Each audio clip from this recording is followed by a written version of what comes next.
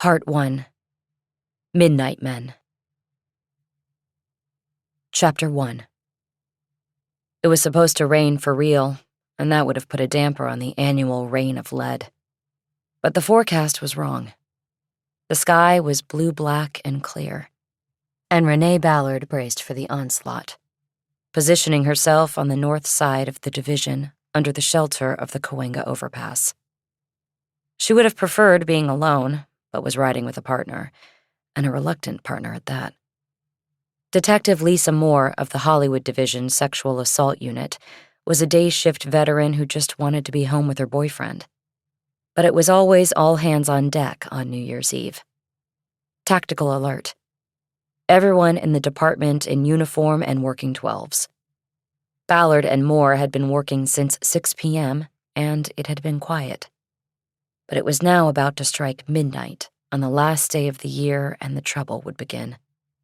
Added to that, the Midnight Men were out there somewhere. Ballard and her reluctant partner needed to be ready to move quickly when the call came in.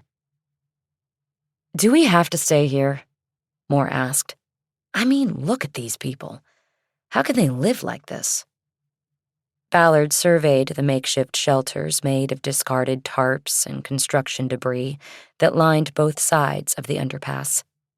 She saw a couple of sterno cook fires and people milling about at their meager encampments. It was so crowded that some shanties were even pressed up against the mobile toilets the city had put on the sidewalks to preserve some semblance of dignity and sanitation in the area. North of the overpass was a residential zone of apartments fronting the hillside area known as the Dell. After multiple reports of people defecating in the streets and yards of the neighborhood, the city came through with the portable toilets. A humanitarian effort, it was called. "You ask that like you think they all want to be living under an overpass," Ballard said. "Like they have a lot of choices. Where are they going to go? The government gives them toilets. It takes their shit away, but not much else." "Whatever," Moore said. "It's such a blight. Every overpass in the fucking city. It's so third world. People are going to start leaving the city because of this." "They already have," Ballard said. "Anyway, we're staying here. I've spent the last 4 New Year's Eves under here, and it's the safest place to be when the shooting starts." They were quiet for a few moments after that. Ballard had thought about leaving herself, maybe going back to Hawaii. It wasn't because of the intractable problem of homelessness that gripped Los Angeles. It was everything. The city, the job, the life. It had been a bad year with the pandemic and social unrest and violence. The police department had been vilified, and she along with it. She'd been spat on, figuratively and literally, by the people she thought she stood for and protected. It was a hard lesson, and a sense of futility had set upon her and was deep in the marrow now. She needed some kind of a break, maybe to go track down her mother in the mountains of Maui and try to reconnect after so many years. She took one of her hands off the wheel and held her sleeve to her nose. It was her first time back in uniform since the protests. She could make out the smell of tear gas. She had dry cleaned the uniform twice, but the odor was baked in, permanent. It was a strong reminder of the year that had been. The pandemic and protests had changed everything. The department went from being proactive to reactive, and the change had somehow cast Ballard adrift. She had found herself more than once thinking about quitting. That is, until the Midnight Men came along. They had given her purpose. Moore checked her watch. Ballard noticed and glanced at the dashboard clock.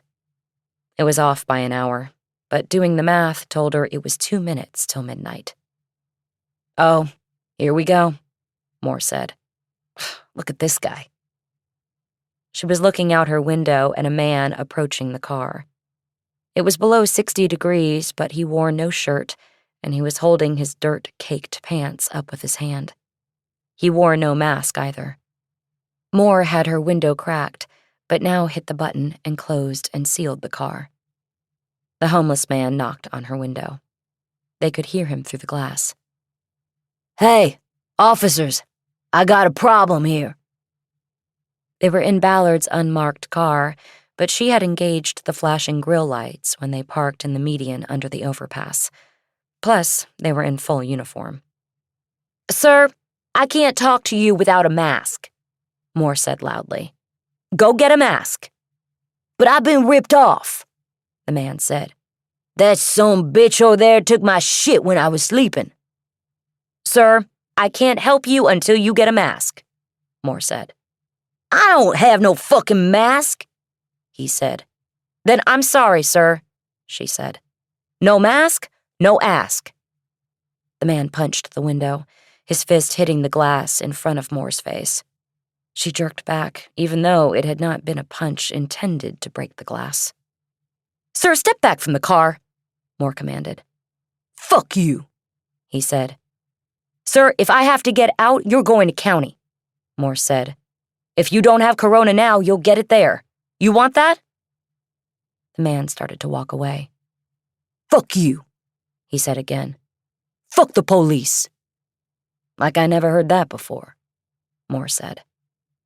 She checked her watch again, and Ballard looked back at the dash clock. It was now the final minute of 2020, and for Moore, and most people in the city and the world, the year couldn't end soon enough. "Jesus Christ, can we move to another spot?" Moore complained. "Too late," Ballard said. "I told you, we're safe under here." "Not from these people," Moore said. Chapter 2. It was like a bag of popcorn cooking in a microwave. A few pops during the final countdown of the year, and then the barrage as the frequency of gunfire made it impossible to separate it into individual discharges. A gunshot symphony. For a solid 5 minutes, there was an unbroken onslaught as revelers of the new year fired their weapons into the sky, following a Los Angeles tradition of decades. It didn't matter that what goes up must come down. Every new year in the City of Angels began with risk. The gunfire, of course, was joined by legitimate fireworks and firecrackers, creating a sound unique to the city and as reliable through the years as the changing of the calendar. The over-under at roll call was 18 in terms of calls related to the rain of lead. Windshields mostly would be the victims, though the year before, Ballard had caught a call-out on a case in which a bullet fell through a skylight and hit a stripper on the shoulder as she was dancing on a stage below. The falling bullet didn't even break the skin, but a jagged piece of falling skylight glass did give a customer sitting close to the stage a new part in his hair. He chose not to make a police report, because it would reveal that where he was didn't match where he had told his family he would be. Whatever the number of calls, patrol would handle most of them, unless a detective was warranted. Ballard and Moore were mostly waiting for one call: the Midnight Men. It was a painful reality that sometimes you needed predators to strike again in hopes of a mistake or a new piece of evidence that could lead to a solve. The Midnight Men was the unofficial moniker Ballard had bestowed on the tag team rapists who had assaulted 2 women in a 5-week span. Both assaults had occurred on holiday nights, Thanksgiving night and Christmas Eve. The cases were linked by modus operandi, not DNA, because the Midnight Men were careful not to leave DNA behind. Each attack started shortly after midnight and lasted as long as 4 hours while the predators took turns assaulting women in their own beds, ending the torture by cutting off a large hank of each victim's hair with the knife that had been held to her throat during the terrifying ordeal. Other humiliations were included in the attacks and helped link the cases beyond the rarity of a 2-man rape team. Ballard, as the third watch detective, had been the responding detective on both cases. She then handed the cases over to the day watch detectives from the Hollywood Division Sexual Assault Unit. Lisa Moore was a member of that 3-detective unit. Since Ballard worked the shift when the attacks had occurred, she was informally added to the team. In past years, a pair of serial rapists would have immediately drawn the attention of the sex crimes unit that worked out of the police administration building downtown as part of the elite robbery homicide division. But City Hall cutbacks in police funding had seen the unit disbanded, and sex assault cases were now handled by the divisional detective squads. It was an example of how protesters, demanding the defunding of the police department, had achieved their goal in an indirect way. The move to defund was turned away by the city's politicians, but the police department had burned through its budget in dealing with the protests that followed the death of George Floyd at the hands of police in Minneapolis. After weeks of tactical alert and associated costs, the department was out of money, and the result was freezes on hiring, the disbanding of units, and the end of several programs. In effect, the department had been defunded in several key areas. Lisa Moore was a perfect example of how all of this led to a downgrade in service to the community.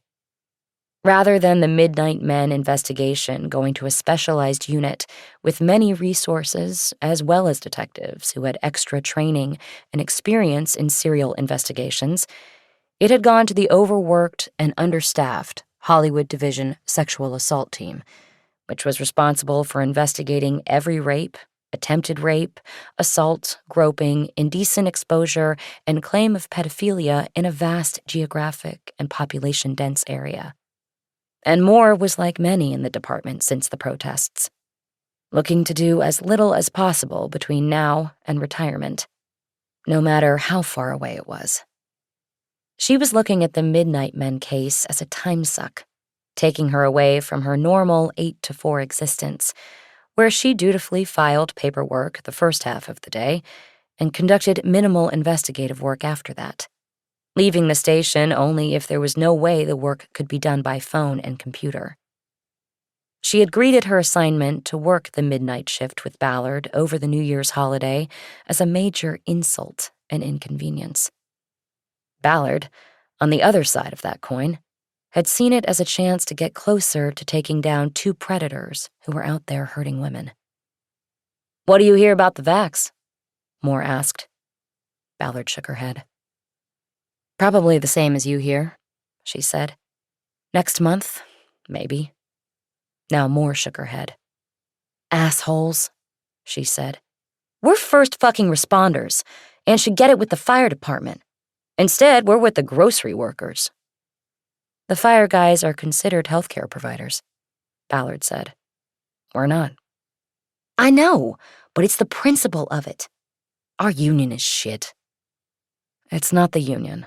It's the governor, the health department, a lot of things." "Fucking politicians." Ballard let it go. It was a complaint heard often at roll calls and in police cars across the city. Like many in the department, Ballard had already contracted COVID-19. She had been knocked down for 3 weeks in November, and now just hoped she had enough antibodies to see her through to the vaccine's arrival. During the brooding silence that followed, a patrol car pulled up next to them on Moore's side in one of the 2 southbound lanes. "You know these guys?" Moore asked as she reached for the window button. "Unfortunately," Ballard said. "Pull your mask up." It was a team of P2s named Smallwood and Vitello, who always had too much testosterone running in their blood. They also thought they were too healthy to contract the virus and eschewed the department-mandated mask requirement. Moore lowered the window after pulling her mask up. "How's things in the tuna boat?" Smallwood said, a wide smile on his face. Ballard pulled up her department-issued mask. It was navy blue, with LAPD embossed in silver along the jawline. "You're blocking traffic there, Smallwood," Ballard said. Moore looked back at Ballard. "Really?" she whispered. "Smallwood?" Ballard nodded. Vitello hit the switch for the light bar on the patrol car's roof. Flashing blue lit up the graffiti on the concrete walls above the tents and shanties on both sides of the overpass. Various versions of fuck the police and fuck Trump had been whitewashed by city crews, but the messages came through under the penetrating blue light. "How's that?" Vitello asked. "Hey, there's a guy over there. Wants to report a theft of property," Ballard responded. "Why don't you two go take a report?" "Fuck that," Smallwood said. "Sounds like detective work to me," Vitello added. The conversation, if it could be called that, was interrupted by the voice of a comm center dispatcher coming up on the radio in both cars, asking for any 6 William unit, 6 being the designation for Hollywood, and William for detective. "That's you, Ballard," Smallwood said. Ballard pulled the radio out of its charger in the center console and responded. 6 William 26, go ahead. The dispatcher asked her to respond to a shooting with injury on Gower. "The Gulch," Vitello called over. "Need backup down there, ladies?" Hollywood Division was broken into 7 different patrol zones called basic car areas. Smallwood and Vitello were assigned to the area that included the Hollywood Hills, where crime was low and most of the residents they encountered were white. This was a move designed to keep them out of trouble and away from confrontational enforcement with minorities. However, it had not always worked. Ballard had heard about them roughing up teenagers in cars parked illegally on Mulholland Drive, where there were spectacular views of the city at night. "I think we can handle it," Ballard called across. "You boys can go back up to Mulholland and watch for kids throwing their condoms out the window. Make it safe up there, guys."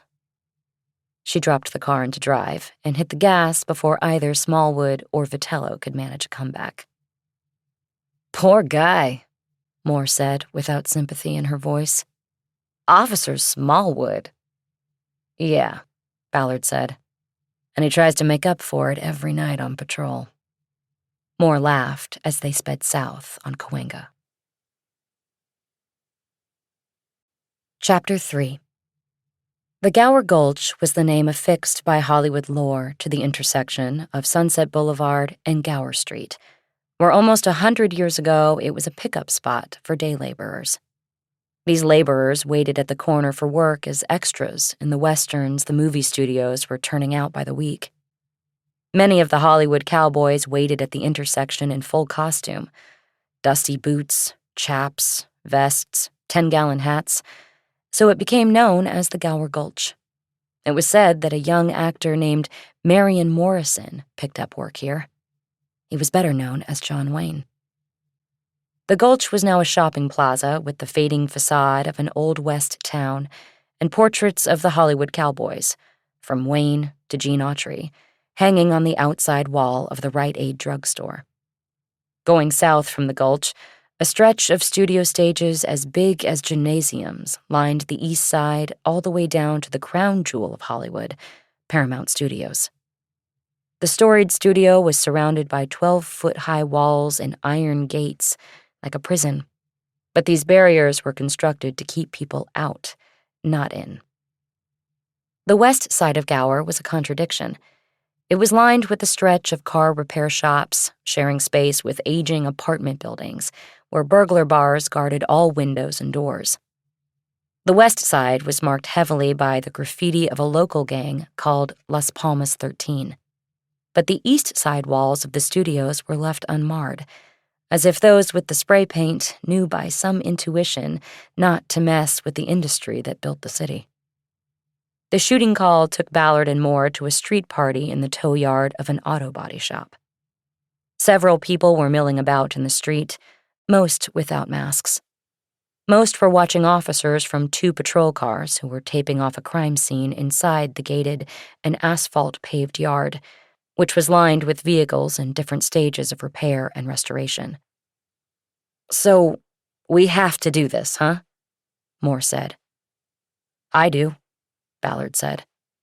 She opened the door and got out of the car. She knew her answer would shame Moore into following.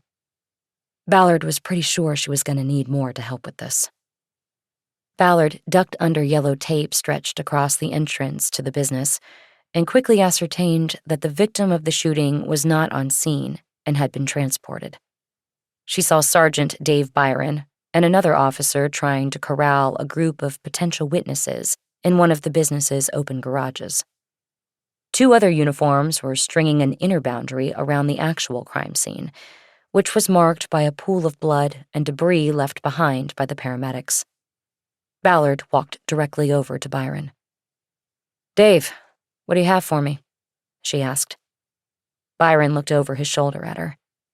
He was masked, but she could tell by his eyes that he was smiling. "Ballard, I have a shit sandwich for you," he said. She signaled him away from the citizens so they could talk privately. "Folks, you all stay right here," Byron said, holding his hands up in a stay-put motion to the witnesses, which Ballard took to mean that they might not understand English. He joined Ballard by the front of the rusting body of an old VW bus. He looked at what he had jotted down in a small notebook. "Your victim is supposedly Javier Rafa, owner of the business," he said. "Lives about a block from here." He pointed a thumb over his shoulder, indicating the neighborhood west of the body shop. "For what it's worth, he has a known affiliation with Las Palmas," Byron added. "Okay," Ballard said. "Where'd they transport him?" "Hollywood Press. He was circling." "What did the wits tell you?" "Not much. Left them for you. Rafa apparently has the gates open and puts out a keg every New Year's Eve. It's for the neighborhood, but a lot of Las Palmas shows up. After the countdown, there was some shooting of firearms into the sky, and then suddenly Rafa was on the ground. So far, nobody is saying they actually saw him get hit, and you've got shell casings all over the place. Good luck with that." Ballard shot her chin toward a camera mounted on the roof eave over the corner of the garage. "What about cameras?" she asked. "The cameras outside are dummies," Byron said. "Cameras inside are legit, but I haven't checked them. I'm told they are not in a position to be of much help." "Okay. You get here before the EMTs?" "I didn't, but a 79 did. Finley and Watts. They said it was a head wound. They're over there, and you can go talk to them." "I will if I need to." Ballard checked to see if either of the uniforms who were marking the boundary was a Spanish speaker. Ballard knew basic Spanish, but was not skilled enough to conduct witness interviews. She saw that one of the officers tying the crime scene tape to the side view mirror of an old pickup was Victor Rodriguez. "You mind if I keep V-Rod to translate?" she asked. Ballard thought she saw the lines of a frown form on Byron's mask. "How long?" he asked. "Preliminary with the witnesses, and then maybe the family," Ballard said. "I'll get somebody from another unit if we transport anybody back to the station." "All right, but anything else comes up, I'm going to need to pull him back out." "Roger that. I'll move fast." Ballard walked over to Rodriguez, who had been with the division for about a year after transferring from Rampart. "Victor, you're with me," Ballard said. "I am?" he said. "Let's go talk to witnesses." "Cool." Moore caught up to Ballard in step toward the group of witnesses. "I thought you were staying in the car," Ballard said. "What do you need?" Moore said. "I could use someone at Hollywood Press to check on the victim. You want to take the car and head over?" "Shit." "Or you can interview witnesses and family while I go." "Give me the keys." "I thought so. Keys are still in the car. Let me know what you find out." Ballard briefed Rodriguez in a whisper as they approached the witnesses. "Don't lead them," she said. "We just want to know what they saw, what they heard, anything they remember before they saw Mr. Rafa on the ground." "Got it." They spent the next 40 minutes doing quick interviews with the collected witnesses, none of whom saw the victim get shot. In separate interviews, each described a crowded, chaotic scene in the lot, during which most people were looking up at the stroke of midnight as fireworks and bullets cut through the sky. Though no one admitted doing it themselves, they acknowledged that there were those in the neighborhood crowd who had fired guns into the air. None of these witnesses revealed anything that made them important enough to transport to the station for another round of questioning. Ballard copied their addresses and phone numbers into her notebook and told them to expect follow-up contact from homicide investigators. Ballard then signaled Finley and Watts into a huddle to ask them about first impressions of the crime. They told her the victim was non-responsive upon arrival and appeared to have been hit by a falling bullet. The wound was at the top of the head. They said they were mostly occupied with crowd control, keeping people away from the victim and creating space for the paramedics. As she was wrapping up with them, Ballard got a call from Moore, who was at Hollywood Presbyterian Medical Center. "The victim's family is all here, and they're about to get the word that he didn't make it," she said. "What do you want me to do?" "I want you to act like a trained detective," Ballard thought, but didn't say. "Keep the family there," she said instead. "I'm on my way." "I'll try," Moore said. "Don't try, do it," Ballard said. "I'll be there in 10. Do you know if they speak English?" "I'm not sure." "Okay, find out and text me. I'll bring somebody in case." "What's it looking like over there?" "Too early to tell. If it was an accident, the shooter didn't stick around. And if it wasn't, I've got no camera and no witnesses." Ballard disconnected and walked over to Rodriguez. "Victor, you need to drive me to Hollywood Pres," she said. "No problem." Ballard informed Byron of where she was going and asked him to keep the crime scene secured until she got back. As she crossed the lot, following Rodriguez to his car, she saw the first drops of rain hitting the asphalt amid the bullet casings. Chapter 4. Rodriguez used the lights, but not the siren, to speed their drive to the hospital. Ballard used the minutes to call her lieutenant at home to update him. Derek Robinson Reynolds, the OIC of Hollywood detectives, picked up immediately, having texted Ballard his request for the update. "Ballard, I was expecting to hear from you sooner than this." "Sorry, LT. We had several witnesses to talk to before we could get a handle on this. I also just heard that our victim is DOA." "Then I'll have to get West Bureau out. I know they're already running full squad on a two-bagger from yesterday." Homicides were handled out of West Bureau. Robinson Reynolds was ready to pass the investigation off, but knew it would not be well received by his counterpart at West Bureau Homicide. "Sir, you can do that, of course, but I haven't determined what this is yet. There were a lot of people shooting guns at midnight. Not sure if this was accidental or intentional. I'm heading to the hospital now to get a look at him." "Well, didn't any of the witnesses see it?" "Not the witnesses who stuck around. They just saw the victim on the ground. Anybody who saw it happen scrammed out of there before the unis got on scene." There was a pause as the lieutenant considered his next move. They were a block from the hospital. Ballard spoke before Robinson Reynolds responded. "Let me run with it, LT." Robinson Reynolds remained silent. Ballard made her case. "West Bureau is running on the two-bagger. We don't even know what this is yet. Let me stay with it, and we'll see where it stands in the morning. I'll call you then." The lieutenant finally spoke. "I don't know, Ballard. Not sure I want you capering out there on your own." "I'm not alone. I'm with Lisa Moore, remember?" Right.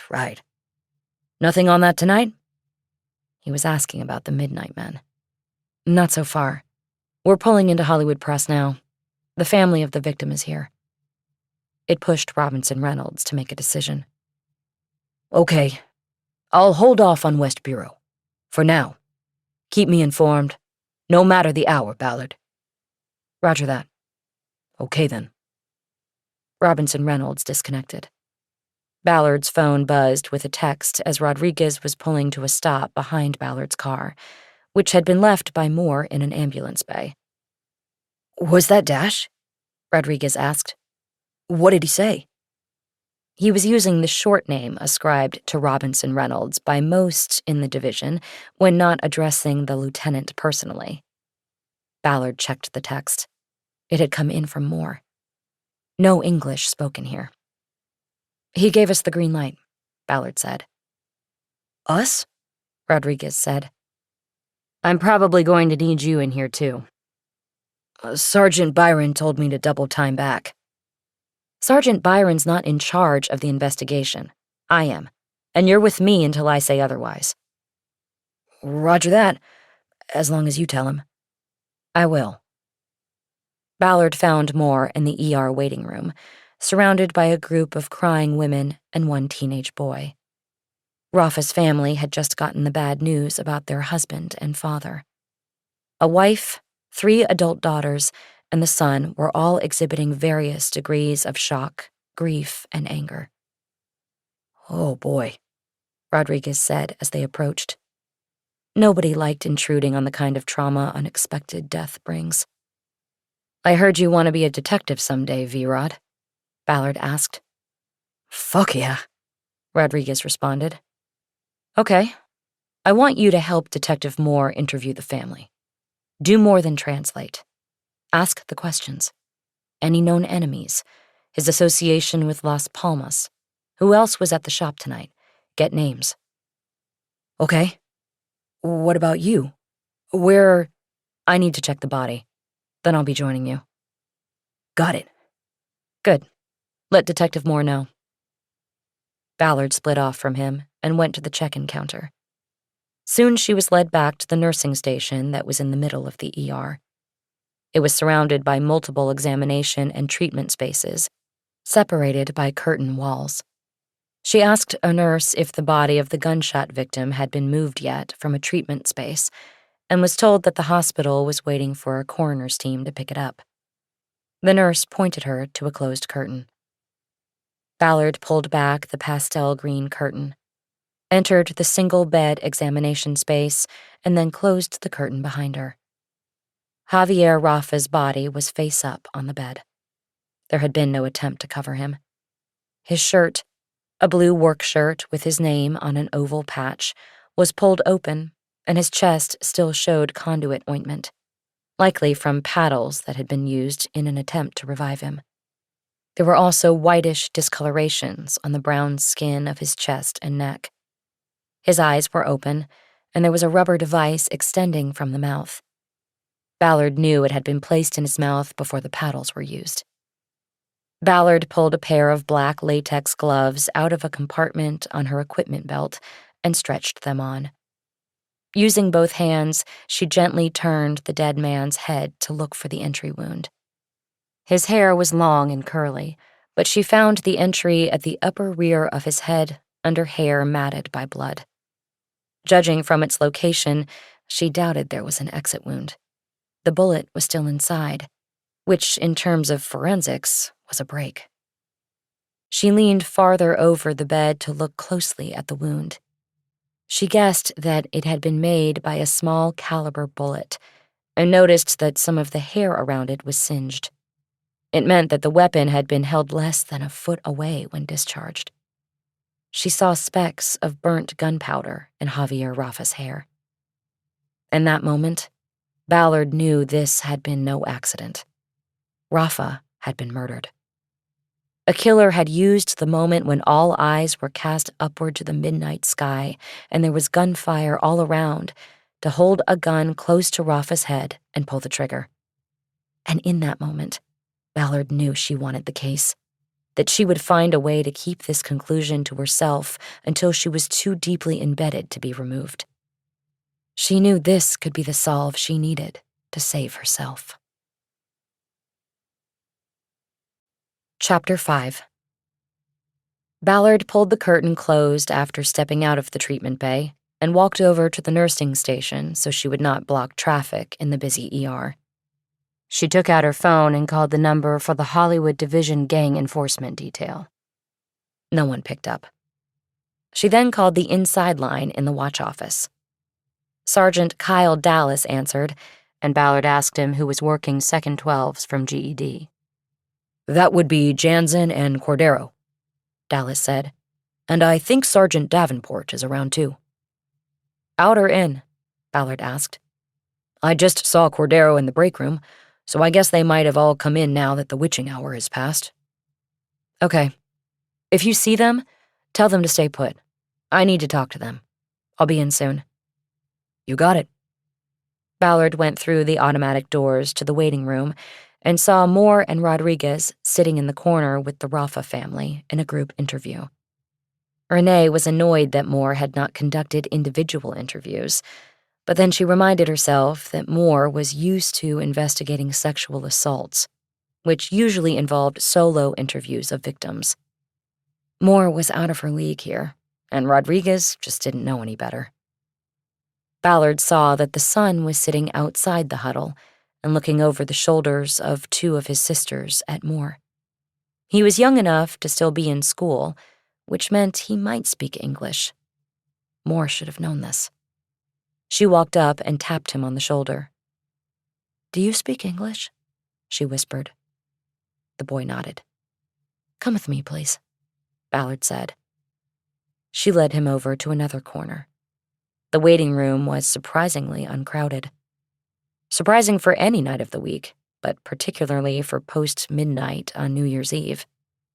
She pointed to a chair for the boy to take, and then pulled a second chair away from the wall and positioned it so they could talk face to face. They both sat down. "What's your name?" Ballard asked. "Gabriel," the boy said. "You are Javier's son?" "Yes." "I'm sorry for your loss. We're going to find out what happened and who did it. I'm Detective Ballard.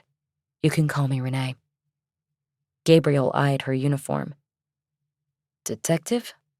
he asked. "We had to be in uniform for New Year's Eve," Ballard said. "Everybody out on the street, that sort of thing." "How old are you?" 15. "What school do you go to?" "Hollywood." "And you were at the shop's tow yard tonight at midnight?" "Yes." "Were you with your father?" No. I was over by the caddy." While at the crime scene, Ballard had seen a rusting old Cadillac parked in the lot. Its trunk was open, and there was a beer keg sitting in a bed of ice inside it. "Were you with anyone by the caddy?" Ballard asked. "My girlfriend," Gabriel said. "What's her name?" "I don't want her to get in trouble or nothing." "She's not in trouble. We're just trying to figure out who was there tonight, that's all." Ballard waited. "Lara Rosas," Gabriel finally said. "Thank you, Gabriel," Ballard said. "Do you know Lara from school or the neighborhood?" Both." "And she went home?" "Yeah, she left when we came here." "Did you see what happened to your father?" "No, I just saw after. Him lying there." Gabriel was exhibiting no emotion, and Ballard saw no tear lines on his face. She knew this meant nothing. People process and express shock and grief in different ways. Unusual behavior or a lack of obvious emotion should not be considered suspicious. "Did you see anybody at the party that you thought was strange or didn't belong?" Ballard asked. "Not really," Gabriel said. "There was a guy there at the keg who didn't look like he belonged. But it was a street party. Who knows?" "Was he asked to leave?" "No, he was just there. He got his beer and then I guess he left. I didn't see him no more." "Was he from the neighborhood?"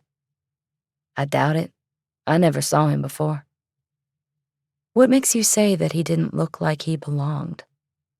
"Well, he was a white guy. Plus he seemed kinda dirty, you know? His clothes and stuff." "You think he was homeless?" "I don't know. Maybe. That's what I thought." "And this was before the shooting that you saw him?" "Yeah, before. Definitely. It was before everyone started looking up." "You said his clothes were dirty. What was he wearing?" "A gray hoodie and blue jeans. His pants were dirty." "Was it dirt or grease?" "Like dirt, I think." Was the hoodie up or down? Could you see his hair? It was up, but it kind of looked like he had a shaved head. Okay. What about his shoes? Do you remember them? Nah, I don't know about his shoes. Ballard paused and tried to commit the details of the stranger to memory. She was not writing anything down. She thought it would be better to maintain eye contact with Gabriel and not possibly spook him by taking out a notebook and pen. Who else did you notice who wasn't right? She asked. Nobody else, Gabriel said. And you're not sure if the guy in the hoodie hung around after getting his beer? I didn't see him again. So when you last saw him, how long was that before midnight and all the shooting started? I don't know, a half hour? Did you see anybody like your dad ask him what he was doing there, or ask him to leave? No, because it was like a block party. Everybody welcome. Did you see any other white people at the party? A few, yeah. But they weren't suspicious. No. But this other guy was. Well, it was like a party, and he was dirty. And he had the hoodie up, you know? Your father had a work shirt on. Was that usual? 'Cause it had his name on it. He wanted all the neighbors to know who he was. He always did that. Ballard nodded. It was now time to ask more difficult questions and hold this kid to her side as long as she could. Did you fire any weapons tonight, Gabriel? She asked. No, no way, Gabriel said. Okay, good. Are you associated with Las Palmas 13? What are you asking me? I'm no gangster. My dad said no way. Don't get upset. I'm just trying to figure out what's what. You're not associated. That's good. But your father was, right? He quit that shit a long time ago. He was totally legit.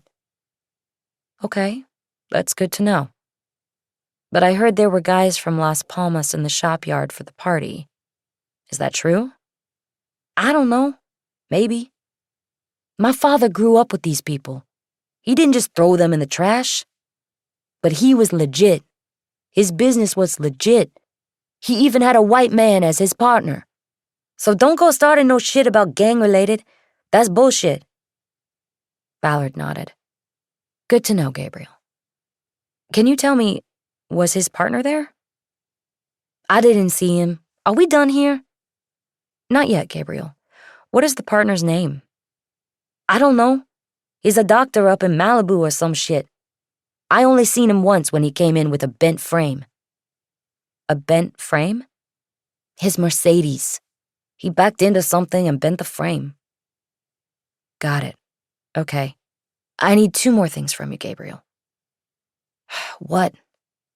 I need your girlfriend's phone number, and I need you to step outside to my car for a minute. Why should I go with you? I want to see my father.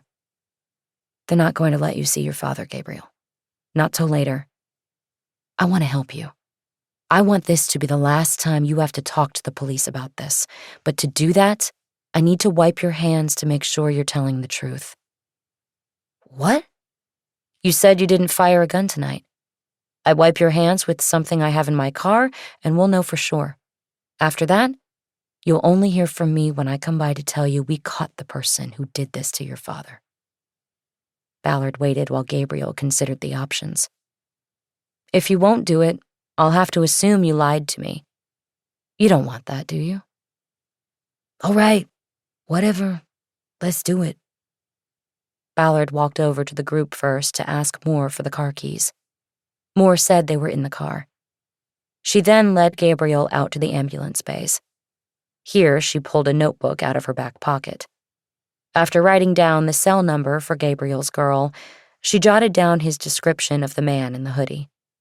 She then opened her car's trunk. She took out a packet of wipe pads for gunshot residue testing, used separate pads to wipe both Gabriel's hands, then sealed them in plastic bags to be submitted to the lab.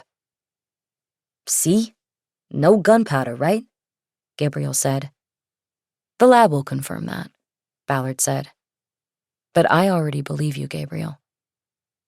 So, what do I do now? You go in and be with your mother and your sisters. They're going to need you to be strong for them. Gabriel nodded, and his face contorted. It was though telling him to be strong had kicked his strength out from beneath him. You okay? Ballard asked. She touched his shoulder. You're going to catch this guy, right? He said. Yeah, Ballard said. We're going to catch him.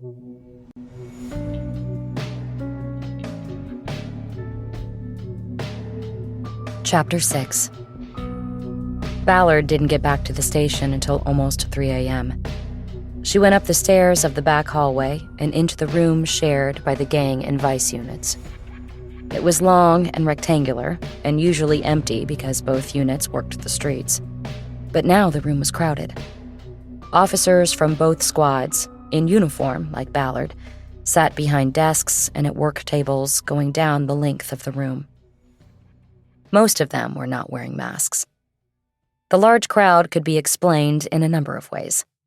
First, it was difficult to work vice and gangs in full uniform, as dictated by the department's tactical alert. This meant the alert, which was supposed to put as many officers on the street as possible during the New Year's celebration, was having the opposite effect. It could also mean that, because it was beyond the witching hours of midnight to 2 a.m., everyone had returned to the house on break. But Ballard knew that it could also be that this was the new LAPD. Officers stripped of the mandate of proactive enforcement and waiting to be reactive, to hit the streets only when it was requested and required, and only then doing the minimum so as not to engender a complaint or controversy. To Ballard, much of the department had fallen into the pose of a citizen caught in the middle of a bank robbery. Head down, eyes averted, adhering to the warning, nobody move, and nobody gets hurt. She spotted Sergeant Rick Davenport at the end of one of the work tables and headed toward him. He looked up from a cell phone to see her coming, and a maskless smile of recognition creased his face. He was mid-40s and had been working gangs in the division for over a decade. Ballard, he said. I hear El Chapo got it tonight. Ballard stopped at the table. El Chapo? She asked. That's what we called Javier back in the day, Davenport said. When he was a gangster and using his padre's place as a chop shop. But not anymore? He supposedly went straight after his wife started dropping kids. I was surprised I didn't see you out at the scene tonight. That why? That and other things. Just doing what the people want. Which is staying off the street? It's pretty clear if they can't defund us, they want to DC us, right, Cordo? Davenport looked for affirmation to a gang cop named Cordero. Right, Sergeant, Cordero said. Ballard pulled out the empty chair on Davenport's right side and sat down. She decided to get to the point. So, what can you tell me about Javier? She asked. Do you believe he went straight? Would Las Palmas even allow that? The word is that 12 or 15 years ago, he bought his way out, Davenport said. And as far as we know, he's been clean and legit ever since. Or too smart for you? Davenport laughed. There's always that possibility. Well, do you still have a file on the guy? Shake cards, anything? Oh, we've got a file. It's probably a little dusty. Cordo, pull the file on Javier Rafa and bring it to Detective Ballard. Cordero got up and walked to the line of 4-drawer file cabinets that ran the length of one side of the room. That's how far this guy goes back, Davenport said. He's in the paper files. So, definitely not active, Ballard pressed. Nope, and we would have known if he was. We follow some of the OGs. If they were meeting, we would have seen it. How far up was Rafa before he dropped out? Not far. He was a soldier. We never made a case on the guy, but we knew he was chopping stolen cars for the team. How did you hear he bought his way out? Davenport shook his head like he couldn't remember. Just the grapevine, he said. I can't name you the snitch offhand. It was a long time ago, but that was what was said, and as far as we could tell, it was accurate. How much does something like that cost? Ballard asked. Can't remember. It might be in the file. Cordero returned from the cabinets and handed a file to Davenport instead of Ballard. He, in turn, handed it to Ballard. Knock yourself out, he said. Can I take this? Ballard asked. As long as you bring it back. Roger that. Ballard took the file, got up, and walked out. She had the feeling that several of the men were watching as she left the room. She was not popular in the office after a year of cajoling and then demanding intel and help in her investigations from people bent on doing as little as possible. She went down the stairs and into the detective bureau, where she saw Lisa Moore at her desk. She was typing on her computer. You're back, Ballard said. No thanks to you, Moore said. You left me with those people and that kid cop. Rodriguez? He probably has 5 years on the job. He worked Rampart before coming here. Doesn't matter. He looks like a kid. Did you get anything good from the wife and daughters? No, but I'm writing it up. Where's this going anyway? I'm going to keep it for a bit. Send whatever you've got to me. Not to West Bureau? They're running all teams on a double murder, so I'll work this until they're ready to take it. And Dash is okay with that? I talked to him. It's not a problem. What do you have there? She pointed to the file Ballard was carrying. An old gang file on Rafa, Ballard said. Davenport said he hasn't been active in years, that he bought his way out when he started a family. Oh, isn't that sweet, Moore said. The sarcasm was clear in her voice. Ballard had long realized that Moore had lost her empathy. Working sex cases full-time probably did that. Losing empathy for victims was a self-protective measure, but Ballard hoped it never happened to her. Police work could easily hollow you out, but she believed that losing one's empathy was losing one's soul. Send me your reports when you're ready to file, Ballard said. Will do, Moore said. And nothing on the Midnight Men, right? Not yet. Maybe they're laying low tonight. It's still early. On Thanksgiving, we didn't get the call out till dawn. Wonderful. Can't wait till dawn. The sarcasm again. Ballard ignored it and grabbed an empty desk nearby. Because she worked the late show, she didn't have an assigned spot. She was expected to borrow a desk in the room whenever she needed one. She looked at a few of the knickknacks on the one shelf in the cubicle where she sat, and quickly realized it was the workstation of a Dayside Crimes Against Persons detective named Tom Newsom. He loved baseball, and there were several souvenir balls on little pedestals on the shelf. They had been signed by Dodgers players, past and present. The gem of the collection was in a small plastic cube to protect it. It wasn't signed by a player. Instead, the signature was from the man who had called Dodgers games on radio and TV for more than 50 years. Vin Scully was revered as the voice of the city because he transcended baseball. Even Ballard knew who he was, and she thought that Newsom was risking the ball getting stolen, even in a police station. Opening the file in front of her, Ballard was greeted by a booking photo of Javier Rafa as a young man. He had died at age 38, and the photo was from a 2003 arrest for receiving stolen property. She read the details on the arrest report the photo was clipped to. It said Rafa had been pulled over in a 1977 Ford pickup truck with several used auto parts in the bed.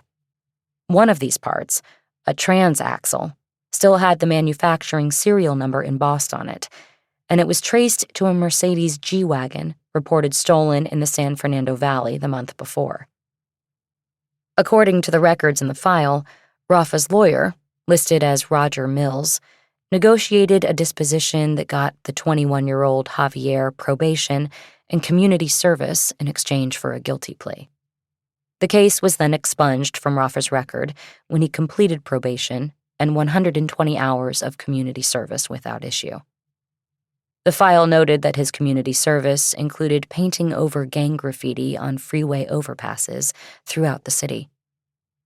It was the one and only arrest record in the file, although there were several field interview cards paperclipped together there. These were all dated before the arrest and went back to when Rafa was 16 years old. Most of these came out of basic gang rousts, patrol breaking up parties or Hollywood Boulevard cruise lines, officers taking down names and associates, tattoos, and other descriptions to be fed into gang intel files and databases. As the son of a body shop owner, Rafa was always driving classic and restored cars or lowriders that were also described on the shake cards. From early on in the cards, Rafa had the nickname El Chapo ascribed to him. It was an obvious riff on the moniker of one of the biggest cartel kingpins, known as El Chapo, which meant shorty in Spanish.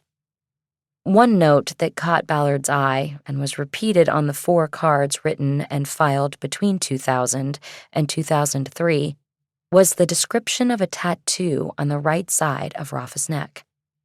It depicted a white billiard ball with an orange stripe and the number 13, a reference to Las Palmas 13 and its association with and deference to La M, the prison gang also known as the Mexican Mafia. The 13 was a reference to M, the 13th letter of the alphabet. Ballard thought about the discoloration she had seen on Rafa's neck. She realized it was laser scarring from where he'd had the tattoo removed. There was a photocopy of an intel report in the file dated October 25th, 2006. That was a bullet point recounting of multiple nuggets of unsubstantiated bits of gossip and information from a confidential informant identified as LP3. Ballard assumed that the informant was a Las Palmas insider. She scanned through the separate entries and found the one about Rafa. Javier Rafa, El Chapo, date of birth 2/14/82, said to have paid Humberto Vieira $25,000 cash tribute for no-strings separation from the gang. Ballard had never heard of someone buying their way out of a gang. She had always known of the blood in, blood out, till death do us part rule of gang law. She picked up the desk phone. Newsom had taped a station phone directory to it. She called the extension next to GED and asked for Sergeant Davenport. While she waited for him to come on the line, she picked one of the baseballs off its pedestal and tried to make out the signature scribbled on it. She knew little about baseball or Dodgers players past and present. To her, the first name on the signature looked like Mookie, but she thought she had to have that wrong. Davenport came on the line. "It's Ballard. Got a question." "Go ahead." "Humberto Vieira of Las Palmas. Is he still around?" Davenport chuckled. "Depends on what you mean by around," he said. "He's been up in Pelican Bay for at least 8, 10 years, and he isn't coming back." "Your case?" Ballard asked. "I was part of it, yeah. Got him on a couple of 187s of white fence guys. We flipped the getaway driver, and that was it for Humberto. Bye-bye on him." "Okay. Anyone else I could talk to about Javier Rafa buying his way out of the gang?" I don't think so. That goes pretty far back, as far as I remember. I mean, there are always OGs around, but they're original gangsters because they toe the line. But for the most part, these gangs turn over membership every 8 or 10 years. Nobody's going to talk to you about Rafa." "What about LP3? There was a pause before Davenport answered, and it was clear that earlier, when he had claimed not to remember the snitch, he was lying. "What do you think you'll get out of her?" "So it's a woman." "I didn't say that. What do you think you'll get out of him?" I don't know. I'm looking for a reason somebody put a bullet in Javier Rafa's head. Well, LP3 is long gone. That's a dead end. You're sure now? I'm sure. Thanks, Sergeant. I'll catch you later. Ballard put the phone in its cradle. It was clear to her from Davenport's gaffe that LP3 was a woman and possibly still active as an informant. Otherwise, he would not have been so clumsy in trying to cover up his slip of the tongue. Ballard didn't know what it meant in terms of her case, considering that Rafa had apparently separated from the gang 14 years earlier. But it was good to know that if the case turned toward the gang, the GED had an insider who could provide insight and information. What was that about? Moore asked. She was sitting across the aisle from Ballard. Gang enforcement, Ballard said. They don't want me talking to their Las Palmas CI. Figures, Moore said. Ballard wasn't sure what that meant, but didn't respond. She knew Moore was one and done on The Late Show. Her involvement in the case would end when the sun came up and her shift was over, the tactical alert was ended, and all officers returned to their normal schedules. Moore would be back on dayside, but Ballard would be left alone to work in the dark hours. It was exactly the way she wanted it. Chapter 7. Ballard began putting together the murder book on the Rafa case. This effort started with the tedious job of writing out the incident report, which described the killing and identified the victim, but also included many mundane details, such as time of the initial call, names of responding patrol officers, ambient temperature, next of kin notification, and other details that were important in documenting but not solving the case. She then wrote summaries of the witness interviews she had conducted and collected from Lisa Moore, though Moore's reports were short and perfunctory. A summary of the interview with Rafa's youngest daughter had only one line. This girl knows nothing and can contribute nothing to the investigation. All of this was put into a 3-ring binder.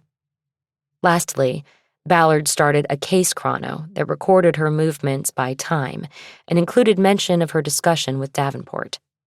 She then made copies of the documents in the GED file and put them in the binder as well. She got all of this done by 5 a.m.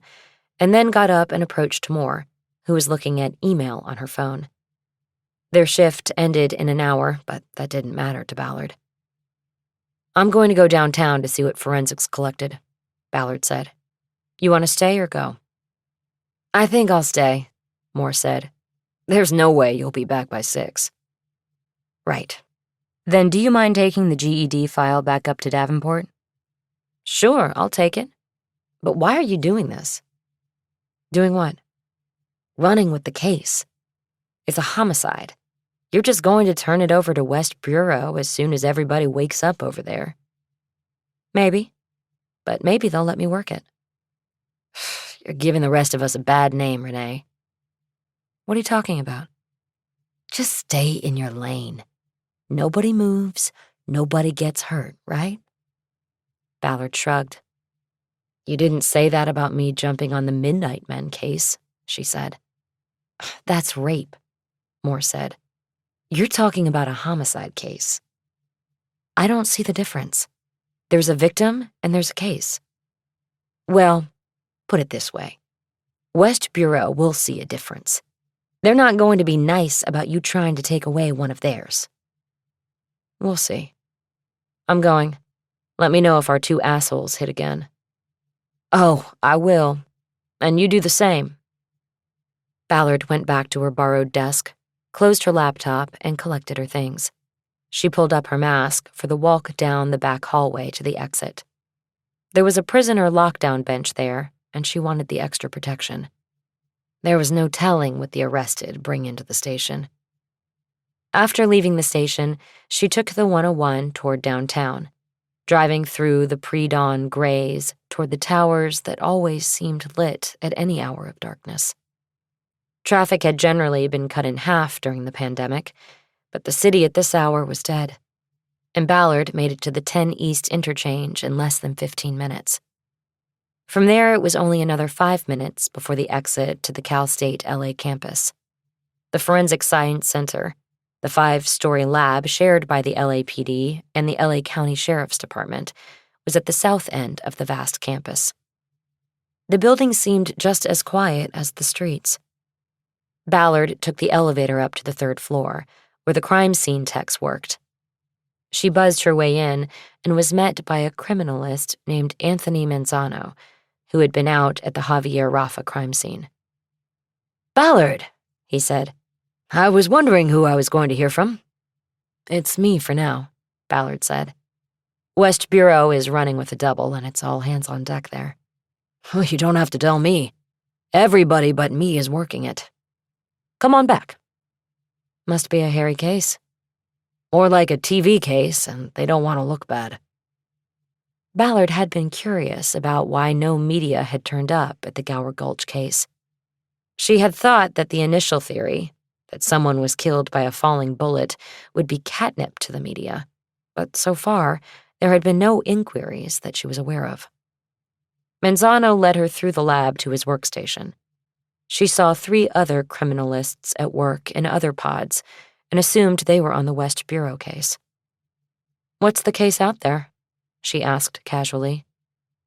"Elderly couple, robbed and murdered," Manzano said. After a pause, he delivered the kicker. "They were set on fire," he said, "while alive." "Jesus Christ," Ballard said. She shook her head, but immediately thought, yes, the media would be all over that case, and the department would throw several bodies on it to give the appearance of leaving no stone unturned. That meant she stood a good chance of being able to keep the Rafa case if she could get the approval of Lieutenant Robinson Reynolds. There was a light table in Manzano's pod, and spread across it was a wide piece of graph paper on which she had been in the process of sketching the crime scene. "This is your scene right here, and I've been plotting the locations of the casings we collected," Manzano said. "It looked like the shootout at the OK Corral out there." "You mean firing into the sky, right?" Ballard said. "I do. And it's interesting. We have 31 shells recovered, and I think it adds up to only 3 guns in play, including the murder weapon." "Show me." Beside the graph paper was a clipboard with Manzano's notes and drawings from the scene. There was also an open cardboard box containing the 31 bullet casings in individual plastic evidence bags. "Okay, so 31 shots produced 31 shells on the ground," Manzano said. "We have 3 separate calibers and ammunition brands, so this becomes pretty easy to figure out." He reached into the box, rooted around in it, and came out with one of the bagged bullet casings. "We have identified 17 casings as 9mm PDX-1 rounds produced by Winchester," Manzano said. "You will have to get confirmation from FU, but to me, as a non-expert, the firing pin marks on these look alike, and that would suggest they all came from a 9mm weapon that would hold 16 rounds in the clip and 1 in the chamber if fully loaded." Manzano had referenced the firearms unit, which was no longer called that because of the other meaning associated with the acronym. It had been updated to Firearms Analysis Unit. "I think you are probably looking at a Glock 17 or similar weapon there," Manzano said. "Then we have 13 casings that were .40 caliber and manufactured by Federal. I looked at our ammo catalog, and these likely were jacketed hollow points, but FU would have an opinion on that. And of course, these could have been fired by any number of firearms. 12 in the clip, 1 in the chamber." "Okay," Ballard said. "That leaves 1. Manzano reached into the box and found the bag containing the last casing. "Yes," he said, "and this is a Remington 22. Ballard took the evidence bag and looked at the brass casing. She was sure it was from the bullet that killed Javier Rafa. "This is good, Anthony," she said. "Show me where you found it." Manzano pointed to an X on the crime scene schematic that had the marker number 1 next to it and was inside the rectangular outline of a car. To the right of the car was a stick figure that Ballard took to be Javier Rafa. Of course, the victim was transported before we got there, but the blood pool and EMT debris marked that spot, he said. The casing was 9 feet, 2 inches from the blood, and located under one of the wrecks in the tow yard. The Chevy Impala, I believe. Ballard realized that they had caught a break. The ejected shell had gone under the car, and that made it difficult for the gunman to retrieve it before people started to notice that Rafa was down. She held up the evidence bag. "Can I take this to firearms?" she asked. "I'll write a COC," Manzano said. He was talking about a chain of custody receipt. "Do you know if anyone is over there?" Ballard asked. "Should be somebody," Manzano said. "They're on max deployed like everybody else." Ballard pulled her phone and checked the time. Tactical alert would end in 15 minutes. It was Friday, and the January 1st holiday. The firearms analysis unit might possibly go dark. "Okay, let me sign the COC and get over there before they leave," she said. The FAU was just down the hall, and Ballard entered with 10 minutes to spare. At first, she thought she was too late. She didn't see anyone. And then she heard someone sneeze. "Hello?" "Sorry," someone said. "Coming out." A man in a black polo shirt with the FAU logo stepped out from one of the gun storage racks that lined one wall of the unit.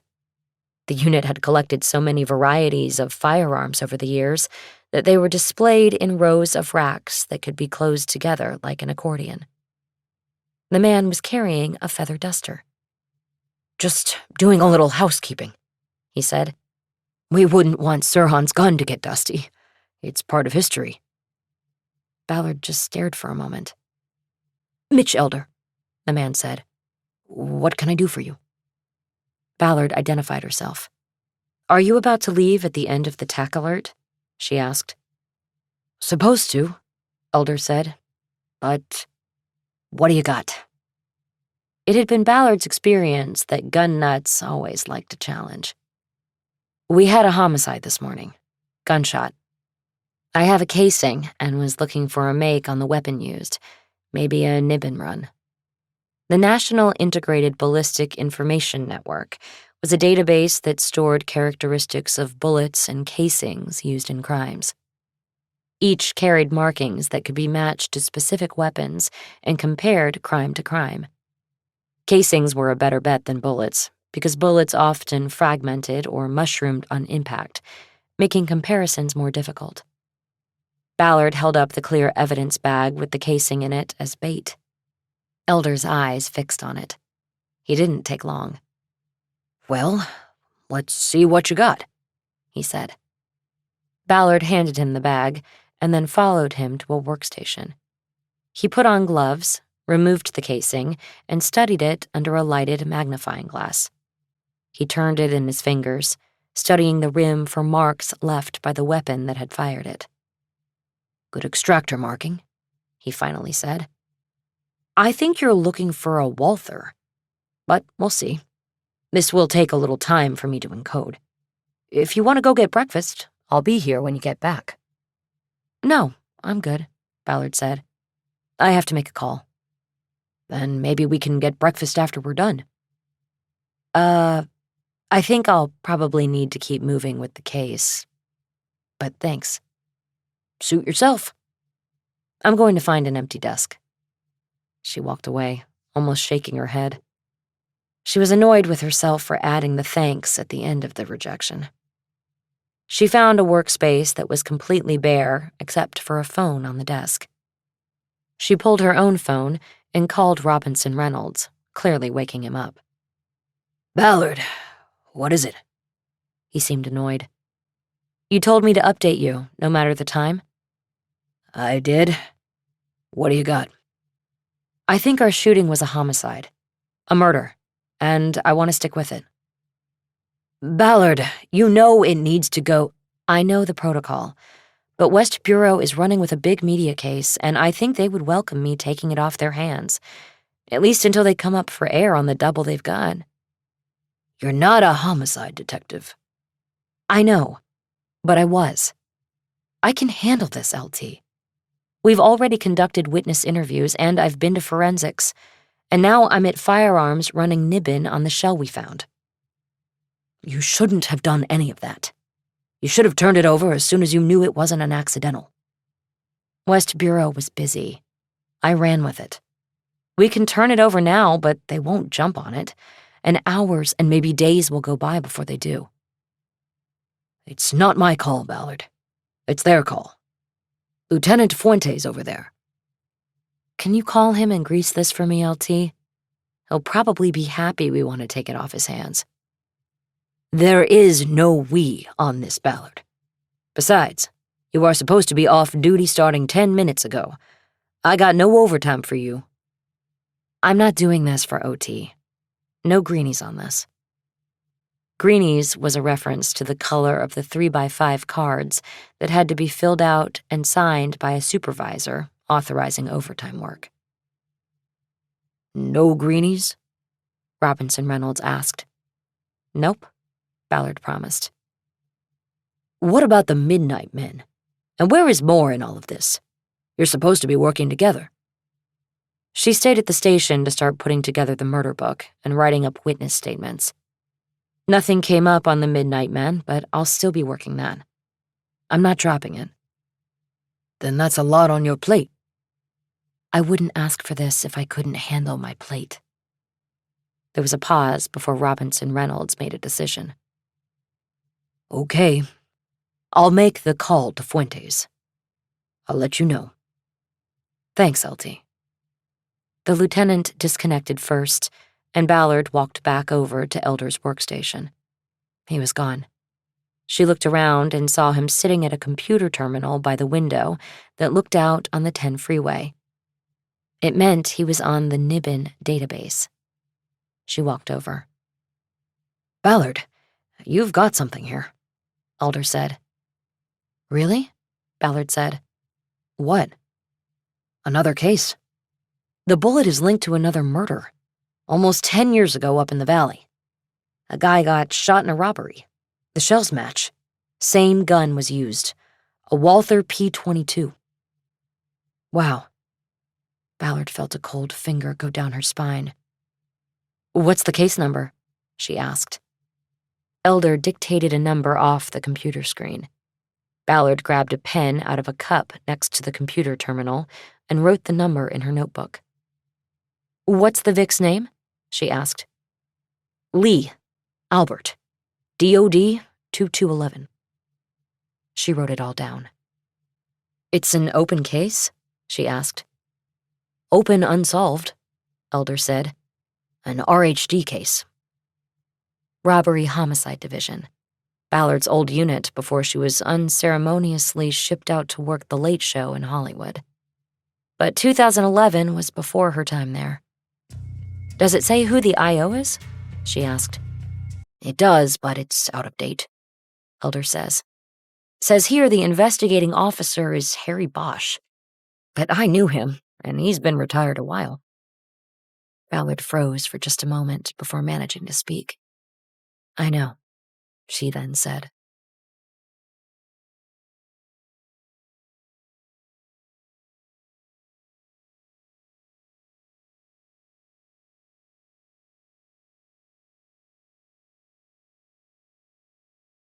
Chapter 8. Ballard pulled to a stop in front of the house on Woodrow Wilson. She yawned and realized that going home first had probably been a mistake. Changing out of the stiff uniform was a good thing, but then dozing on the couch for an hour had somehow only served to underline her exhaustion, not knock it down. She could hear music coming from the house as soon as she opened the car door. Something high velocity, but more bluesy than she was used to hearing from Harry Bosch. And there were vocals. It made her think that maybe someone else was inside listening. She knocked loudly on the door to be heard over the music. It was immediately cut off, and then the door opened. It was Bosch. Well, the prodigal detective. What? What's that supposed to mean? Well, I just haven't heard from you in a long time. Thought you forgot about me. Hey, You were the one who went off to the dark side, working for that defense lawyer. I thought there was no time for me. Really? Really? So, you get the vaccine yet? How do you feel about having visitors inside? I've got antibodies and can keep my mask on. Bosch stepped back for her to enter. You can come in and you can lose the mask. I haven't gotten the vax yet, but I'll risk it. And for the record, I didn't work for Mickey Haller. I work for myself. Ballard crossed the threshold, ignoring the comment about Haller and keeping her mask on. It sounded like you were having a party in here. I might have had the volume up a bit. The house was unchanged. The galley kitchen was to the right of the entry area, and she stepped forward toward the view, passing by the dining area into the living room. The sliders were open to the deck and the view of the Cahuenga Pass. She pointed to the open doors. Letting everybody in the canyon hear your beats, she said. Nice. Is that what this is? A noise complaint? She turned and looked at him. Actually, it's a complaint about something else. Great way to start off the new year with the LAPD mad at me. Might as well hit me with it. Not the LAPD. So far. Just me. This morning, I drove all the way out to Westchester to the new homicide library they opened out there. You know, where they keep all the murder books from open cases. They finally put them all in one central place. And I asked for a book from one of your old cases, and they told me it was gone. Last checked out by you. Bosch frowned and shook his head. I read about that place in the paper. Sponsored by the Amundsen family. But the grand opening was long after I was out the door at LAPD. I've never set foot in that place, let alone checked out a book. Ballard nodded like she anticipated his response, and had an answer. They moved the archives from the divisions over one at a time, she said. If a book was checked out, they moved the checkout card over so there would be a space on the shelf at Amundsen. The card on your case was from 2014, 3 years after the murder and before you pulled the pin. Bosch didn't respond at first, like he was checking facts in his head. The case was 2011? What was the name? Albert Lee, killed with a Walther P-22. You recovered the casing, apparently, but that's about all I know because you took the damn murder book. I need it back, Harry. Bosch held up his hand like he was trying to stop the accusation. I didn't take the book, okay? When I left, I copied the chronos of every case I still had open. On some I copied everything, but I never took a book. And with the archives and the divisions, anybody could have taken that book and put my name on the checkout card. There was no security around the books. We supposedly didn't need it because they were considered safe. They were in police stations after all. Ballard folded her arms across her chest, not ready to give in on the point just yet. So you're saying you might have the chrono, but you don't have the book? Exactly. I kept the chronos in case they ever got cleared, and I got pulled into court to testify about the initial investigation. I wanted to be able to refresh my memory, that sort of thing. I remember the Albert Lee case. It wasn't the kind of case where I'd even want to steal the book. Ballard shifted her stance and looked back at the dining room table. She saw a 6-inch stack of documents she had not noticed when she had entered.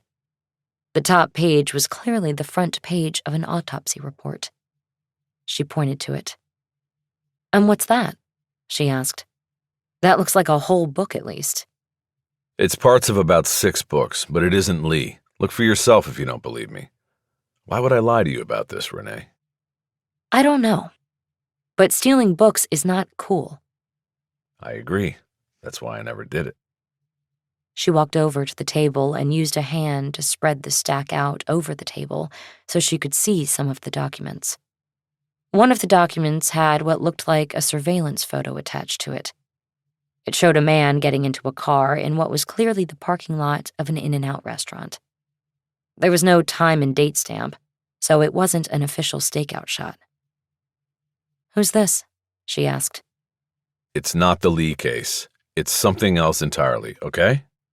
I'm just asking. Who is it? Finbar McShane.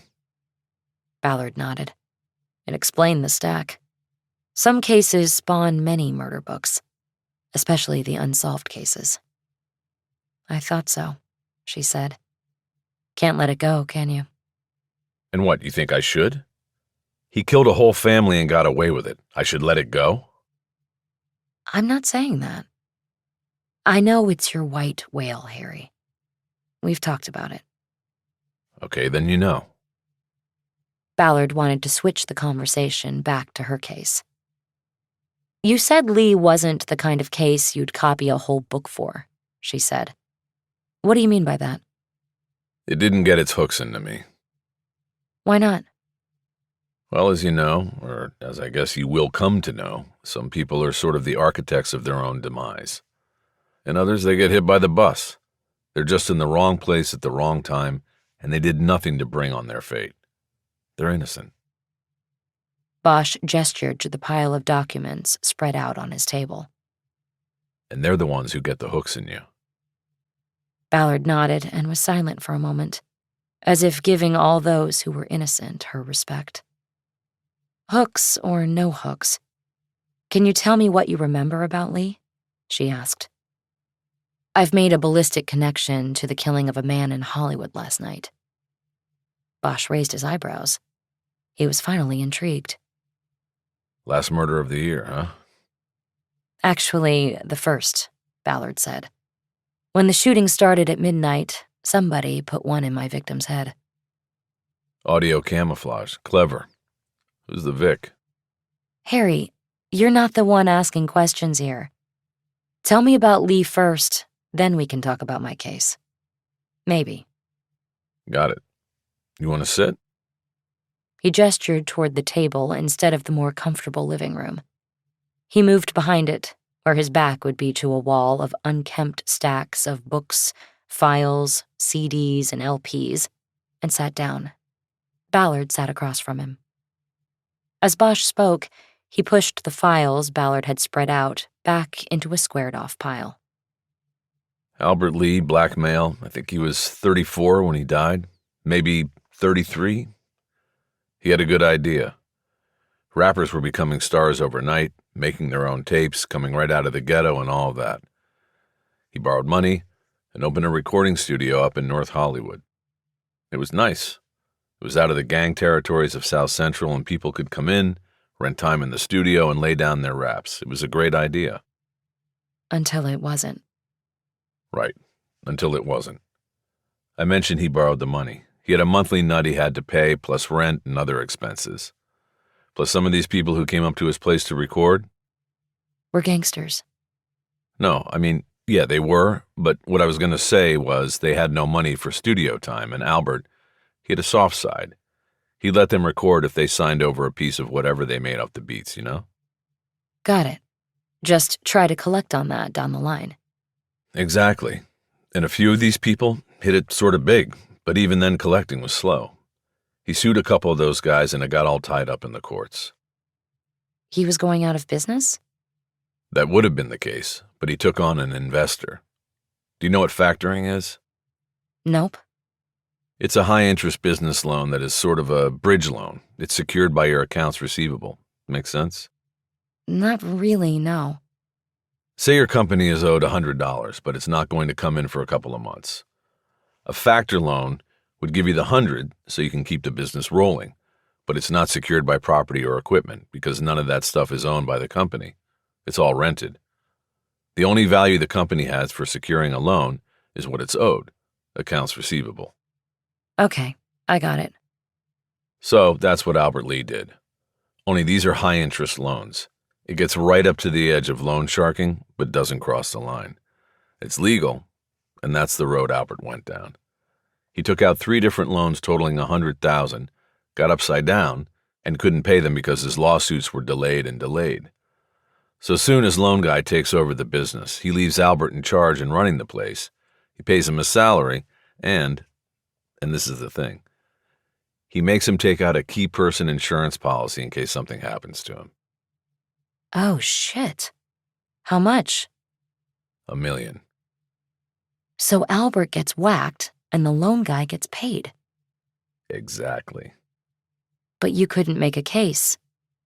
Couldn't get it there. Bosch gestured to the stack of documents on the table. Like this one? I have a pretty good idea who did it, but I can't get it there. But unlike this family, Albert went down the road with his killer. For some people, the wolf breaks into the house. With people like Albert, they invite the wolf in. So, no sympathy for the guy who invites the wolf in. How does that fit with everybody counts or nobody counts? The guy who opens the door still counts. But the innocents come first. When I get all of those solved, we can talk about the next wave. Everybody still counts. There are only so many hours in the day and days in the year.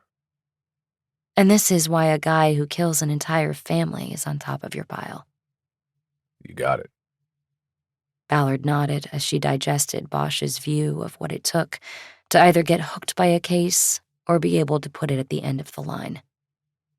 So, she finally said, on the Albert Lee case, who was the factor? It was a doctor, a dentist, actually. His name was John William James. His offices were down in the marina, and I guess he made so much money capping teeth that he started factoring. You said was. His name was John William James. Yeah, that's going to be a problem with your case. John William James is dead. A couple years after Albert Lee got murdered, James got himself whacked as well. He was sitting in his Mercedes in the parking lot outside his office when somebody put a .22 in his head, too. Shit. There goes your lead, huh? Maybe. But I'd still like to see if you can find the chrono on the case and whatever else you've got. Sure. It's either in the carport closet or under the house. Under? Yeah, I built a storage room under there after I retired. It's pretty nice. I even have a bench for when I go down and look through cases. Which I'm sure you do often. Bosch didn't respond, which she took as confirmation. By the way, Ballard said, how are you doing with everything? From the radiation case. She hesitated saying the word leukemia. I'm still kicking, obviously. I take my pills, and that seems to keep it in check. It could come back, but for now, I've got no complaints. Good to hear, Ballard said. So do you mind looking for that chrono now? Sure, I'll be right back. It may take me a few. You want to put the music back on? That's okay. But I was going to ask, what was that you were playing when I pulled up? It had a groove. Compared to what? Some people say it was the first jazz protest song. Nobody gives us rhyme or reason. Have one doubt, they call it treason. Okay, put it back on. Who is it? Bosch got up and went to the stereo to hit the play button. Then he adjusted the volume down. Originally Eddie Harris and Les McCann, but this version is John Legend and the Roots. Ballard started to laugh. Bosch hit the button again. What? You surprise me, Harry, that's all, Ballard said. I didn't think you listened to anything recorded this century. That hurts, Ballard. Sorry. I'll be right back. Chapter 9. Ballard was in the garage of her condominium complex, grabbing her kit bag out of the back, the printouts from Bosch under her arm, when a man approached her. She tensed as she scanned the garage and saw no one else around. Her gun was in the kit bag. "Hello, neighbor," the man said. "I just wanted to introduce myself. You're 23, right?" She knew he meant her apartment number. She'd been in the building just a few months, and though there were only 25 units, she had not yet met all of her neighbors. Yeah, hi," she said. "Renee." They bumped elbows. "I'm Nate in 13, right below you," he said. "Happy New Year." "Happy New Year to you," Ballard said. "My partner is Robert. He said he met you when you were moving stuff in." "Oh, right, yeah, I met Robert. He helped me get a table into the elevator. And he said you're a cop." "Yes, that's me." I guess it's not a great time to be a cop these days. It has its moments. Not all good, not all bad. Just so you know, I did join the Black Lives Matter protest. Don't hold it against me. I won't, and I agree. Black Lives Matter. Ballard noticed he was carrying a helmet and wearing cycling gear, including the tight biking shorts with padding in the butt that look awkward whenever you're off the bike. She wanted to change the subject without being rude to a neighbor. You ride? She asked. It was a dumb question, but the best she could manage. Every chance I can, Nate said. But I sure see that you have a different hobby. He pointed to the boards Ballard had propped against the garage wall in front of her Defender. One was her paddleboard for flat days, the other her rusty mini tanker for surfing the sunset break. The rest of her boards were in the condo's storage room, but her closet was full, and she knew leaving her most used boards in the garage risked theft. She hoped the cameras on the exits were a deterrent. Yeah, I guess I like the beach, she said, immediately not liking her answer. Well, good to meet you, and welcome, Nate said. I should also tell you I'm current president of the Homeowners Association. I know you rent from the corporate owners. We approved that. But if you need anything HOA related, knock on my door on the first floor. Oh, okay, I will. And I hope to see you at one of the mixers down in the courtyard. I haven't heard about that. First Friday of every month, not including today, of course. Happy hour. It's BYOB, but people share. Okay, good. Maybe I'll see you there. And nice to meet you. Happy New Year! Same. Ballard was still getting used to having neighbors and felt awkward during the meet and greets, especially when it came out that she was a cop. She had spent most of the last 4 years alternating between a tent on Venice Beach and using her grandmother's house in Ventura for sleeping. But COVID-19 shut the beaches, while the growing homeless population in Venice made it a place she didn't want to be. She had rented the apartment, which was only 10 minutes from the station, but it meant having neighbors above and below, and to the left and right. Nate headed toward the elevator, while she decided on the stairs so she wouldn't have to ride with him and make more small talk. Her phone started to buzz, and she struggled to pull it from her pocket without dropping the paperwork from Bosch. She saw on the screen that it was Lisa Moore calling. Fuck me, Lisa said by way of hello. What's wrong, Lisa? Ballard asked. We got a case, and I'm 5 minutes from the Miramar with Kevin. Ballard interpreted that to mean the Midnight Men had claimed another victim, and Moore was almost to the resort in Santa Barbara with her boyfriend, a sergeant at Olympic Division. What's the case? She asked. The victim didn't call it in till an hour ago, Moore said. I thought we were clear. You mean she was raped last night but just reported it now? Exactly. She sat in a bathtub for hours. Look, they took her to the RTC. Is there any chance you can handle it, Renee? I mean, it will probably take me 2+ hours to get back from here with the traffic and shit. Lisa, we were on call the whole weekend. I know. I just thought that after we talked, I was clear, you know? We'll turn around. It's uncool to ask you. Ballard turned around and headed back to her car. It was a big ask from Moore, not just because this was technically her case.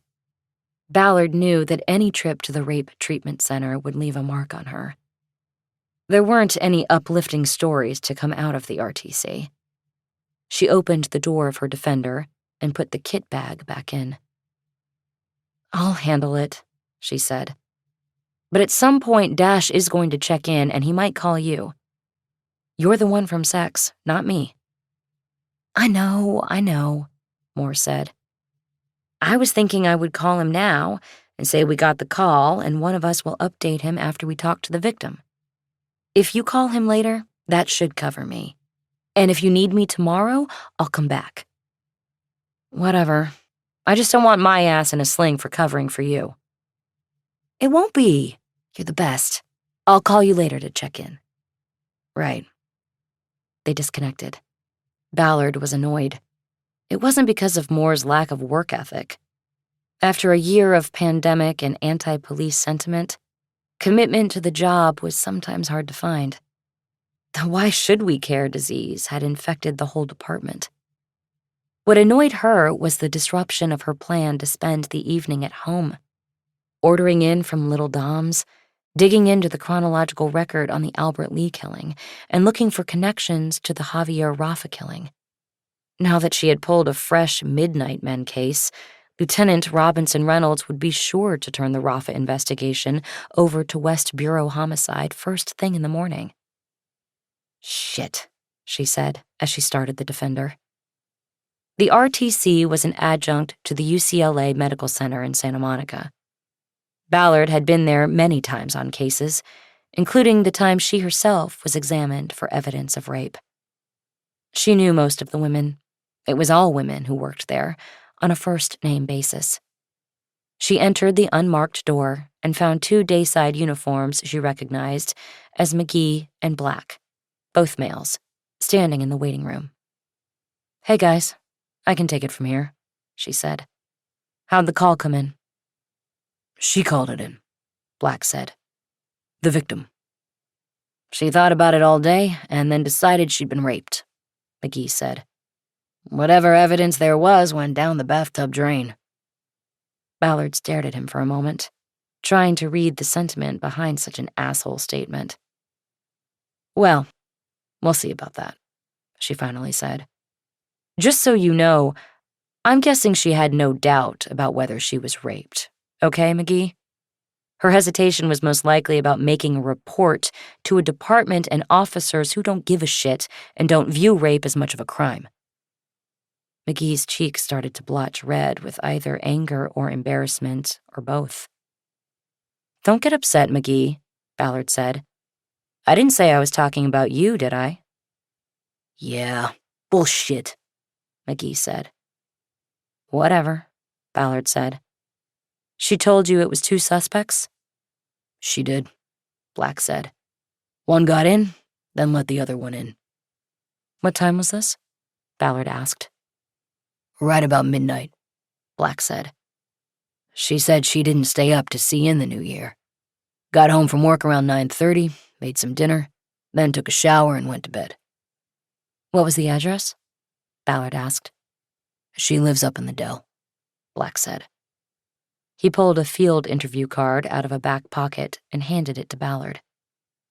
"Shit," Ballard said. "What?" McGee asked. "I was sitting under the Cahuenga overpass at midnight," Ballard said, "right when these guys were up there behind me." The Dell was a hillside neighborhood a few blocks north of the overpass, where Ballard and Moore had waited out the New Year's fusillade. Looking at the field information card, she saw that the victim, Cynthia Carpenter, lived up on Deep Dell Terrace. It was almost all the way up the hill to the Mulholland Dam. Ballard held the card up as if to ask, "Is this all you've got?" "You'll do the IR today, right?" she asked. "As soon as we get out of here," Black said. Ballard nodded. She needed the incident report as the starting point of the investigation. "Well, I've got it from here," she said. "You can go back to the 6 and write it up." "And you can go to hell, Ballard," McGee said. He didn't move. Black grabbed him by the arm and pulled him toward the door. "Let's just go, dude," he said. "Let it go." Ballard waited to see how McGee wanted to play it. There was a tense moment of silence, and then he turned and followed his partner out to the parking lot. Ballard took a breath and turned toward the admittance desk. The receiving nurse, Sandra, smiled at her, having heard the exchange. "You tell him, Renee," she said.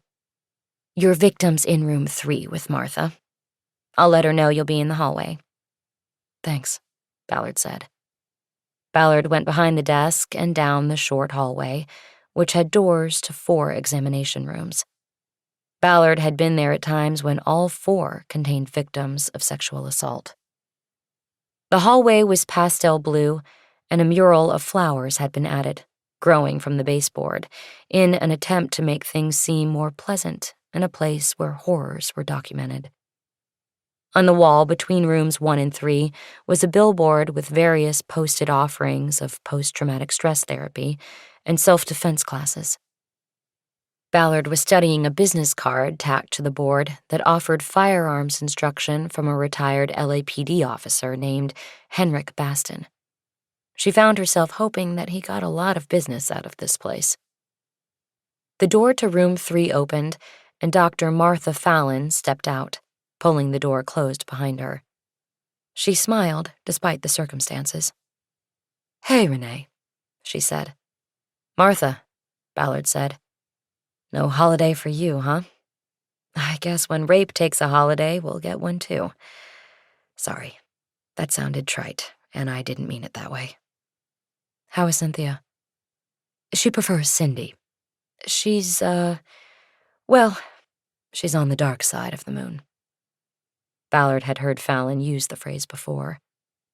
The dark side of the moon was where people lived who had been through what Cindy Carpenter had just been through, where a few dark hours changed everything about every hour that would come after. The place that only the people who had been through it understood. Life was never the same. "You may have heard." "She bathed," Fallon said. "We didn't get anything, not that it really matters." Ballard took that last part to be a reference to the backlog of rape kits waiting to be opened at the forensics unit for DNA typing and other evidentiary analysis. That fact alone seemed to stand for where the department and half of society, let alone Officer McGee, located sexual assaults on the spectrum of serious crime. Every few years, there was a political outcry, and money was found to process the backlog of rape cases. But then the furor subsided, and the cases started backing up again. It was a cycle that never ended. Fallon's report was no surprise to Ballard. There had been no DNA recovered in the other 2 Midnight Men cases either. The unknown perpetrators planned and executed their crimes carefully. The cases were connected simply by modus operandi and the rarity of a tag-team pair of rapists. It was in fact so rare that it had its own acronym, MOSA, Multiple Offender Sexual Assault. "Are you finished?" Ballard asked. "Can I talk to her?" "Yes, I told her you were here," Fallon said. "How is she?" Ballard knew the victim wasn't doing well. Her question referred to the level of psychological trauma within the range known to Fallon from treating thousands of rape survivors over the years, with stranger rapes being the most difficult to deal with. "She's not good," Fallon said. "But you're in luck, because right now she's angry, and that's a good time to talk. Once she has more time to think, it will be more difficult. She'll pull into her shell." "Right," Ballard said. "I'll go in." "I'll get her some take-home clothes," Fallon said.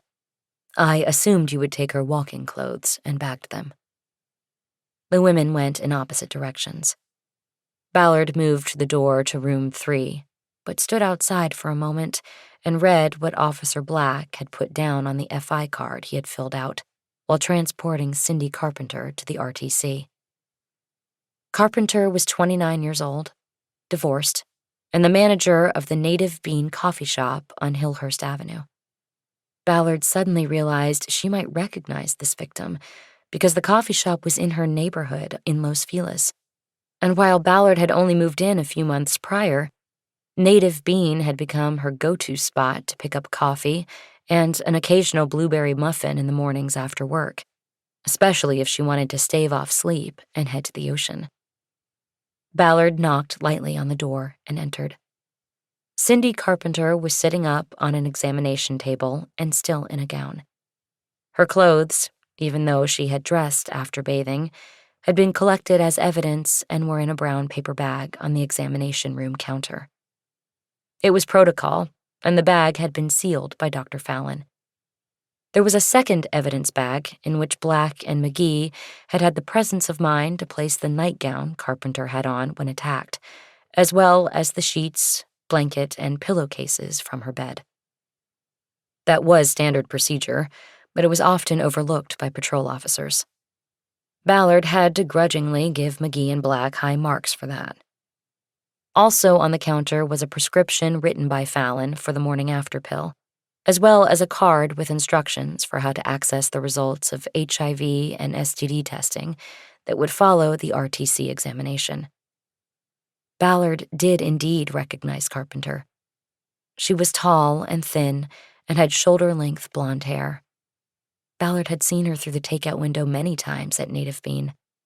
She had ordered from her on some of those occasions, though it was clear Carpenter was more than a barista and was in charge of the business. Ballard had been looking forward to the day when the interior of the shop would reopen post-pandemic and she could go in and sit at a table. She always did good work in coffee shops. It had been one of the things she missed most in the last year. Nothing on the FI card, or from what Fallon had said in the hallway, had prepped Ballard for Carpenter's physical condition.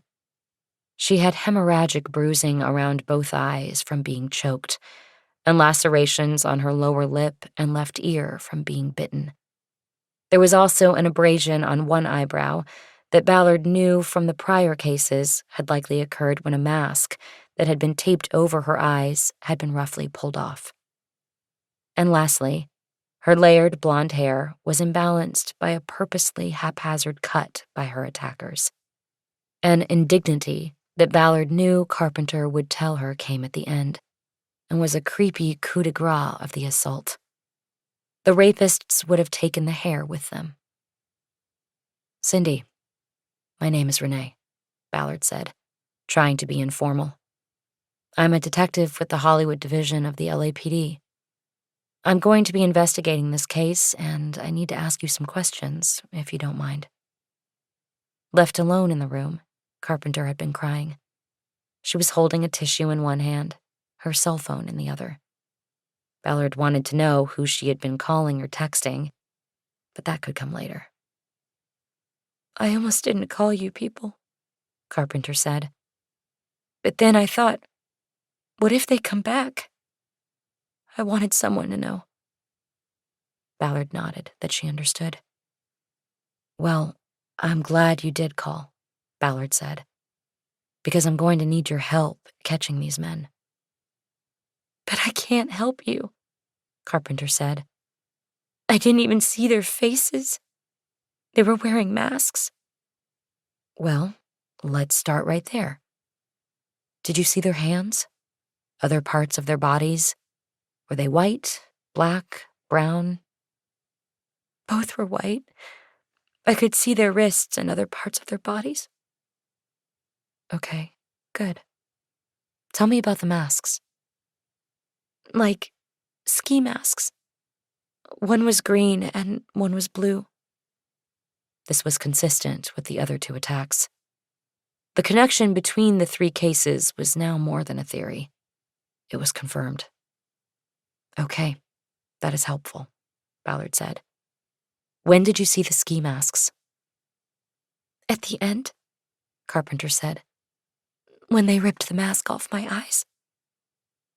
This was an unusual part of all three attacks. The Midnight Men brought pre-made tape masks they put on their victims, only to remove them at the end of the assaults. It indicated that they didn't want to leave the masks behind as evidence. But more important, it was an indication that they weren't masking the women to prevent them from seeing them. Their own ski masks protected their identity. It meant they wanted to hide something else from their victims. "Did you see anything else about them? Or just the ski masks?" "One of them was pulling on his shirt.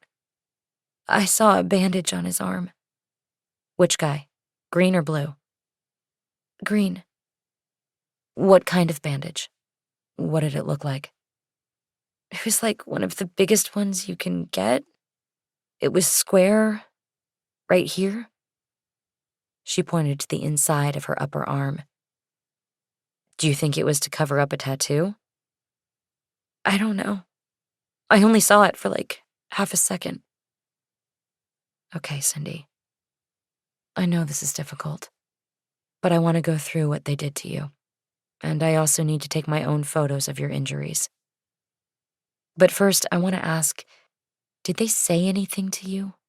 Anything at all that might mean that they knew who you were before last night?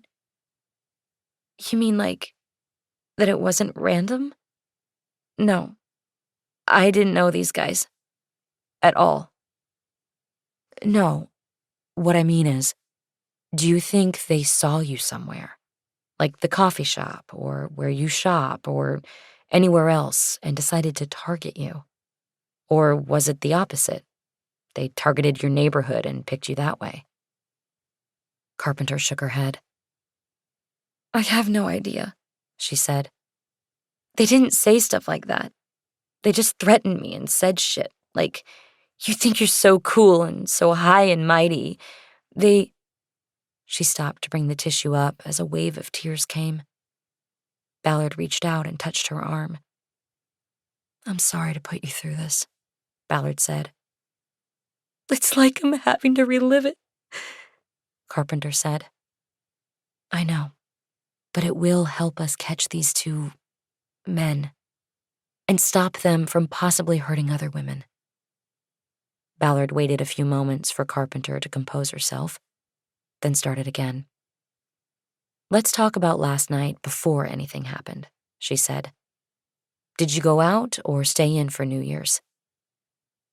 Well, I worked till 9 when we closed the shop, Carpenter said. You're talking about Native Bean? Yes, we call it the Bean. One of my girls has COVID and the schedule is all messed up. I had to work the last shift of the year. I like your shop.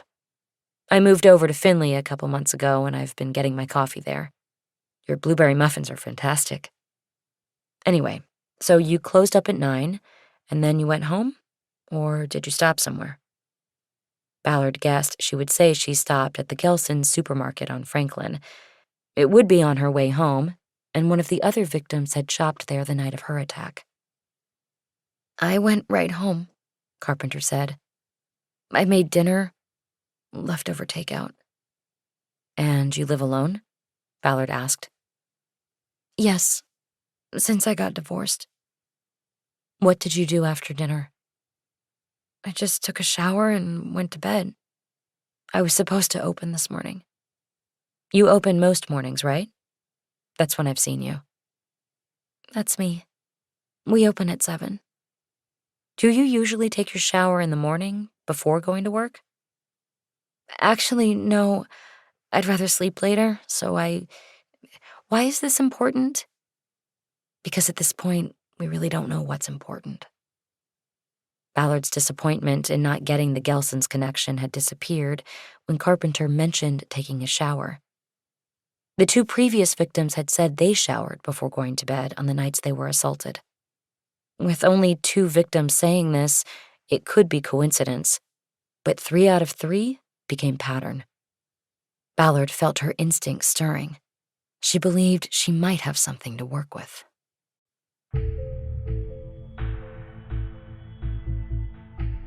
Chapter 10. Cindy Carpenter refused further medical attention to her physical injuries. She told Ballard she just wanted to go home. It was a long ride back from the RTC to the Dell, and Ballard used it to go through the story again.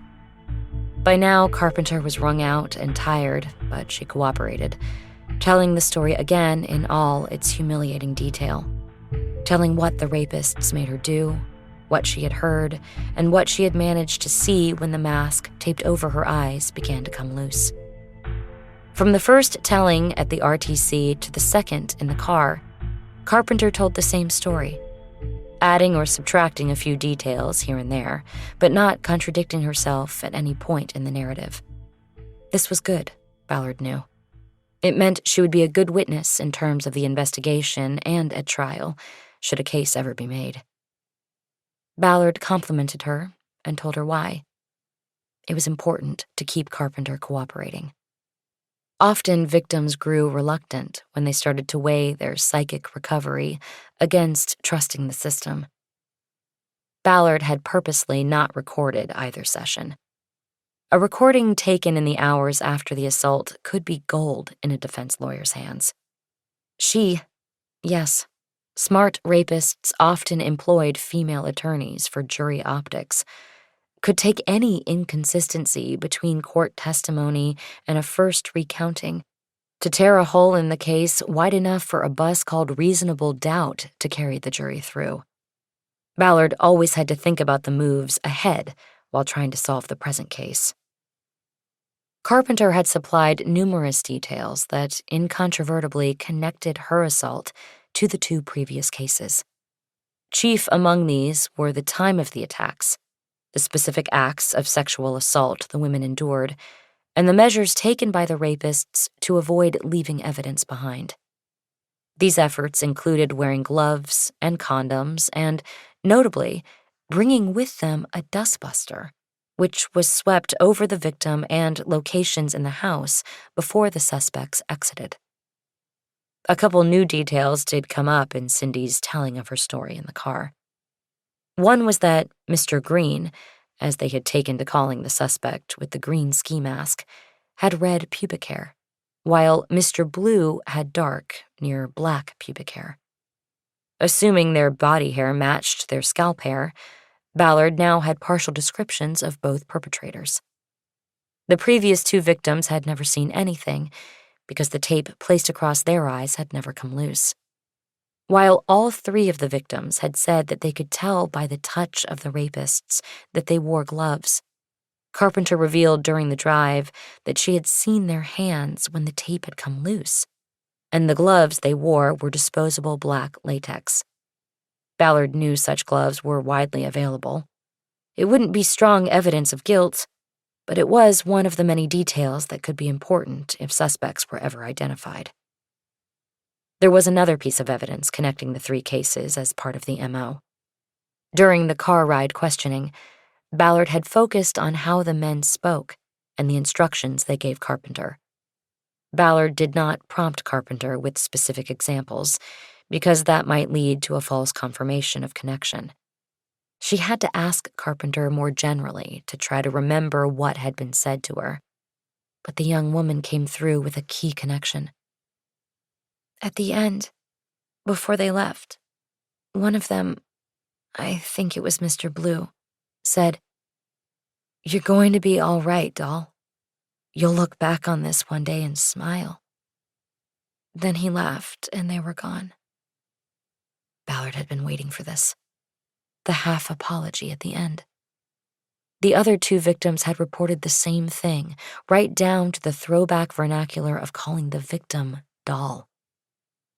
"You're sure he said that? He called you doll?" "I'm sure. Nobody's ever called me that before. It's like 1980s or something."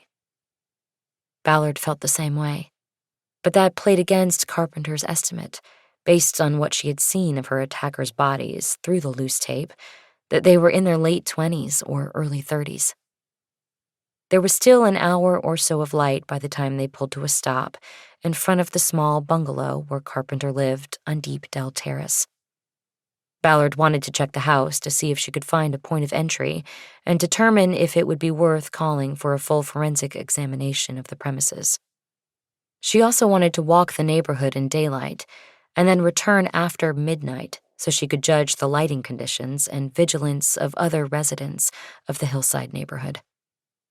Once inside, Ballard asked Carpenter to sit on the couch in the living room while she conducted a quick sweep of the house. "You think they'll come back?" Carpenter asked. There was the tightness of fear in her voice. "It's not that," Ballard said quickly. "I want to look for anything the patrol guys may have overlooked, and I want to figure out how the bad guys got in. You're sure nothing was left open or unlocked?" "Nothing. I'm OCD about locking the doors. I check them every night, even when I know I haven't gone out through them." "Okay, just give me a few minutes." Ballard started moving around the house alone, pulling on a pair of latex gloves from her pocket. There was a door in the kitchen that she assumed led directly to the attached single-car garage. It had a simple push-button lock on the knob and no deadbolt. The door was currently unlocked. "Does this door in the kitchen go to the garage?" she called out. "Yes," Carpenter called back. "Why?" "It's unlocked. Is that the way you had it?" "I don't think so. But I may have missed it because the trash cans are in the garage, and the garage is always locked anyway." "You mean closed, or closed and locked?" "Well, closed and locked. From the outside, you can't open it without the remote."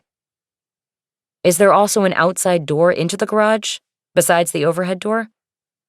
"No, just the overhead." Ballard decided not to open the door to the garage, even with gloves on, until forensics checked it. It could have been the means of entry. She also had to consider that either McGee or Black had opened the door while checking the house during the initial call-out. She could ask them, but she knew that neither would admit to such a gaffe. She would only know for sure whether they had opened the door if one of them had left fingerprints on the knob. Ballard decided she would view the garage last, coming in from the outside. She moved into a hallway that led to 2 bedrooms and a bathroom. She checked the bathroom first and saw no evidence of intrusion through the small window over the bathtub. She moved into the master bedroom, where the assault had occurred. There, she found a window that had been sealed shut by several coats of paint applied over many years. She looked at the bed. Carpenter had said she had not known of the intrusion until she woke up with one of the men on top of her and putting tape over her eyes and mouth. He then tied her hands to a railing of the bed's brass headboard. He told her not to move or make a sound, and then she heard him leave the room and open the front door for his partner. Ballard got down on her knees and looked under the bed. It was clear, except for a few books. She slid them out and saw that they were all written by female authors. Alifair Burke, Steph Cha, Ivy Pachoda. She slid them back under and got up. She swept her eyes across the room again, but nothing stood out to her. She stepped back into the hallway and checked the second bedroom. This was neat and spare, obviously a guest room. The closet door was 4 inches ajar. Ballard opened the closet all the way without touching the knob. Half the space was crowded with stacked cardboard boxes marked as native bean supplies. The other half was empty, apparently for the use of guests. She got down on her knees again to study the carpeted floor. She saw nothing on the carpet, but there was a distinct pattern in the weave that was indicative of recent vacuuming. Still on her knees, she leaned back on her heels and called for Cindy to come to the room. She came right away. "What is it?" "You said you have no dustbuster. No vacuum at all, right?" "No. Why?" "This closet was vacuumed. I think this is where he hid." Cindy stared down at the carefully manicured carpet. "We put that in because the previous owner had stored paint cans there, and some had spilled on the floor. It looks awful underneath." "We?" "My husband and I. We bought the place, and then, after the divorce, I kept it." "The door. Do you leave it open? Like, to keep air circulating in there or something?" "No, I keep it closed." "You're sure you closed it after the last time you got stuff out for the coffee shop?" "I'm sure." "Okay. Listen, I'm sorry. I know you probably just want to be left alone, but I want forensics to come here and process the closet and maybe the rest of the house." Carpenter was crestfallen. "When?" she asked. "I'll call them right now," Ballard said. "I'll get it done as fast as possible. I know it's an intrusion, but we want to get these guys, and I don't want to leave any stone unturned. I don't think you do either." "Okay, I guess. Will you be here?" "If they can come now, I'll stay. but in a few hours I start another shift. I'll have to go check in at the station. Try to get them to come now. Please. I will. You mentioned your husband. Is he still in LA? What is your relationship with him? He's here, and we're fine because we don't see each other. He lives in Venice. But there was a clear tension underlying the way she said it. What's he do? Ballard asked. He's in the tech industry, Carpenter said. Works for startups and stuff. He finds investors. Ballard stood up. She had to take a step to hold her balance. She realized that sleep deprivation was manifesting. You all right? Carpenter asked. I'm fine. Not enough sleep, Ballard said. How was your ex with you getting the house? He was fine. Why? I mean, he didn't like it, but what is this about? I just have to ask a lot of questions, Cindy. That's all. It's not a big deal. Is he the one you were texting? What? When I came into the examination room today, you looked like you were texting or making a call. No. I was texting Lacey at the shop, telling her she had to hold things together till I got back. You told her what happened? No, I lied. I said I was in an accident. She gestured to the injuries to her face. I have to figure out how to explain this, she said. This gave Ballard pause, because she knew that what Carpenter told people now could come back around to haunt the case if it ever went to trial. As crazy as it seemed, a defense that the sex was consensual might gain support in a juror's mind if there was testimony from the alleged victim's friend that she had never mentioned being assaulted. It was a far-fetched possibility, but Ballard knew she would need at some point to school Carpenter on this. But now was not the time. So, will you tell your ex about this? She asked. About what happened? I don't know. Probably not. It's not his business. Anyway, I don't want to think about that right now. I understand. I'm going to call forensics now, see if I can get them out. You're going to have to stay in the living room if you don't mind. I want them to do your bedroom. Can I go get my book to read? It's under the bed. Yes, that's fine. Just try not to touch anything else. Carpenter left the room, and Ballard pulled her phone. Before calling for a forensics team, she squatted down and took a photo of the closet carpet, hoping the vacuum pattern would be discernible in the shot. Then she called forensics and got an ETA of 1 hour. In the living room, Ballard told Carpenter that the forensics tech would be at the house soon. She then asked if there was a remote in the house that opened the overhead garage door. She explained that she didn't want to touch the knob on the door from the kitchen. Even a gloved hand might destroy fingerprint evidence. I use the garage for storage and just park out front or in the driveway, Carpenter said. So I have a clicker in my car that opens it, and there's a button on the wall just inside the garage next to the kitchen door.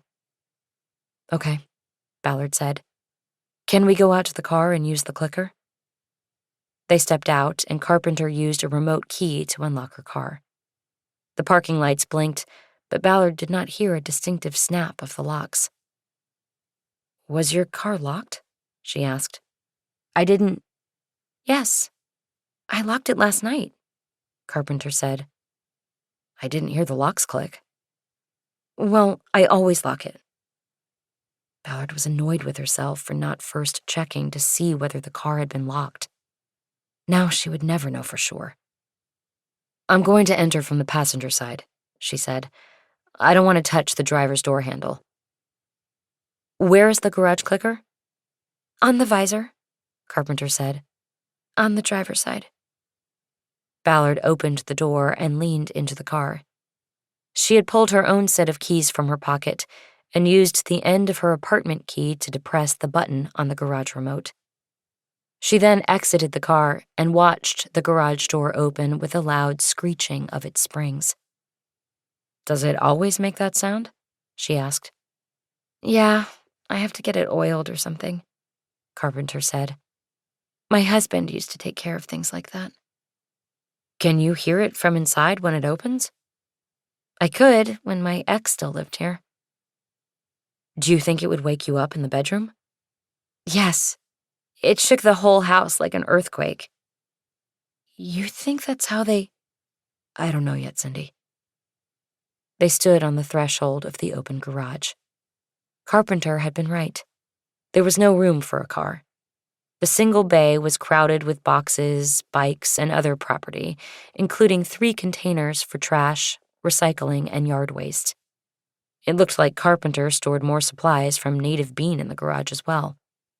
There were stacks of cups and snap-on covers in clear plastic sleeves, as well as large boxes of various sweeteners. Ballard went to the door leading to the kitchen. She noted the button that operated the garage door on the wall to the left of the door jamb. She bent down to look at the keyhole in the knob, but could not see any sign that it had been tampered with. So we don't know for sure that this door was locked, she said. No, but it is most of the time, Carpenter said. And like I said, the garage was definitely closed. Ballard just nodded.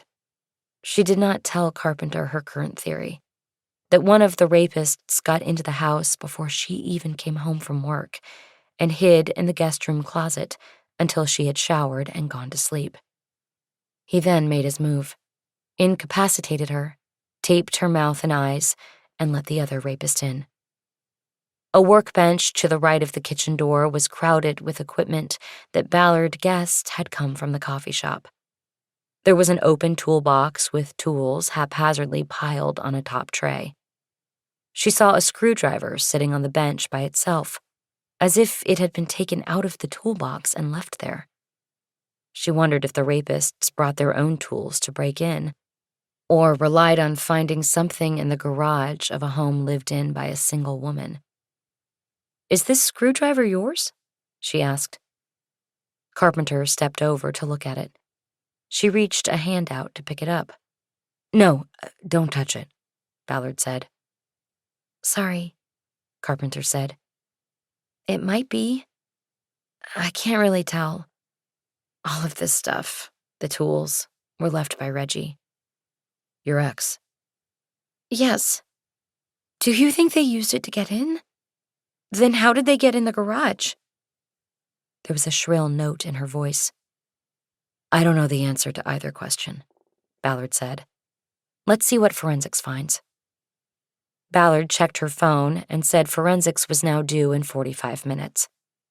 While she was looking at her screen, a call came in. It was Harry Bosch. I need to take this, she said to Cindy. Why don't you go back to the living room for now? Ballard headed out of the garage to the street and answered the phone. But then she turned quickly to stop Carpenter from touching the knob of the kitchen door. Cindy, no, she called. I'm sorry. Can you come out this way and go in through the front door? Carpenter did as instructed, and Ballard returned to the call.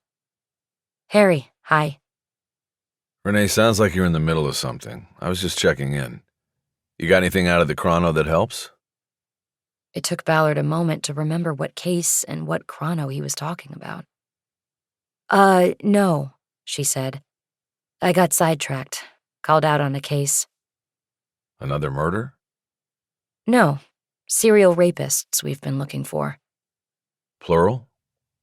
Mosa? Yeah, weird, she said. It's a tag team. Last night we got a third victim, but she didn't call it in till after I'd been by your place. There was a silence. Harry, you there? Yeah, I was just thinking. The tag team. That's pretty rare. Mosas are usually gang rapes, not 2 guys with the same psychopathy. Yeah, so I've been running with that all afternoon. We're calling them the Midnight Men. When you get 2 guys like that, who think the same way. He went silent. Yeah? What about it? Ballard asked. It's just that 1 and 1 doesn't make 2, you know? They feed off each other. 1 and 1 makes 3. They escalate, get more violent. Eventually the rape is not enough. They kill. You have to get them now, Renee. I know. Don't you think I know that? I'm sorry. I know you're on top of it. Anyway, I've got a book here somewhere that you should read. What book? It's about the Hillside Strangler case way back. Bob Grogan, he was a legend in RHD. But on that one, it turned out it was 2 stranglers, not 1. Grogan caught them, and there's a book about it. I have it here somewhere. It's called 2 of a Kind. Well, if you find it, let me know. I could come up and get it. Maybe it will help me understand these 2 creeps. So then if you're going to be running with the rape case, how about I do a little work on the other thing, the shooting last night? I have a feeling that it's going to be taken off my plate. We now have 3 connected rape cases. They'll keep me on this and kick the homicide to West Bureau. Well, until then, I could be working. I'd need to see what you've got, though. Ballard paused for a moment to think. Bringing in an outsider on a live case, even if it was someone with the experience of Harry Bosch, could put her into the shit. Especially after Bosch had worked with the defense lawyer Mickey Haller the year before on a highly publicized murder. No one in command staff would approve of that. No one in the whole department would. It would have to be extracurricular. What do you think? I think if you find that book, we might be able to trade, Ballard said. But this is dangerous, department-wise, for me. I know. Think about it. If I see you, I see you.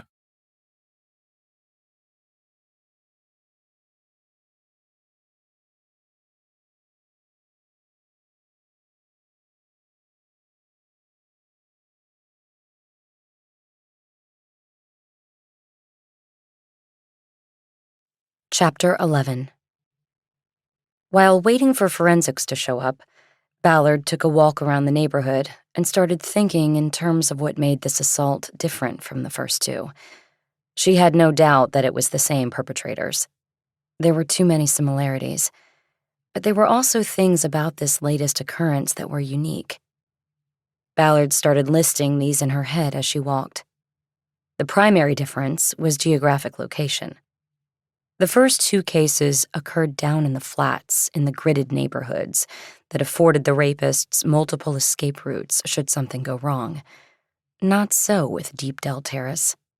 It was a road that led to a dead end.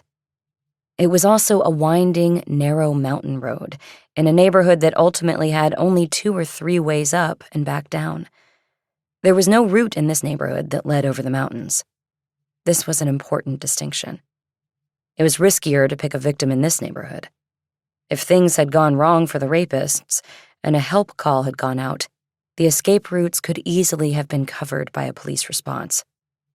At the same time that she mentally marked this difference in pattern, she also acknowledged that patterns evolved.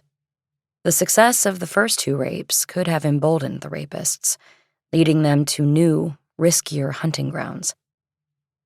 The second aspect that was notably different from the first 2 cases was topography.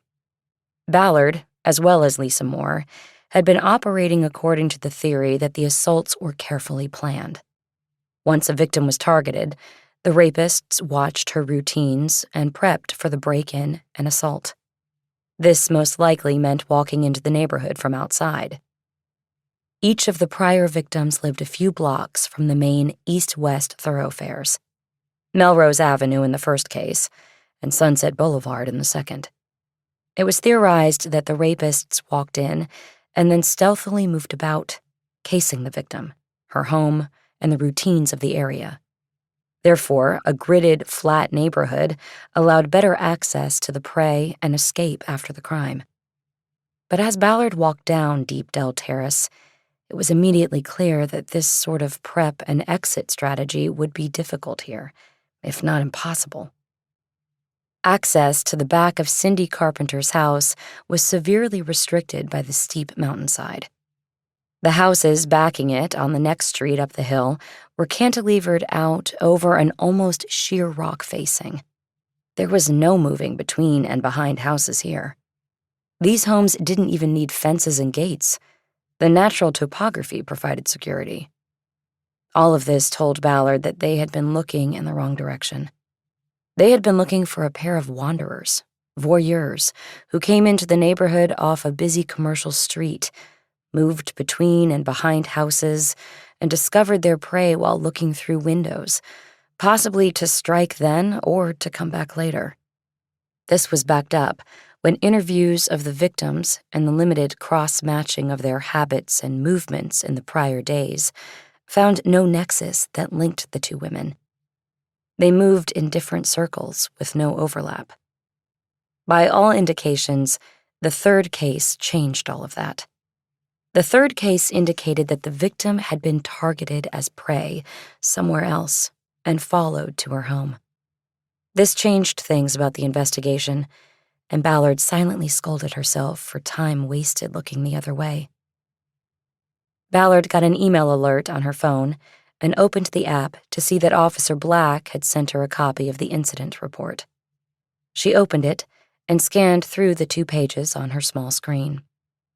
Nothing stood out in the details as new information.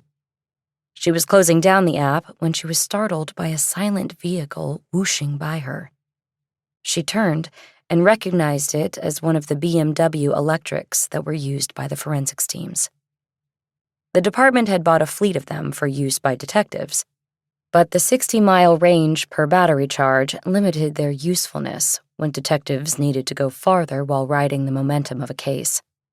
The advertised range also dropped considerably in freeway driving, and it was a rare thing to conduct an investigation in LA without driving on a freeway. Stories of detectives being marooned with dead batteries abounded, and the cars were withdrawn and parked on the roof of a city garage for more than a year before being distributed again, this time to units like forensics and audiovisual, which conducted single-destination trips to crime scenes and then back to the mothership.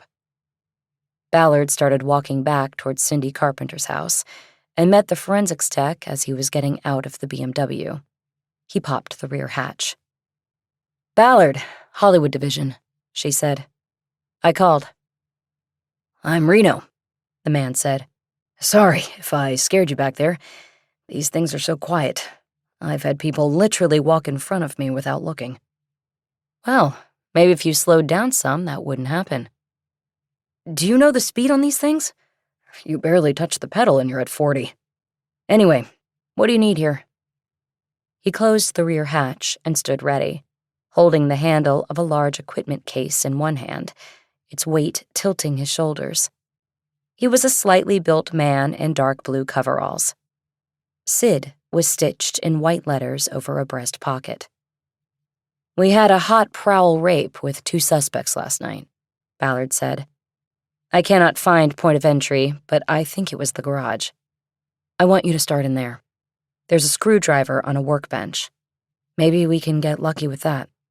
After that, there's a closet in the guest room I want you to take a look at." "Okay," Reno said. "Victim in the hospital?" "No, she refused further medical. She's inside." "Oh." "She knows you're coming, and I'll stay with you, but I want you to do the car too." She pointed to the Toyota parked on the street behind Reno's car. "Was it in the garage?" Reno asked. "No, but she left the remote in the car, and I'm thinking they got in the car, then got in the garage, then got in the house. Just a knob lock on the door into the kitchen." "Wasn't the car locked?" "Not sure. Possibly. The remote's on the visor." "Got it. Be quick, okay? She's had a very bad day." "Sounds like it. I'll be quick.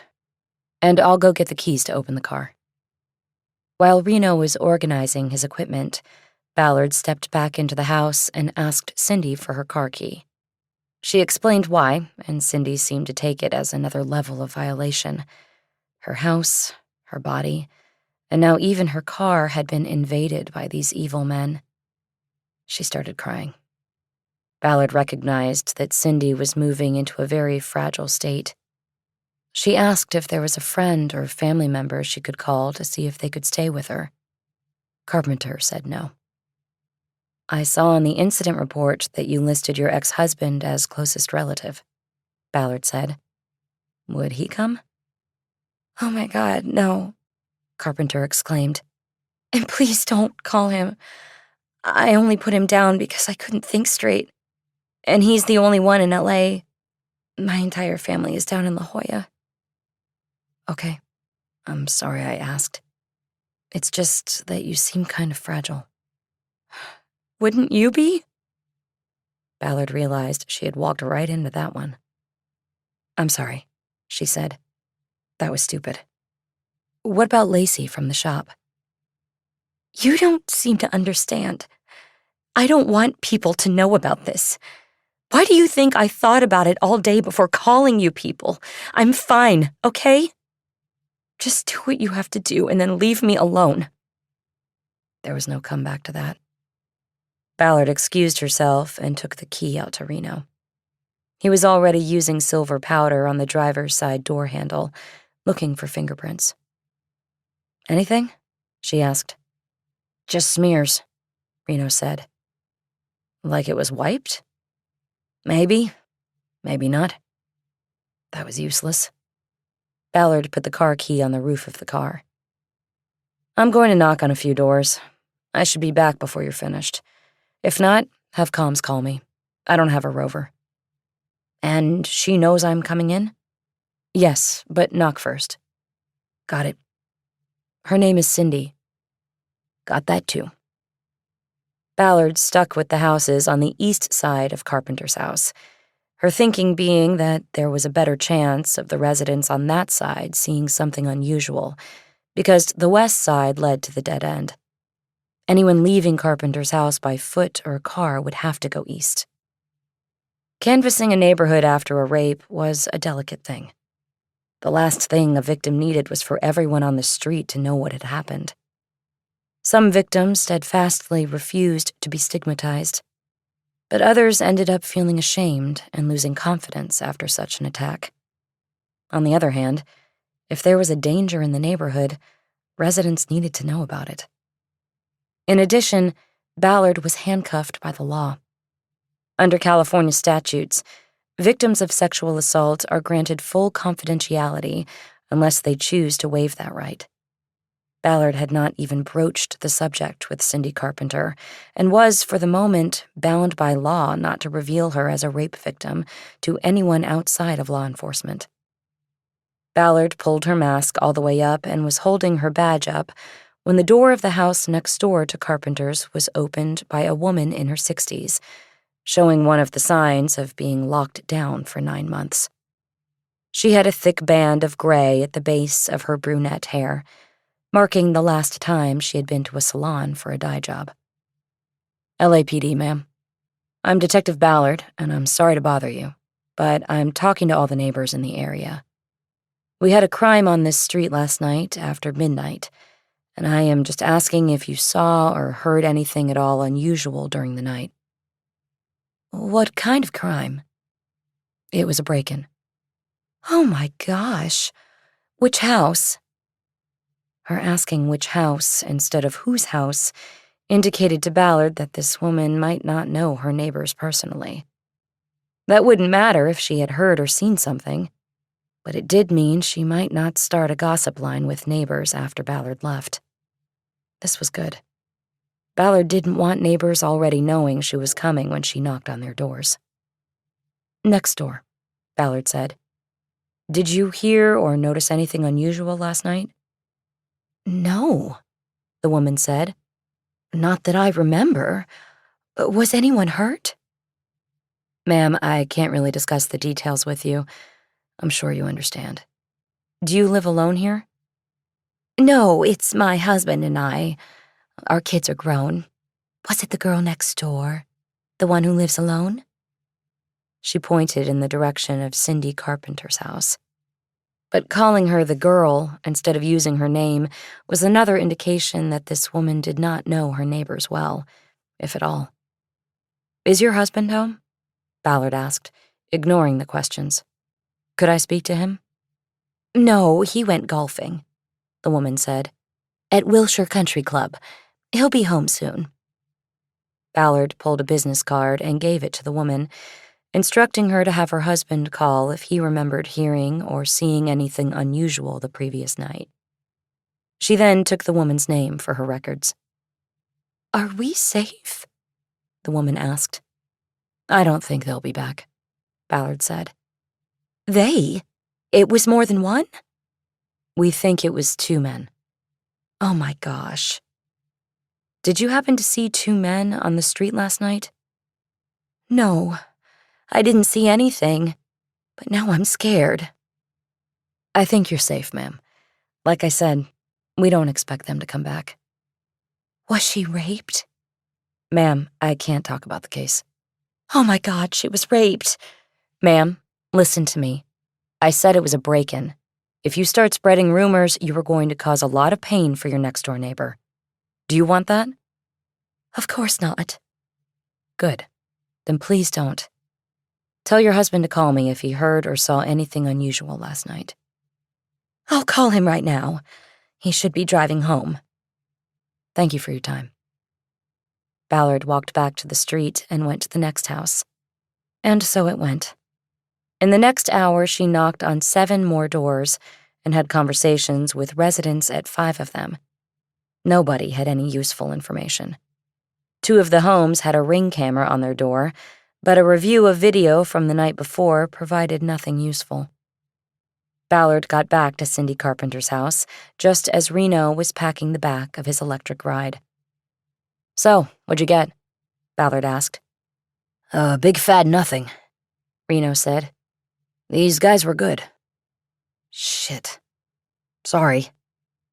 What about the screwdriver in the garage? Wiped clean, which means you were probably right.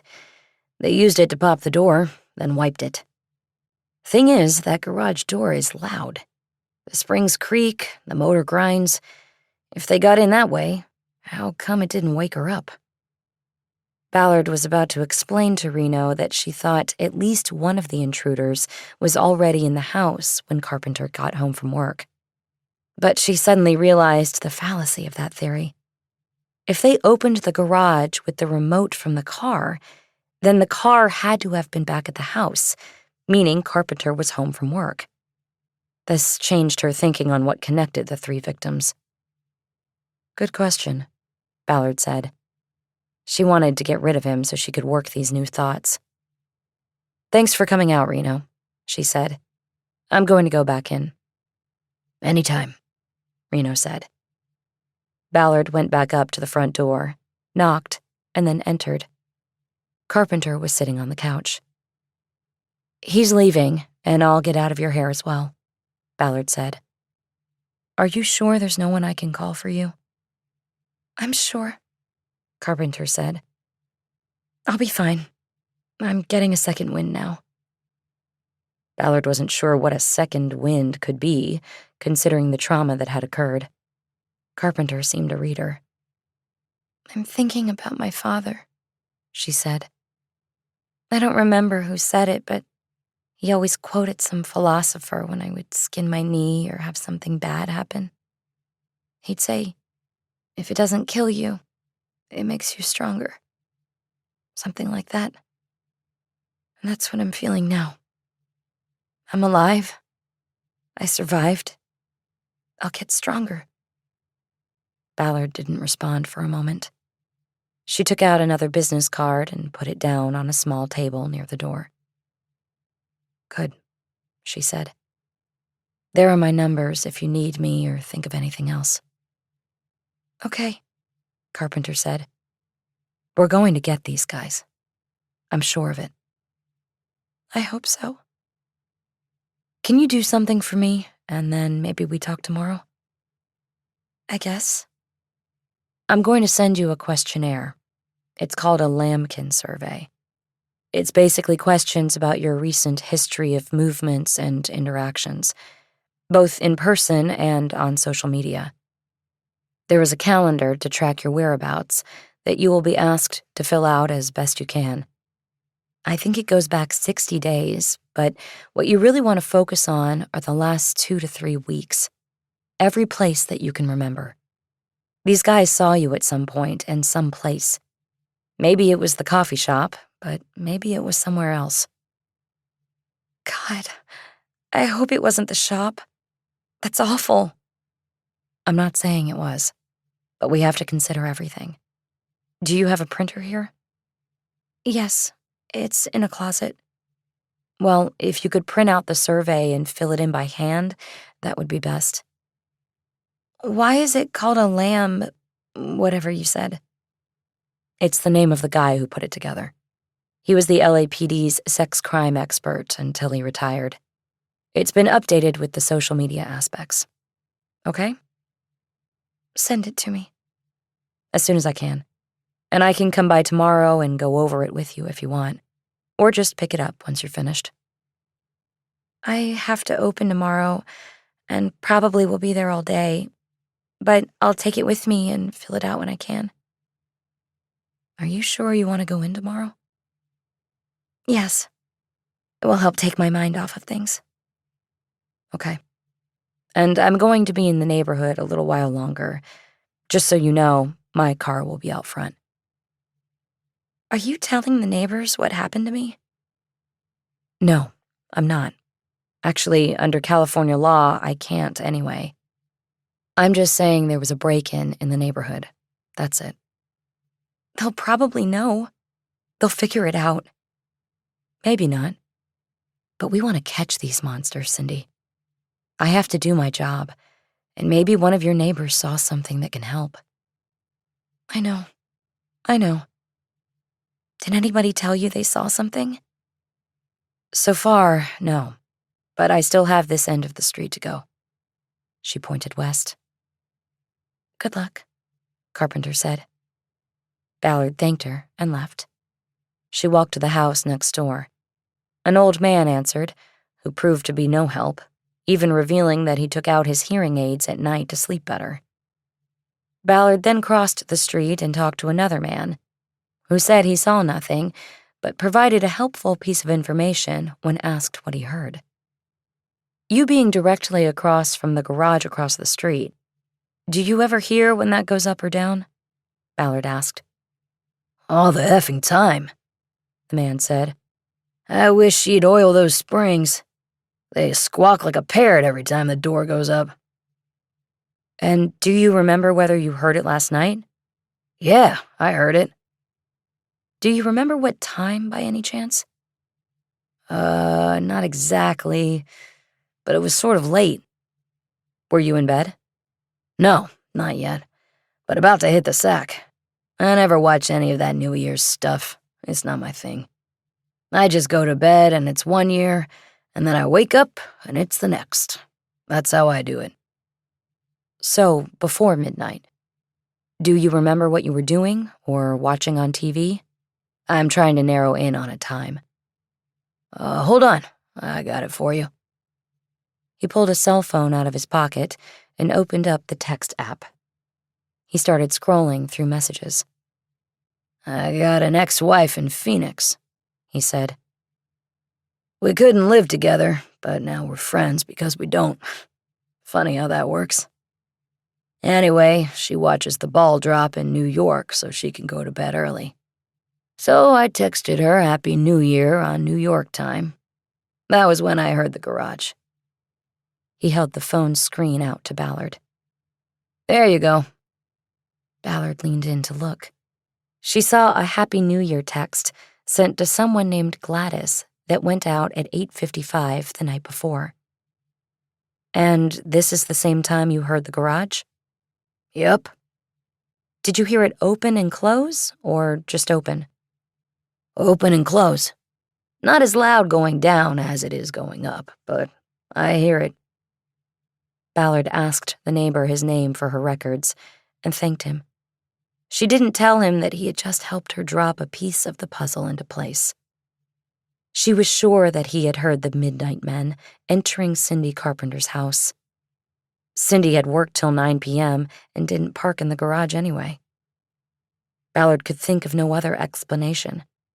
One of the rapists had entered the garage, used the screwdriver to easily open the kitchen door, and then waited in the guest room closet for Cindy to come home. But adding a piece of the puzzle pushed another one out. If Cindy Carpenter was still at work and her car was with her, then how did the Midnight Men open the garage? Chapter 12. Harry Bosch's house was in a neighborhood just across the freeway from the Dell. She called him once she started heading his way. "I'm nearby," she said.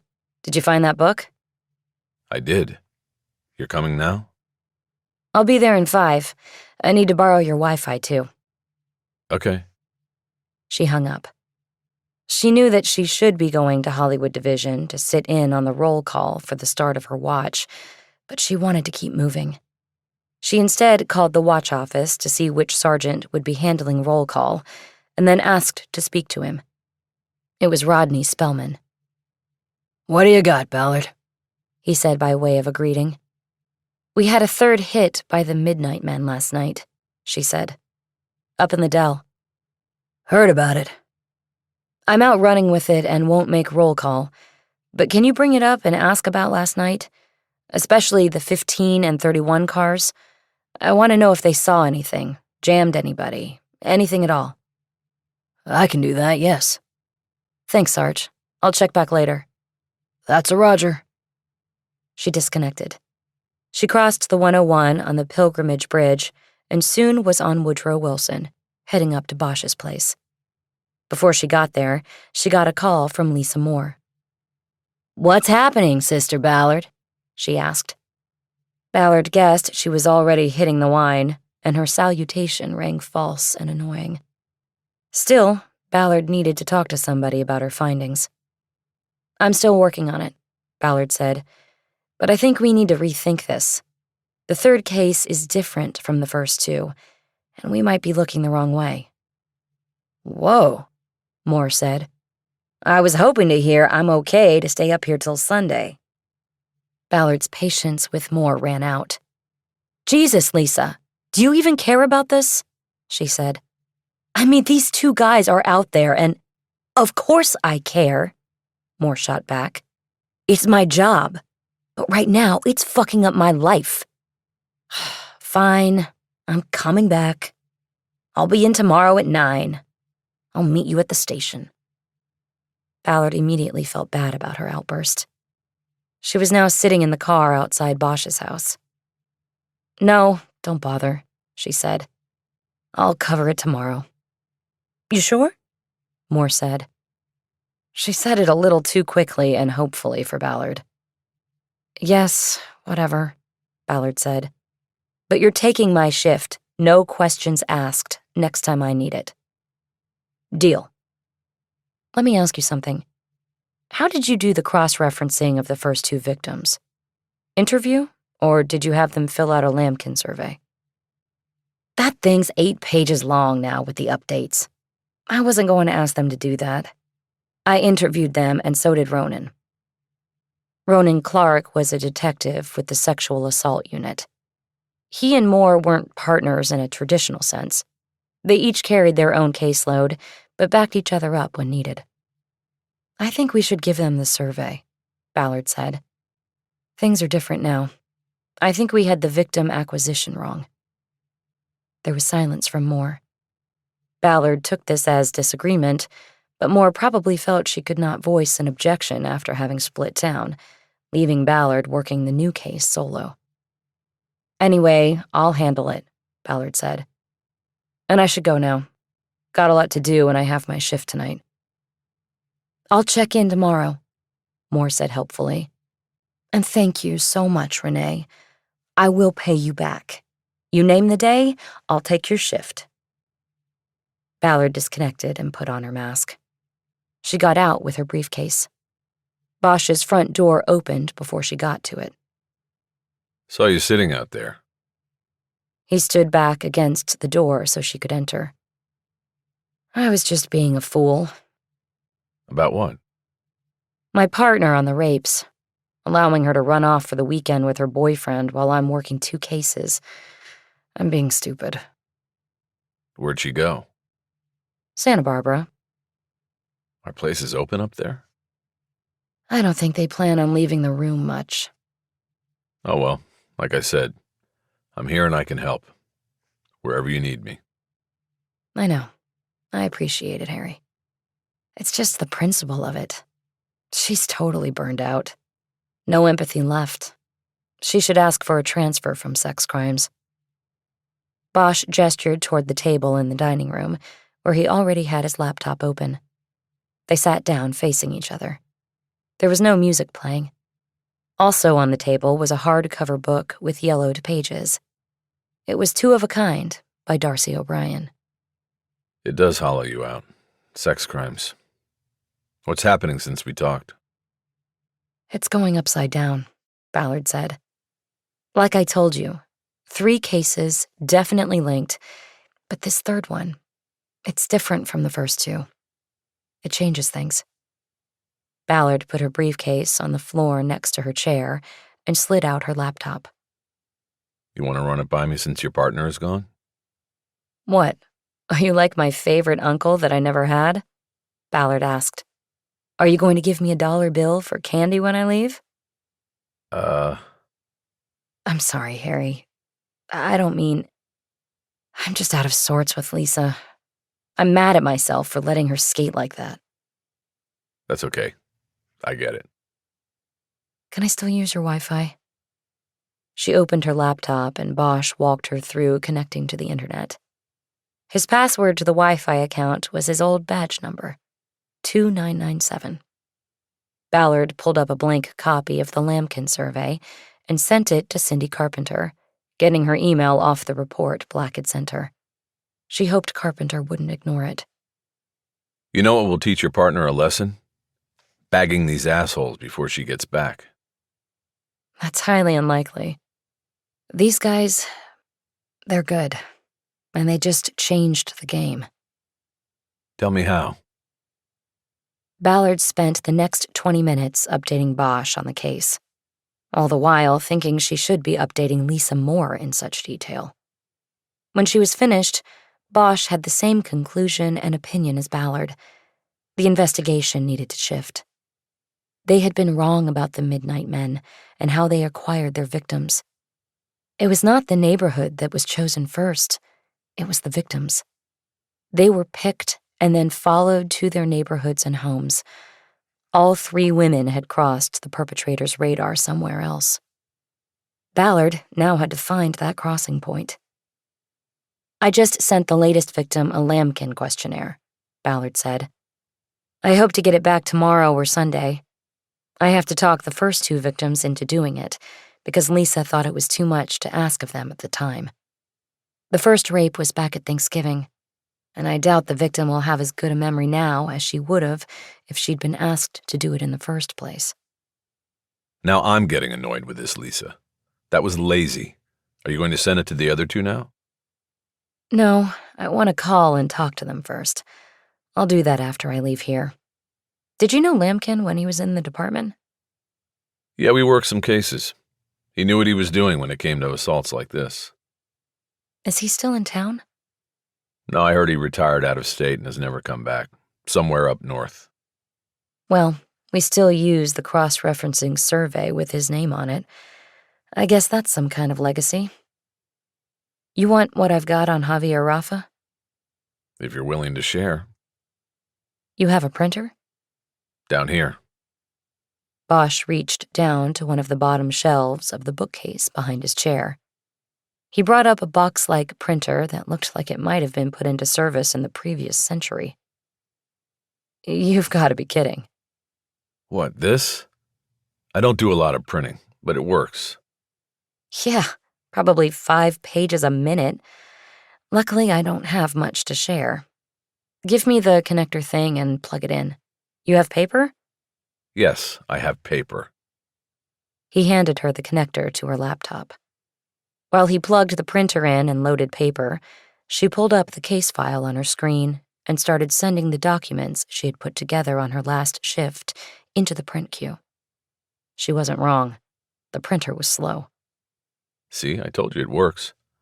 Why do I need a fancy-ass printer? He seemed proud of his techno stubbornness.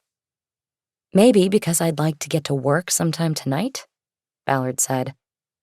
"I still haven't even looked at the stuff from your case." Bosch ignored her and took the first 2 pages, the only 2 pages so far, out of the printer's tray. Ballard had sent him the 2-page incident report first, followed by the investigative chronology, witness statements, and the crime scene map. She wasn't sure what he could do with it all, but the chrono was the most important because it contained step-by-step summaries of the moves Ballard had made through the night.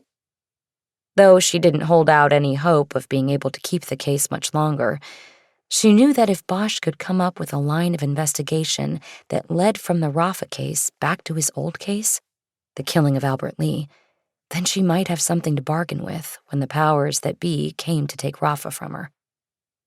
She waited patiently for the pages to print, but she was feeling anxious about not getting to the station and showing her face, let alone tackling the work that was waiting for her on the Midnight Men cases. You want something to drink? I could brew some coffee. This could take a while. "Will the coffee be faster than the printer?" Ballard asked. Probably. "Sure, I could use some caffeine." Bosch got up from the table and went into the kitchen. Ballard stared at the decrepit printer and shook her head. After you came by here this morning, you didn't get any sleep, did you?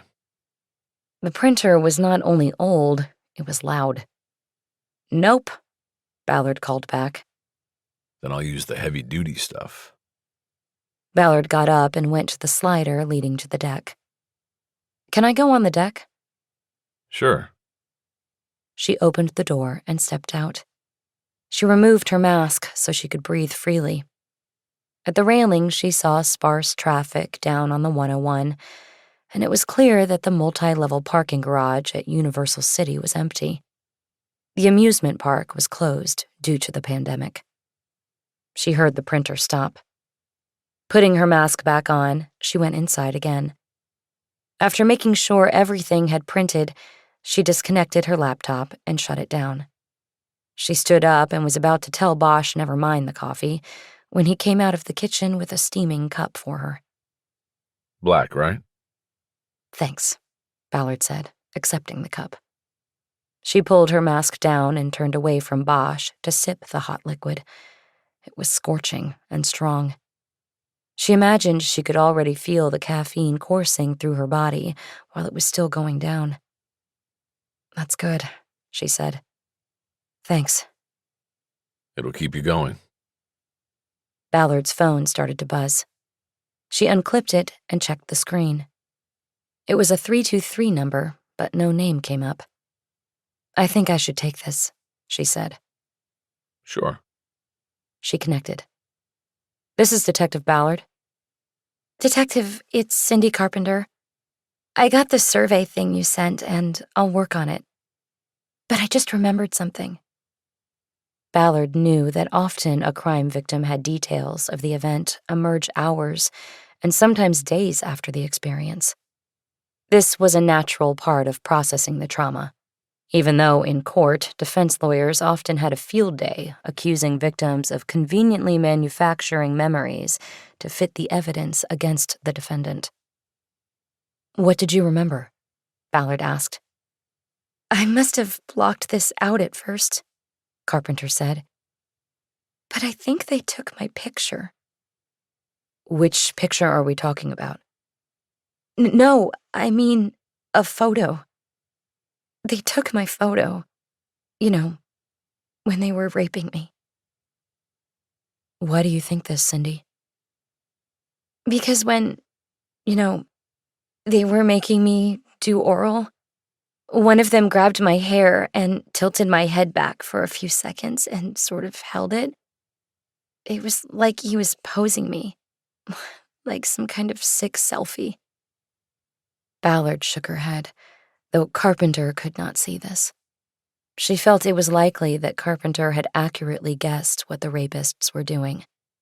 She thought maybe this was the reason behind the masking of the victims, as well as the ski masks. They didn't want the victims to know the attacks were photographed or possibly recorded. This opened a new set of questions as to why the rapists were doing this, but it still advanced Ballard's thinking on their MO. And it renewed her resolve to catch these two men, no matter what help she got or did not get from Lisa Moore. "Are you there, Renee?" Carpenter said. "Can I call you Renee?" "Sorry, I'm here. And yes, please call me Renee," Ballard said. "I was just writing that down. I think you're right, and it's a good detail to know. It helps us a lot. We find that photo on their phone or computer, then they go away. It's ironclad evidence, Cindy." "Well, then good, I guess." "I know it's another painful thing, but I'm glad you remembered it. I'll be writing up a crime summary that I'll want you to review, and I'll put it in." "Okay." "Now, on the survey I just sent you, there's a section where it asks you to make a list of anybody you know who might want to hurt you for whatever reason. That's very important, Cindy. Think hard about that. Both people you know and people you don't really know. An angry customer at the coffee shop, someone who thinks you offended them in some way. That list is important." "You mean, should I do that first?" "Not necessarily, but I want you to be thinking about it. There is something vindictive about this, with the photo and the cutting of your hair, all of that." "Okay." "Good. Then I'll talk to you tomorrow to see how you're doing with your homework." Carpenter was silent, and Ballard felt that her attempt to inject humor with the homework angle had fallen flat. There was no humor to be found in this situation. Anyway, I know you have to work early tomorrow," Ballard continued clumsily. "But see what you can get done, and I'll check in with you in the afternoon." "Okay, Renee," Carpenter said. "Good," Ballard said. "And Cindy, you can call me anytime you want. Goodbye now." Ballard disconnected and looked at Bosch. "That was the victim. She thinks they took a photo during the oral cop."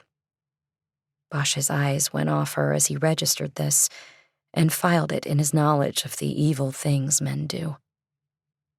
That changes things some. Yes, it does.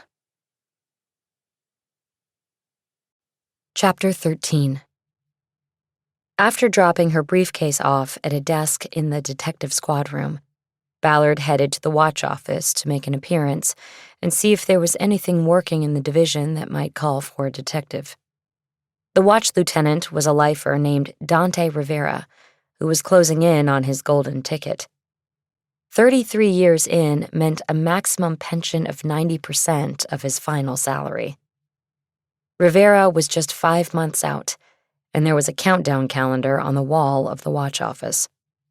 He tore off a page every day, not only to keep the count, but to remove the profane comments written on the date by a dayside wise-ass. Rivera had spent most of his years working various assignments at Hollywood Division. He was considered an old-timer by department standards, but as he had joined early, he was still not even close to 60 years old. He'd take his 90%, supplement it with a part-time security job or a PI ticket, and do nicely the rest of his days. But his years on the job had also wrapped him in a tight cocoon of inertia. He wanted each midnight shift to go by as smooth as glass. He wanted no waves, no complications, and no issues. "LT," Ballard said. "What do we have happening tonight in the big bad city?" "Nada," Rivera said. "All quiet on the Western Front." Rivera always used that phrase, as if Hollywood were at the edge of the city. Perhaps at night that was valid, as the wealthy neighborhoods out west usually grew quiet and safe. Hollywood was the Western Front. Most nights, Ballard hated hearing him say all was quiet, because she was looking for a case or something to join in on. But not this night. She had work to do. "I'll be in the D Bureau and on my rover," she said. "I have follow-ups on last night's capers. Have you seen Spellman around?" "Sergeant Spellman? Rivera asked. He's next door. Ballard noted the correction as she left the watch office and walked into the central hallway. She went down to the next office, which was informally called the sergeant's office because it was a spot where the supervisors could separate themselves from the troops to make calls, write reports, or decide whether to write up officers for breaking procedure. Spellman was alone in the room and sitting at a long counter, looking at a video on his laptop. He immediately closed the laptop when Ballard walked in. Ballard, what's up? I don't know. Came in to ask you what's going on and to see if anything came up in roll call about my case in the Dell. It looked like he had been watching body cam footage of an approach to a parked car. That was part of his job, so his quickly closing the laptop made Ballard think that what was on the camera was one of the two Fs, use of force or people fucking, both of which could happen on any traffic or stationary car stop. Oh, yeah. Forgot to get back to you, Spellman said. Things got hectic in roll call because we had Vice come in for an intel session, and then I had to get people out on the streets. But I grabbed Vitello and Smallwood at the kit room before they went out. They had nothing remarkable last night. Plus, they got pulled out of their zone on a couple backups. Okay, Ballard said. Thanks for asking. She turned and headed out of the room. It was small and stuffy and smelled like whatever cologne Spellman was wearing. Ballard took the long way back to the D Bureau so she would not have to walk through the watch office again. She figured out of sight meant out of mind with Rivera. Back at the desk she had borrowed, she got out a notebook, opened her laptop, and called up her files on the Midnight Men cases. She found the cell number for the first victim, Roberta Klein, and called it. She checked the clock on the wall over the TV screens as she waited for an answer. She wrote 9:05 p.m. on a page in the notebook, so she would have it when she updated the chrono. Roberta Klein picked up on the 6th ring. Hi, Bobby. It's Detective Ballard at Hollywood Division. Did you catch them? No, not yet, but we're working the case, even on the holiday. I'm sorry to call so late. It scared me. I thought, who's calling me now? I'm sorry. How are you doing? Not good. I don't hear from you people. I don't know what's going on. I'm scared. I keep thinking they might come back because the LAPD can't catch them. Once more, Ballard found herself annoyed with Lisa Moore. Sex assault cases required a lot of hand-holding of victims. They needed to be kept informed because the more they knew what the police were doing, the safer they felt. The safer they felt, the more likely they were to cooperate. In a rape case, cooperating could mean staring down your attacker in a lineup or in court. That took guts, and it took support. Here was just another situation where Lisa had dropped the ball. This was her case. Ballard was only the nightside detective. She wasn't lead. Until now, apparently. Well, I promise we're on this case full time, and that's why I'm calling, Ballard said. I left my job, Klein said. What do you mean? I quit. I don't want to leave my house until they're caught. I'm too scared. Have you seen any of the therapists we told you about? I hate Zooming. I stopped. It's so impersonal. Well, I think you should maybe reconsider that, Bobby. It could help you get through this time. I know it's If you didn't catch them, why are you calling me? It was clear that Klein wasn't interested in hearing how a therapist on a computer screen could help her through the dark hours. Bobby, I'm going to level with you, because I know you are a strong individual, Ballard said. We need to refocus the investigation, and we need your help with it. How? Klein asked. Why? Because we were looking at this case from a neighborhood angle. We thought that these men chose the neighborhood first and then looked for a victim in it, because there was easy and quick access in and out. And that's not what happened? Well, We think maybe it was victim-specific targeting. What does that mean? Her voice became a bit shrill as she began to understand. They may have crossed paths with you in a different way, Bobby. And we need to— You mean they picked me specifically? There was a sharp scream, reminding Ballard of times when she had inadvertently stepped on her dog's paw. Bobby, listen to me, Ballard said quickly. There is nothing to be afraid of. We really don't think they will come back. They have moved on, Bobby. What does that mean? Klein asked. Is there another victim? Is that what you're saying? Ballard realized that the whole conversation had gotten away from her. She had to steer it back on course, or end it and move to the next victim, using everything she had learned from mishandling this call on the next one. Bobby, I need you to calm down so I can talk to you and tell you what's going on, Ballard said. Can you do that for me? There was a long silence before the woman on the other end responded. Okay, she said in an even tone.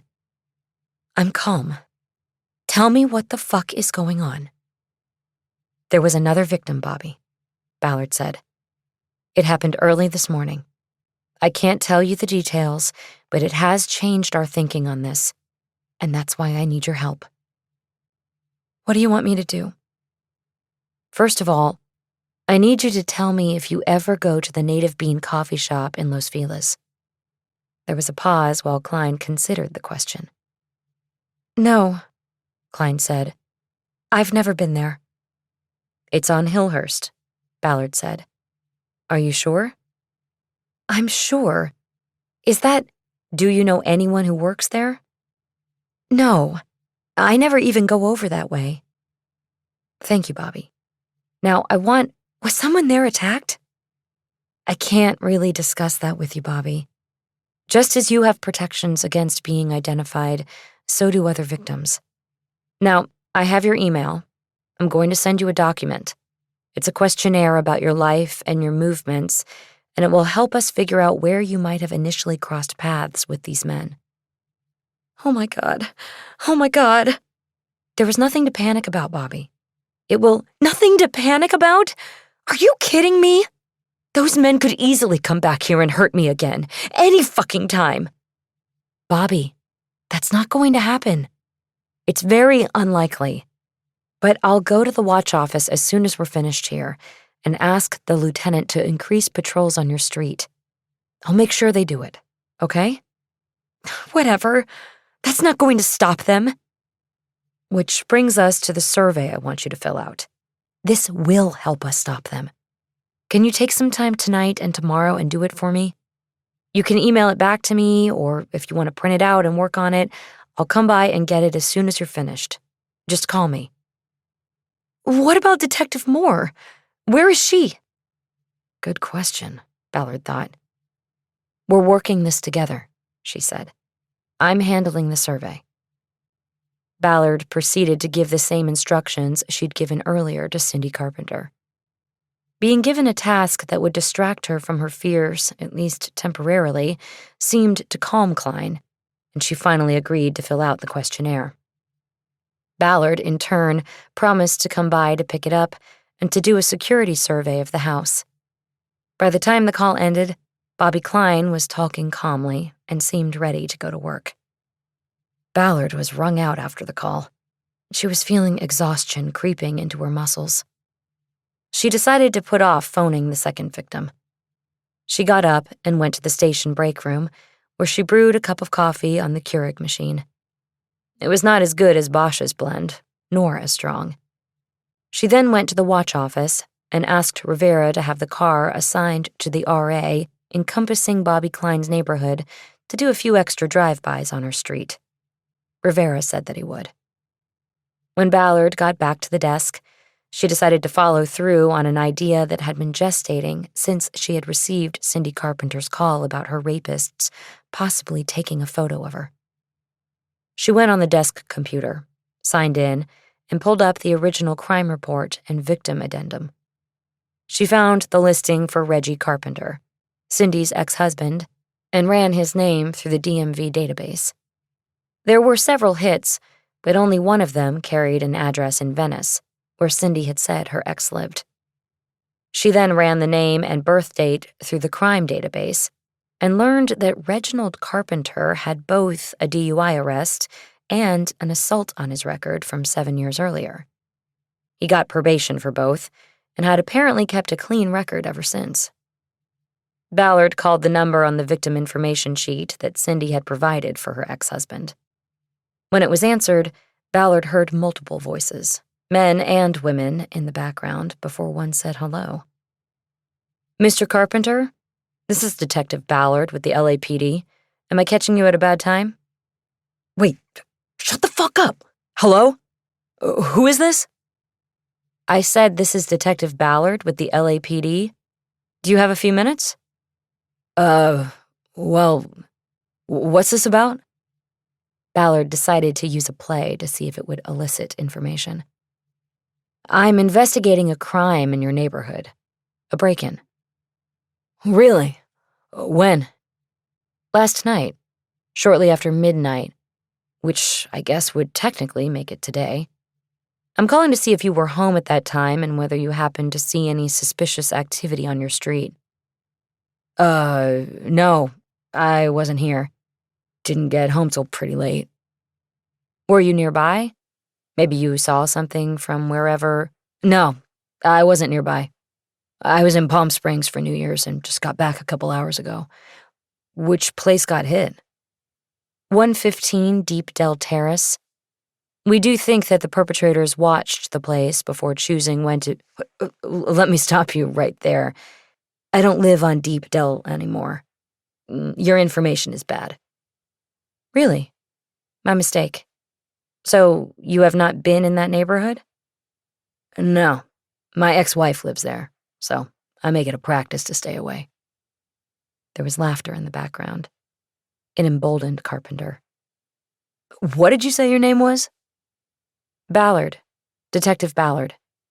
"Well, I can't help you, Detective Ballard. What happens there is really not my concern anymore."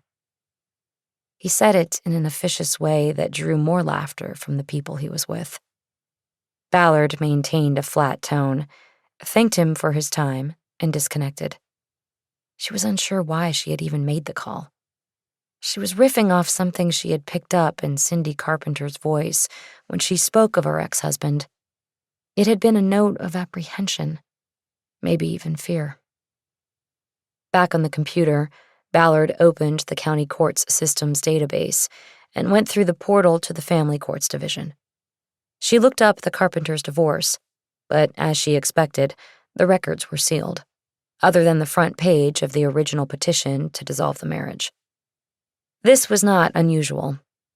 Ballard knew that most divorce cases were sealed because the parties usually hurled negative accusations at each other, and public dissemination of these could damage reputations, especially without offers of proof. Ballard was able to glean 2 facts from the limited information. One was that the divorce action had been initiated by Cindy, and the other was the name, address, and phone number of her attorney. Ballard Googled the attorney's name, Evelyn Edwards, which led her to a website for a law firm called Edwards & Edwards, specializing in family law. According to the website, the law firm offered its services 24 hours a day, 7 days a week. Ballard pulled up the bio on Edwards and saw a smiling photo of an African-American woman in her late 30s. Ballard decided to test the firm's claim of being there for you 24/7. She called the number from the divorce filing and reached a robot answering service that asked her to leave a message and assured her that Ms. Edwards would call back as soon as possible. Ballard left a message. "My name is Renee Ballard. I'm a detective with the LAPD, and I need Evelyn Edwards to call me back tonight. I am investigating a violent crime involving one of her clients. Please call me back." Ballard disconnected the call and sat unmoving for a long moment, half expecting Edwards to call back immediately, yet she knew that was unlikely. She started thinking about next moves and the need to start a cross-referencing file into which she would put the data she would receive from the 3 victims of the Midnight Men. She opened a new file folder on her laptop, but before she could even name it, her phone buzzed. It was Evelyn Edwards. "Sorry to interrupt your Friday night." "Detective, I must say, that was not the kind of message one would like to receive on any night. Which of my clients has been victimized?" "Cindy Carpenter. You handled her divorce 2 years ago." "Yes, she's my client. What happened?" "She was the victim of a home invasion. Because we have an open investigation, I'm not going to go into details. I hope you understand that." There was a moment during which Edwards read between the lines. "Is Cynthia okay?" she asked. "She's safe and doing better," Ballard said. "Was it Reginald?" "Why would you ask that?" "Because I don't understand why you would call me if this didn't have anything to do with her divorce and her ex-husband. I can tell you that her ex-husband is not a suspect at this time, but any thorough investigation includes looking at all possibilities, so that's what we're doing. I looked up the divorce records and saw that they were sealed. This is what brings me to call you." "Yes, the records are sealed for a good reason. I would be in violation of a court order, as well as my obligations to attorney-client privilege and confidentiality, if I were to discuss such matters with you. I thought maybe there was a workaround on that you could tell me about the relationship without breaking the seal, so to speak." "Did you not ask Cynthia?" "I did, and she was reluctant to talk about it today. I didn't want to press it. She's had a difficult day." "What are you not telling me, Detective?" It was always the lawyer who wanted to ask questions instead of answer them. Ballard ignored this. "Can you tell me this?" Ballard said. "Who asked the judge to seal the records?" There was a long pause while Edwards apparently reviewed the rules of law to determine if she could answer. "I can tell you that I asked the judge to seal the record," she finally said. "And that request would have been in open court." Ballard got the hint. "You know I am not going to be able to find a transcript of that hearing on a Friday night," Ballard said. "Maybe not even on Monday. Would it break the rules for you to summarize why you asked the judge in open court to seal the record?" "Without first consulting my client, I will only tell you this," Edwards said. "The cause of action in the divorce contained allegations of things Mr. Carpenter did to my client to humiliate her. Terrible things. She didn't want those allegations contained in any public record. The judge agreed. The file was sealed. And that's all I can tell you." "Reggie's a bad guy, isn't he?" It was a shot in the dark. Ballard thought maybe she'd get a response, but Edwards didn't bite. "What else can I do for you, Detective Ballard?" she asked instead. "I appreciate your time, Miss Edwards. Thank you for calling me back." "Not at all. I hope you get whoever it was who committed this crime." "I intend to." Ballard disconnected. She leaned back in her chair to consider what she had learned from Edwards and the call to Reginald Carpenter. She had just pulled on a string without much reason other than her gut feeling about the way Cindy Carpenter talked about her ex. But this case was about 2 serial rapists who had attacked 3 different women. That this would connect to Reginald Carpenter, whether he was an abusive husband or not, seemed far-fetched. Plus, he claimed he had been in Palm Springs. She doubted he would have mentioned that to a detective if it could not be backed up. Still, the information gleaned from the 2 calls stuck with Ballard, and she decided that at some point she needed to talk to Cindy Carpenter about her ex, despite it obviously being a subject she wanted left alone. She decided in the meantime to go back to the new focus of the case, finding the nexus that connected the 3 known victims. She called the second victim, Angela Ashburn, and talked her into filling out the questionnaire that would be emailed to her. Ashburn did not exhibit the same fear and upset that Bobby Klein had. Though expressing reluctance to reopen thoughts about the assault, she ultimately agreed to work on the Lambkin survey the next day, since she would be off from work. Ballard thanked her and said she would check in with her Saturday afternoon. Ballard went back to work on her laptop, setting up a file in which she would collate the information that would come in from the victims. She had just begun the task when she heard her call sign come up on the rover she had placed on her desk. She could tell it was Lieutenant Rivera by the slight accent in his voice. "Go for 6 William 26. She waited 30 seconds for Rivera to come back up on the radio. "Code 6, Adam 15, Cahuenga and Odin." This meant patrol officers needed help with an investigation and were requesting a detective. It didn't indicate what the investigation or crime was about. Ballard was often called to a scene where she did not know the details ahead of time. 9 out of 10 times, a detective was actually not needed, and the call was an attempt by patrol officers to lay off some of their responsibilities and work on her. In this case, she knew the Adam 15 car was Vitello and Smallwood, and she expected this to be one of those times. But she responded in the affirmative to Rivera without asking for additional information. "Roger, 6 William 26. She closed her laptop, put it in her briefcase, and grabbed the rover.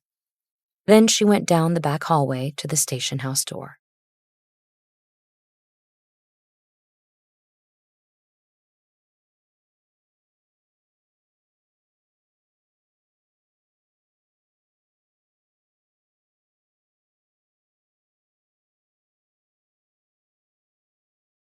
Chapter 14. Coming out of the station's parking lot, Ballard went east 1 block, passing the fire station, and took a left onto Cahuenga. It was a straight shot up to the Cahuenga Pass, where she saw the blue flashers up ahead at the intersection with Odin. She pulled in behind the patrol car, which was behind a dark coupe. Vitello and Smallwood stood between the 2 cars, with a man who had his wrists cuffed behind his back. Ballard got out with her rover in hand. "Fellas," she said. "What's up?" Smallwood signaled her to follow him to the front of the coupe so they could talk out of earshot of the man in cuffs. "Hey, Mallard, we got one of the dirtbags you're looking for," Smallwood said. Ballard ignored the play on her name from the officer whose own name provided so much more comedy in the division. "What dirtbags?" Ballard asked. "You know, the tag team," Smallwood said. "The rapists that hit last night. This guy's one of them." Ballard looked over Smallwood's shoulder at the man in handcuffs. He stood with his head down in shame. "And how do you know that?" she asked. "Why'd you stop him?" "We stopped him on a deuce," Smallwood said. "But check out the floor of the back seat. We didn't search in case you need a warrant or something. We didn't want to fuck anything up, you know?" "Let me see your light. Did you talk to this guy at all?" "Not at all. Didn't want to fuck up." "Yeah, you said that." Smallwood gave her his flashlight, and she walked down the side of the coupe and pointed the beam through the windows into the car. She scanned the front seats and center console before moving to the back. In the footwell on the passenger side, she saw an open cardboard box, and in it she could see rolls of duct tape and blue tape and a box cutter. She felt the beginning of an adrenaline rush. She stepped behind the car and put the light on the man in handcuffs, blinding him and forcing him to turn away. He had dark, curly hair, was mid-30s, and had acne scars on his cheeks. "Sir, where were you coming from when the officer stopped you?" "I was up on Mulholland." "You were drinking?" "I had a couple beers after I finished my work. When I was parked at the Overlook." Ballard picked up what sounded like a slight English accent. None of the victims of the Midnight Men had reported that either of the rapists had an accent. Still, she knew it could be a ploy. "Where were you going just now when you got stopped?" Just home." "Where's that?" Vitello handed her a driver's license. She put the light on it and read it as the man gave the matching address. He was Mitchell Carr, 34 years old, and living on Commonwealth in Los Feliz. Ballard realized he could be her neighbor. She handed the license back to Vitello. "You run him?" she asked. "He's clean, except for motor vehicle violations," Vitello said. "I only had 2 beers," Carr added helpfully. Ballard looked at him. She noticed something clipped to his belt and put the light on it. It was a retractable tape measure. The adrenaline buzz started to ebb. This didn't feel right. "Where are you from?" she asked. "Originally." "New South Wales," Carr said. "A long time ago." Vitello leaned toward her confidentially. "Australia," he whispered. Ballard raised her hand and gestured him back without touching him. "What do you do for a living, sir?" she asked. "Interior design work," Carr said. "You're a designer?" "Well, no, I work for an interior designer." "Doing what?" "Delivering and installing furniture, hanging pictures, taking measurements, that sort of thing." Ballard looked at Smallwood, who had joined them between the cars. She handed him back his flashlight and turned back to Carr. "What's with the box cutter and the tape in your car?" she asked. "I was taping out furniture dimensions in a house," Carr said, "so the owner could see where everything was going to go, how it would fit." "This was up on Mulholland?" "Actually, it was on a street up there called Outpost, right by Mulholland." "Do you carry a hand vacuum on your job?" "What do you mean?" "Like a battery-operated vacuum. A dustbuster type of thing." "Oh, no, not really. I supervise furniture installations, and those guys usually do the cleanup after." "Do you mind if we look in your trunk, Mr. Carr?" "Go ahead. What do you think I did?" Ballard ignored the question and nodded to Smallwood.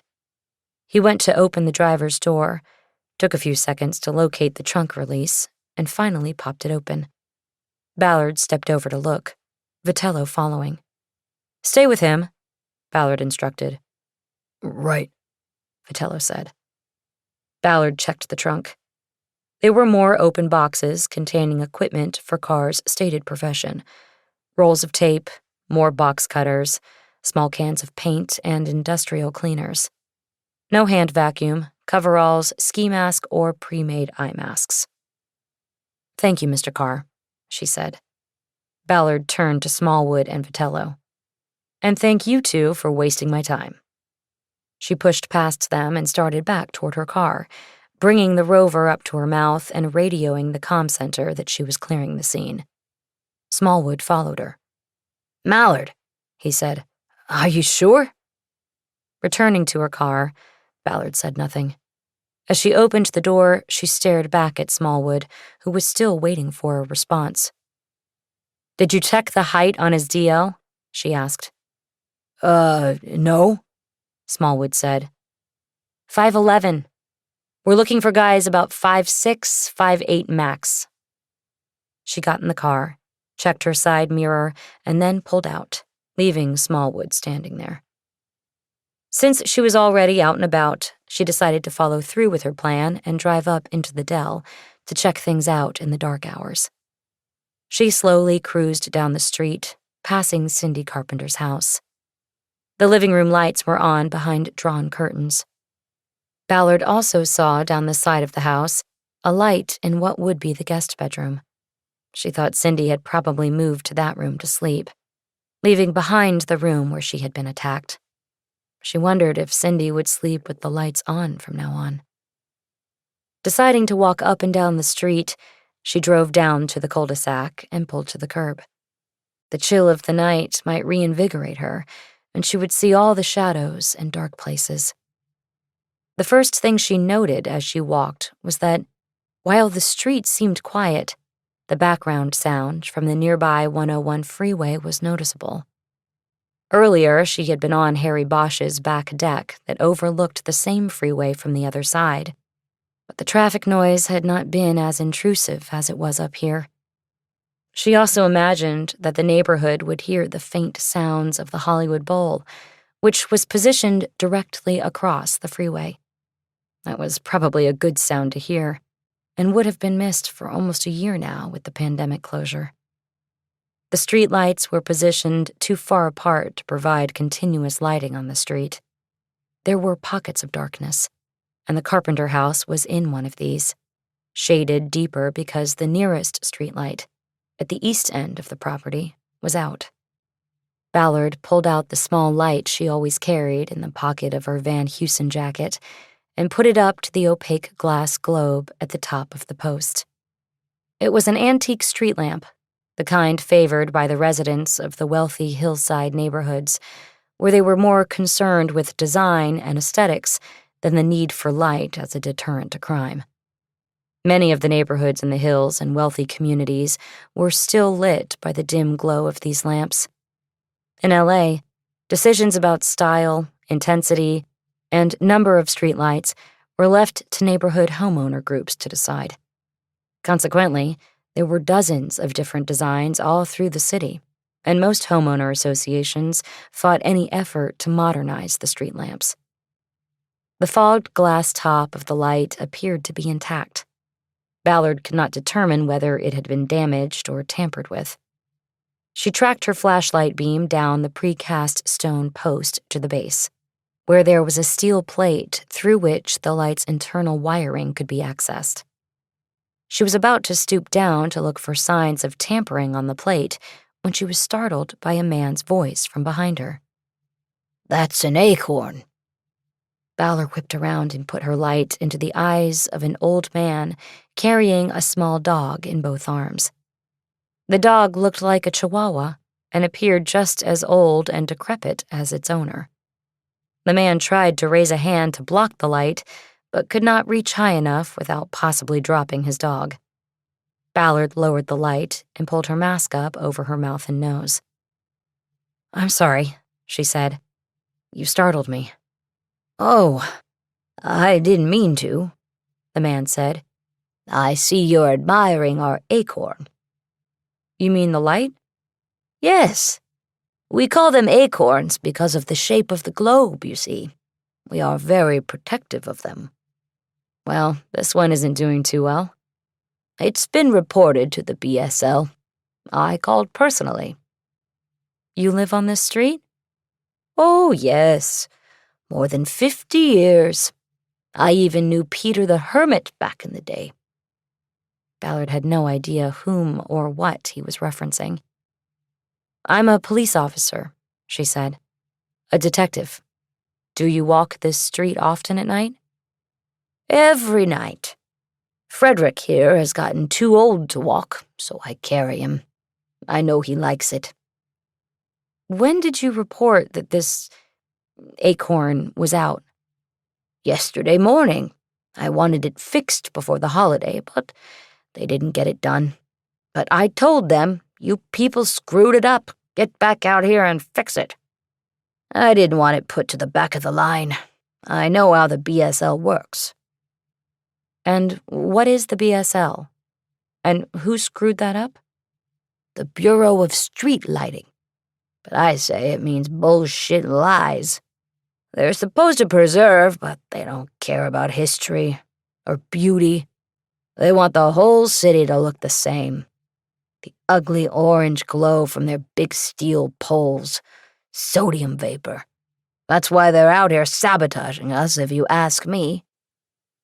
At that moment, Ballard became very interested in the old man. "What is your name, sir?" "Jack Kersey, chairman of the Street Lighting Committee, Hollywood Dell Association." "When did you notice that this one was out?" "Wednesday night on our walk. Day before yesterday." "And do you think it was sabotaged?" "I know it was. I saw them up here with their van. How many BSL guys does it take to unscrew a streetlight? I guess the answer's 2. They were here, and then that night, it never came on." Ballard had been pointing her light at the ground. She now pointed the beam back at the access plate at the base of the streetlight. "They were working on it here?" she asked. "That's right," Kersey said. "By the time I grabbed Frederick and got up here, they were turning around to leave. I waved at them, but they just drove on by me." "Did you get a look at either one of them?" "Not really. The guy driving was white. He had red hair, I remember that." "What about the other guy?" He shook his head. "I was just looking at the driver, I guess." "Tell me about their van. What color was it?" "It was white. Just a van." "Were there markings on it? Like Bureau of Street Lighting or a city seal or anything?" Yeah. I saw it. BSL. Right on the door when they blew by me." "You mean you saw the letters? BSL?" "Yeah. Right on the door." "And could you tell what kind of van it was?" "Not really.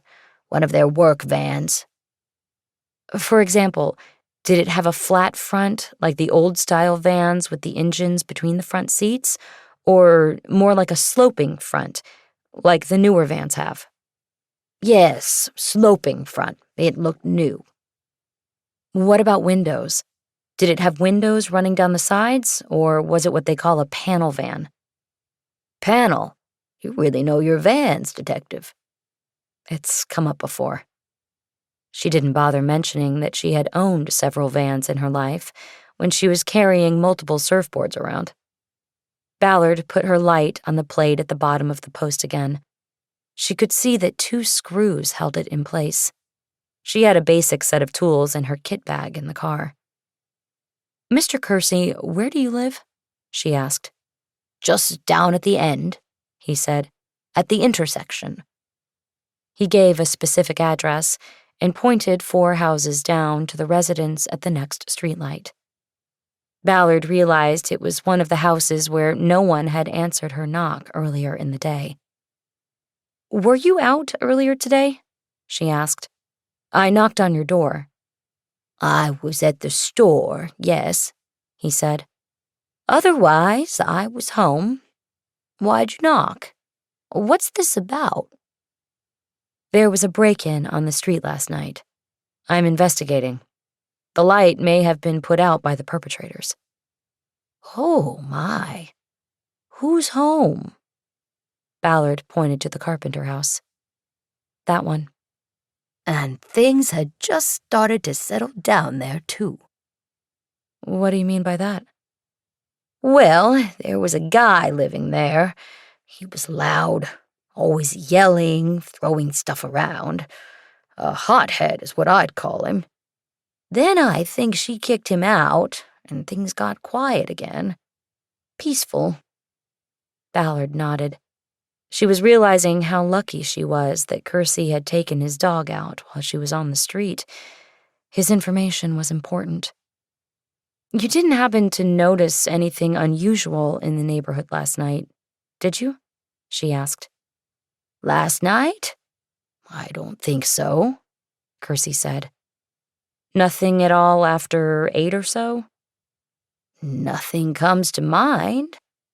Sorry, Detective." "It's all right, Mr. Kersey.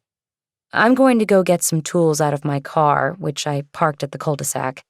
I need to open that plate up. I'll be right back." "I probably should be putting Frederick to bed. He gets tired, you know." Ballard asked him for his phone number in case she wanted to follow up with any questions or show him photos of vans. "Thank you, Mr. Kersey," she said. "Have a good night." "You too, Detective," Kersey said. "Good night, and stay safe." He turned and headed back down the street, murmuring words of comfort to the dog in his arms. Ballard walked up the street to her car, got in, and drove it down to where the darkened streetlight was. She popped the trunk and opened the plastic mini-tool set she kept in the kit bag. After pulling on gloves, she returned to the streetlight with a screwdriver and quickly removed the access plate. The screws were tight, but turned easily. It was not what she expected for something that was essentially an antique. She noticed a faded manufacturer tag on the plate that said Pacific Union Metal Division. Once she had removed the plate, she pointed the beam into the opening and saw a tangle of wires hanging from a metal conduit that she assumed ran up the post to the light assembly. One of the wires had been cut, its copper center still shining brightly in the flashlight beam. The copper was not degraded or oxidized at all, indicating that it had been freshly cut. Ballard had no doubt. The Midnight Men had cut the wire and killed the light on Wednesday before coming back Thursday night to break into Cindy Carpenter's house to rape her. They had been as unlucky with Jack Kersey as she had been lucky. He had seen them, and he knew something about streetlights. His basic description of the van driver having red hair matched Cindy's description of one of her attackers. She now felt bad about giving Smallwood and Botello shit for calling her out on the traffic stop. If they had not done that, she might not have cruised the neighborhood at the right time and run into Jack Kersey. Things felt as though they had aligned for her somehow, and now she was a step closer to the Midnight Men. She screwed the access plate back into place and then headed back to her car. She wanted to drive south and check the streetlights outside the homes of the first two victims. Chapter 15. The streetlights were all now burning brightly on the streets where the first two Midnight Men attacks had occurred. Ballard did, however, get a direct example of the eclectic nature of the city's street lighting program. The two streets carried different styles of globes and posts, including ornate iron posts and double-globed lights on one street and simple acorns on the other. Ballard was annoyed at herself that she was a detective who worked the midnight shift, but had never noticed the difference in streetlights from neighborhood to neighborhood. It served as a reminder to always be observant, to look for the details that made a difference. She was pulled to the side of the road, looking up an address for the Bureau of Street Lighting, when she got another call out for the night detective. She needed to respond to a death scene under the Gower Street overpass. She noted the address of the nearest BSL office. There were actually many, and started the drive to Gower. She knew she was headed to one of the most crowded, ugliest homeless communities in Hollywood. During the pandemic, it had grown from a few tents to a full community of tents, lean-tos, and other ragtag structures, some built with amazing ingenuity, belonging to a homeless community that numbered at least 100 people.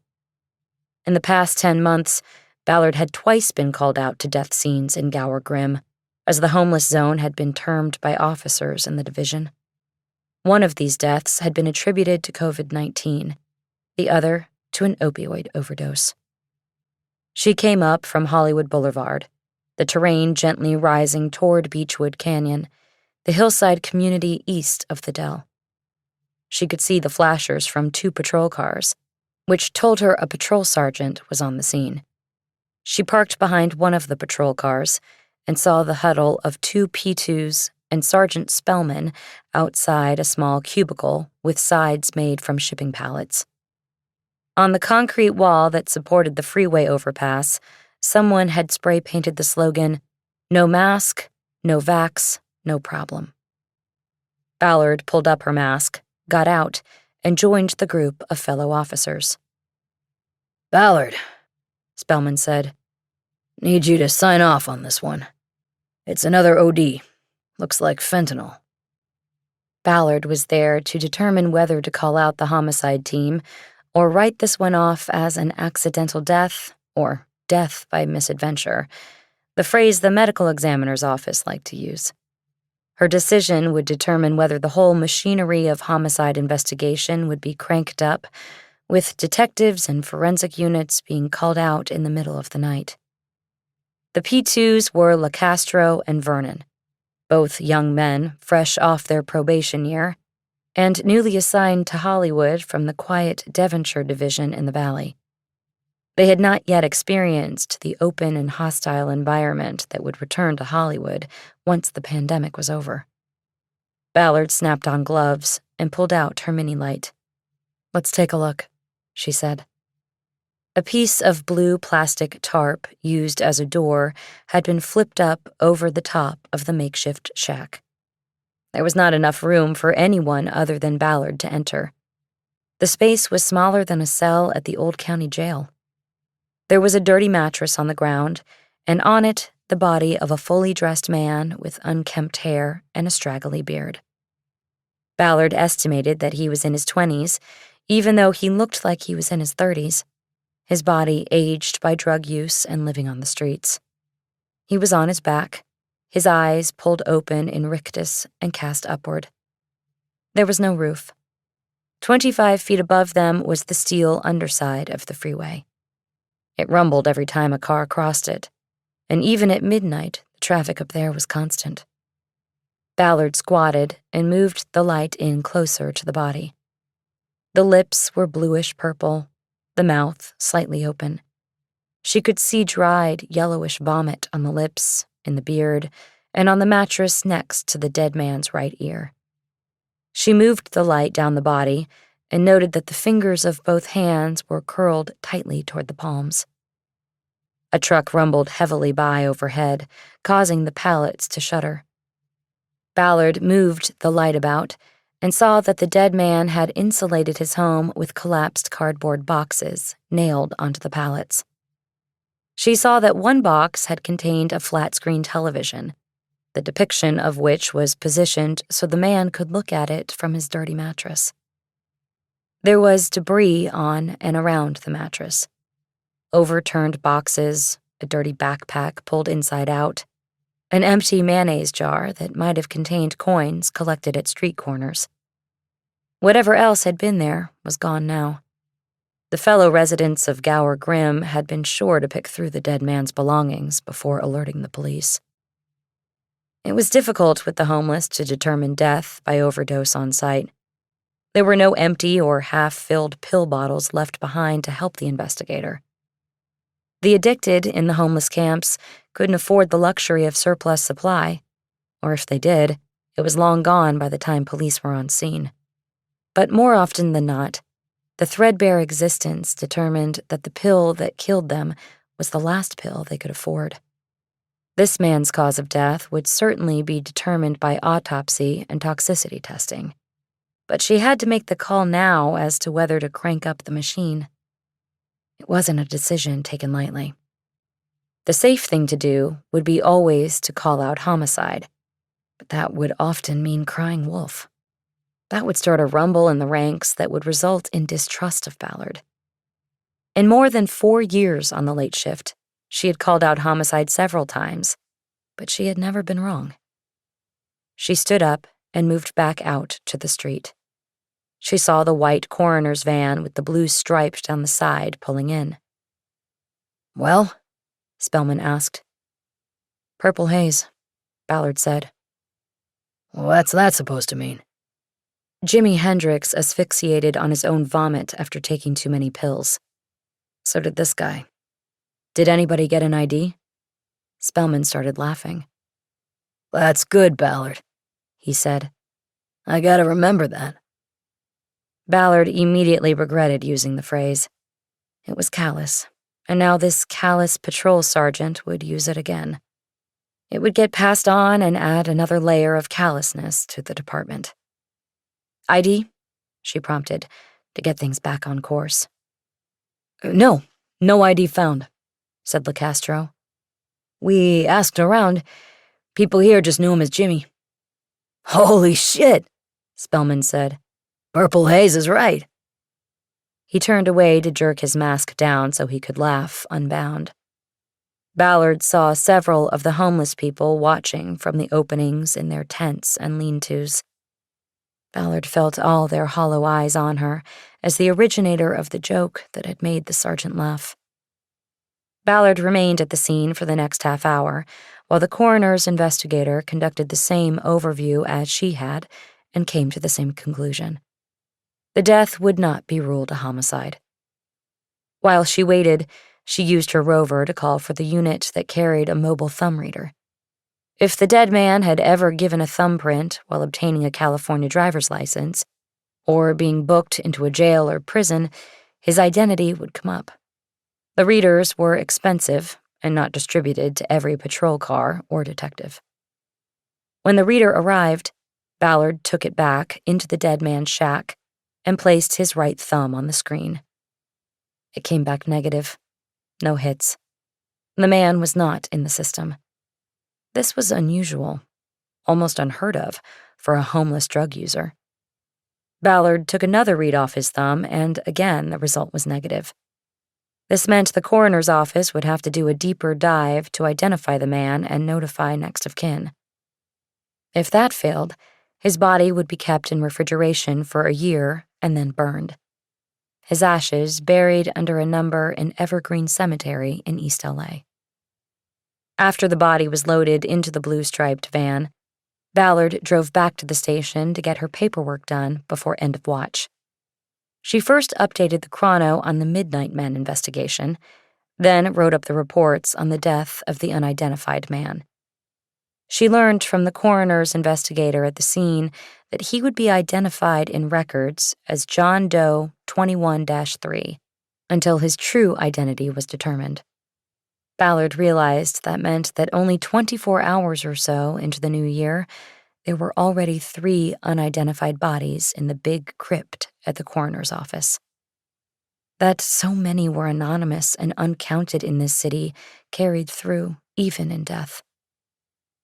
When finished, she printed out her reports and left copies in the mailbox for the detective lieutenant. He would not see them until Monday, when he was scheduled to come back into work. She also emailed the updated chrono to Lisa Moore. This was not necessary, but she wanted the sex crimes investigator to see how far she had moved the investigation forward without her help. The paperwork took Ballard to the end of her shift at 6, but she needed to kill another hour because she wanted to swing by Native Bean when it opened at 7. She spent the time checking email and surfing the web, first putting Peter the Hermit into the search engine. She discovered that he had been a legendary denizen of the Dell. He had lived on Ivar Avenue and had long white hair and a beard, which got him work in movies with biblical themes in the 1920s and 30s. He was also credited with being one of the first to work the character impersonator trade on Hollywood Boulevard, posing in his biblical robes for tourists in exchange for tips. He was a mainstay in the Dell into the 1960s when he passed. She then found herself going to the Wags and Walks website to check out the latest offering of dogs up for rescue. Ballard was still mourning the loss of her dog Lola, who had succumbed to bone cancer 8 months earlier. With increasing frequency, she found herself checking out rescue sites, looking at photos and thinking about bringing a dog home. Lola had been a pit bull mix, and her look had intimidated more than a few people on Venice Beach. Ballard never had to worry about her belongings when she took her paddleboard out and left Lola at her tent. But now that she was living in the new apartment, there was a weight limit on acceptable animals, and Ballard was looking more for companionship than protection. She scrolled through the photos and read some of the accompanying stories, all from the dog's point of view. She finally came to Pinto, a Chihuahua mix with golden eyes and a sincere look. He had caught Ballard's eye 2 weeks ago when he first showed up on the carousel of photos of dogs needing homes. He was still there at the shelter and still available. Ballard looked up at the clock on the wall. It was time to go catch Cindy Carpenter as she opened the coffee shop for business. She looked back at Pinto. He was brown and white and had a longer snout than a purebred Chihuahua, like Frederick, the dog Jack Kersey carried. She clicked on a button under his photo, and an email form came up. She typed, "I want to meet Pinto." She hesitated, but only for a second or two, and then added her cell number and clicked the send button. She was dead tired when she crossed the station parking lot to her Defender, but she was hopeful about Pinto. She counted the hours since she had slept, and it came to almost a solid day. She wanted to take her board out to the sunset break and let the Pacific restore her, but she knew sleep was imperative. She would go by Native Bean, check on Cindy, then get to her apartment to sleep until at least noon. She drove out of the station lot and up to Sunset. She took a right, and it was a straight shot to Hillhurst. Ballard arrived at Native Bean at 7 and saw 4 people already in line at the window. She parked across the street, pulled up her mask, and got out. When it was Ballard's turn, she was not waited on by Cindy.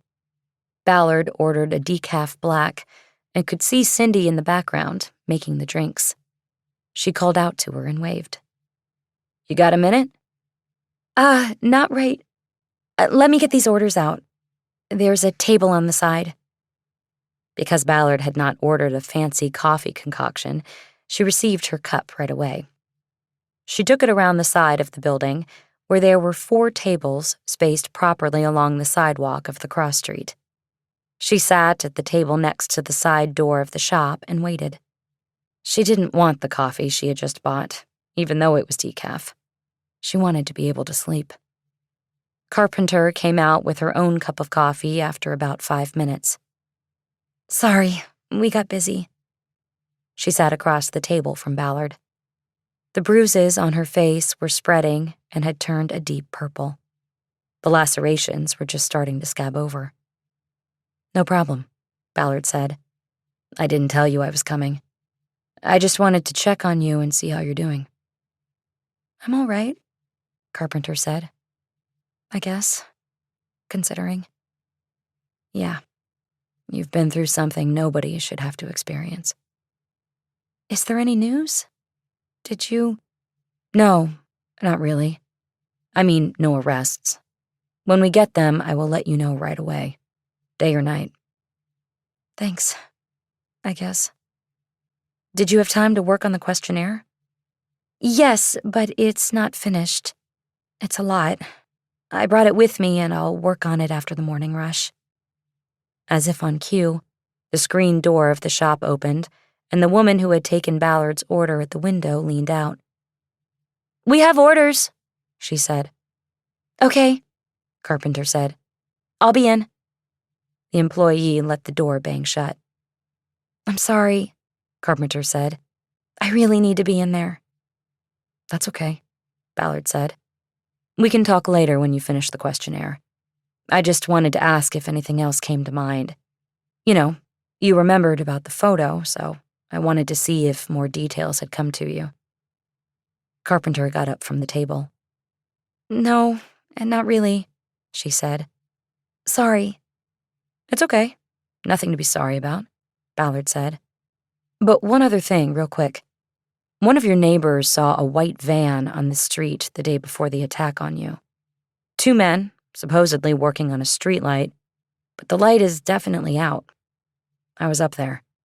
So I think it was them, and they were disabling the light to make it darker outside your house." "That's creepy," Carpenter said. "Are you sure?" "I'll check with the Bureau of Street Lighting to see if they had somebody up there, but I kind of doubt it. One of the wires in that lamppost was cut. Anyway, I just wanted to ask. You don't know anybody who owns a white van, do you?" No." "Okay. I'll let you get back to work." After Carpenter went back inside, Ballard got up and dropped her untouched coffee into a trash can. It was time to go to sleep.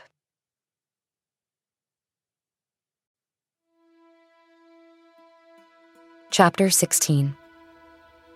The buzz from her cell phone infiltrated her sleep, pulling Ballard out of a dream about water. She pushed the sleep mask up onto her forehead and reached for the phone. She saw that it was Bosch calling, and it was exactly noon. "Harry."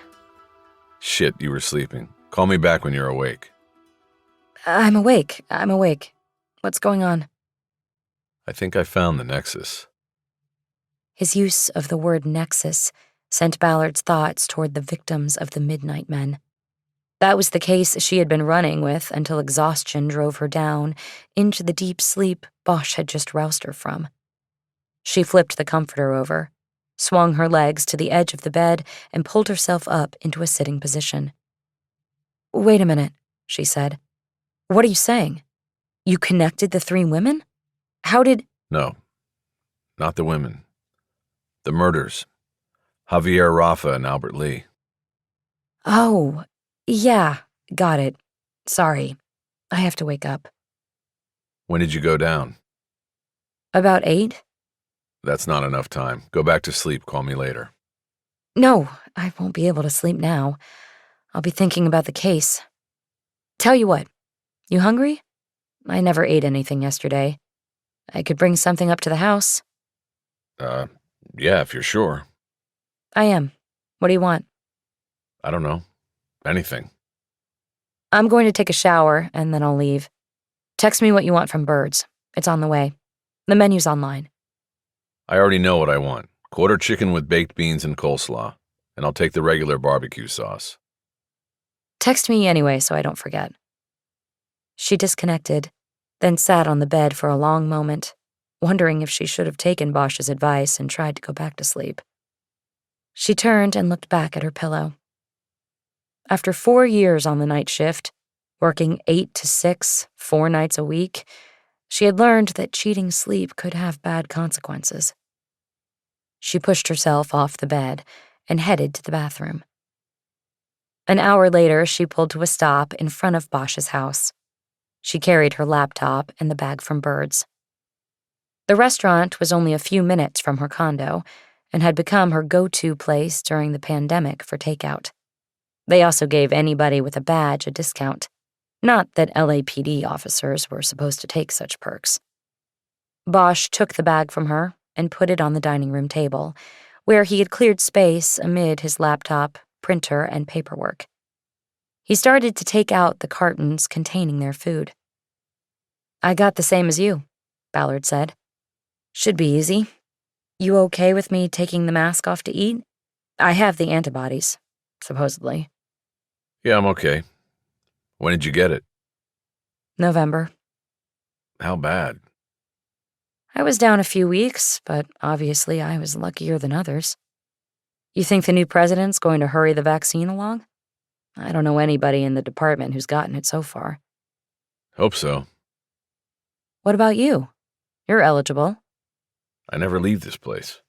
Might be more dangerous for me to go out to get it. You should make an appointment, Harry. Don't turn it into a thing. You sound like my daughter. Well, your daughter's right. How is Maddie? Good. She's doing well in the academy and has a boyfriend now. He offered nothing else, but Ballard guessed that this meant he didn't see her very often. She felt bad about that. They both ate out of the sectioned cartons the meals came in. Bosch already had real silverware out and waiting, so they left the plastic stuff in the bag. In the old days, they used to give cops a discount. At Birds. They still do, Ballard said. They like having cops as customers. She gave him some time to savor his first bite of rotisserie chicken slathered in barbecue sauce. It was the kind of food that made you bring a napkin to your mouth after every bite. "So, tell me about this nexus you found," she said. All I have is the public records that you can get online. Corporate records filed with the state. You're going to have to go deeper with your access to confirm. Okay, and what am I confirming? I think it's like the factoring that happened in the Albert Lee case. Ownership of the body shop, including the property it sits on, was transferred from Javier Rafa 3 years ago to a corporation owned by Rafa and a partner. Who's the partner? A dentist named Dennis Hoyle. Office in Sherman Oaks. Another dentist. Dennis the dentist. The dentist in the Albert Lee case was down in the marina, right? Yeah, John William James. Any connection between Hoyle and James? That's the nexus. Ballard could tell Bosch was proud of whatever it was he had found, and of doing so without even leaving his house. She hoped she would still have that mojo if she was around and working cases at his age. "Tell me," she said. All right. You start with Hoyle and James being dentists. Completely different practices, James, he's down in the marina with that crowd. Celebrities, singles, actors, whatever. Your guy, Hoyle? He's up in the valley. Different clientele. Probably more of a family practice. So it looks like never the twain shall meet, right? I guess. Maybe they knew each other from professional associations. You know, Teeth Pullers of Los Angeles or something like that. Close. These guys, dentists, when they put in a crown or an implant or what have you, most of them don't make that stuff in-house. They make a mold of the patient's tooth and send it out to a dental lab that makes crowns and dentures. They sent to the same lab. They owned the same lab. They were partners until somebody whacked James. It's all in state corporate records. If somebody wants to spend the time chasing it through a maze of holding companies, it's right there. And you spent the time. What else am I going to do? Chase your guy, Finbar McShane? Finbar's a white whale. You said so yourself, but this is real. Bosch wiped his hands thoroughly on a clod of napkins, and then reached over for a sheaf of documents at the side of the table. Ballard could see the state seal of California on the top sheet. "So, you've been printing," she said. "That must have taken all morning." Funny. These are the incorporation filings behind a joint business venture called Crown Labs Incorporated. It's located in Burbank, up by the airport. 4 other corporations own it, and these I traced to 4 dentists. James, Hoyle, and 2 guys named Jason Abbott and Carlos Esquivel. How can James still own it if he's been dead for 7 years? His company is called JWJ Ventures. Corporate records show the vice president of that company upon its founding was Jennifer James, who I'm going to take a wild guess was his wife. 7 months after he gets murdered, the records are amended, and Jennifer James is now president. So he's dead, but she has his piece of the lab. Okay, so James, when he was alive, knew Hoyle and was in business with him. And each had an association with a business where the principal owner, operator, is murdered. With the same gun. Bosch nodded. With the same gun. Very risky. The shells connect the case more solidly than the corporate records. There's gotta be a reason. Well, 22s are hard to match, Ballard said. They mushroom, shatter. It was about the shells. And in the Rafa kill, we got a break. The shell went under a car and wasn't readily retrievable. Same with Albert Lee. The shell wasn't quickly retrievable. You get into coincidences now. And I don't buy coincidences like that. So maybe we have other kills where there were no shells left behind, and we just got lucky with these 2. They both were silent for a moment as they considered this. Ballard thought, but didn't say, that there had to be another reason the killer kept the gun. It belied the planning and precision of the hits. She knew it was something that would need to be answered in the course of the investigation. "So," Ballard said, moving on, "let's suppose that Hoyle's connection to Javier Rafa came out of a factoring deal. These dentists had to have somebody who set these things up. Somebody who knew about these men, Albert Lee and Javier Rafa, needing money." Exactly. The factor man. And that's who we've got to find. You have to go back to the Rafa family and find out when he hit a financial crunch and who he went to about it. Well, I know one thing. He had to buy his way out of the gang. Our intel is that he paid Las Palmas $25,000 in cash to walk away. Where's a guy like that get that kind of cash without robbing a bank? He could have refinanced the business or the property. What, and tell the bank he needed the money to buy his way out of a street gang? Good luck with that. Ballard didn't respond as she thought it through. "What about the other 2 dentists?" she finally said. "Abbott and Esquivel." Bosch tapped his stack of printouts. I got him here. One of them's got a practice in Glendale, the other's in Westwood. "That's weird," Ballard said. I just remembered Rafa's son said the other night that his father's partner was a white guy from Malibu. Maybe Hoyle lives out there and commutes into Sherman Oaks. Malibu puts him closer to James and the marina. You'll have to run all them through DMV to get home addresses. I will. When did Crown Labs first incorporate? In '04. So these guys, they've been around. Oh yeah. James was 39 when he got his ticket punched 7 years ago. Ballard finished off the cup of coleslaw that came with her chicken. She then wiped her mouth with a napkin for the final time and closed the to-go carton. There's not much I can do to formally run all the connections down with the state till Monday, she said. And that's only if I'm still on the case. There is that. Whether I'm on it then or not, what I feel like doing today is skiing a few of these places. The lab, Hoyle's house, maybe his office. See how high on the hog he's living. I'll run the other two through DMV and put them on the map, but right now, there's no real connection to them. That's why I'm going to go skiing. I want to see what I'm up against. Then I'll go talk to Rafa's family. Skiing was pure LAPD jargon, a less formal word for surveilling. It meant doing a drive-by of a person of interest, taking a measure of him. Its origin was debated. One camp thought it derived from the word schematic, meaning getting the physical parameters of a suspect's place of business or residence. Others said it was short for scheming, taking the first step in a plan to hit a house of criminal activity. Either way, Ballard did not have to translate for Bosch. I'll go with you. You sure? Ballard asked. I'm sure. I'll grab a mask. Chapter 17. The ski patrol started at the dental lab near the airport. On San Fernando Road, in an industrial zone that backed up to the 5 freeway, it was a large, single-level building with a gated parking lot on the side.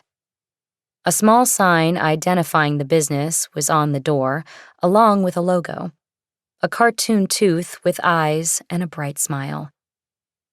It's bigger than I thought it would be, Ballard said. The 4 entities own it, but it most likely does work for dentists all over the city.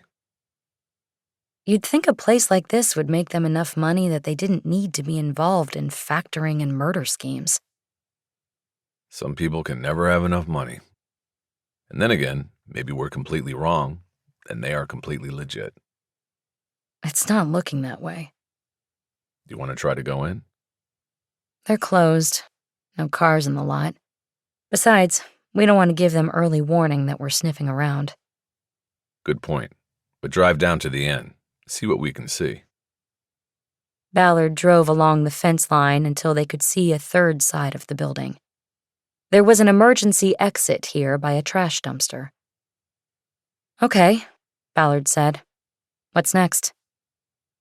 Bosch had brought his printouts and had mapped out the order in which they should conduct the ski. Their next stop was nearby Glendale. They drove by a shopping plaza on Brand Boulevard, where Carlos Esquivel had a family dentistry practice. It was on the second level of the plaza and reachable by an outdoor escalator, which had been turned off for the holiday weekend. Looks like a nice practice he's got here, Ballard said. Let's drive around behind, see what the parking situation looks like.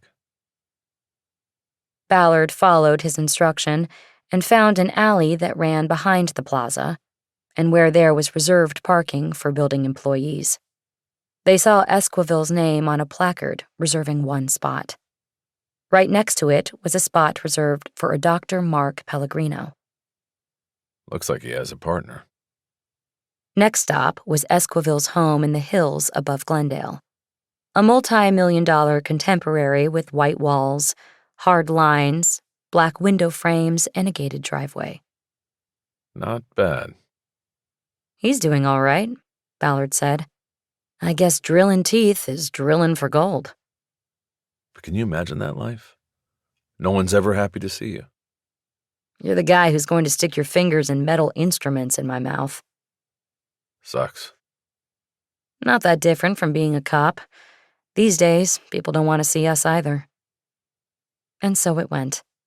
They next traversed the valley, checking out Dennis Hoyle's office and home. DMV records showed that he had previously lived in Malibu, but his current residence was in the hills off Coldwater Canyon. It was a gated property with a view of the whole San Fernando Valley. Next, they dropped down through the Sepulveda Pass to the Westwood location, where Jason Abbott practiced dentistry, and then over to the other side of the freeway in Brentwood, where he lived. They headed south for the final drive-by, the places the late John William James worked, lived, and died. But before they got there, Ballard took an unexpected turn in Venice. Bosch thought she was making a driving mistake. This is not it. I know. I just want to make a little detour. One of my Midnight Men victims, the latest one, has an ex that lives down here, and I thought, since we're on ski patrol, that I'd just take a run by and scope it out. No problem. Do you think he's one of the Midnight Men? No, it's not that, but there's something there. They divorced 2 years ago, but she seems afraid of him. I hit him up last night on a pretext call to see what his reaction would be, and he sounded like an asshole. He's in the tech investment field. They're all assholes. What address are we looking for? Number 5 Spinnaker. They were on a narrow street a block from the beach. The homes were all modern, multi-level, and expensive. Reginald Carpenter was apparently doing better financially than his ex-wife. They found his home 2 houses off the beach. It was 3 levels sitting on top of a 3-car garage, with just enough space between the very similar houses on either side to store trash cans. I hope he has an elevator. There was a door to the right of the garage with a no soliciting sign on it. Ballard leaned toward her window so she could look up the facade of the home. She could see the tip of a surfboard leaning over the railing of a balcony. I wonder if I knew this guy from when I used to stay out here, she said. Bosch didn't answer. Ballard turned the car around and headed back to Pacific Avenue. Pacific ran alongside the Bellona Lagoon, which separated Venice from Marina del Rey. They took it to Via Marina and then were cruising by homes valued even higher than those in overpriced Venice. They cruised by the condo complex where James had lived, and then went out to Lincoln Boulevard, where his dental practice was located in a shopping plaza that backed up to the vast complex of docks and boats that made up the area's namesake marina. Here, the skiing paid off. The James family dentistry practice was still in business 7 years after his unsolved murder. The name listed on the door was Jennifer James, DDS. Well, that explains some things. She inherited her husband's partnership in his practice, unless maybe it was a joint practice all along. I wonder what she knew or knows about the factoring. And the murders, including her own husband's. Bosch pointed to an empty parking space in the corner of the parking lot. Right there. That's where he was parked. The gunman supposedly came over from the marina, crossed the lot, and shot him right through the window. 2 headshots, very clean, very fast. I take it no brass was left behind? None. That would have been too easy. And the slugs? Bosch shook his head. It wasn't my case, but from what I remember, no go on the slugs. They flattened when they hit bone. Ballard drove out of the parking lot onto Lincoln Boulevard and headed north toward the 10 freeway. So, what else do you know about that investigation? She asked. Bosch explained that the John William James murder case was handled by Pacific Division Homicide, where it was determined that there were not enough reasons or evidence to connect it to the Albert Lee killing. I tried to get it there, but they wouldn't listen. A guy named Larkin on the table at Pacific worked it. I think he was a short timer, had like 3 months till he pulled the pin, and wasn't looking for a big conspiracy case. By then I was 2 years in on Lee, and I could not make the connection that would force the issue. Last thing I heard was that they were calling it robbery. James wore a $10,000 Rolex his wife had given him. It was gone. His wife, who inherited his ownership in the lab as well as his practice, Ballard said. When did she give it to him? That I don't know. But as far as I do know, the case was never cleared. It would now be a cold case and the murder book would be at the Amundsen Center. You want me to make a U-turn? It all depends on what else you've got going today. I have my shift tonight and need to call my victims on the Midnight Men thing. They're all working up surveys for me. Another nexus to be found. Hopefully. I also want to get to Rafa's wife to ask about his $25,000 loan. Ballard saw an opening and made a U-turn on Lincoln.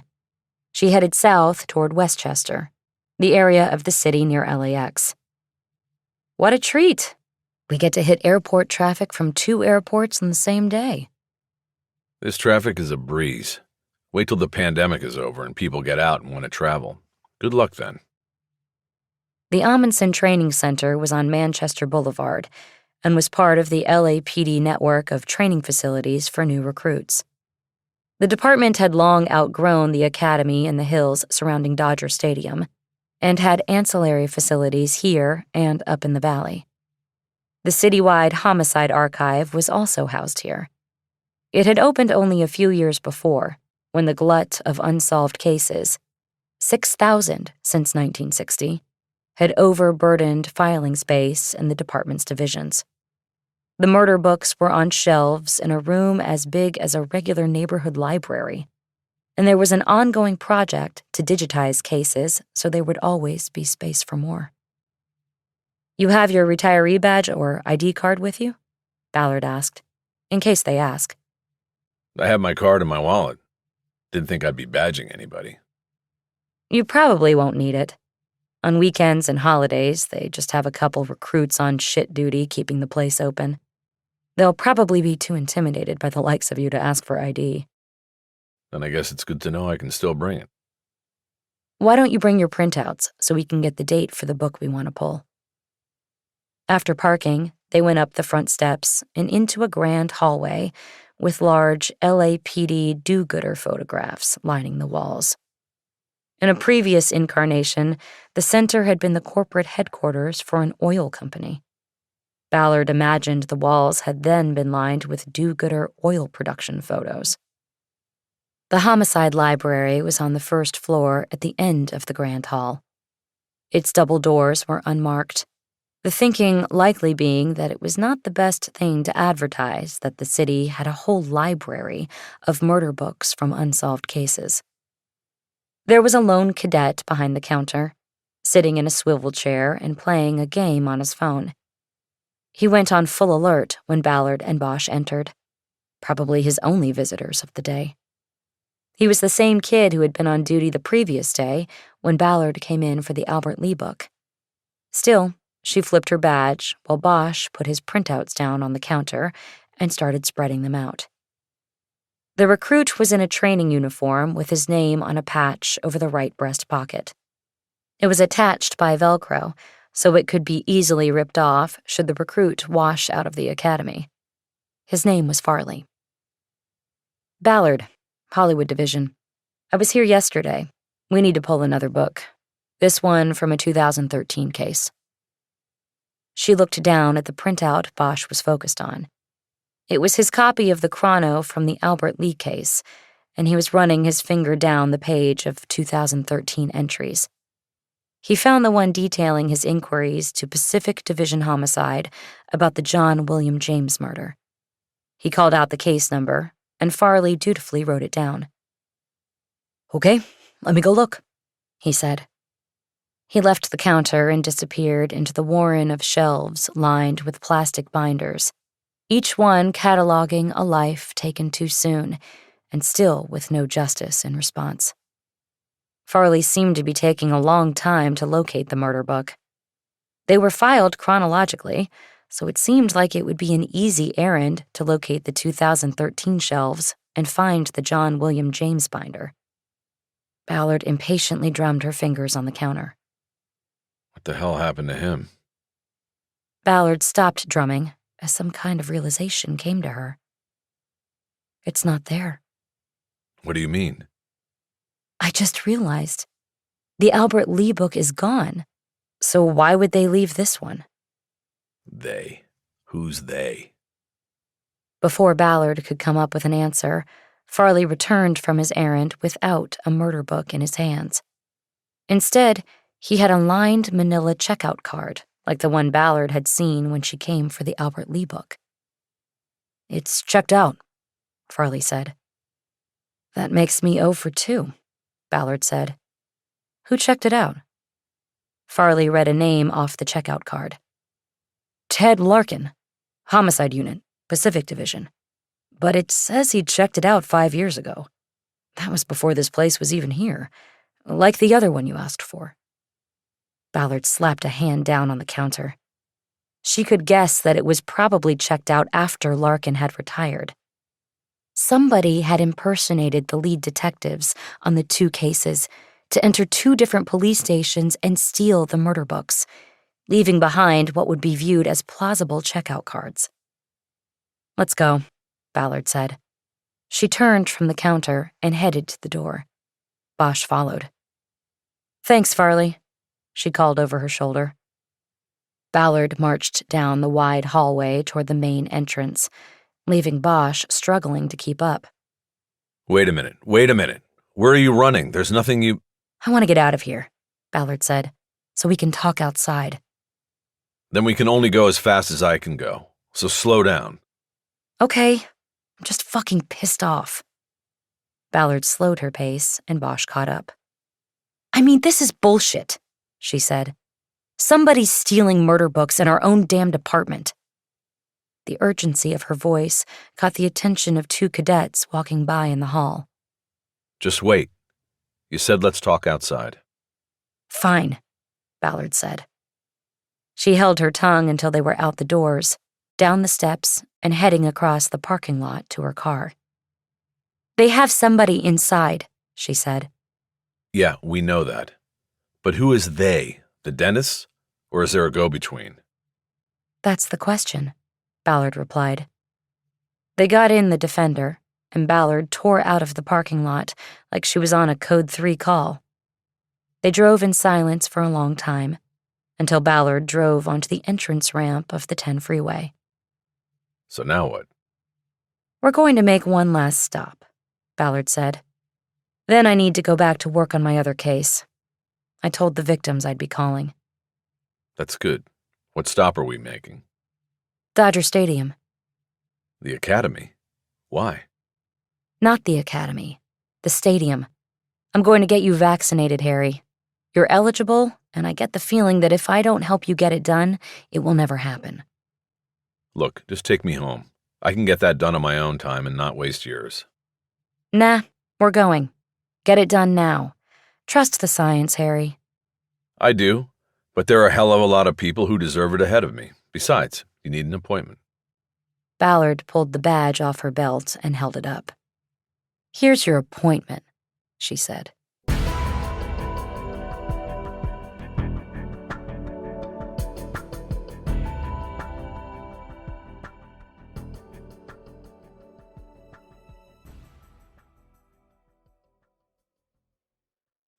Chapter 18. After Ballard cleared roll call without being pulled into anything new, she told the watch commander that she was going up to the Dell for a second interview with the latest victim of the Midnight Men. He told her to make sure she had a rover. She could have handled Cindy Carpenter by phone, but face-to-face visits with victims were always better. Not only was it reassuring to them to see a detective in person, but there was a better chance of them sharing newly recalled details of the crime. The brain protects itself by switching to essential life support in a time of physical trauma.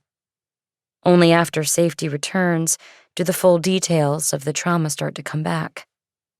Carpenter's remembering having the sense that she was filmed or photographed was an example of this.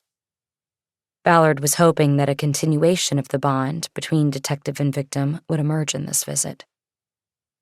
But Carpenter, still wearing her work polo with the Native Bean logo on it, answered the door with, "What?" "Hey, everything all right?" Ballard asked. Everything's fine. Why do you keep coming back? Well, you know why. And I was hoping you'd have the questionnaire finished for me. I'm not done. She made a move to shut the door, and Ballard put her hand out to stop it. Is something wrong, Cindy? Did something happen? Ballard quickly reset her goals for the visit. She now just wanted to get inside. Well, for one, you called my ex-husband, and I asked you not to do that, Carpenter said. Now I have to deal with him. You didn't tell me not to call him, Ballard said. You told me you didn't want to talk about him, but you also gave the responding officer his name and number as your closest contact. And I told you I don't know why I did that. I was confused and terrified. I couldn't think of anybody else. I understand all of that, Cindy. I do. But I have an investigation going, and I need to follow it wherever it takes me. You put your ex's name down on the incident report, then you don't want to talk about him. That raised a flag for me. So, yes, I called him. I didn't tell him that you were attacked. In fact, I worked my way around it. I take it he called you? What did he say? Carpenter shook her head like she was annoyed with how smoothly Ballard was handling this confrontation. Can I come in? Ballard asked. Might as well, Carpenter said. She stepped back from the door. Ballard entered and tried to further diffuse the situation. Cindy, I hope you understand that my sole purpose right now is to find the men who attacked you and put them away forever. No matter what moves I make on the investigation, none are intended to cause you further harm or upset. That's the last thing I want to do. So why don't we sit down and start with what happened after I talked to Reginald? Fine. Carpenter took the spot on the couch where Ballard had last seen her the day before. Renee sat in a stuffed chair across a low-level coffee table. He called you? Ballard prompted. Yes, he called me, Carpenter said. He asked what happened, and I ended up telling him. And was he sympathetic to you? He acted like he was, but he always made it sound like he cared about me. That was the problem. It was always an act with him. But what? This is why I'm pissed off about you calling him. He now has this to hold over me. Ballard waited for her to say more, but she didn't. I don't understand, Cindy. What is he holding over you? I left him, okay? I was the one who wanted out. Okay. And he told me, he said I would regret it. And now, thanks to you, he knows what happened to me, and like I said, he pretended to be sympathetic, but I could tell he wasn't. He was saying I told you so without saying it. Carpenter turned her face and looked out the window toward the street. Ballard was silent while she thought about the story of the Carpenter marriage. Finally, she landed on a question. Cindy, do you remember when he asked you what happened? Did you get any sense that he already knew? Of course he did. You told him. I didn't tell him you were sexually assaulted. I said it was a break-in. Did he already know you were attacked? I don't know. Try to remember. What exactly did he say? He said, I heard that some guys broke in, and are you all right? Things like that. Ballard paused for a moment. She wanted to get the next question right. Cindy, think back to that call. Did he say some guys broke in? He used the plural? I don't know. I can't remember. I might have told him it was two guys because I told him what happened. The point is, he now knows, and I really wish he didn't. Ballard knew that she had not mentioned that there were multiple suspects when she talked to Reginald on the phone. But now Cindy Carpenter couldn't reliably remember who brought that fact into their conversation. It further advanced Ballard's suspicions, because Cindy's recounting of the conversation revealed more about their marriage. Her description of her ex-husband made him sound petty, selfish and vengeful. Again, though, she had to ask herself why she kept coming back to Reginald. He presumably had an alibi, and there was no known connection between Cindy or Reginald Carpenter and the other 2 victims of the Midnight Men. "Did Reginald happen to say where he was on New Year's?" she asked. "He said he'd just gotten back from a golf trip in the desert when you called him," Carpenter said. "He didn't say exactly where that was, and I didn't ask. It was the last thing I cared about. Why are you asking that?" "He just seemed preoccupied when I called him." "Please stop calling him." "I already have." Palm Springs qualified as the desert.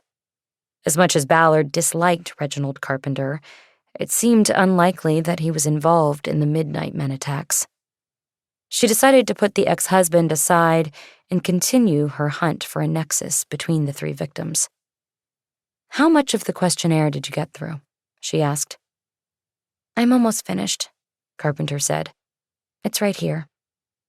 She pulled a folded sheaf of papers off the side table and tried to fling it across the coffee table to Ballard. She missed badly, and it ended up on the other end of the couch. "Oops, sorry," Carpenter said. Ballard got up and picked up the papers. "The calendar in there goes back 60 days, Carpenter said. "I can barely remember where I was a week ago, so it's definitely incomplete. But I got the rest of it done." "Thank you," Ballard said. "I know this was a headache for you to do right now, but it is really valuable to our investigation." She flipped through the pages and read some of the answers Carpenter had provided in the calendar section. These included restaurants and shopping destinations. The week before Christmas and the day itself were marked with La Jolla. "La Jolla?" Ballard asked. "My parents live down there," Carpenter said. "I always go down at Christmas." Ballard finished scanning. "You went the whole month without putting gas in your car?" she asked. "What about gassing up to go down to La Jolla?" "I didn't know you wanted that kind of stuff," Carpenter said. "We want everything, Cindy. Anything you can remember." "I get gas at the Shell at Franklin and Gower. It's on my way to work."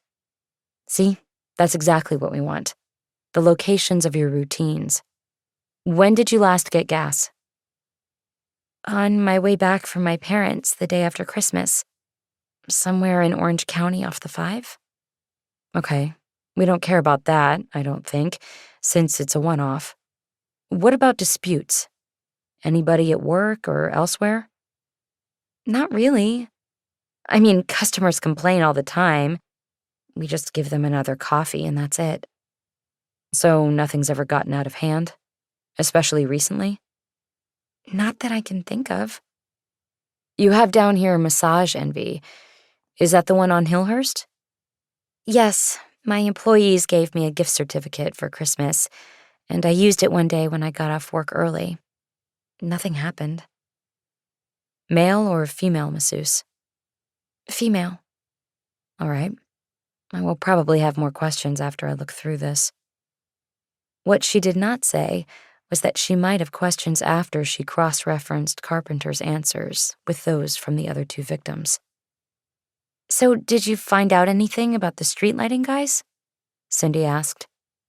"No, not yet," Ballard said. "Do you think it was them?" "It could have been. The questionnaire is important because we need to find out where your attackers crossed paths with you. We want to try to understand who would target you and why." Carpenter slapped her hand down on her thigh like she was fed up. "Why is it my fault?" she said angrily. "Why is it because of something I did?" "I'm not saying that," Ballard said quickly. "I'm not saying that at all." Ballard felt her phone buzz. She checked the screen and saw that it was the inside line at Hollywood Station. It was the watch commander, and she realized she had left the Rover in the charging dock in her city car. She put the phone away without answering the call. "Well, it sure seems like it," Carpenter said. "Then I'm sorry," Ballard said. So let me make it clear. You did nothing to deserve or to attract this. What happened to you was not your fault in any way. We're talking about the attackers here.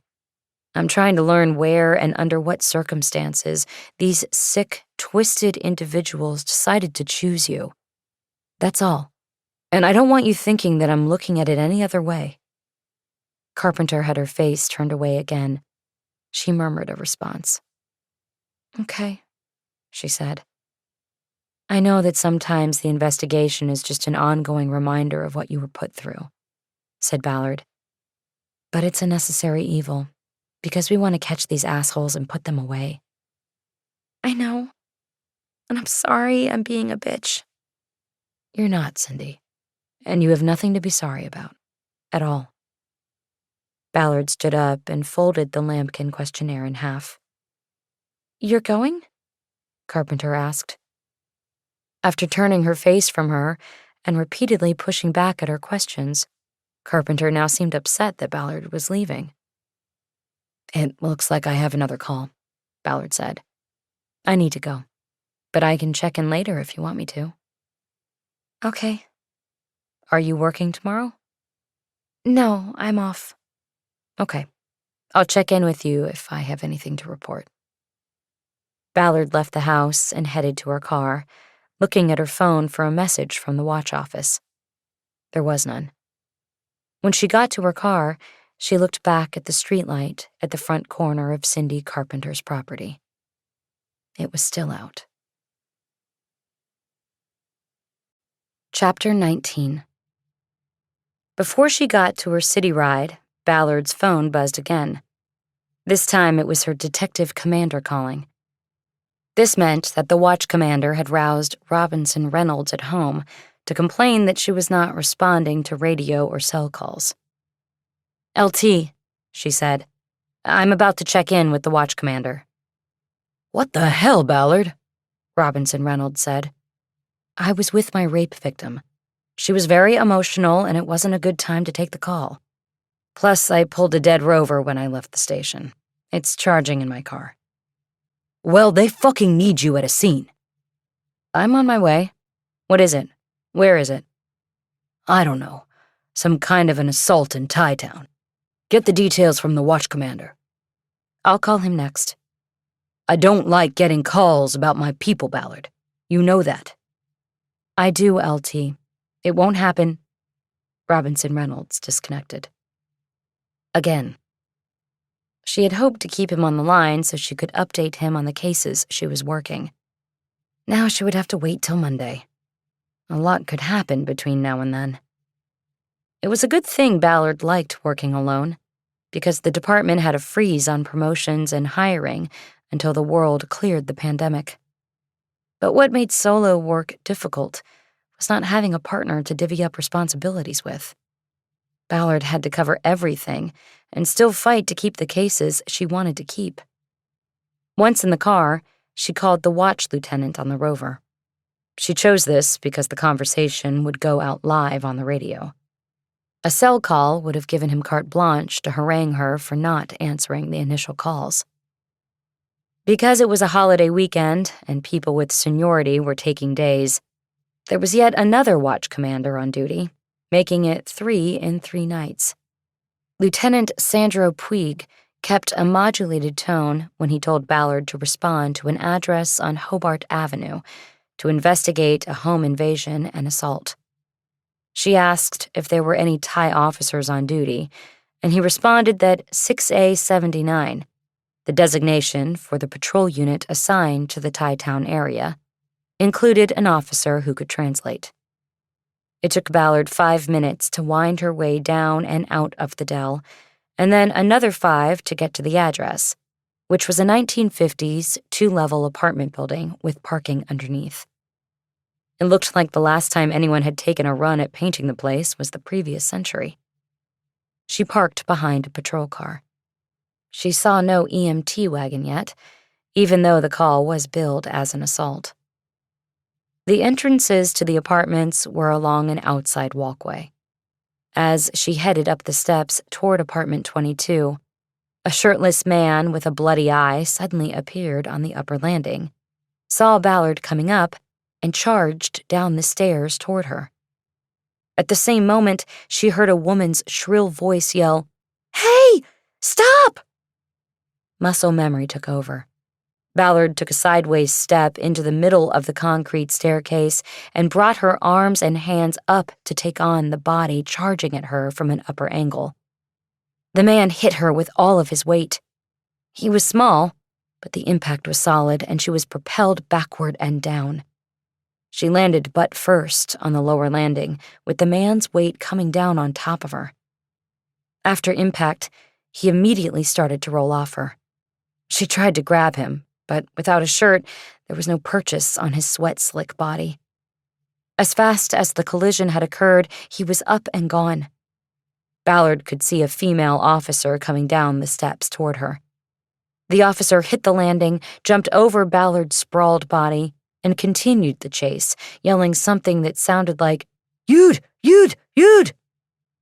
Ballard realized she had hit her head on the concrete. She wanted to get up and join the chase, but the world was beginning to spin. She turned onto her side, and then her stomach, and then finally raised herself onto her hands and knees. "Ballard, are you all right?" She turned her head toward the stairs and saw another officer coming down. Soon she felt a hand on her arm as someone tried to help her up. "Wait," Ballard said. "Give me a second." She paused and then looked up at the second officer. It was Victor Rodriguez, her translator from the night of Rafa's killing. "V-Rod," Ballard said. "Who the fuck was that?" "That was our goddamn victim," Rodriguez said. "He suddenly jumped up and took off." "Go after your partner. I'm all right." "You sure?" "Go." Rodriguez hurried off, and Ballard, grabbing the staircase rail, climbed up into a standing position. She was hit with vertigo and held on to the railing for support. Her head finally cleared, and she tentatively let go of the railing. After taking a few steps to see if everything was working, she swung her hand up under her jacket to the small of her back to check for blood or other damage, but found nothing. She touched the back of her head. There was no blood, but she felt a bump swelling at the impact point. Shit. Soon she heard a helicopter cutting across the sky above and knew the officers had called out an airship to help find the running man. But it was not to be. Rodriguez was soon back with the other officer, Chara Patoon. Both were huffing from the unsuccessful foot pursuit. "He got away," Rodriguez said. "You okay, Renee?" Patoon asked. "I hit my head," Ballard said. Patoon was one of the few Thai-born officers in the department. She was short and compactly built, and wore a short haircut with shaved sidewalls and a waxed front wave. Ballard knew that plenty of female officers adopted utility hairstyles to ward off the unwanted attention of male officers. "Can I see?" Patoon said. "Let me check your eyes." Patoon snapped on a flashlight. She held the light so the outer edge of its beam touched lightly on Ballard's face. Patoon was standing in close, looking up at her eyes. "You've got some dilation," she said. "You should have the EMTs check it." "Yeah. Where are they?" Ballard asked. "I thought this was an assault." Patoon stepped back and put away her light. "We called them, but I guess they're tied up," Rodriguez said. "So what exactly happened here?" Ballard said. "Neighbor called it in. Said there was a fight in 22, Rodriguez said. "We got here, and suspects were gone on arrival. Chara was talking to the guy, and then suddenly he pushes her into me and takes off. You know the rest." "Was he illegal?" Ballard asked. "Never got to it," Patoon said. "He wasn't Thai, though. The neighbor who called it in was Thai, but this guy was Cambodian. I think this was ABZ business, and he was afraid we were going to arrest him, so he hightailed it." Ballard knew that ABZ meant Asian boys, a gang that preyed upon immigrants, legal and otherwise, from Southeast Asia. 2 paramedics entered the apartment building's central courtyard, and Patoon greeted them. "Our victim is GOA, but you need to take a look at Detective Ballard here," she said. "She took a tumble and hit her head." The paramedics agreed to check Ballard, but wanted to do it at their truck. Patoon and Rodriguez stayed behind to do mop-up on what was turning out to be an assault call without a victim.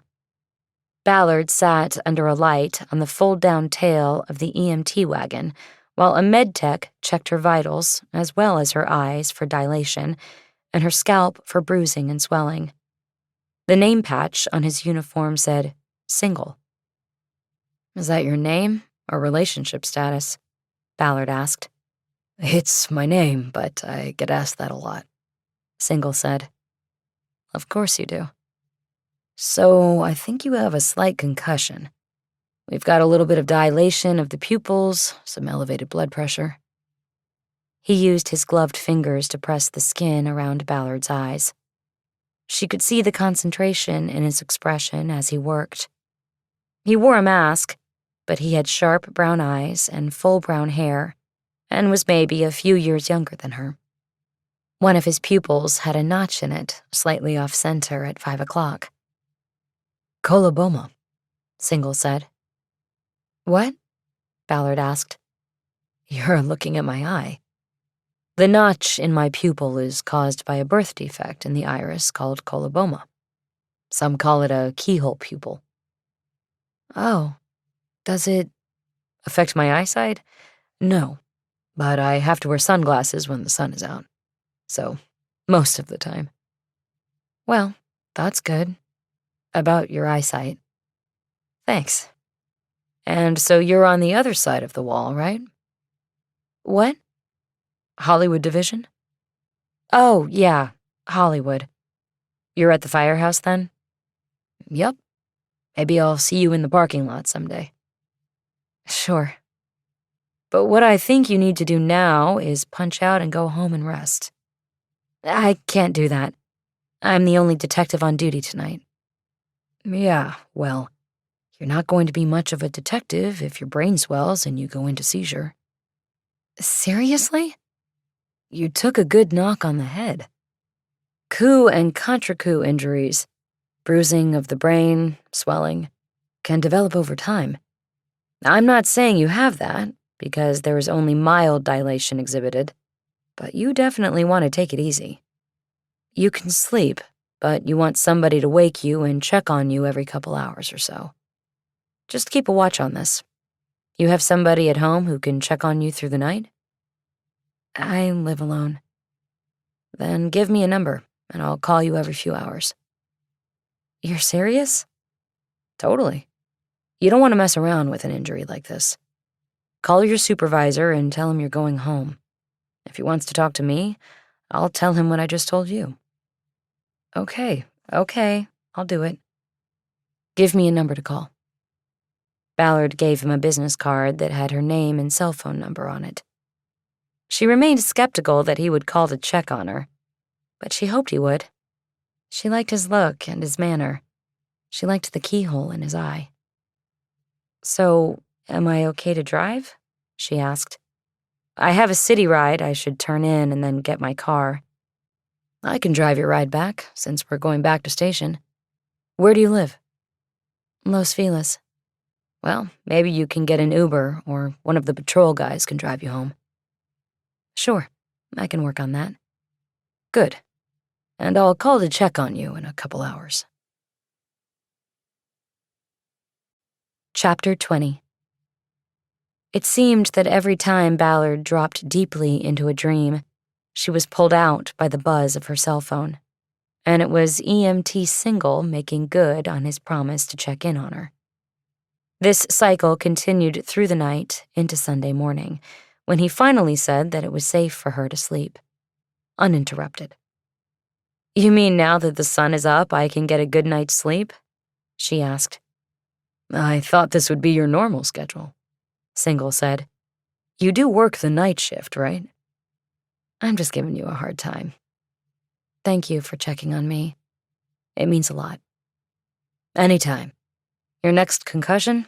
Call me. She ended the call with a smile on her face, despite the headache behind her eyes. She got up, wobbled as she got her footing, and went into the bathroom. After splashing cold water on her face, she looked closely at herself in the mirror. She saw bluish shadows under her eyes, but the dilation of her pupils seemed to be back to normal, at least compared to what it had been when she got home the night before. She then thought of EMT Single's keyhole pupil and smiled again. It was 8 a.m., and she was still tired after the repeatedly interrupted sleep cycle. She stayed in her sweats and got back into bed, thinking she would doze for a little while longer. She knew there was a lot to do, but she needed to be rested and ready for her next shift that night. She closed her eyes, and soon all of that was forgotten. In her dream, Ballard could breathe underwater. There was no need to charge to the surface for air, no burning in her lungs. She looked up through the blue to the sun, its rays penetrating the water with warmth and comfort. She twirled onto her back and moved languidly in the current, looking up and realizing that the sun was shaped like an acorn and was not the sun at all.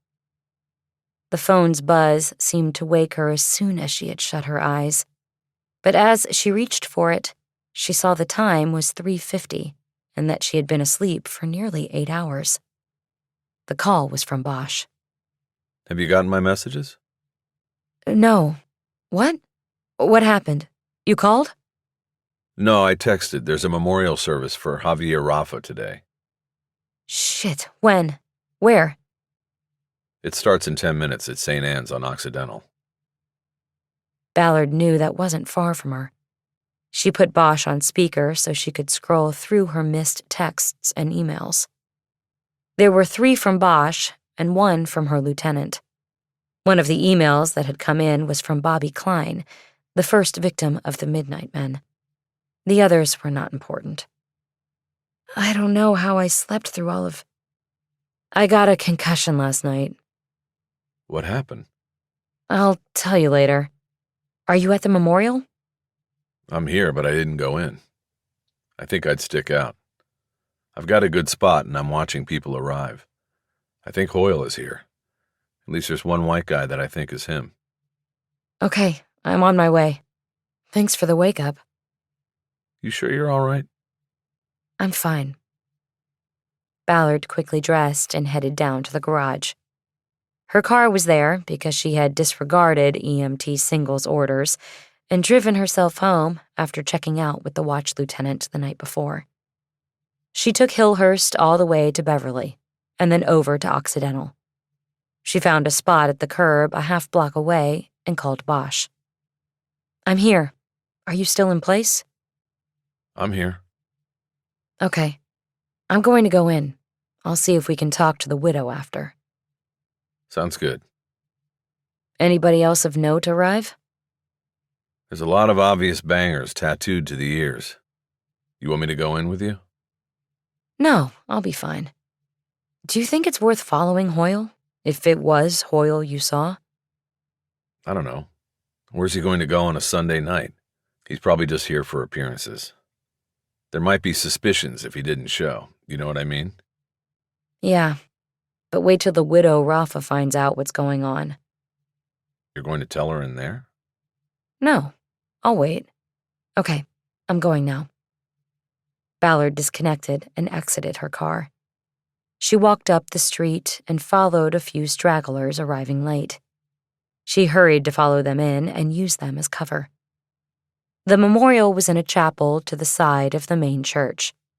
That made it too crowded to enter, and Ballard stood in the hallway outside with the stragglers.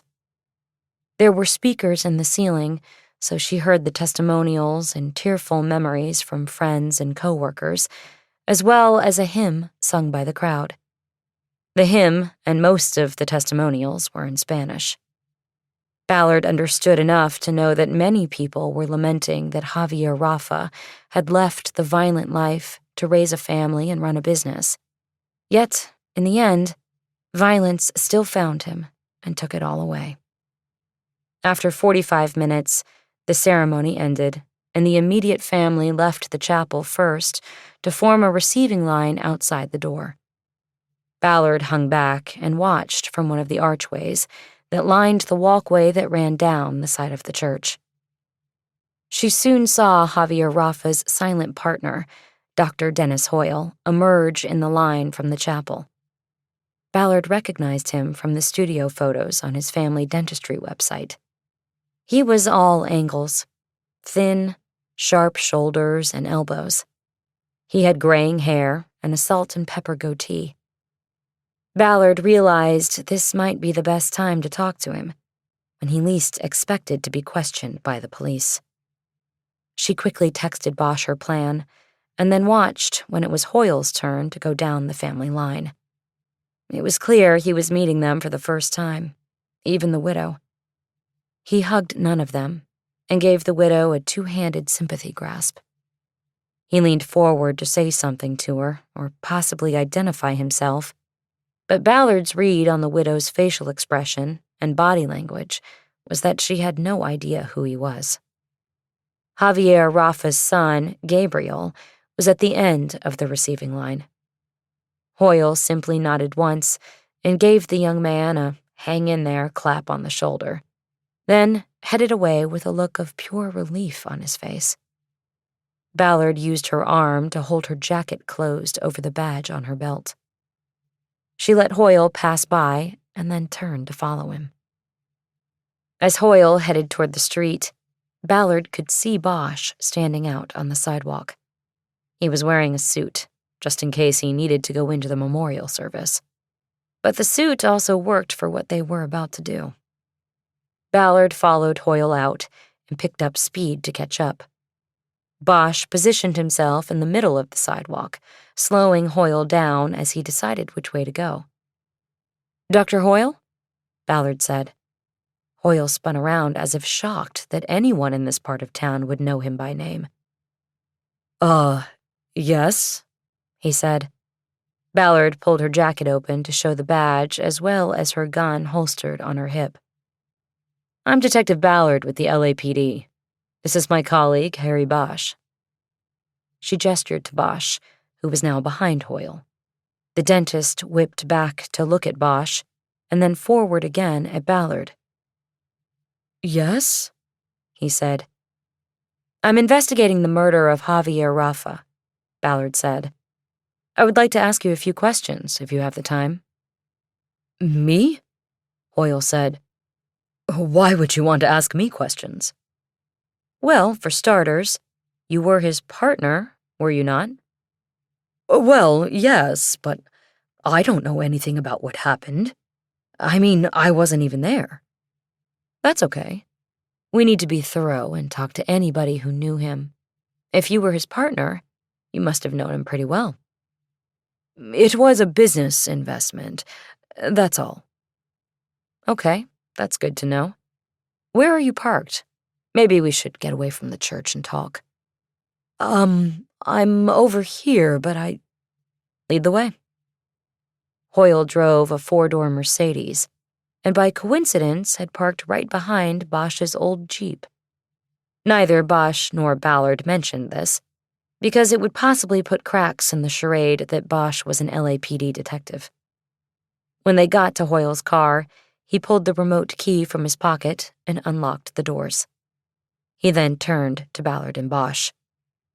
"You know, right now is not a good time to talk," he said. "I've just been to my friend's memorial, and I'm kind of emotional about it. I just want to go home. Can we—" "How did you know?" Ballard interrupted. "How did I know he was dead?" Hoyle said. "It was in the paper. Online." Ballard paused for a moment in case Hoyle sputtered out something else. He didn't. "No. I mean, how did you know he was looking for a partner?" she said. "An investor. Somebody to buy him out of the gang." For a second, Hoyle's eyes widened. He was surprised by her knowledge. I have advisors for this sort of thing, Hoyle said. Really? Ballard asked. Who is that? I'd like to speak to them. I told you, now is not a good time. Can I go? Ballard held her hands wide as if to say she wasn't keeping him from leaving. So I can go? Hoyle said. It would be better for you, Dr. Hoyle, if we cleared some of this up now, Ballard said. Cleared up what? You just said I could go. No, I said it would be better for you to talk to us right now, right here. I don't think you want us coming by your office, do you? Hoyle flung the door of his car open, and it promptly swung back closed. Exasperated, he opened it again and held it. I've done nothing wrong, and you are harassing me. He jumped in the car and slammed the door. He fired up the engine and took off from the curb, driving by Ballard and Bosch. If he thinks that was harassment, he hasn't seen anything yet, Ballard said. Bosch stood next to her, and they watched the Mercedes drive north on Occidental. Did I come on too strong? He thinks so. Fuck him. He's probably calling his partners right now. Did you want that? I wanted them to know I'm here. Chapter 21. Ballard and Bosch went back to the church to see if the family was finished with the procession of well-wishers. There was no one at the door of the chapel. Ballard looked inside and saw the widow and the daughters, but not the son, Gabriel. I need to find Gabriel so he can translate if needed, she said. Stay here in case they start to leave. I'll stall them. Ballard went back down the hallway and looked through the double doors leading to the larger cathedral. She saw Gabriel sitting in a pew by himself. She entered and quietly walked down the center aisle. Gabriel was using a penknife to scratch something into the wooden bench. It said, God S., and she didn't think after the last 3 days that he was working on the word saves. Gabriel, she said, stop. He was so badly startled that he dropped the knife and it clattered to the marble floor. Ballard could see smeared tears on his face. Look, she said, I know what has happened to your family is horrible.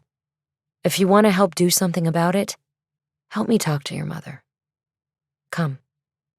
She stepped back into the aisle.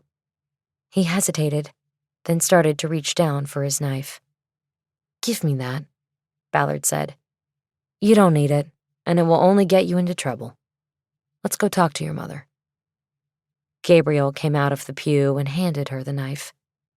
He walked with his head down all the way to the chapel. Ballard folded the knife closed and put it in her pocket. What was done to your father wasn't right, Ballard said. But he got out of the street life, and that's what he wanted for you. Don't let him down, Gabriel. I won't, Gabriel said. You told me the other night that your father had a partner, a white guy from Malibu. Did he come to the memorial today? I think so. He was the white guy, right? I don't know, Gabriel. I'm asking you. Do you know his name? No, I don't remember it. I only saw him one time when he came to the shop. Bosch was waiting outside the door of the chapel. He nodded to Ballard, indicating that the rest of the family was still inside. Ballard and Gabriel entered. Bosch followed but hung back by the door. Ballard reintroduced herself to the family and said she needed to ask some questions. She said Gabriel had volunteered to translate if necessary. The mother was named Josephina, and she agreed to talk to Ballard. She looked as if the tears of the last days had left permanent lines on her brown face. She had the look that Ballard had seen 100 times before on women whose men were taken by violence. The look that asks, how do I live? How do I take care of my family? First, I want to assure you that we are doing everything we can to find out who did this to Javier, Ballard began, speaking slowly. We have some leads that we are following, and hopefully they will bring us to an arrest. I can't tell you everything we're doing, so some of my questions might seem strange. I just ask you to be patient and to know the information you provide is important. Do you understand? Or would you like Gabriel to translate? I understand. Yes, Josefina said. Good. Thank you. Let me start with what we asked the other night at the hospital.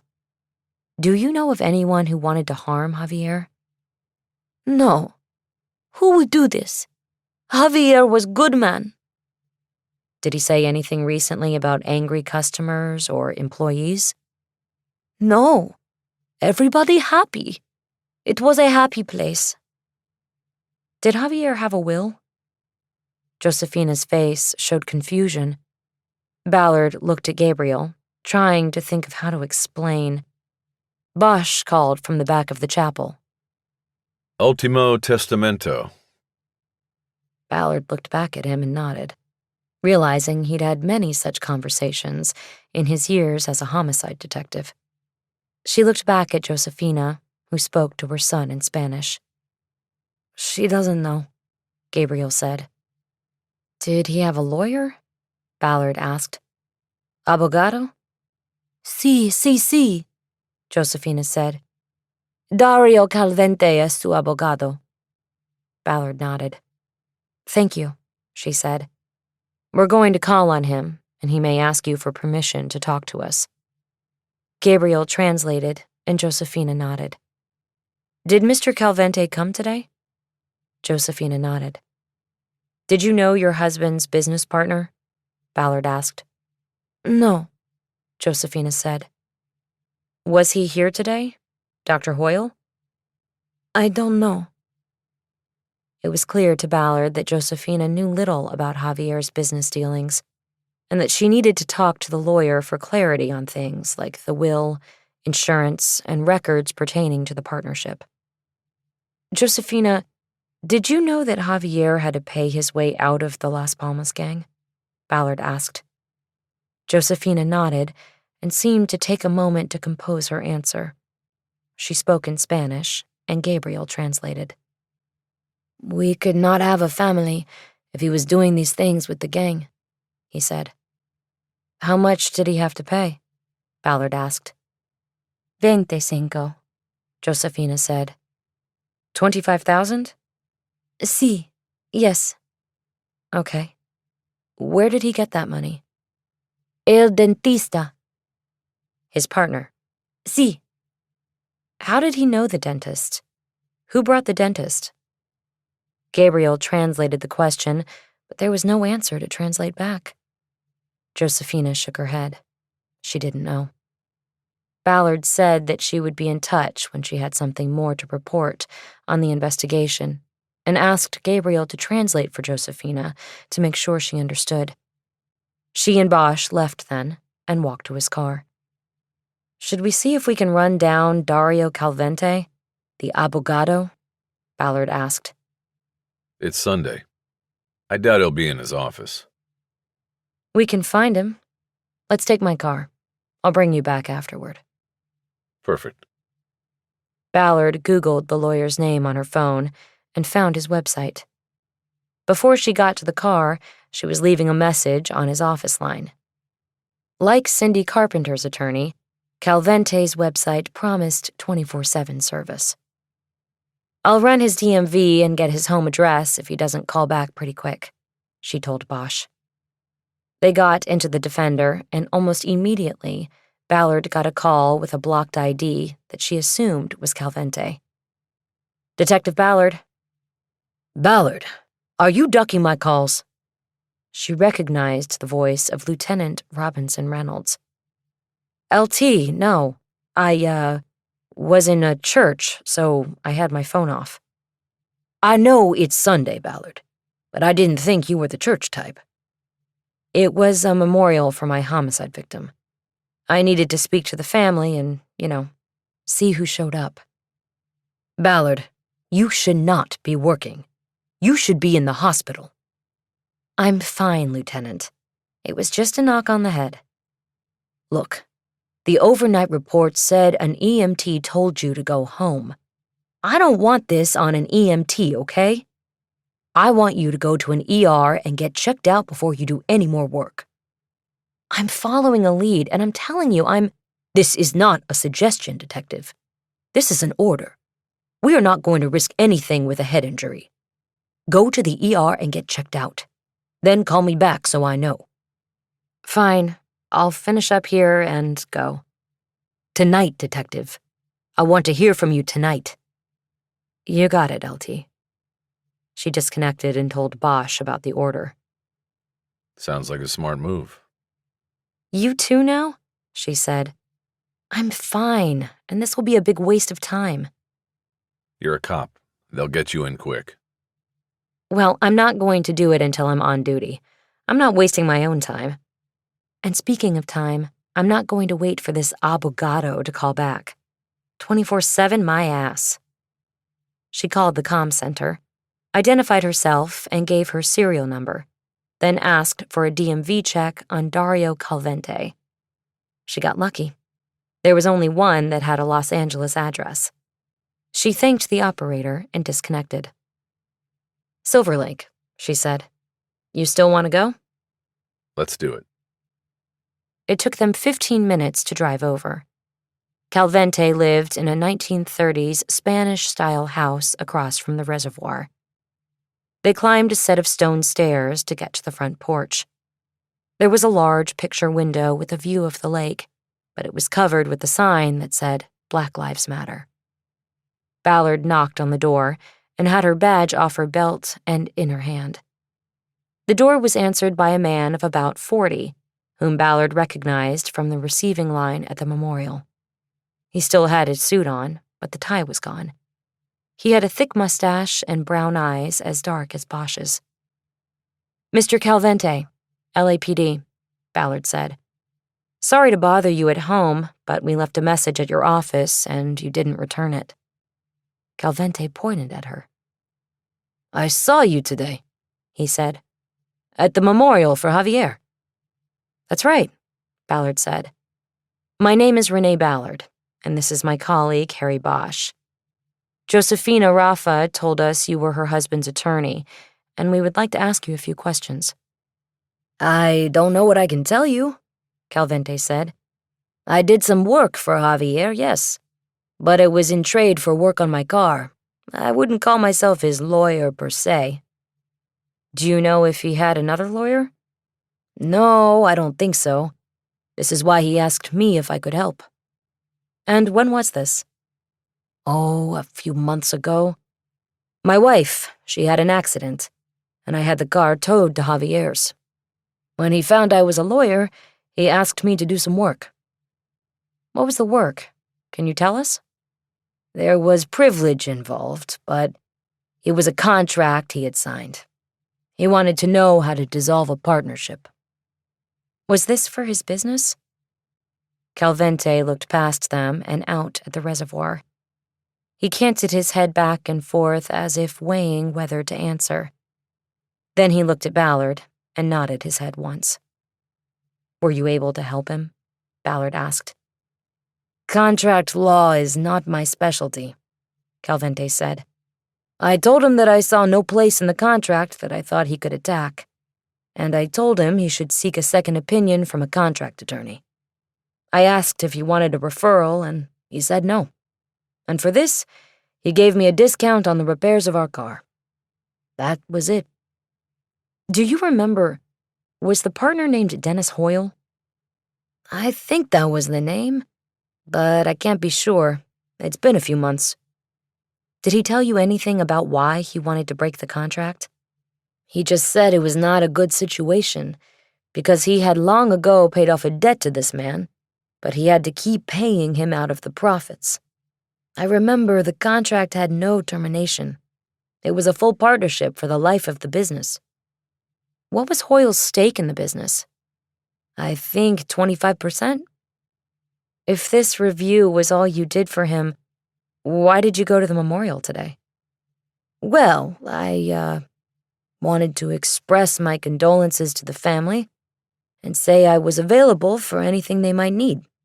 In a legal capacity, of course. How did you know, by the way, that he had been the victim of a homicide? I saw the memorial scheduled at the church when I attended this morning. I did not know it was a homicide until I was there today. It was a terrible thing for the family. Ballard turned to Bosch to see if he had any questions that she had missed. He shook his head, and she looked back at Calvente. "Thank you, Mr. Calvente," she said. "You've been very helpful." "You're welcome," Calvente said. Bosch took the steps down to the street slowly. Ballard had to wait for him. When he reached the sidewalk, he whispered under his breath. Ambulance chaser. He barely knows the guy and he goes to his memorial? Yeah. You ever see that Sidney Lumet movie, The Verdict? I don't think so. I don't go to a lot of movies anymore. It's an old one with Paul Newman. I went through a Paul Newman phase. Anyway, he's a lawyer. A drunk, actually. And he tries to drum up business by going to funerals and passing out business cards. Bosch looked back up at the house. This guy must go to a lot of funerals. Well, what he gave us was good, Ballard said. Javier wanted out of the contract. There's a motive in that. There is. But Hoyle's going to be protected by the contract. Calvente said it was legit. We still need to find the factor man and hope he leads us to the man with a Walther P-22. Tonight I'll go back to gang intel.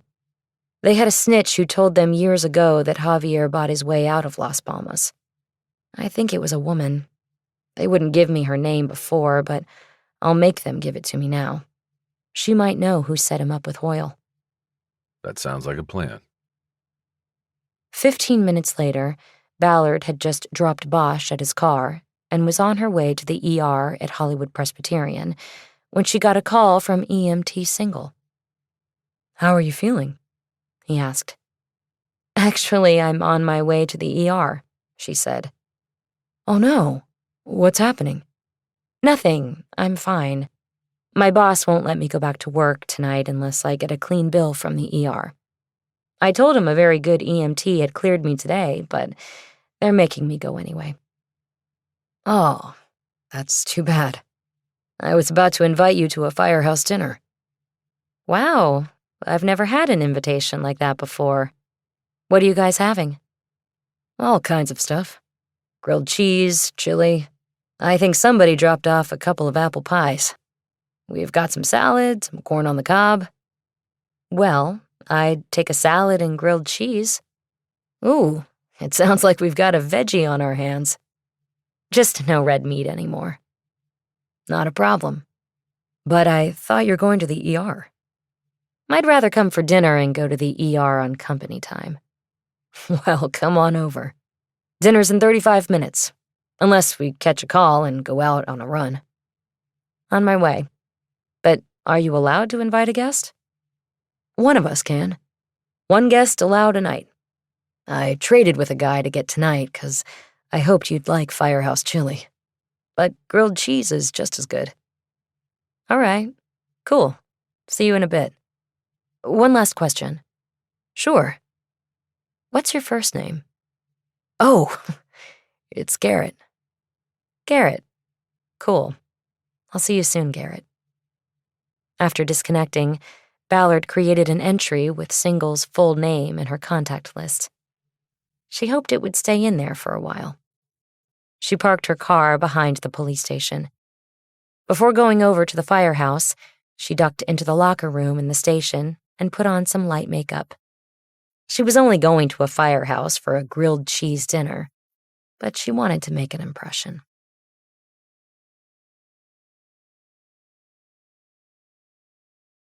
Chapter 22. The dinner was fun, with Single introducing Ballard to his colleagues, and her receiving a round of applause. And the grilled cheese was not bad. But the food and fun were cut short when EMT Single and his rescue team were called out on a traffic accident at Highland and Hollywood, one of the busiest intersections in the city. They raced off to the scene, and Ballard carried the second half of her grilled cheese sandwich on a napkin around the wall that separated the firehouse from the police station. She finished eating in the station while sitting in on the mid-watch roll call. Mid-watch rolled out at 8, Ballard's usual start time, and it was a small squad, making roll calls less crowded and more informal. No one objected to her finishing her sandwich. After, she went directly down the second-floor hallway to the GED squad room to look for Sergeant Davenport. He was sitting where she had last seen him 3 nights earlier. If he wasn't in different clothes, she might have thought he had never moved. She pulled the file he had given her out of her briefcase and dropped it on his desk. She pointed at the file. LP3, she said. I need to talk to her. For real this time. Davenport took his legs off the upside-down trash can where they had been propped up and sat up straight. Ballard, you know I can't just hand out the name of a CI, he said. I do know, Ballard said. You have to go through the captain. Or you could go see the CI and I could tag along. Either way is fine with me. But this is now a premeditated murder case that's connected to another premeditated murder case, and I need to find out what she knows. So, how do you want to play that? First of all, I told you I'm not saying it's a woman. Yeah, I know. Let's just say I guessed. Are you going to help or hinder this investigation? If you would stop cutting me off and just listen, you would learn that LP3 is no longer active.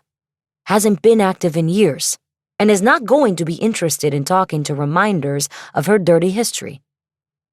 Okay then, I'll call the captain at home. Ballard turned toward the door. Ballard, come on, Davenport said. Why do you always have to be such a bit? Ballard turned back to him. What? She said. Such a bitch? If you call wanting to solve a homicide being a bitch, then fine. I'm a bitch. But there are still people in this department who want to get off their asses and knock on doors. I'm one of them. Davenport's temples grew pink with either rage or embarrassment. As a sergeant, he was 1 rank above her Detective 2, but though he was in street clothes, he was not a detective, and that difference knocked down his rank advantage. Ballard could say what she wanted to say to him without consequence. Okay, look, Davenport said. It's going to take me a while to reach her and talk her into it. I'll do that and let you know. I want to meet tonight, Ballard said. This is a homicide.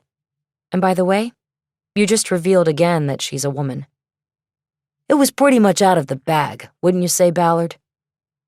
I have to run over to Hollywood Press for a minute, and then I expect to hear from you that we have a meet set up.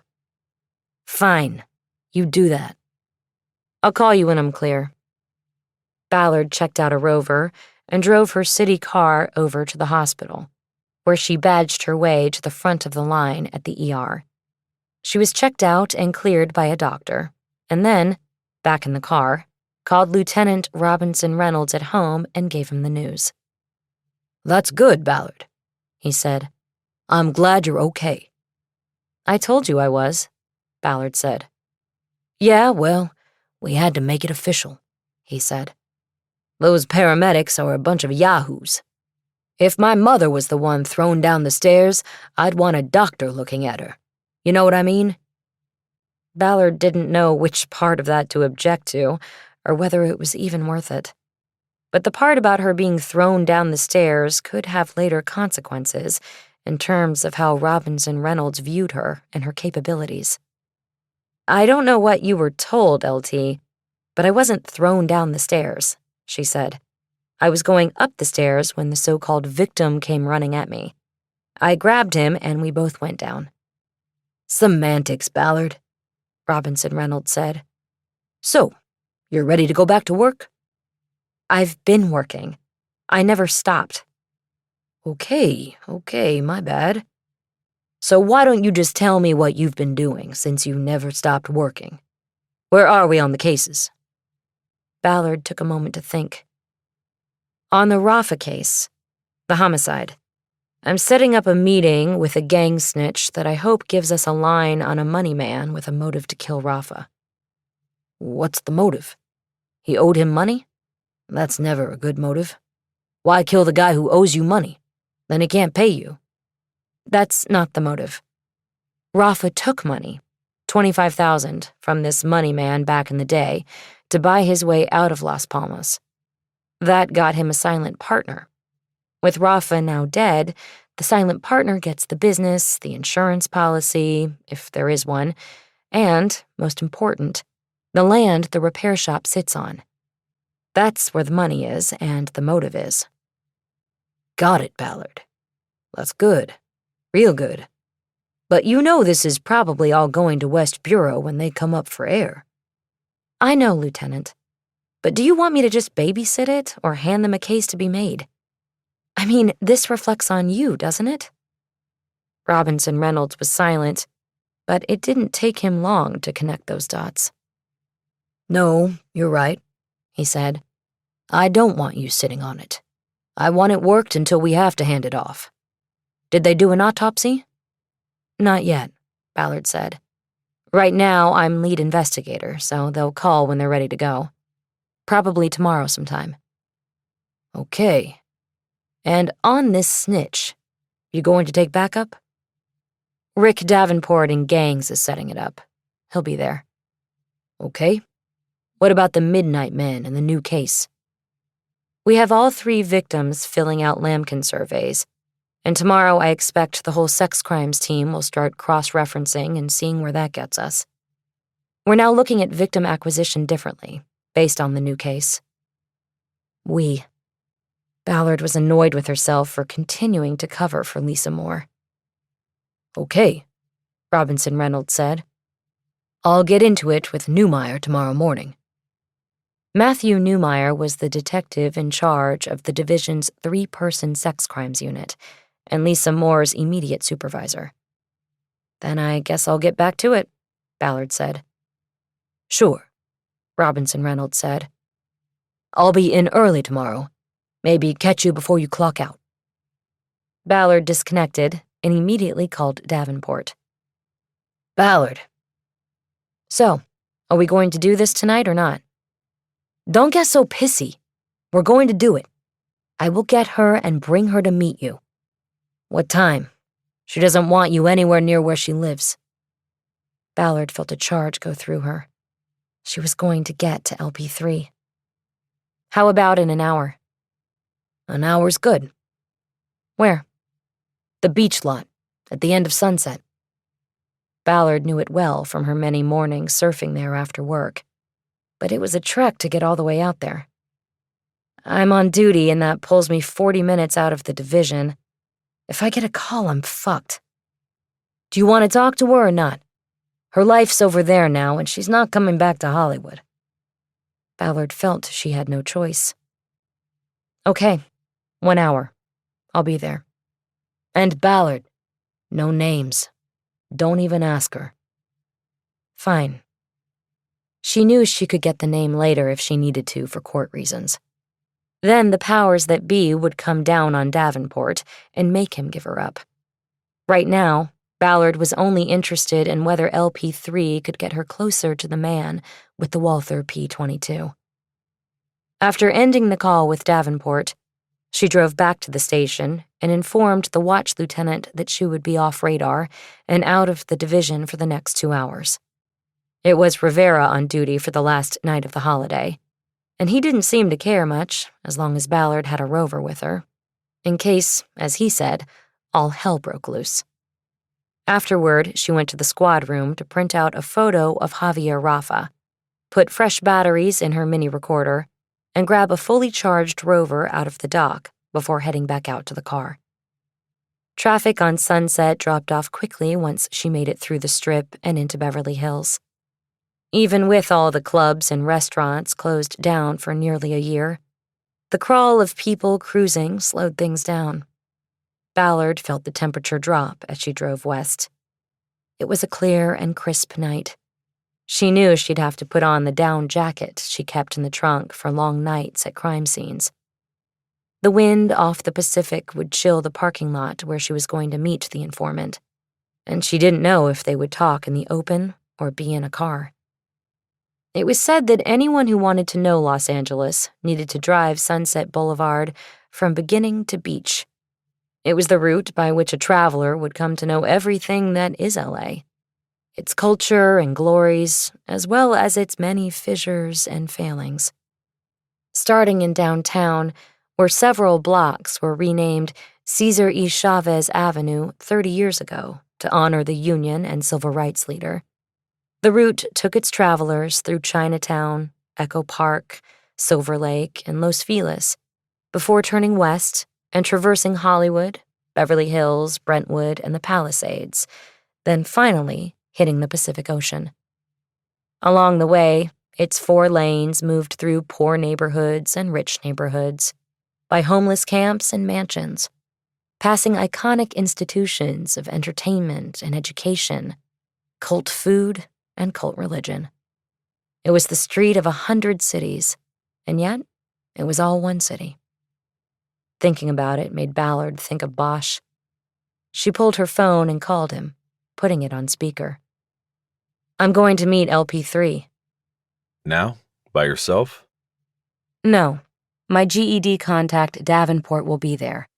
He set it up. He's getting her and bringing her to the meet. Where?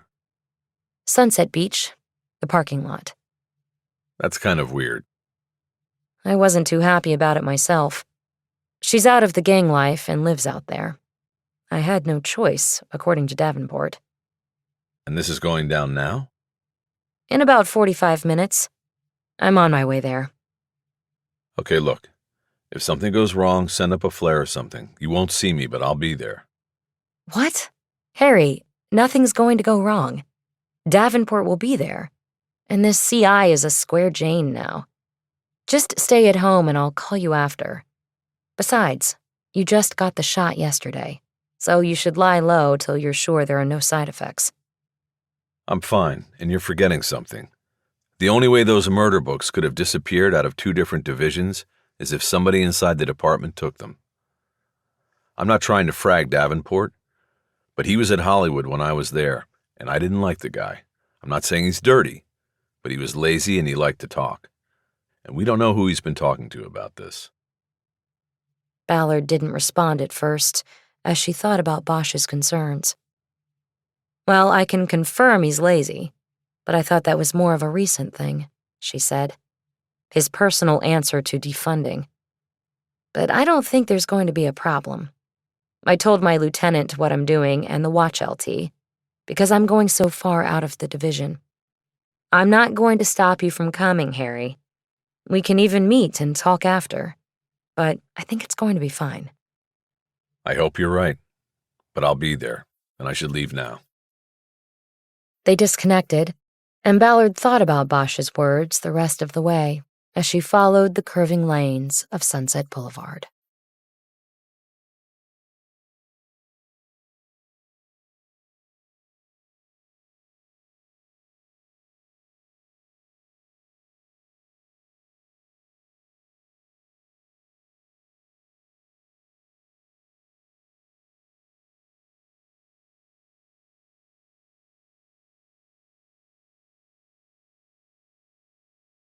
Chapter 23.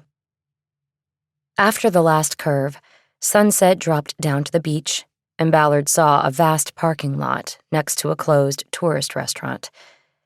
There was only one car in the lot, and it did not have the boxy lines of a city ride. Ballard had forgotten that Davenport likely drove undercover wheels for his gang work. While she waited for the traffic light to change, she called him. "You there yet?" "We're here waiting and you're late." "What car are you driving? I'm about to pull in." "It will be obvious, Ballard. We're the only car in the lot. Just get in here." He disconnected. Ballard looked at the glowing red light in the traffic signal. She acknowledged to herself that Bosch had spooked her. She checked the gas station on the corner and the supermarket parking lot beyond it, and didn't see Bosch's old Cherokee. There was no way he could have gotten here from his house so quickly. The light changed to green, and she crossed into the parking lot. The arm was up on the ticket dispenser because it was after hours. She drove toward the car parked in the middle of the lot at an angle that put her headlights through the driver's side window.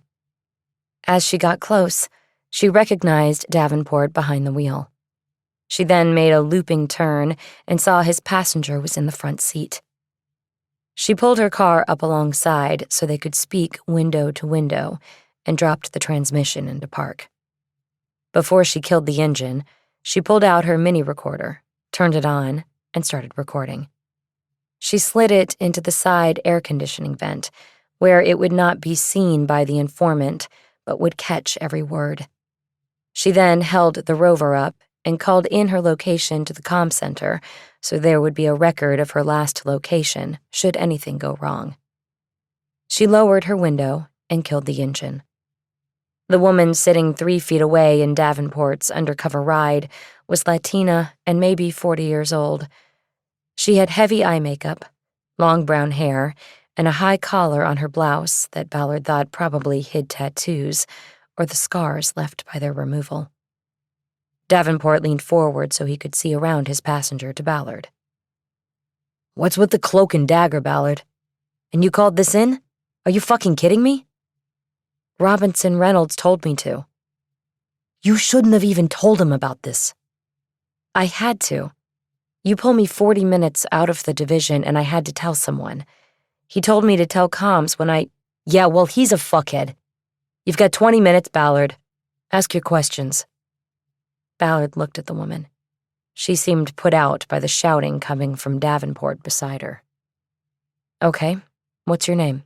Ballard asked. "No names!" Davenport yelled. "Jesus Christ, Ballard! I told you! No names!" Okay. What do you want me to call you?" Ballard asked. "I want this to be a conversation, and I'd like to have a name for the person I'm talking to." "How about Hain Doe?" Davenport yelled. He pronounced the J like an H. "Okay, never mind," Ballard said. "Let's start with what your association was with Las Palmas 13. My fiancé, at least the man I thought was my fiancé, was a leader at the time I was with him," the woman said. "A shot caller." "And you were an informant at that time?" "Yes, I was." "Why?" The woman spoke without hesitation or trace of an accent. She spoke matter-of-factly about the potentially deadly double life she had led. "He started fucking around on me, stepping out with other girls, gang whores, and nobody does that to me." "So you didn't leave him. You became an informant." "That's right. And I was paid, too. My information was good." She glanced back at Davenport as if to get confirmation. Davenport said nothing. Ballard had to guess that the fiancé she was talking about was Umberto Vieira, who Davenport said went away to Pelican Bay and was never coming back. Ballard was talking to the living embodiment of the scorned woman mourning. Hell hath no fury. 15 minutes, Davenport helpfully called out. "You told your LAPD handler about 14 years ago that Javier Rafa bought his way out of Las Palmas," Ballard said. "He paid $25,000 to Umberto Vieira. Do you remember that?" "I do," the woman said. "How did you come up with that piece of intel at the time?" "I saw the money. I saw him deliver it." Her seeing the transaction seemed to further confirm that Vieira was her fiancé, and that his sentence to Pelican Bay was in part due to her vengeance. "How did that deal come about?" Ballard asked. "Did Rafa just make the offer?" "It was negotiated," the informant said. "Rafa wanted out, and knew there was only one way, in a box. But my man was greedy. He always thought about himself before the gang, and before me. He told Rafa he could pay his way out. He set the price and helped Rafa get it." "Shopping cars?" "No, Rafa was already doing that. That was his job. He was even called El Chapo by them, like a joke. So then, where did he get the money? He had to get a loan. Where do you get a loan to get out of a gang? There was a man. People knew him. A banquero callejero. He went to him. A street banker. Yes, he got the money from him. The banquero knew people to get it from. People who wanted to make a loan. Do you remember his name or who he was? I heard he was a cop. Davenport flung his door open and came around the front end of the car to Ballard's window. What are you doing? Ballard said. His arm came at her and she ducked back. He reached in and pulled her key out of her car's ignition. That's it, he said. No more. What are you talking about, Davenport? She said. This is an investigation. And I didn't sign up to drag no cop into this. Not on my fucking watch. Give me my key. Davenport was already moving around his car again, back to his open door. I'll bring it back after I get her where you can't fucking find her. Davenport, give me the key. I will fucking 128 you on this if you— Fuck you, Ballard. I'll 128 you right back. We'll see who they believe. You are one beef from the fucking door. He jumped back in the car and slammed the door. Ballard focused on the woman. Who was the cop? Ballard asked. Don't you fucking answer, Davenport yelled. He looked down at his left, and the passenger window started going up. Who was it? Ballard asked again. Davenport started the car. The informant just stared at Ballard as her window closed. The car took off, racing across the parking lot to the exit. God damn it, Ballard yelled. Shit! Then her phone started to buzz, and she saw Bosch's name on the screen. Harry! What just happened? I'll tell you later. Where are you? Can you see them? You mean the other car? Yeah, he just blew the light and started up to PCH toward Malibu. Can you follow him? He grabbed my keys and I'm stuck. He's taking her home and I need to know who she is and where she lives. I'm on it. Ballard heard the phone clunk into the center console as Bosch fired up his car and took off. Ballard jumped out of her car and scanned the businesses and parking lots along Pacific Coast Highway. She saw the squared-off Jeep Cherokee coming out of the supermarket lot, onto the PCH and heading through the light at sunset and toward Malibu. Get him, Harry, she said out loud. Chapter 24. Davenport didn't come back for nearly 40 minutes. Ballard was leaning against the side of her car with her arms crossed as she watched his car come across the lot to her. He held his arm out the car window, the key to Ballard's car dangling from his hand. He wasn't staying. He kept his eyes cast forward through the windshield as he spoke. Had to do it, Ballard. Ballard grabbed the key out of his hand. Why? Because we're sinking, Ballard. All we need is to drag another cop into another scandal. Don't you get that?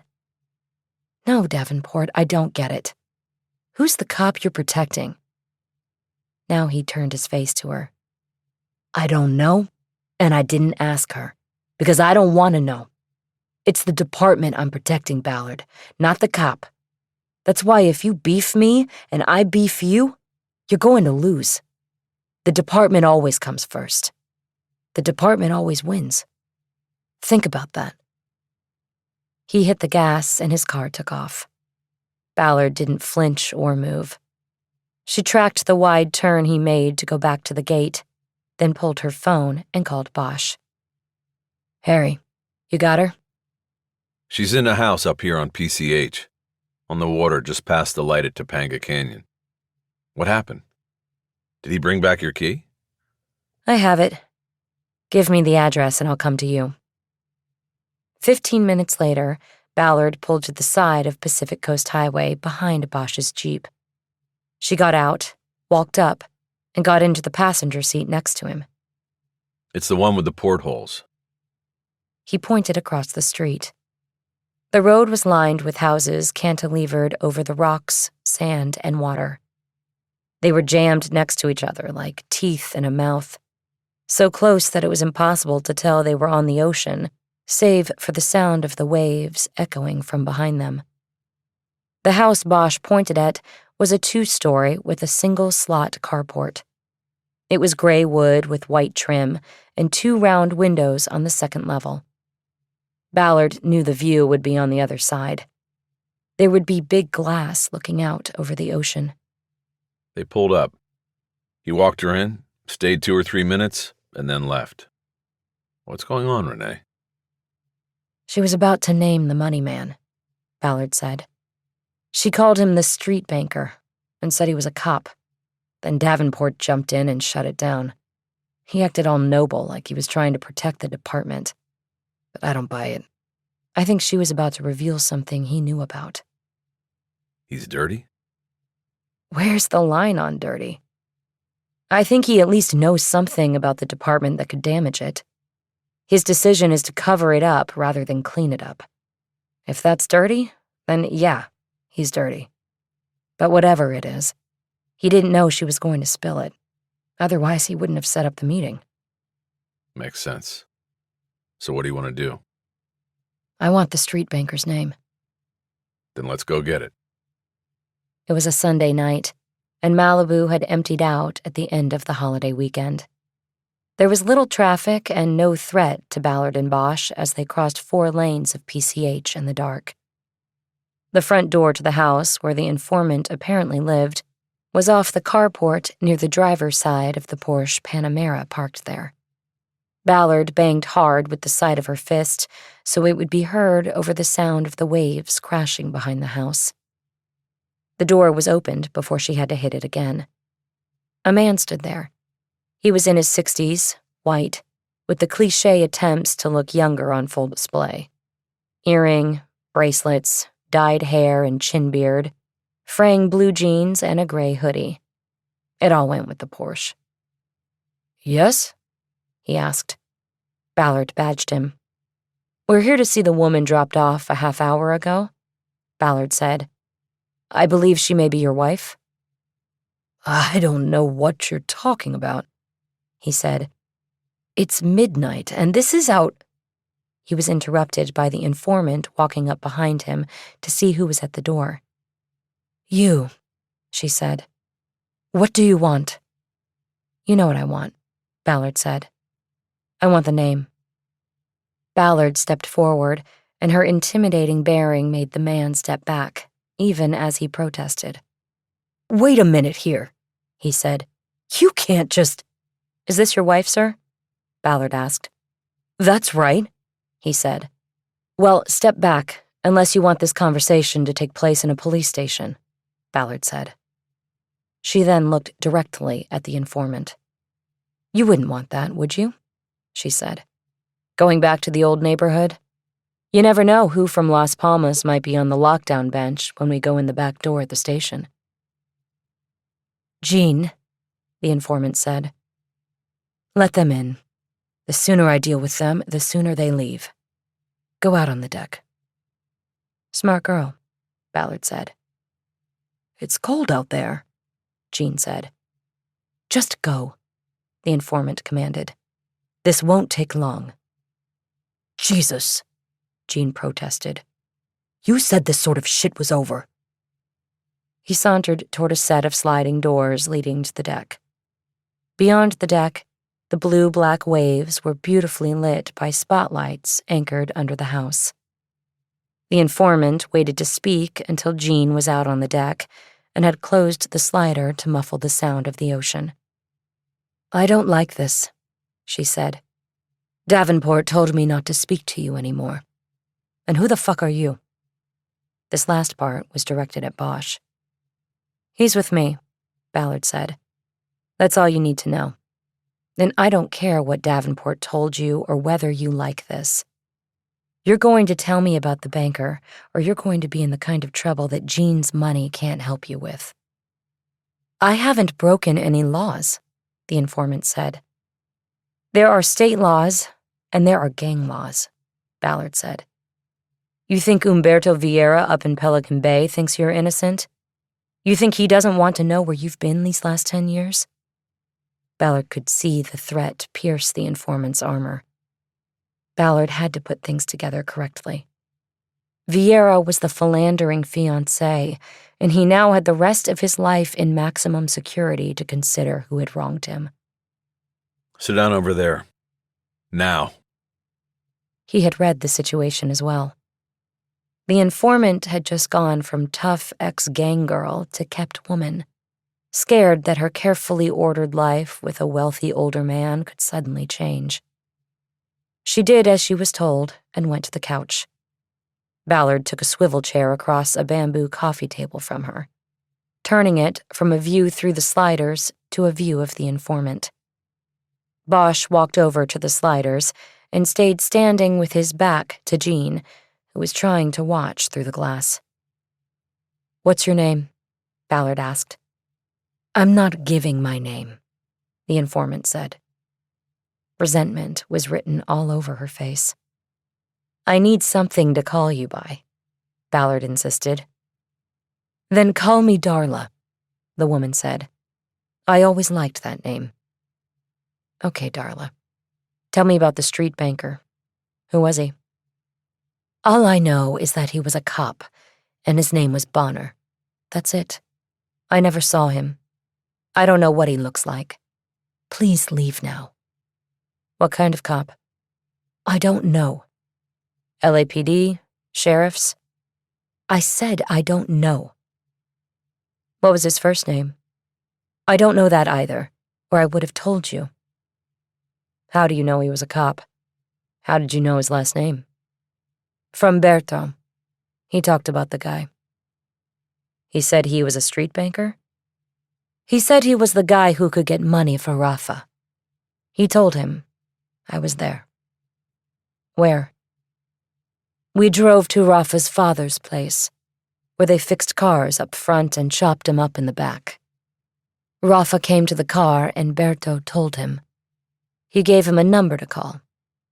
And he also warned El Chapo that Bonner was a cop.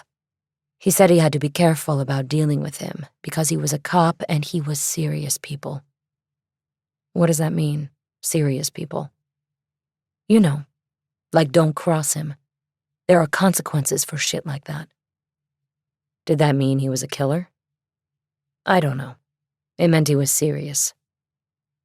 "Okay. Were there other times Bonner was mentioned?" "Yeah. When Rafa brought the money to Umberto. He said Bonner got it for him from a doctor and he had to sign papers and all of that." "What kind of doctor?" "I didn't hear that part. Or they didn't talk about it. Just a doctor is what I remember." "How come you never told this to your handler at the LAPD? About the banker being a cop?" "Because I'm not a fool." "What's that mean?" "For one thing, if something happened, Berto would know it came from me, because he told me about Bonner in the first place. And the other thing is that you don't rat out cops to cops. That's just stupid. Next thing you know, somebody rats you out to your man. You understand what I'm saying?" "I do. How do you think Berto met Bonner in the first place?" "I don't know that. They just got together somehow. They knew each other before I was in the picture." Ballard knew that was a key connection to make. "When was that?" she asked. "When you entered the picture." "Me and Berto got together when I was 17, Darla said. "That was 04, and we were together for 6 years."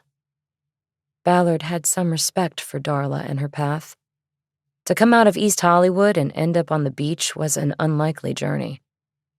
She could see that Darla carried a certain pride in it, despite the choices of men she used to get there. "Do you know if there were other transactions between Berto and Bonner?" Ballard asked. "I mean, besides the deal with Rafa." "Yeah, they had business," Darla said. "Like when someone needed big money, they would talk and shit. I think there were other deals." Ballard looked at Bosch to see if he had any questions she had not covered. He nodded. How did Berto and Bonner communicate? "By phone, mostly," Darla said. Sometimes they would meet up. Where? I don't know. Darla looked away when she answered. It was the first time in the conversation that Ballard had seen a tell indicating untruthfulness. Ballard glanced at Bosch, and he nodded slightly. He had seen it too. You sure? Ballard asked. Yeah, I'm sure, Darla said. You think I asked Berto about his business all the time? That would get me killed. Darla looked away again while making her protest. Ballard knew she was hiding something. She thought about how to pull it free and considered what Darla would be self-conscious about discussing. Then she hit on what it probably was. Come on, Darla. Tell us. I already told you. I don't know. You did see Bonner, didn't you? I told you, no. You followed him. Umberto. You followed him because you thought he was going to see a girl, but it was Bonner. You saw them together. Darla rocked back on the couch as though shocked by Ballard's jump. Where'd they meet? Ballard pressed. It's important, Darla. Darla flipped a hand in the air as if to say, why not? You've gotten everything else. They went up to that place on Franklin where the chicken's so good. Ballard glanced at Bosch. Birds? She asked. The place that gave cops a discount. Yeah, that's it, Darla said. I saw them, and then I turned around and left. What did Bonner look like? Ballard asked. I don't know. White. He was a white guy. What color hair? He had a shaved head. Fucker thought he was Vin Diesel. Ballard thought about the description Gabriel Rafa had given of the man in the hoodie. Was Bonner in uniform? She asked. Darla laughed. Yeah. OG Berto Vieira having lunch with a cop in uniform. Okay, no uniform. What else do you remember, Darla? That's it. No more. You sure? That's the only time you ever saw them? Only time. Ballard nodded. She had enough for the time being, and she knew where she could find Darla if she needed to. She looked at Bosch, and he nodded. He was finished as well. To punctuate the finality of the interview, Jean knocked on the glass from the deck and held his hands wide. He was cold and wanted to come in. Ballard waved him in and then looked at Darla. Thank you, Darla, she said. You've been very helpful. You going to pay me? Darla said. The gang guys always did. We do that, and we have to open a new snitch jacket on you. I don't think you want that. Darla looked at Jean as he came through the glass doors, the booming sound of a crashing wave coming in with him. No, I guess not, Darla said. Ballard thanked the happy couple and exited with Bosch. There was no traffic, and they crossed PCH at a steady walk. That was a nice jump you made with her. About her following him to check if he was seeing a girl? Thanks, Ballard said. It just suddenly hit me. They stood between their cars. Now what? I'm going to run down Bonner, Ballard said. See where it goes from there. Her description matches the one the victim's son gave me of a white guy at the New Year's party. A bald guy in a hoodie. There's something that doesn't fit in her story. What? If the banker, Bonner, was a cop, why didn't Umberto use that to deal his way out of a life sentence? Ballard nodded. It was a good point. Maybe he tried to and there were no takers, she said. Or maybe this Bonner is so serious that he was afraid to. Maybe he thought Bonner being a cop meant he could get to him in county. A lot of maybes. There always are. Let me know what you get. I'll be around if you need me. Thanks, Harry. And thanks for being there tonight. We wouldn't be to this point if you hadn't thought Davenport was bent in some way. Then I guess we both made good jumps tonight. What a team. High five. Ballard put up her hand. We're not supposed to be doing that during COVID. Come on, Harry, Ballard urged. You can do it. Bosch reached up and half-heartedly slapped her hand. We'll have to work on that, Ballard said. Chapter 25. After checking in at the watch office with Lieutenant Rivera, Ballard went to the detective bureau to attempt to identify Bonner.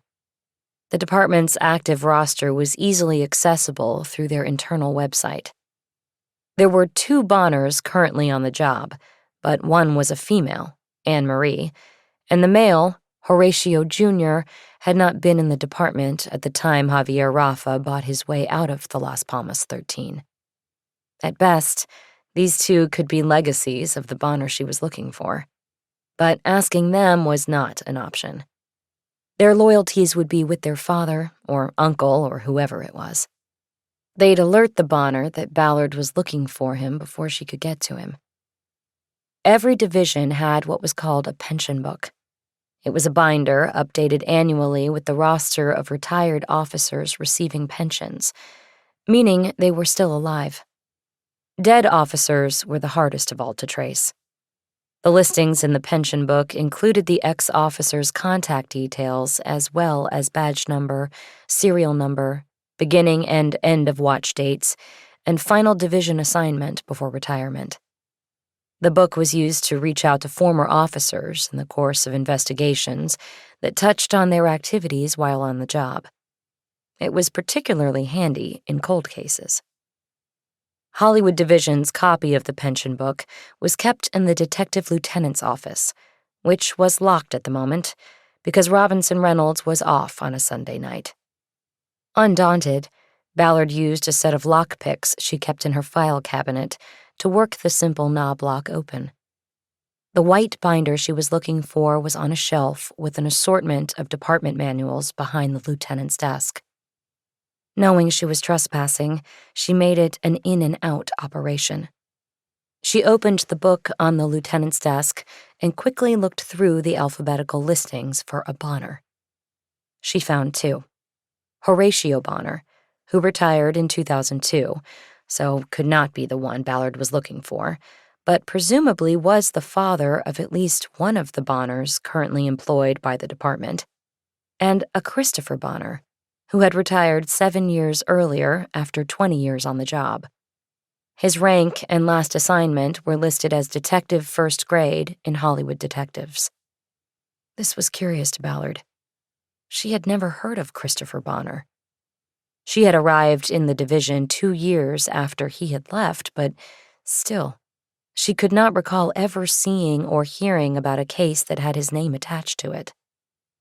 What added to the puzzle was that Bosch had not reacted to the name, and it seemed as though their time working in Hollywood might have overlapped, though she was not sure what year Bosch left Hollywood Division for the open unsolved unit downtown.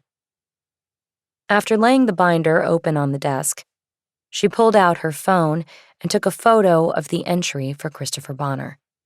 As she did so, she noticed a yellow Post-it pad to the side of the desk's center work area. Robinson Reynolds had written Ballard on the top sheet, and nothing else. It was obviously a note written to remind him to tell Ballard something or get something from her, or possibly to talk to someone else about her.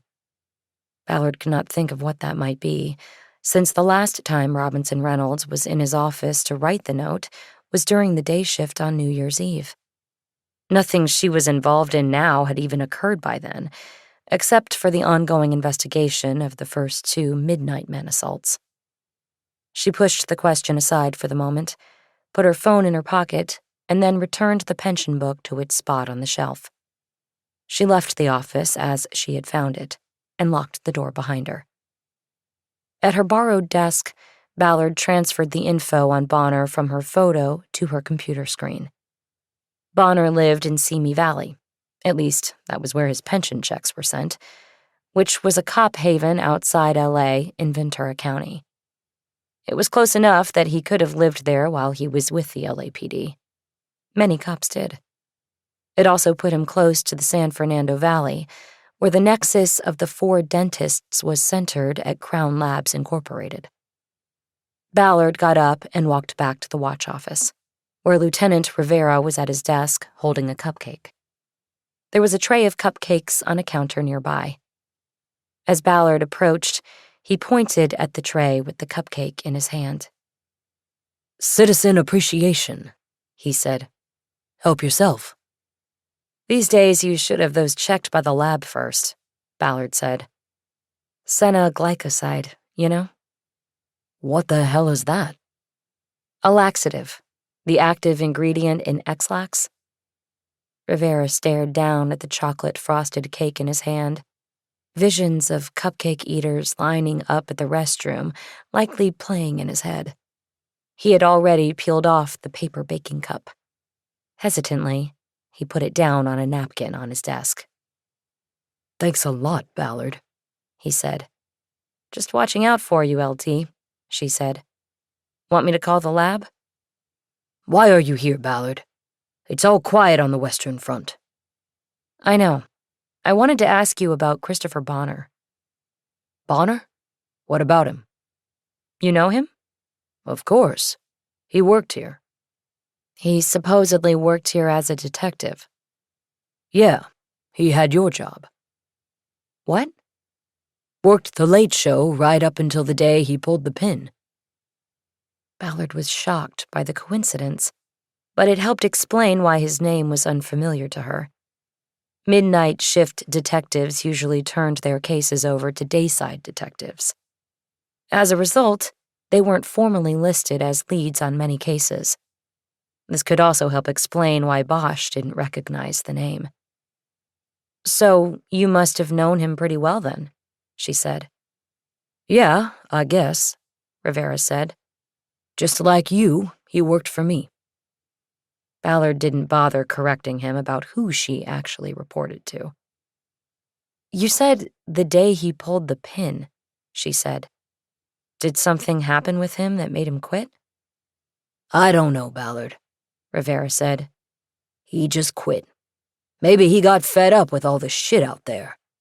I don't need to tell you what you see out there on the night shift." "No, you don't."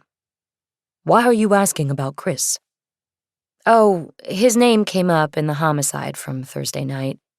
He knew the family from back in the day. I was just curious about him, is all."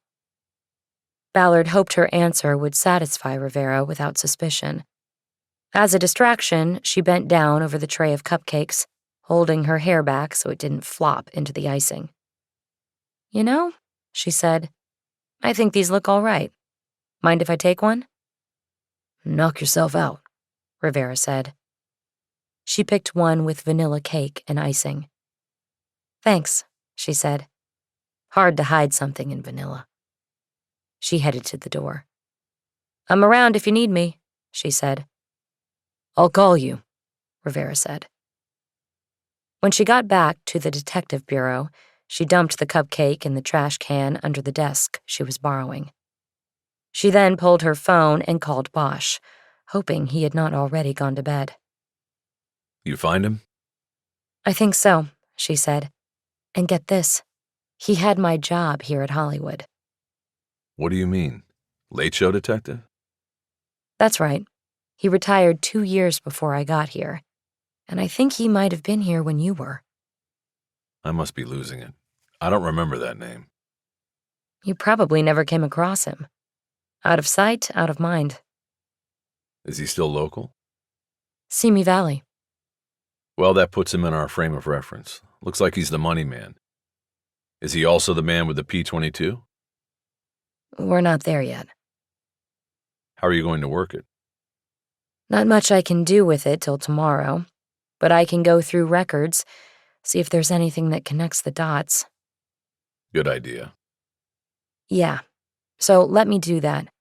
You get some sleep, and I'll let you know if I get anything in the morning after shift. By then, I'll also probably know if I still have the case." Happy hunting. This was the homicide detective's sign-off. It was a show of respect, and Ballard thought there was no one in the entire department whose respect she would take over Harry Bosch's.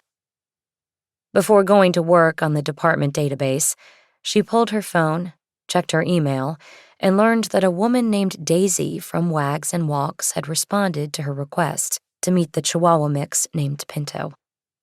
The message was that Pinto was still available for adoption and would be happy to meet Ballard. Ballard, not knowing what the day ahead would bring, responded with a request to see the dog on Tuesday. Since Tuesday was one of Ballard's regular days off, she said in the email that Daisy could name the time of the appointment and she would make it work. She added that she was very excited to meet Pinto.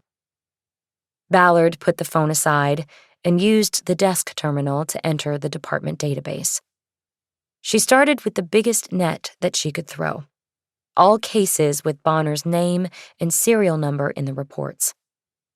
The department was digitized going back to the mid-90s, so Bonner's entire career was covered. The search engine took more than a minute to come back with over 14,000 hits. Ballard thought that was actually low, considering that Bonner had put in 20 years. She guessed that by the time she hit her 20 years, she would have more than double that number of engagements in the database. Checking through that many reports, even those easily dismissed, could take days. Ballard needed to cut it down to hours, at least initially. She pulled up her chrono on her laptop and checked the date of the intel report that Javier Rafa had bought his way out of the Las Palmas gang. It was dated October 25th, 2006, meaning that Bonner was already associated in some way with shot caller Humberto Vieira at that time. Ballard resubmitted her search for reports with Bonner's name on them, chopping the net down to 3 years on either side of the date of the report.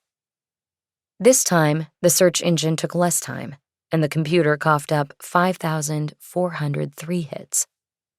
She then cut this down to 3,544 by searching only 2 years on either side of the 2006 marker.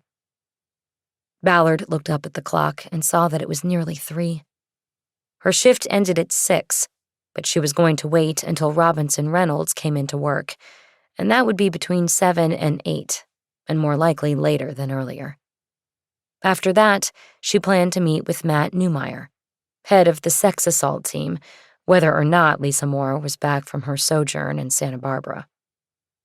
Ballard decided that if she got lucky and there were no call-outs, and if she kept herself from going computer blind, she could get through all the reports by the time of her meetings the next morning. She set to work with a quick protocol for reviewing the reports. She would scan only the front sheet, which contained the name of the victim, suspect, if there was one, and type of crime or call-out.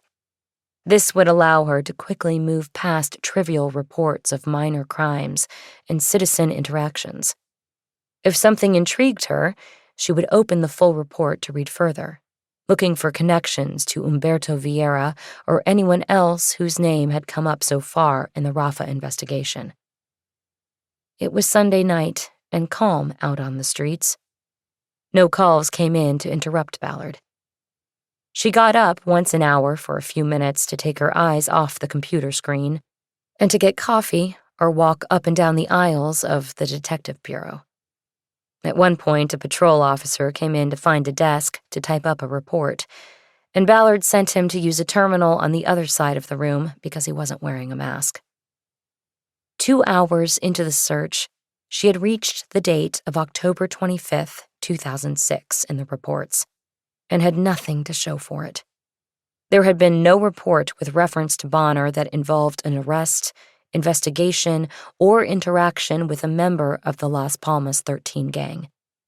That in itself was a revelation, because it was hard for Ballard to believe that one could go a solid 2 years as a midnight shift detective without a single interaction with a Las Palmas gangster in some form.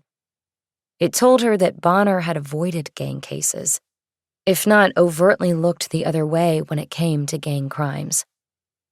It also told her that she needed to reframe her search. She didn't see going through the next 2 years of records as the best use of her time. Instead, she went back to the search engine and asked for records from 2000 to 2004, producing 3,113 reports with Bonner's name on them. These reports began with Bonner as a patrol officer in Hollywood Division. He then got a promotion to detective in early 2002 and was assigned to the Third Watch, which was considered an entry detective position at the time. It still was, but it had not been an entry position for Ballard. Her assignment to the dark hours had come as punishment for pushing back against one of the many ills of the department: sexual harassment. She had lost a department skirmish with her boss at the robbery homicide department and was banished to the night shift in Hollywood. An hour later, Ballard found the needle in the digital haystack of reports. A report dated October 5th, 2004, in which Bonner was listed as the late show detective who responded to a call about a shooting into an occupied dwelling. The incident occurred at 3:20 a.m.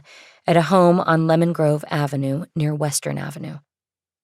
The summary stated that the occupants of the home were asleep when a drive-by shooting occurred, a gunman spraying automatic fire from a passing car.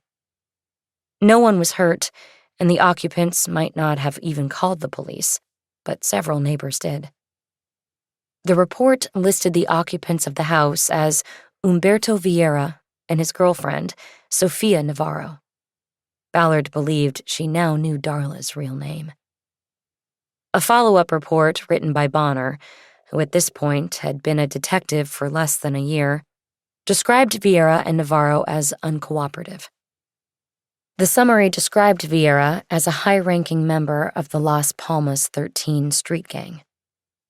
The summary also stated that information from GED indicated that Vieira was suspected of having been involved in an abduction attempt of a rival gang member named Julio Sanz.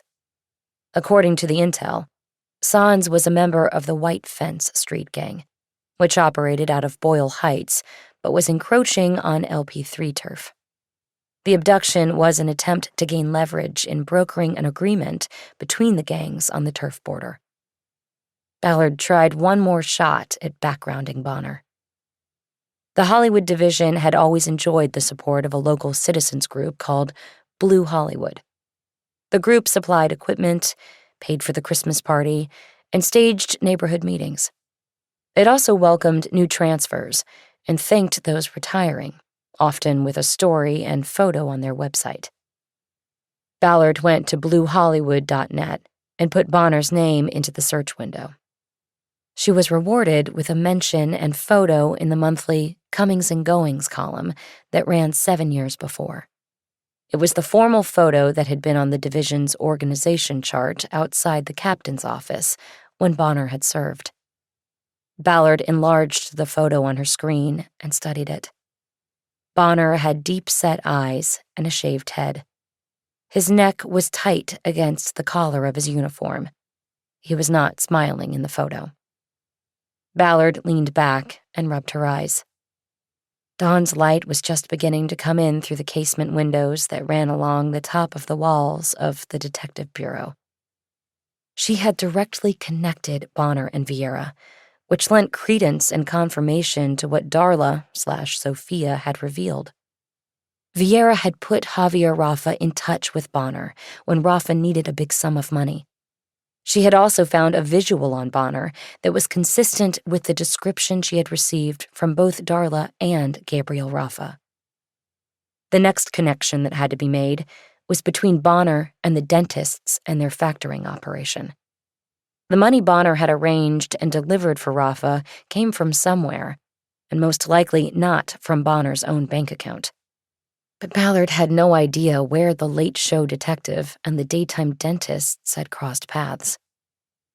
She printed out all the reports on the drive-by shooting incident, and while she waited, she put the name Julio Sanz into the search window and learned that he had been murdered in November 2004, just 5 weeks after the drive-by shooting of Humberto Vieira's house.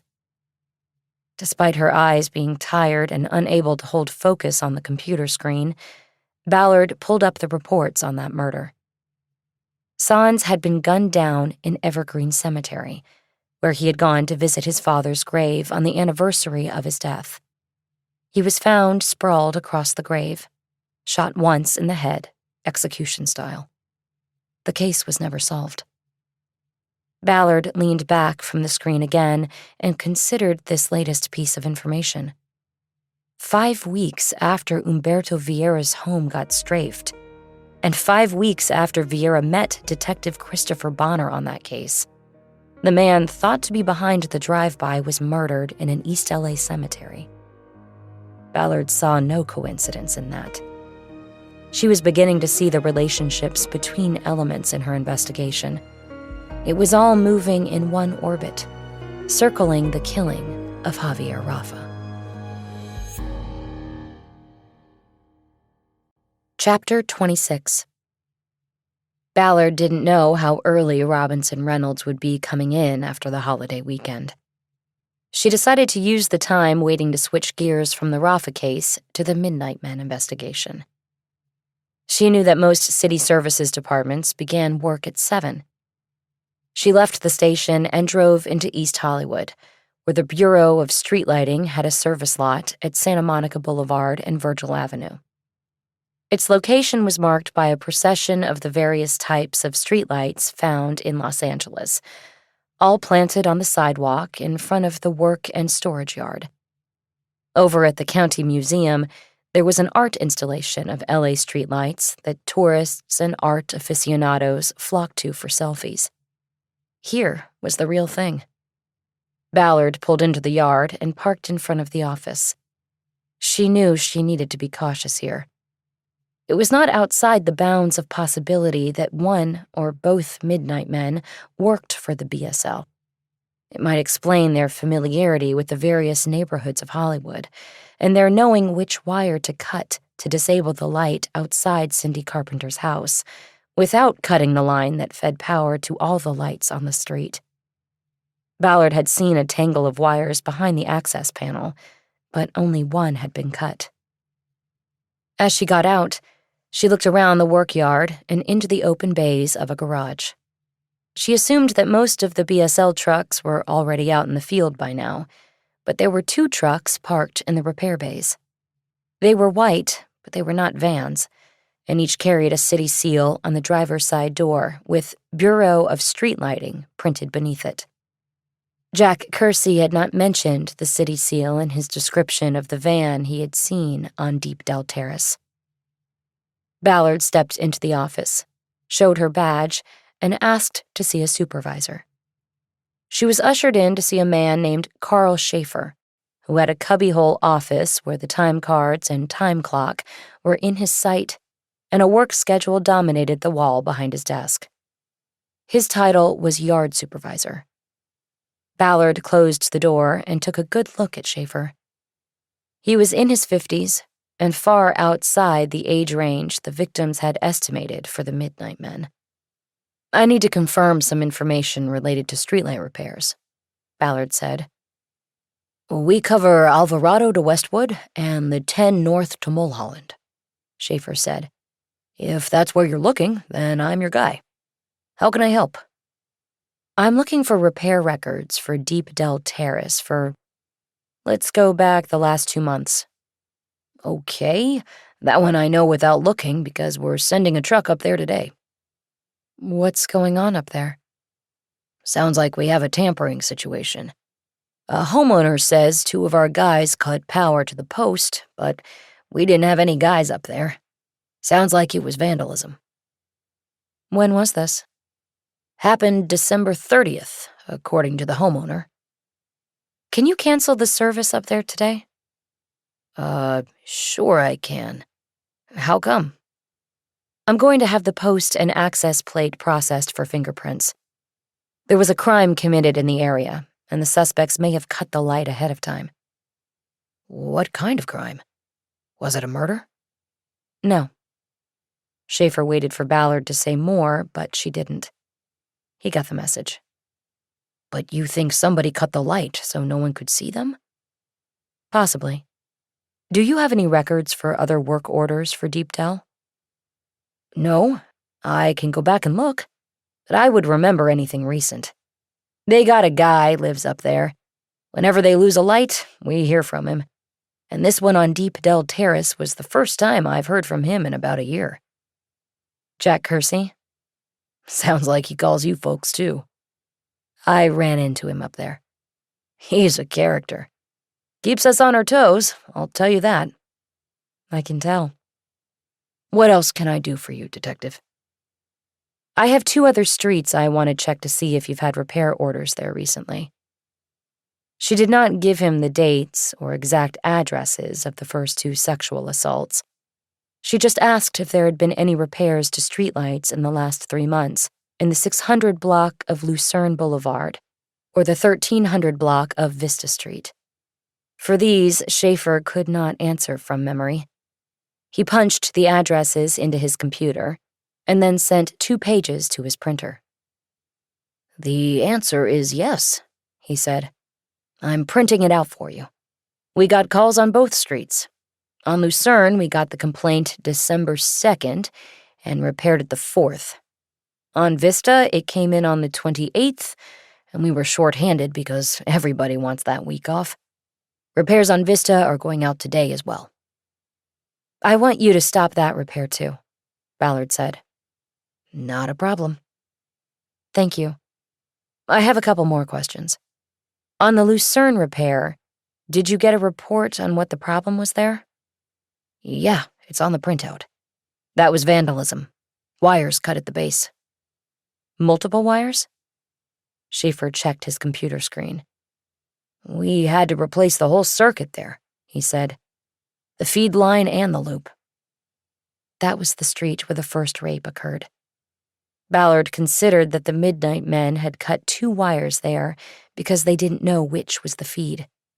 By the time of the Deep Dell attack, they had learned. So they actually disabled several lights at once, she asked. Exactly, Schaefer said. And we got complaints from multiple residents. By learning to cut just 1 light, the one nearest the intended victim's house, the Midnight Men were improving their MO and less likely to draw immediate attention to their nefarious efforts. Okay, Ballard said. I noticed that most of your trucks are out in the field, but there are 2 in the bays. Do you use white vans for service calls? Vans? No. We use flatbeds. So when we have to replace a post or a whole light assembly, we can take what we need on the work truck. You can't put a 14-foot streetlight in a van, and that's what we're most often doing, replacing the whole assembly. People like hitting them with their cars. He smiled at his own attempt at humor. Got it, Ballard said. And your flatbeds are clearly marked as city vehicles? With the city seal and department name? Always, Schaefer said. No vans? Not a one. Do you want to tell me what's going on? Is somebody doing some shit and saying he's with us? I wish I could tell you, Mr. Schaefer. You've been very helpful. But I can't, and I need you to keep this confidential. Don't talk about it with anyone. What am I going to tell? I don't know what's going on. Ballard reached into her pocket for a business card. It had her cell number on it. One last thing, she said. I need to know about any reported light outages in the Hollywood area for the next 2 weeks. I don't care if it's a weekend or not. I need you to call me as soon as a report comes in that there's a street light out. I don't need to know about car accidents, just lights that are burned out, malfunctioning, vandalized, whatever. Can you do that? Of course, not a problem, Schaefer said. Thank you, sir. When this is all over, I'll be able to tell you more about it. Whatever it is, I hope you catch the bastard. Especially if he's the one out there cutting our wires. He handed her the printouts with the details of the first 2 streetlight outages. Ballard thanked him again and left. As she returned to her car, she acknowledged to herself that it was more likely than not that the next report of a vandalized streetlight in Hollywood would come in after it was too late and the next attack had already occurred. From the workyard, Ballard drove by the exact locations of the streetlights noted on the printouts. In each case, The light where the wiring had been cut was in close proximity to the house where one of the sexual assaults had taken place. It left Ballard with no doubt that the Midnight Men had tampered with the lights before the attacks to further cloak their activities in darkness. She also noticed that in both locations, the streetlights were different from the glass acorns in the dell. She called SID and requested that a print tech come out and process the access plate at the base of the light on Vista, as well as the light up on Deep Dell Terrace. It was a long shot, but Ballard knew that long shots never paid off if you didn't take them.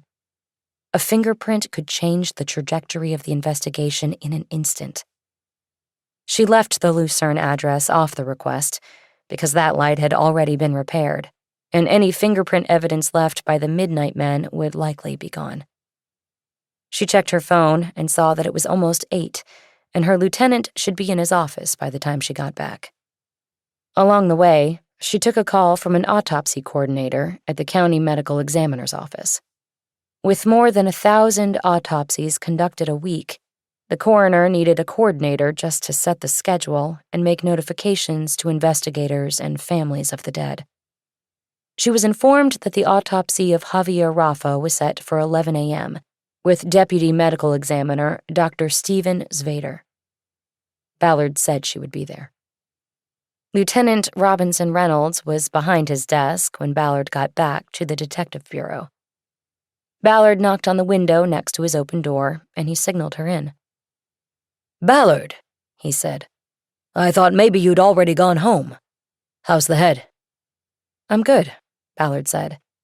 "I was just out doing an interview on the Midnight Men thing." "You need to fill out an IOD." "I'm okay, LT." "Look, you want to get paid for Saturday night when you went home early? Fill out the form." Ballard knew that filling out an injured on duty form would take the better part of an hour, and its only purpose was to serve as a record of injuries in case the officer later took action against the department or sought an early retirement due to injury. The city would not cover or accept any financial or retirement request based on injuries not detailed in the IOD form. It didn't matter that some injuries became an issue long after they initially occurred. Bosch was an example. He was exposed to radioactive material on a case. 10 years later, when it manifested as a form of leukemia, the city tried to look the other way because he had never filed an IOD form. Luckily, he had good doctors and a good lawyer and came out okay. "All right," Ballard said. "I'll get to it before I leave. I have to hang around for the autopsy on Rafa anyway." "Right," Robinson Reynolds said. "We should talk about that. Sit down, Ballard." Ballard sat down in one of the chairs in front of his desk. As she did so, she noticed a small black leather pouch on the corner of the desk. It was blocked from Robinson Reynolds' view in his seat because of a vertical file in front of it. He must have missed it when he entered the office earlier, probably reading the overnight note as he entered. The pouch contained Ballard's lockpick set. She had put it down on the desk after entering the office the night before to get to the pension book. She had then forgotten it when she left. If the lieutenant found it, he would not be able to trace it back to Ballard, but he would know that someone had been in his office over the holiday weekend, and she knew suspicion would likely fall on her. She was trying to think of a way to surreptitiously grab it when Robinson Reynolds told her she was off the Rafa case. "Wait, what?" she asked. "I talked to West Bureau, and they're ready to take it off your hands," Robinson Reynolds said. "I don't want it taken off my hands. I was working it all night and have identified a suspect and want to keep rolling with it." "That's great, and I'm sure they will welcome all your good work. But it's not your job. You're not a homicide detective. We have been over this before, and I goddamn hate it that every time you don't want to give up a case, you try to make it out as a betrayal. I'm not your enemy, Ballard. There is an established protocol, and we must follow it." "The autopsy's in 2 hours. Who takes that?" "I'm assuming you do. But then you call this guy and arrange to hand it all off. He handed a Post-it note across the desk to her. It had her name on the top. It was the Post-it she had seen earlier, but now it had another name and a number written under hers. Detective Ross Bettany. Ballard had never heard of him, but he would be the one to take her good work and close the case. "Tell me about this suspect," Robinson Reynolds said. Ballard knew that if she mentioned that she had linked 2 murders and that the likely hitman was an ex-LAPD cop, she wouldn't even get the autopsy. Robinson Reynolds would skip over her and West Bureau and go straight to Robbery Homicide Division downtown. They would grab it like a hawk snatching a sparrow out of the air. She didn't want that. If she couldn't be lead, she wanted to give it to Bettany in such a way that she still retained a piece of it. That way, Bettany and his partner would need her and her knowledge to close it. "We think it was about money," she said. "As I told you on the phone yesterday, Rafa's shop was sitting on a valuable piece of land. He had a silent partner and he was trying to break their contract. We think the partner hired a hitter, the go-between who brought them both together in the first place." Ballard thought she had walked the tightrope without a net. Nothing she had said was false. She just didn't tell the whole story. "We?" Robinson Reynolds asked. "What?" Ballard said. "You said, we think it was about money. Who's we?" "Oh, sorry, just an expression. I meant we as in the LAPD as a whole. We think." "You sure?" Yeah. Last I checked, the department hasn't filled my partner slot because of the freeze." The lieutenant nodded like all of that was true. "You know a guy named Harry Bosch?" he asked. "Retired LAPD. Worked here at Hollywood for a lot of years, in fact." Ballard realized that she had just walked into a man-trap. She went in one door, and it had locked behind her. The next door had to be opened from the other side. And Robinson Reynolds was the guy on the other side. Yeah, I know him," she said carefully. "We've crossed paths on things before. Why?" She wanted to get as much from Robinson Reynolds as she could before she tried walking across the tightrope again. "Because I got a report here on my desk that came from GED," Robinson Reynolds said. "They had your victim's memorial service under surveillance so they could see what guys from Las Palmas showed up. Instead, they got photos of you standing with an old guy identified as Harry Bosch and talking to another guy who didn't look too happy about being talked to." Ballard's mind was racing as she tried to put together an answer. "Yeah," she said.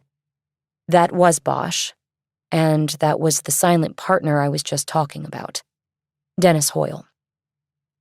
She doubted that Robinson Reynolds would go for the distraction of Hoyle, but it gave Ballard time to think her way through this confrontation. She knew one thing. Davenport was behind this. He had sent the surveillance photos to the lieutenant. Ballard decided she would find a way to deal with him later. "And Bosch?" Robinson Reynolds said.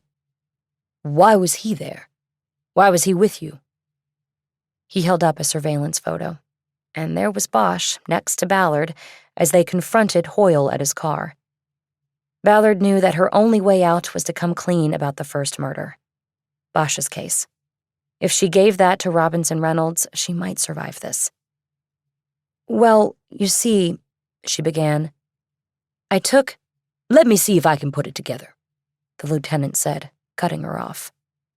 "You've got a full plate. You catch a murder New Year's Eve, and West Bureau's overwhelmed, so you have to run with that through the weekend. Then the Midnight Men jump up again, and now you've got that. You've got no help because even Lisa Moore's abandoned you for Santa Barbara. Yes, I know about that. So you're up against the wall, and you remember Harry Bosch, the retired guy who wishes he wasn't retired. You think, I could reach out to him for help and advice, but how do I get to him? So you pull out your little black bag of lockpicks, and you break into my office to get the pension book that has Bosch's number. The only problem, besides getting photographed by the GED, is that you forgot the little black bag and you put the pension book back in the wrong spot. How am I doing?" Ballard stared at him in awe. The man-trap door was opening. "You're a detective, LT," she said. "That's amazing. But there's another reason I called Bosch." "And what's that?" Robinson Reynolds asked. 10 years ago, he worked a homicide here in Hollywood. I connected the Rafa case to his case through ballistics. His case is still open. I wanted to talk to him about it, and we agreed to meet at the Rafa Memorial. Robinson Reynolds leaned back in his chair as he considered this. "And when were you going to tell me this?" he asked. "Today. Now. I was waiting for the chance." "Ballard." He decided not to say what he was going to say. "Just make sure Ross Bettany gets everything you've got on the case," he said instead. "Of course," Ballard said. "And look, I don't mind what you did, but I mind how you did it. You're lucky I think Davenport up there in GED is an empty suit. Why he's mad at you, I don't know. Sounds like professional jealousy. But what I do mind is you breaking into my office. That can't happen again." "It won't, sir. I know it won't, because I'm going to get one of those ring cameras and put it in here, so I get an alert any time somebody comes in." Ballard nodded. "That's a good idea," she said. "So take your little black bag and go call West Bureau and arrange to hand off the case," Robinson Reynolds said. "Then call Bosch and tell him his services on the case are no longer needed. That West Bureau will take it from here." "Yes, sir. And then I want you to get together with the sex team to figure out the next moves on the Midnight Men. I want to be briefed before you split." "Yes, sir." "You can go now, Ballard." Ballard stood up, took the lockpicks off the corner of the desk, and headed for the door.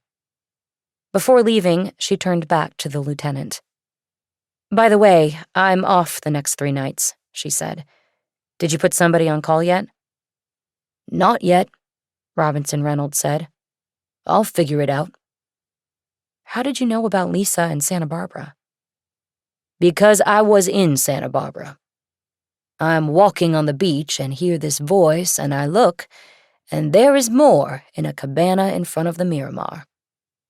"Did you say something?" "Nope. I'm going to bring her in here like I did with you. See if she tells me a story or tells me the truth. And don't you warn her, Ballard." "I won't." "If she tells me the truth, we'll be fine. If she lies to me, well, I can't have that." "I understand." Ballard left the office and took an immediate right turn, away from the squad room and toward the station's front hallway. She went to the break room to brew a cup of coffee. She knew it was going to be a few hours before she would get to sleep. She also didn't want to be in the detective bureau when Lisa Moore showed up for work, and the lieutenant summoned her to his office. She didn't need to have Moore blaming her for not giving her a warning. As the coffee dripped, Ballard considered firing a text to Moore, telling her not to lie to the LT. But she didn't. Moore could make her own way and deal with the consequences.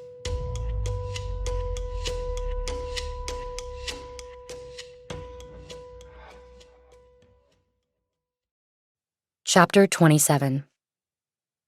Ballard walked into the squad room through the back hallway and saw Matt Newmeyer and Ronan Clark at their workstations in the Crimes Against Persons pod. Lisa Moore's station was empty. Ballard walked over, put her coffee down on one of the half walls that separated the workstations. It was a 6-person pod.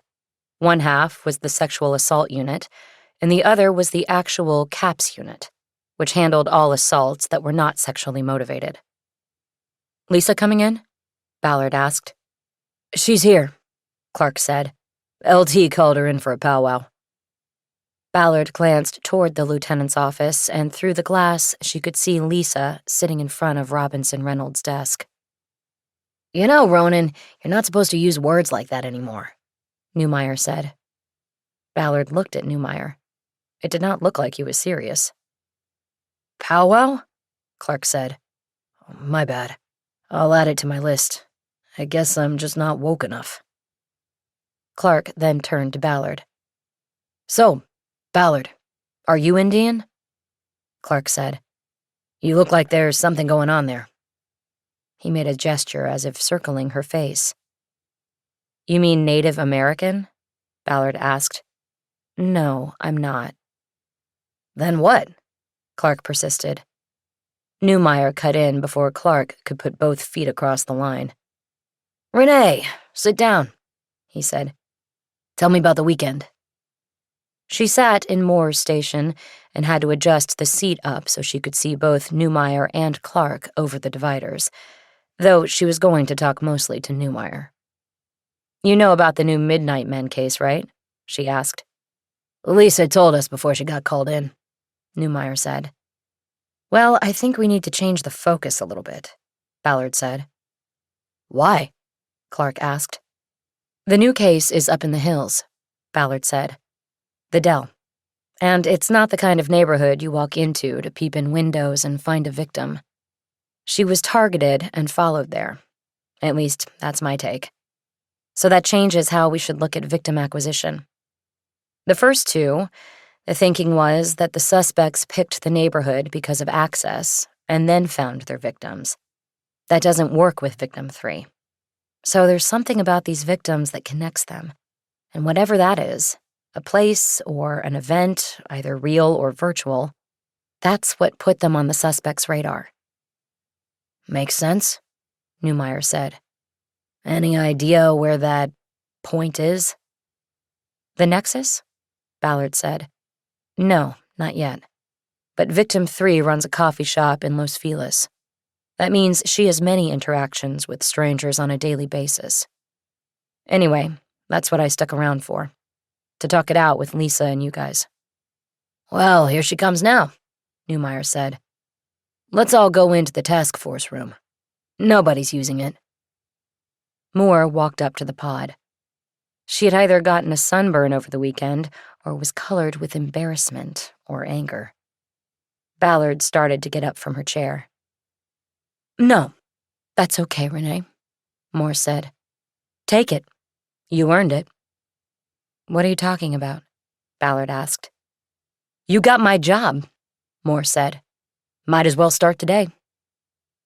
Now she had the attention of Clark and Newmeyer, who was already standing and gathering files to take to the task force room. I don't know what you're talking about, Ballard said. Sure you do, Moore said. Next deployment, I'm on the late show and you're on sex. And don't play stupid. You set me up. I didn't set anybody up, Ballard said. And this is news to me. Me too, Clark said. Shut up, Clark, Moore said. This is between me and this backstabbing bitch. Ballard tried to remain calm. Lisa, wait a minute, Ballard said. Let's go back into LT's office and— Fuck you, Ballard, Moore said. You know I'm a single mother. I've got kids. How the hell am I going to work midnights? And all because you got pissed that you had to cover for me. Lisa, I did cover for you, Ballard said. I did not tell the lieutenant one thing about you or this— He already knew, Lisa, Newmeyer said. He knew about the Miramar. Moore jerked her laser focus off Ballard and onto Newmeyer. What? She asked. He knew, Newmeyer said. The Miramar, right? Santa Barbara? Dash told me Thursday he was going up there for the weekend. If that's where you were when you should have been working with Ballard, then he probably saw you. Did he just ask you how the weekend was? Moore didn't answer, but didn't have to. Her face betrayed her. She was realizing that the trap she had just walked into in the lieutenant's office had been set by herself. Bang, the penny drops, Clark said. You fucked up, Moore. Shut up, Clark, Moore said. Okay, can we put this little dust-up aside for now? Newmeyer said. Let's all go to the TFR. We've got a pair of rapists to catch. There was a lull before Moore made a sweep of her hand toward the hallway that led to the task force room. "Lead the way," she said. The men got up from their stations, and Newmeyer did lead the way, a white binder tucked under his arm. Clark quickly caught up to him, perhaps sensing that the tension between the two women was not something he wanted to get in the middle of. Ballard followed at a 10-yard distance, and Moore took fourth position in the parade. She spoke to Ballard's back as they walked. "I suppose you want an apology," she said. "I don't want anything from you, Lisa," Ballard said. Ballard suddenly stopped short and turned to Moore. They were standing in the back hallway where only the shoeshine guy could hear them. "You know, you may have fucked yourself, but you also fucked me," Ballard said. "I like my job. I like the dark hours, and now I'm going to be dayside thanks to you." Ballard turned and continued down the hall, passing by the shoeshine station. Once all four of them were settled in the TFR, Newmeyer asked Ballard to summarize the weekend's occurrences, since it was now apparent that Moore had played hooky. Ballard gave a concise update and told them about her reaching out to the 3 victims. "I have victim 3's lambkin survey here," she said. "The other 2 should be completed by now. You just have to call them today to collect. When you compare them, see if we get any triple matches, or even double matches." Clark groaned at the idea of desk work. "Thanks, Ballard," he said. "Why don't you stick around to help?" "Because I'm going to be sleeping, Clark," Ballard said. "I worked all night, and I've been working this case all weekend. I'm out of here as soon as we're done with this meeting." "You're cool, Renee," Newmeyer said. "We'll handle it from here." "Good, because I'm supposed to have the next 3 days off," Ballard said. "All right," Newmeyer said. "Why don't you give us victim 3's survey and we'll take it from there. You can go home."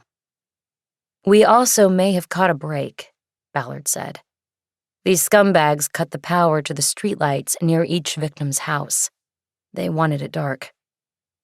"Holy shit," Clark said. "How'd you get that?" Newmeyer asked. "A resident up in the Dell told me the light outside the victim's house was out the night before the attack.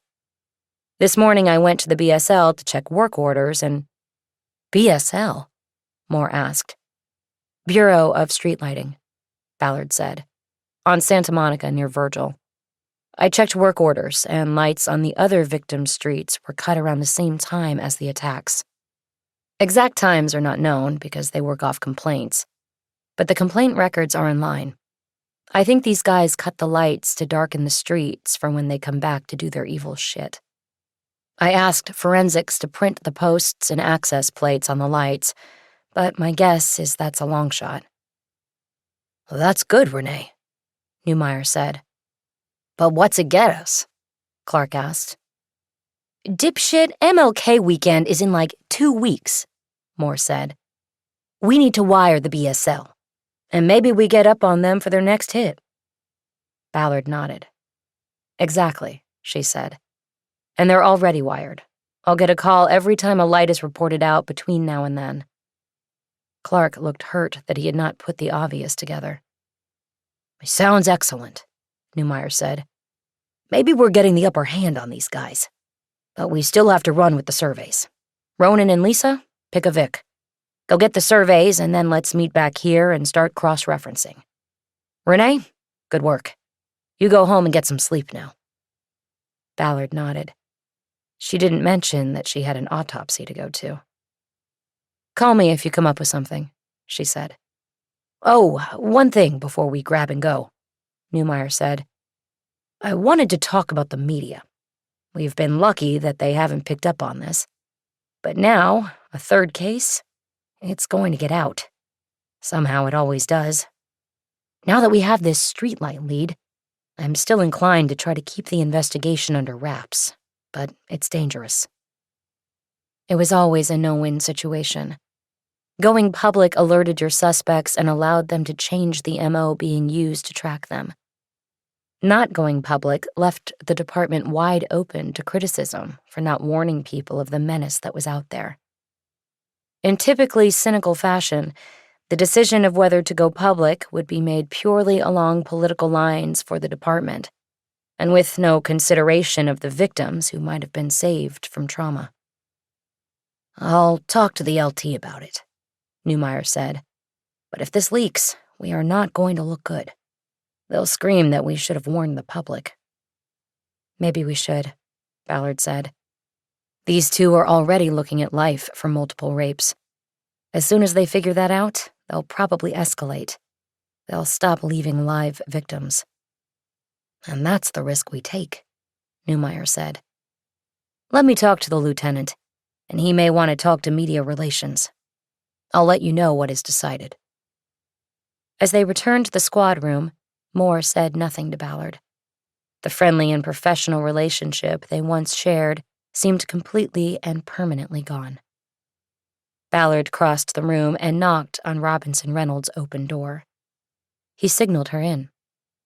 "Ballard, I thought you'd left."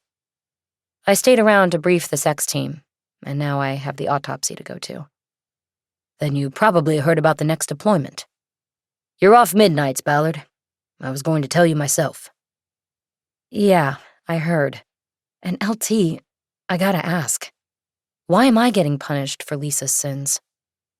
"What are you talking about? You're not being punished." "She said I'm off the late show and she's on." "That's exactly right. You go to the sex table, where I'm sure we'll see vast improvements. You and Neumeier will make a great team. Clark is a deadweight, but generally harmless." "That's the point. I like the late show. By punishing Lisa, you're punishing me. I wasn't looking to leave midnights." Robinson Reynolds paused. Ballard saw his mind churning. He had started with the assumption that no detective liked working the midnight shift. But that was his view of it, not Ballard's. "I see where I may have fucked up," he said. "You don't want to move." Ballard shook her head. "The only move I'd want is back to homicide downtown, and we know that isn't going to happen. So, I like midnights. Good variety of cases, no deadweight partner to carry, out of sight and out of mind. It's perfect for me." "Okay, I'll rescind the order. When the next deployment comes out, you'll still be third watch." "What about Lisa?" "I don't know about her. Probably she'll stay where she is, and I'll ding her personnel jacket. But Ballard, don't tell her I rescinded. I want her to stew about it for a week till the new DP is posted. That'll be her punishment." Ballard shook her head. "LT, she's got kids, and she's going to start making arrangements to get cover on the nights. I think you should tell her. Write her up. Put it on her record, like you said, but don't leave her swinging like that." "This needs to be a learning experience, Ballard. And don't you tell her. Not a word. That's an order." "Roger that." Ballard left the station, dejected. It sometimes seemed to her as though the biggest barricades in the so-called justice system were on the inside, before you even got out the door. Chapter 28. The autopsy was routine, except that seeing Javier Rafa's naked body on the exam table showed Ballard the lengths to which he had gone to escape the gang life and set an example for his son Gabriel. In addition to what she had already seen on the neck, there were laser scars all over the chest, stomach, and arms, a painful map of tattoo removal. She guessed it had taken years to get rid of all the ink. It reminded Ballard of the monks who practiced self-flagellation with whips and other instruments to repent for their sins. Whatever Javier Rafa's sins were, he had paid a painful price. There was only one tattoo left on the body. It was a rising sun over water on the left shoulder blade. It showed no symbols or words of gang affiliation.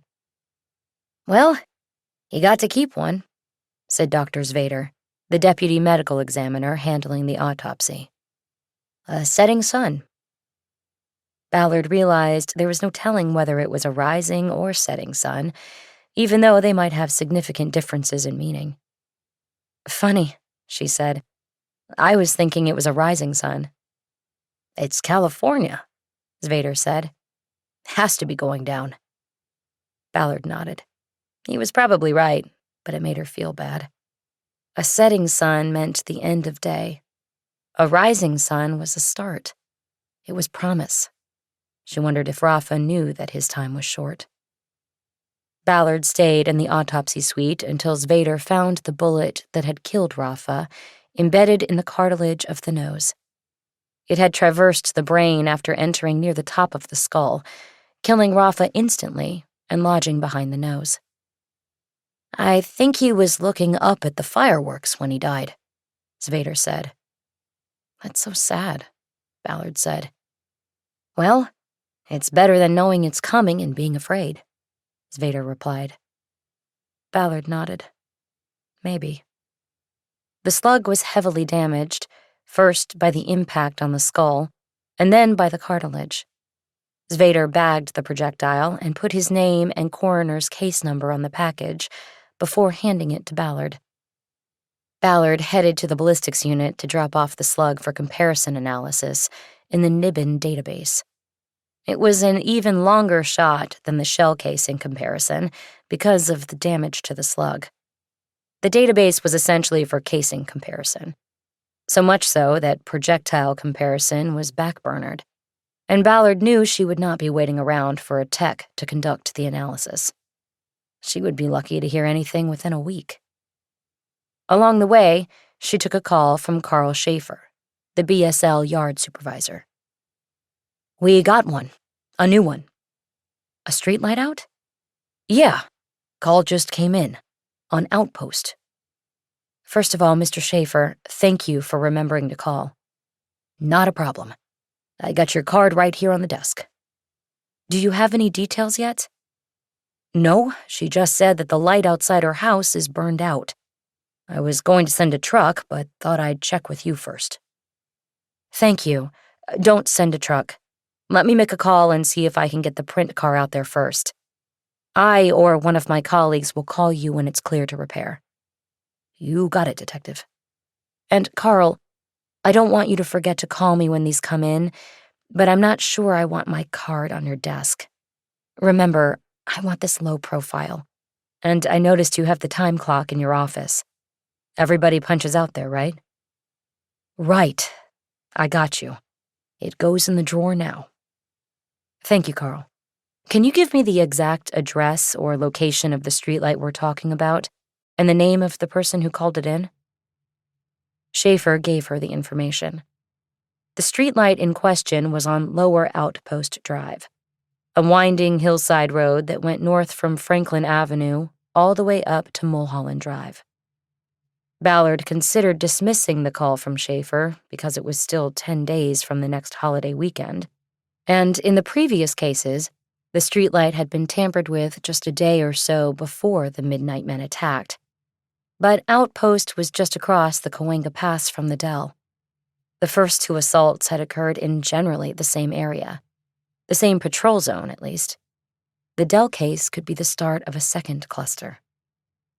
She also had to consider that a fourth attack had already occurred over the past holiday weekend and had not yet been reported. The bottom line was that she couldn't dismiss the tip from Schaefer. After dropping off the bullet that killed Javier Rafa at the ballistics unit, Ballard drove to Outpost and located the streetlight in question. She stopped the car at the curb to get out and take a closer look. It was an acorn-style light, like those in the Dell. She saw no obvious signs of tampering on the access plate at the bottom of the post. The light was located directly across the street from the house from which the complaint had come. The woman who lived there and had called in the complaint was named Abigail Sina. The house was what Ballard always called a Spanish rambler. It was one level and spread wide, with a red barrel tile roof and a white stucco facade. There were bushes and other vegetation lining the front, going beneath every window. There was also an attached garage that reminded Ballard of Cindy Carpenter's house and the suspected access route of the men who assaulted her. Ballard first called the forensics unit to request that the print car come out and process the streetlight's access plate. She then called Matt Newmeyer and told him about the call from Carl Schaefer at the BSL yard. "What do you think?" Newmeyer asked. "Are they changing things up? This MO doesn't fit." "I can't tell," Ballard said. "But we also have to consider that if this is them, it may have already happened over this past weekend. That they hit 2 women, and the streetlight's just been reported now." "Oh, shit, you're right. It could be a non-reported case." "I can come out and sit on the neighborhood tonight, not being obvious about it, but I have to get some downtime now. I'm running on fumes. I was thinking your crew could run down who lives in the neighborhood, maybe determine if this Abigail Sina lives alone, or if any other women do in this immediate quad of homes." "Yeah, we'll do it. You go get some sleep. And don't worry about tonight. I know you're off. If we want to stake the place, we'll set it up. Maybe I should get Lisa used to working nights." That told Ballard that Robinson Reynolds had not told Newmeyer that he was rescinding Moore's reassignment to the Late Show. She felt bad about holding it as a secret from a good guy like Newmeyer, but she was bound by the order from the lieutenant, and she wanted no part in the command games he was playing. "Roger that," Ballard said. "Shoot me an email if you set it up. I'd just like to know what's happening." "You got it, Renee. Pleasant dreams." "Yeah, we'll see about—" "Oh, wait. Did Lisa and Ronan pick up the other Lambkin surveys?" "They're out now getting them. They went together rather than split up." "Got it. Well, let me know about that, too. It would be nice if we found a triple cross with all 3 of them. Would make our job easier." "Roger that." Ballard disconnected and decided she had to stop using "Roger that" as a sign-off. It was getting old. As she was leaning forward to turn the key in the ignition, she saw movement to her left and turned to see the garage door at Abigail Sina's house going up. There was a silver Mercedes G-Wagon in the bay, and soon she saw its brake lights flare, followed by its reverse lights. The Mercedes backed out of the garage, and then the big door rolled back down. Ballard could only see a silhouette of the driver because of the tinting of the windows, but she thought the hair profile indicated a woman. The Mercedes backed into the street and then headed down to the traffic signal at Franklin 2 blocks away. Ballard was dead tired, but her investigator's curiosity, both a blessing and a curse, got the better of her. She made a U-turn and followed the G-Wagon. She wanted to get a look at Abigail Sina, if it was her, and see if she fit the victim profile established with the first 3 victims of the Midnight Men. She trailed the Mercedes east on Franklin toward Los Feliz. Ballard thought that at least she would be near home when this little exercise ended. A call came in on her cell from an unknown number. She answered with a simple hello, since she was technically off duty. "Detective Ballard, Ross Bettany, West Bureau Homicide. We need to get together so I can pick up that gangbanger case and see what you've got." Ballard paused to compose an answer. "I just left the autopsy, and it's not a gangbanger case." "I was told the guy was Las Palmas." "Was. He got out of the gang a long time ago. This wasn't a gang thing." "Well, my last 2 were, so this will be a welcome change. When can we get together? My partner, Denise Kirkwood, is out today. Added a vacay day to the weekend, but back tomorrow. Maybe we could come see you then?" Ballard was relieved. She needed to get some sleep. She saw the Mercedes she was following turn off Franklin into the parking lot of the Gelson supermarket at Canyon Drive. A little charge of adrenaline sparked in her exhaustion because she knew from Cindy Carpenter's Lambkin survey that she stopped at this Gelson's, as did one of the other victims. "Tomorrow would be good," Ballard said. "I'm heading home to sleep for the first time in about 24 hours. What time? Where?" "We'll come see you at Hollywood." Bettany said. "Then we can go scope things out. Pick up where you left off. How is 9 at Hollywood Division? Will you have gotten enough sleep?" He asked the last question good-naturedly, but Ballard was stuck on where you left off. Those words bothered her, and once again she hesitated in handing the case off. Her good work. Bosch's good work. She wanted to be there when they hooked up the 4 dentists and Christopher Bonner. If Bettany and Kirkwood managed to hook them up. "You still there, Ballard?" Bettany prompted. "Yeah, 9 at the station is fine," Ballard said. "If you want to do something today, you could write up a search warrant for the victim's business records. I haven't had the time to go through his office at the shop." "Gotcha. I'll probably wait till tomorrow. Denise does the writing." Ballard knew that routine. The male detective assumes the alpha role, makes the female do the housekeeping and paperwork. "So, Hollywood Division, where?" Bettany asked. "We can meet in the task force room," Ballard said. "It's not being used." "What's a task force, right?" Bettany said. The question was rhetorical. He was referring to the drought of proactive police work going on these days. Ballard decided not to engage with that.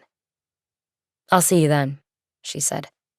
She put her cell away and watched as the Mercedes G-Wagon she was tailing parked in a blue-painted disabled parking slot in front of the store. Ballard just stopped in the parking lot aisle to watch. She checked her mirror and saw another car pull into the lane behind her, but he had room to go around. After a few seconds, the door opened on the G-Wagon, and a woman used the side step on the vehicle to get down to the ground. She looked like she was in her 60s, with white hair pulled into a ponytail. She wore a black mask with big red lips printed on the front. It was garish, but Ballard figured the woman probably thought it was funny. She carried her reusable shopping bags toward the automatic door to the store. She did not appear to have a physical handicap. The woman was far outside the age range of the 3 known victims. Ballard guessed that if the streetlight across from her house was put out by the Midnight Men, then their intended victim was someone else on Outpost. She decided she would check with Neumeier on their follow-up on Outpost after she had slept.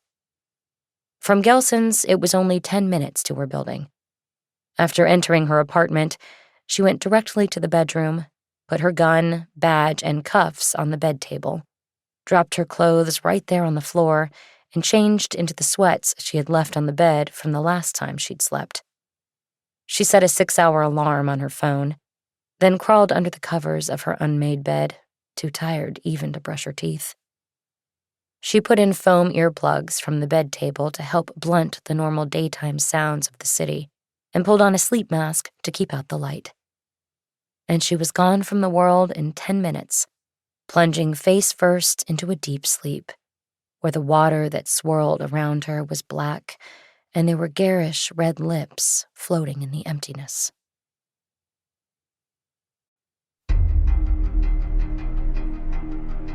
Part 2.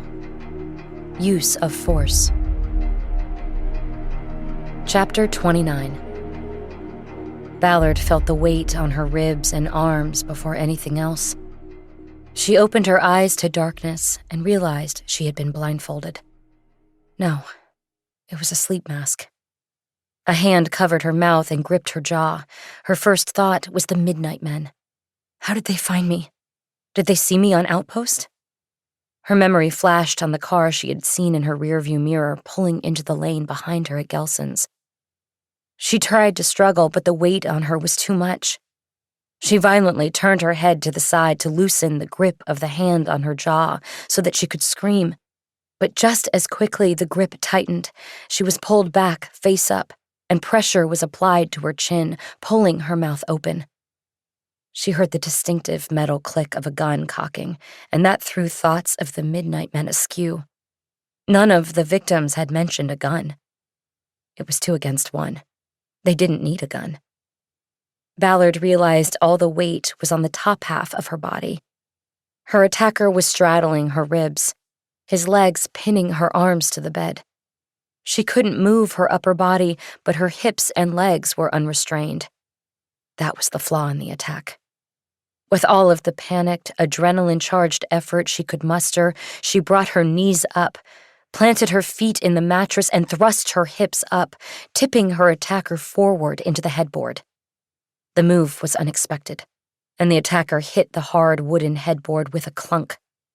The barrel of the gun scraped down Ballard's chin, but the weapon didn't fire. Ballard's right arm broke free, and she used it to shove the attacker to her left and off the bed. She heard him hit the floor. She yanked off the sleep mask and saw a man she immediately recognized on the floor. It was Bonner. He was struggling to get up. His left arm was swinging up toward her with the gun, her gun, in his grasp. Ballard drew her right elbow back and then pistoned a strike forward into his throat. Bonner fell back to the floor, dropped the gun, and brought both hands up to his neck. His face flushed red and his eyes widened as he realized he could not take in air. Ballard realized she had crushed his throat with the fist strike. She untangled herself from the blanket and sheet and rolled onto the floor. She now straddled him, swept her gun across the floor behind her, and reached up to her phone to dial 911. "This is Detective Ballard, LAPD. I need an ambulance to 4343 Finley right away. Have a man here who can't breathe." Bonner started making gagging sounds, and his face was now more purple than red. "Hold while I put it out," the emergency dispatcher said. Ballard was put on hold. She reached down and tried to put her hand under Bonner's chin to see if she could feel where the blockage was. He pushed her hand away instinctively. "Stop fighting," she said. "I'm trying to help." As if responding to her, but more likely due to the lack of oxygen going to his brain, Bonner's hands fell away from his neck and dropped to the floor. There was a dry, scraping sound coming from his open mouth. His eyes were open, staring up at her, and he was dying. The dispatcher came back on the phone. "Okay, we are en route." "What's the ETA?" 4 minutes. "He's not going to make that. He's coding right now." "Can you open his passageway?" "It's crushed." Ballard blurted out her apartment number and the code to the main entrance gate, then disconnected. She quickly pulled up her contact list and called Garrett Single. He answered immediately. "Renee, how's the noggin?" "Garrett, listen to me. I need you to talk me through a field trig." "Wait, what are you—" "Listen, there's no time. I have a man here, he can't breathe. His upper throat is blocked. I have EMTs coming, but he won't make it that long. Talk me through a field tracheotomy, now." "This is a gag, right?" "God damn it, no! I need you to tell me what to do, now." Okay, where exactly is the block?" "Upper throat. He's over a minute without air. He's circling." "Above or below the Adam's apple?" "Above." "Okay, good. Put something under his neck so it's clear and arched, jaw pointing up." Ballard put the phone on speaker, then placed it on the floor. She reached under the bed and blindly grabbed a shoe, a running shoe. She reached down with one hand to raise Bonner's neck, then shoved the shoe in like a wedge. "Okay, got it. What's next?" "Okay, this is important. You have to find the spot." "What spot?" "Use your finger and trace along the front of the neck. You are looking for a spot between the rings. The Adam's apple is the big ring. Go below it and find the next ring." Ballard did as instructed and found the next ring. Got it. Okay, you want the soft spot between the rings. Do you have a knife? You need a scalpel or a knife to make a small incision." Ballard reached up to the bed table and pulled the drawer out completely. It dropped to the floor over Bonner's head. She scrambled her hand through the junk she had thrown in there after moving in, all stuff she'd planned to find a spot for later. She found the small Blackie Collins folding knife she had carried when she was in uniform. She depressed the lock and opened the blade. "Okay, got it. Where do I cut?" "Okay, the soft spot you found between the rings. The soft tissue. You need to make an incision there. But first, you're sure he's not breathing? You don't want to do this if... He's purple, Garrett. Just tell me what to do. Okay, a small incision, like a 1/4 of an inch wide in the soft tissue between the cartilage. Horizontal and not too deep. You don't want to go through the windpipe. No more than 1/2 inch. Ballard carefully positioned the point of the blade and pushed it into the skin. Immediately, blood came out and ran down both sides of Bonner's neck to the wood floor. But it wasn't much, and Ballard took that as a sign that Bonner's heart was shutting down. Okay, I'm there. Okay, you need to put in the tube so that air... Shit, what tube? I didn't think...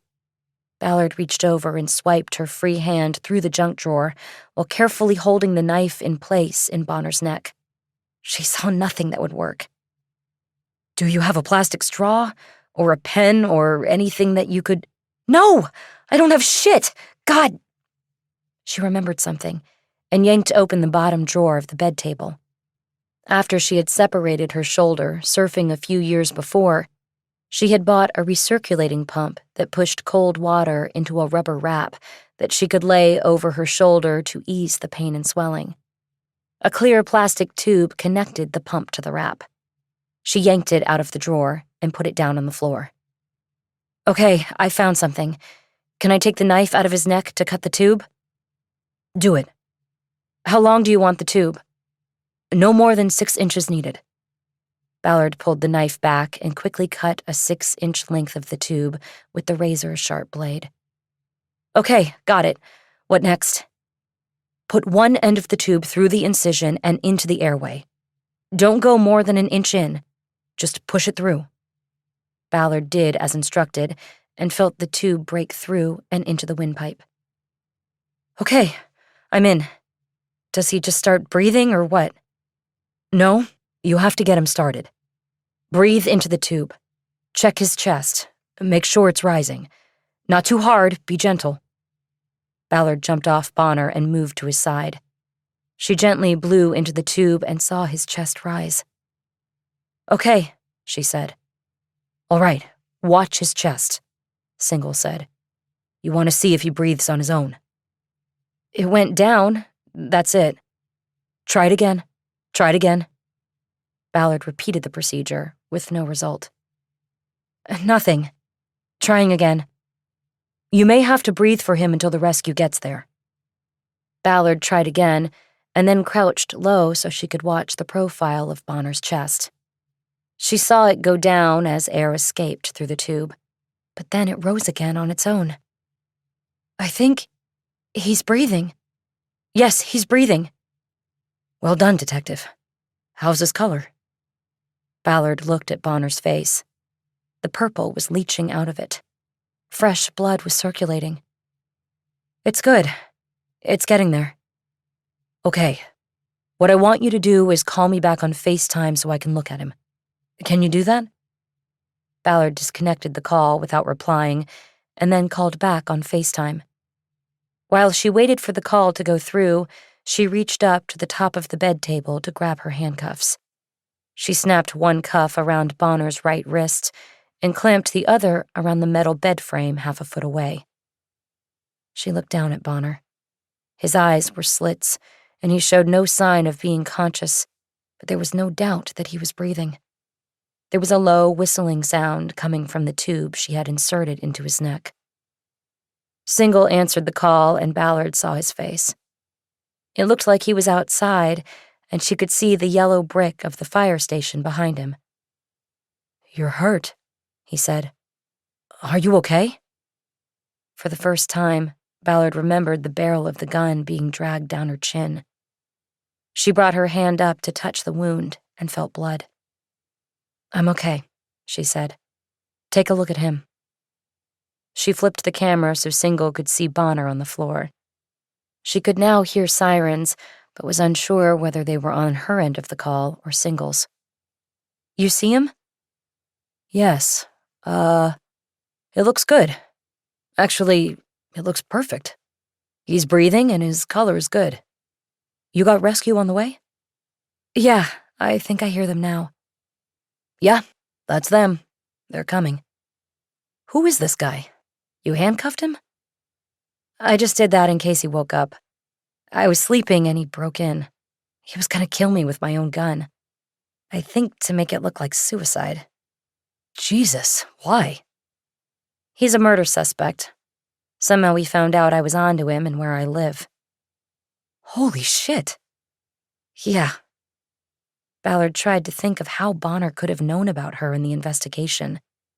The easy answer was Dennis Hoyle. She had spooked Hoyle, and in turn he sent Bonner after her. That reminded her. Bosch had been there as well. "Listen, Garrett, I need to make another call," she said. "Thank you so much for helping me." I don't know if I should have if this guy was trying to kill you, he said. Ballard smiled. "That might be the sweetest thing anybody's ever said to me. I'll call you later." I'm here. And Renee, I'm glad you're okay. After hanging up, Ballard immediately called Bosch. He picked up, and there was no indication of stress in his voice. "Harry, you're okay?" Why shouldn't I be? "Because Bonner just tried to take me out. He's on the floor of my apartment." Give me the address. I'm on my way. "No, it's handled. But you're okay? I thought maybe he went to you first." All good. You sure you're safe? "Yeah, I almost killed him. But I've got people coming. You stay back, but be ready. After I clear this, I want to pay a visit to Dr. Hoyle." I want to be there for that.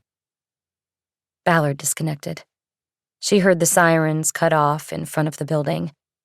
She knew she had to work quickly. She crouched down and started going through the pockets of Bonner's pants. She found a phone that looked like a cheap convenience store burner in one pocket and a small leather wallet holding a set of lockpicks. Bonner's way into the apartment in another. There was no vehicle key or anything else. She put the pick set back in the pocket where she found it, but buried the phone under the junk in the bed table drawer. The rattle of jewelry and other belongings made Bonner stir. There was a louder sound of rushing air from the breathing tube, and he opened his eyes as Ballard pulled back from the drawer. He made a move to raise his upper body, but then quickly stopped as he sensed something was wrong. He tried to move his right hand, but it was cuffed to the bed frame. He brought his left hand up to his throat and found the protruding tube.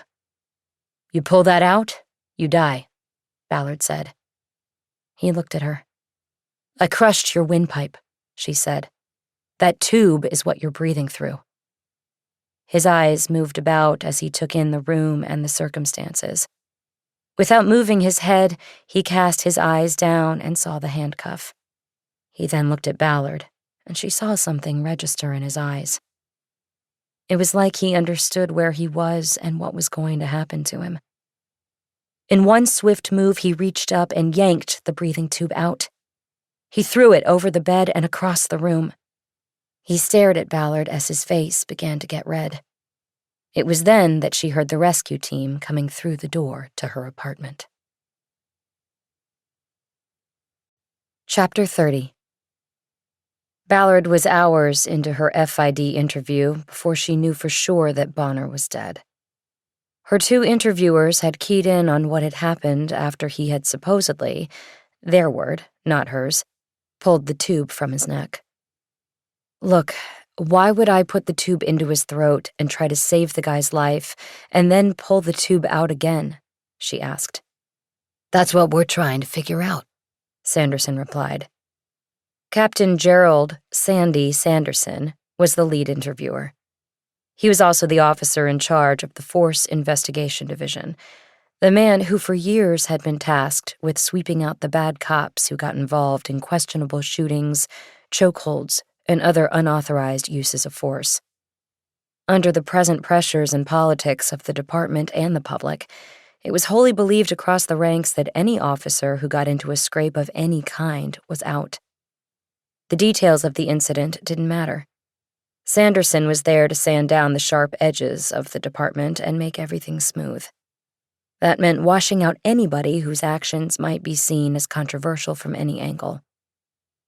Ballard had felt it 2 minutes into her interview, not 2 hours. A murder suspect had obviously followed her and used lockpicks to break into her home while she slept. She had defended herself, and the man had died, whether by his own hand or not, and she was getting hammered by the very people who should have her back. The world had gone sideways, and for the first time in a long time, Ballard thought she might lose her job. And for the first time in a long time, she thought that might not be so bad. The interview was taking place in the Detective Bureau of the Northeast Division, which encompassed Los Feliz. This was routine, but still, Ballard felt cut off from her division and the people she worked with. At one point, when Sanderson's second, Detective Dwayne Hamill, stepped out to get fresh batteries for his recorder, Ballard saw Lieutenant Robinson Reynolds standing out in the bullpen. That gave her a moment of relief because she knew he would be able to confirm what he knew of her investigation. She had never told him about Bonner, but he knew from her last briefing that she was closing in on something. Ballard had not looked at the time since being woken by Bonner's attack. She didn't know how long she had slept and therefore couldn't fix the hour. Her phone had been taken away from her. It was daylight when Bonner attacked, and when she was treated at the rescue wagon for the cut on her chin. But now she had been in a windowless interview room for what she estimated was 2 hours. So let's connect the dots one more time, Sanderson said. You're saying you did not know and had no previous interaction with Christopher Bonner, correct? Yes, correct, Ballard said. The first time I met him, if you want to call it meeting him, was when I woke up and he was on top of me, trying to stick my gun into my mouth. So, how is it that he knew where you lived? Apparently knew your schedule and knew you would be asleep at 3 o'clock in the afternoon. Ballard was thankful that Sanderson had slipped a time marker into his question. She could now extrapolate that it was somewhere between 6 and 7 p.m. But what was more important was Sanderson's asking how Bonner would know her sleep schedule. There was no way Hoyle could know what her assignment or work schedule was from her business card or their brief interaction. She decided not to mention that in her answer to Sanderson. As I have said repeatedly in this interview, she said, I attempted to question Dennis Hoyle at the memorial yesterday for Javier Rafa. He was clearly spooked. In a homicide investigation, one of the first questions is, who benefits? The answer in this case is Dennis Hoyle. My attempt to interview him led to him jumping in his car and driving away. He didn't want to talk to me. I now have to assume he called Bonner, and Bonner came after me. Those are the dots, and that is the connection. It will bear further investigation, Sanderson said. I hope so, because I don't want Hoyle to get away with this, or with Rafa. I understand, Detective. A moment, please. Sanderson leaned back in his chair and looked down to his legs. Ballard knew he had his phone on his thigh and was probably getting texts from his other FID investigators. Ballard, when she had worked with a partner, had followed the same practice. It allowed for real-time information and questions. Sanderson looked up at her after reading the latest text. Detective, why is Harry Bosch calling your cell phone every 30 minutes? Ballard had completely kept Bosch out of her story while being questioned. She now had to answer carefully so as not to step on any landmine. Having now been sequestered for over 2 hours, for all she knew, Sanderson's team had already interviewed Bosch, and Sanderson already had the answer. She had to make sure their stories matched, even though she didn't know what Bosch had said or would say. Well, as you probably know, Harry is retired LAPD, she began. I have had cases in the past that involved some of his old investigations, and so I have known him for 4 or 5 years, and he's sort of taken on a mentor's role with me. But specifically in this case, I told you that I linked the Rafa murder to another case through ballistics. That case, the victim's name was Albert Lee, was investigated by Harry Bosch 9 years ago.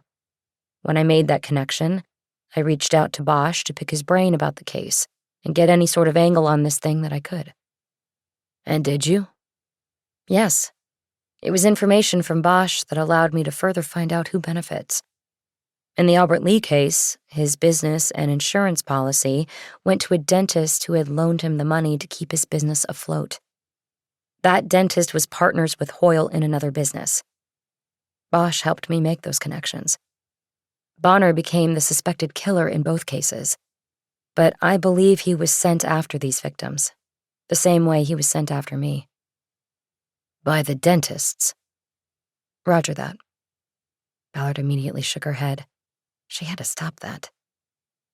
So, when we speak to Bosch, he will tell the same story? Sanderson asked. If he speaks to you, Ballard said. He did not leave the department on good terms, so good luck with that. And there was nothing romantic there between you and Bosch? If I was a man and I had reached out to a retired detective with a connection to my case, would you ask me if there was a romance between us? I take that as a no. You can take it however you want, but I am not answering questions like that. But I am glad this is recorded. Sanderson tried to stare Ballard down, but she didn't blink. Now can I ask you something? Ballard said. You can always ask, Sanderson said. I can't promise I'll answer. Have you found Bonner's car? Why would you ask that? Because I assume that if he drove, he parked in my neighborhood. And since he had nothing in his pockets but lockpicks, I assume there will be a phone, wallet, maybe notes and other things in his car. Maybe the gun that killed my 2 victims. If I were you, I'd be looking for his car right now. I can assure you that the investigation is continuing outside this room, Detective. You don't have to worry about that. Good. What about the media? Are they onto this yet? Detective, in this room, I am asking the questions. You have another repeat caller to your cell that I would like to ask you about. Garrett Single, the paramedic you told us coached you through the field tracheotomy. He has called you more times than Bosch. Why is that? Well, I won't really know until I talk to him and find out. But my guess is that he wants to know if I'm all right. He cares about you. I think he does. Ballard braced for the romance question, but Sanderson surprised her. Thank you, Detective, he said. And for now, I think we have enough information from you. We are placing you on desk duty until we complete our investigation. In the meantime, I am ordering you not to contact or talk to the media about this incident. If you are contacted by a person in the media, you are to refer them to— Wait a minute, Ballard said. Who's going to work the case? We're not going to drop it while you and your people decide whether I did anything wrong. My understanding is that the case has already been transferred to West Bureau Homicide. They will take it from here. By your own testimony, we are talking about a suicide. I'm sure they will close it quickly, and you will be back to work. I'm not talking about Bonner killing himself. I'm talking about the Javier Rafa case and the Albert Lee case. Again, West Bureau will handle it. What was in play here only then hit Ballard. Christopher Bonner was ex-LAPD, and that was an image problem. Not only was it a huge issue that an ex-LAPD officer was likely a hitman before and after he left the job, but whether he still had connections in the department was unknown. Thanks to Sanderson's questions, Ballard already had one idea about the ties Bonner still had.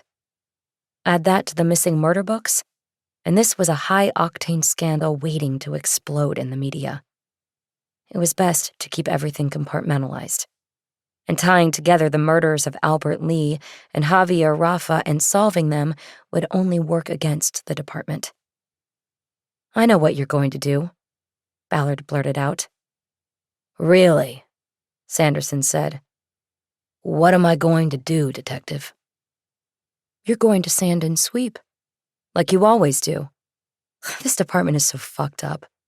It's like we don't even care about victims anymore. It's protect and serve the image instead of the citizens. Are you finished, Detective? Oh yeah, I'm finished. Where's my phone? Where's my gun? I want them back. Sanderson turned to look at Hamill, who had returned and was standing with his back to the door. "Her lieutenant has her phone," the sidekick said. Sanderson turned back to Ballard. "Check with your lieutenant about the phone," he said. "Your weapon is being processed. You will get that back when appropriate. In the meantime, you can ask your lieutenant about a temporary replacement from the armory. It may not be necessary, as for the moment, you are assigned to desk duty." He waited a moment for Ballard to respond. She didn't. "Then I think we're finished here," Sanderson said. Everyone stood up. The men from FID were closest to the door, and Ballard let them leave first. When she was last out of the interview room, she found Robinson Reynolds waiting for her in an empty bullpen. Through the casement windows, Ballard could see that it was full dark outside. The lieutenant stood up from the desk he had been leaning on with folded arms. "Renee, you okay?" "I'm fine." "I'll take you back to your place." "Do you have my phone?" "Yes, they gave it to me." Robinson Reynolds reached into his suit coat pocket and produced Ballard's phone. She checked the screen to see what calls had come in. 5 minutes earlier, Bosch had once again tried to call her. She decided not to call him back until she was alone, but while her lieutenant watched, she quickly fired off a text telling Bosch she was fine and would call him in a half hour. 10 minutes later, she was in the front passenger seat of Robinson Reynolds' car, telling him to get to Commonwealth Avenue and head south. "You're probably going to want to pack some things and stay somewhere else for a while," Robinson Reynolds said. "A friend's place. Or if you want a hotel, I'll find a way to make the department cough up a chit for it." "No, I'll be fine," Ballard said. "You sure? Your room is probably a mess, courtesy of forensics." "I've got a big couch." "Okay, Renee." "So what about West Bureau?" "What about it?" "Ross Bettany called me to take over the case. I'm supposed to meet him tomorrow." "Then meet him. He's still taking it." "I want to know if they're going to work it." Bonner was LAPD. It felt in there with Sanderson that this wasn't going anywhere, because solving it means putting that out there. Veteran LAPD officer turned hitman. "You really think they would cover it up? A murder?"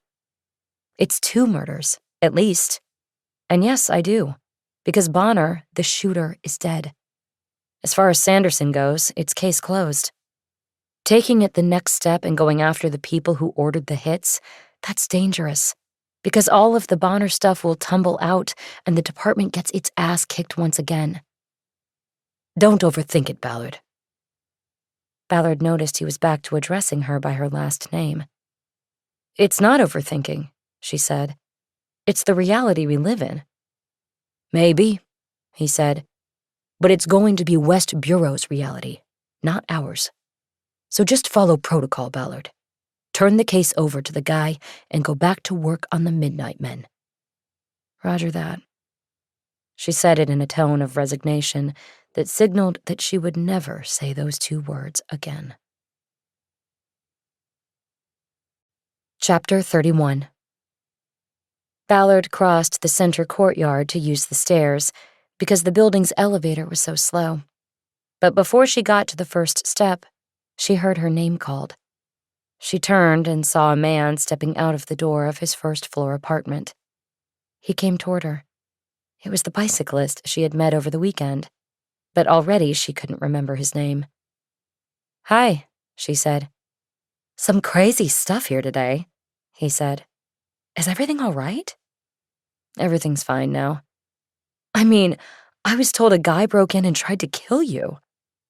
"He did, but it's complicated and the police are investigating." "But you are the police." "Yes, but I'm not investigating this, so I can't really talk about it."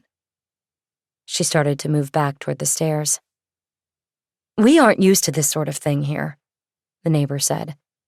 Ballard turned back. "That's a good thing then," she said. "Neither am I." "Well, I know you're new," the neighbor said. and I hope that this sort of thing isn't going to be normal. I feel as HOA president that I need to say that. I'm sorry, what is your name again? It's Nate. We met in the garage, I remember. Well, Nate, I don't consider it normal when somebody tries to kill me in my bed. But you should know that he was a stranger, and that it was a break-in, and I was thinking that the next time you have a homeowners meeting, you might want to review the security around here. He got in somehow, and I'd hate to see the HOA be held responsible for anything. That could be expensive. Nate blanched. Totally, he said. I'm going to call a special meeting to review building security. Good, Ballard said. I'd like to hear how that goes. This time she turned, and Nate had nothing further to say. She took the steps 2 at a time and found her front door had been left unlocked by the investigators. Typical LAPD incompetence. She locked it after entering and quickly moved through the apartment to her bedroom. The junk drawer she had pulled out of the bed table that morning during the struggle with Bonner was still on the floor. She could see fingerprint dust on its handle. Rooting through the drawer, she found the burner phone she had buried in the junk. She snapped it open and saw that it had either been powered off or its battery had died. She fumbled with it, looking for the on-off button, and found none. She held her thumb down on the 0 button, but nothing happened. She then tried the 1, and the phone's screen finally came to life. Once it was fully booted, she went to work checking for stored numbers and recent calls. There were none, but the texting app had a single message, timed at 4:30 p.m. that day from an 818 area code. It was just one word: report. Got you, she whispered. She stared at the phone for a few moments, considering her next move. She knew she had to be careful and conservative. If she answered the text wrong, the lead could disappear like cigarette smoke in the wind. If she used the phone in any way, to text or call, she could be tampering with evidence. She decided to wait and closed the phone. She went into the kitchen and put it in a Ziploc bag and sealed it. Pulling her own phone, she called Bosch. You up for a ride? She asked. Sure. When? Now. Come get me. On my way. And, I'll need a gun. They're processing mine and my backup's in my locker. Not a problem. Ballard liked how he answered without any question or hesitation. Okay, see you soon, she said.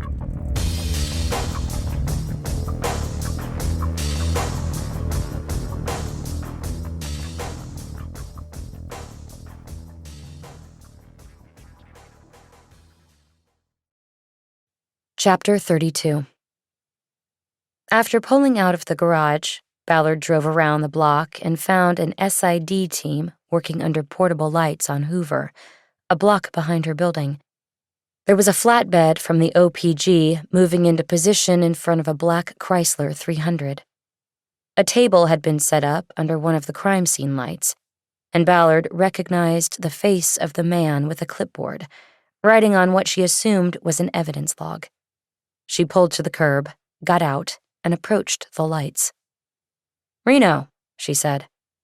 Reno looked up and clearly remembered Ballard from the call-out to Cindy Carpenter's house. Detective Ballard, he said. You okay? Sounded like a close call for you. It was, Ballard said. Did you work my apartment too? I did. Cool. And this is the dirtbag's car? Yeah, we're going to take it to the print shed. Where'd you find the key? On the front left tire. Ballard looked down at the table. There were 3 brown paper evidence bags with red tape sealing them. One had a sticker that warned anyone handling it that the bag contained a firearm.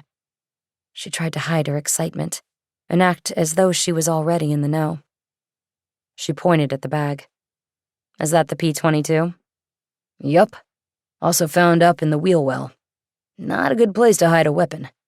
We always look there first or second, and supposedly he used to be a cop, from what I hear. What about ammo? Just what was in the weapon. Remington? Yep. Okay, well, have a good night. You too. Ballard returned to her car. She was confident that the gun found in the wheel well of Bonner's car had been used in the 2 homicides she had connected. She headed off toward Bosch's house, checking the time on the dashboard. She figured that she could pick up Bosch and get to Hoyle's house by 11. The late hour would work in her favor. Nobody likes a cop to knock on their door that late at night. Her phone buzzed, and she saw that it was Garrett Single calling. "Hey, Garrett." Renee, hi. "Are you okay?" I'm fine. I'm so glad to hear it. "Thanks for your help. Sorry if it sounded like I was yelling at you." Not at all. "But hey, I thought you should know. Some detectives from SID were just here talking to me about it." You mean FID? I don't know. Maybe. You guys on the other side of the wall have too many acronyms. It's alphabet soup over there. What did you tell them? Just that I helped you try to save the guy, and then I FaceTimed it with you. Ballard realized that she had completely forgotten about FaceTiming Single, so he could visually check the insertion point of the field trach in Bonner's neck. After the stress and adrenaline flood of the life and death struggle had subsided, the moments had lost clarity, and she had forgotten details.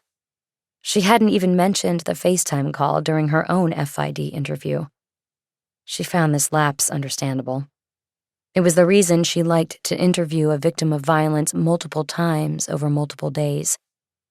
Now she had experienced for herself the way details came back over time. Man, too bad you didn't record that, Ballard said. Actually, I did, Single said.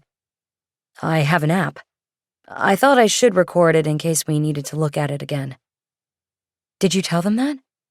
Yeah, they wanted it. You let them take your... Wait, you're on your phone. I just sent them the video. I wasn't going to give up my phone. Great. Can you send it to me? I just want to look. Sure. Is everything else okay? I mean, the guys that came here were asking a lot of questions about you. As far as I know, everything's good. It was clean, but I'm still working. I mean, I'm supposed to be riding a desk until the report comes out.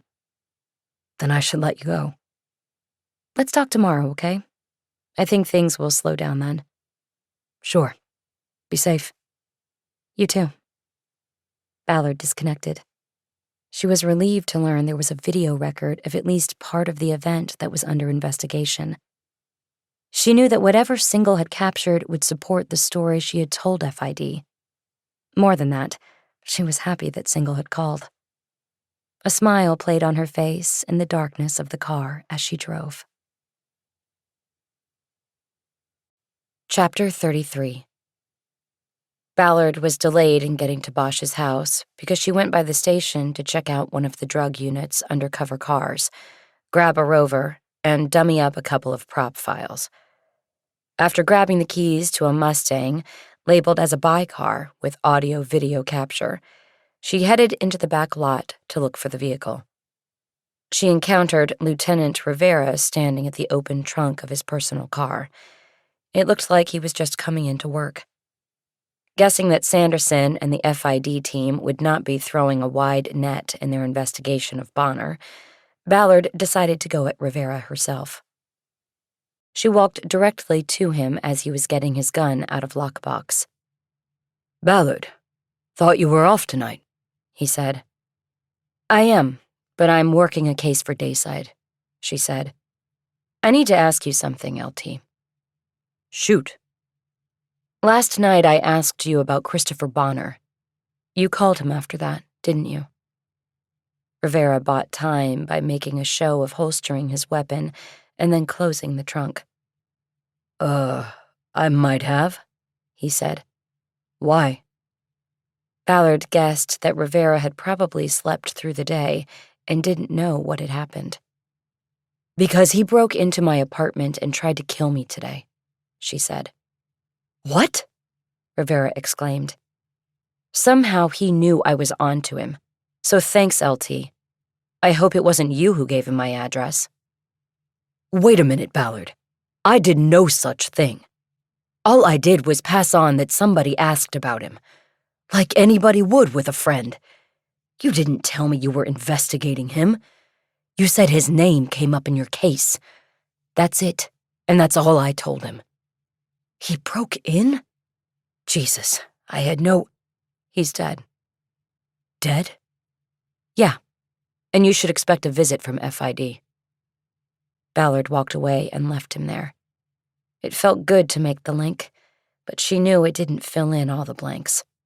She also believed her throwing FID at Rivera would be an empty threat.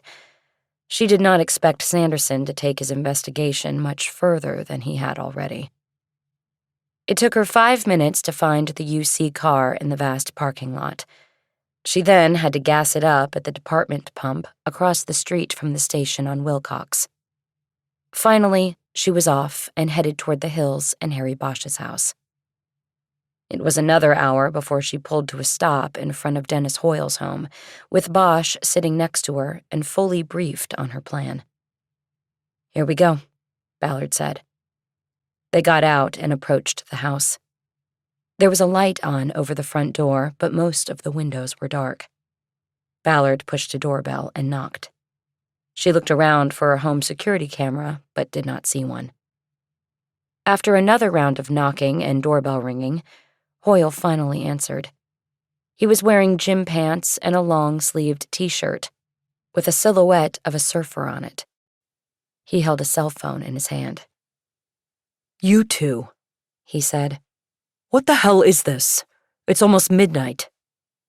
There was a surprised look on his face, but Ballard had no way of discerning whether it was surprised by the late-night visit or the fact that Ballard was alive.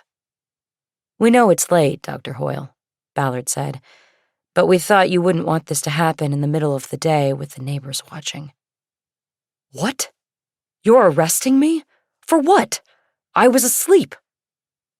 Working the late show, Ballard had more than once heard an incongruous protest about sleep being some sort of safeguard against arrest or police questioning.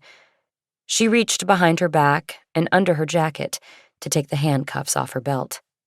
She then dropped her arm so Hoyle could see them in her hand. It was an old trick that would reinforce his assumption that he was about to be arrested. "We need to talk to you," Ballard said.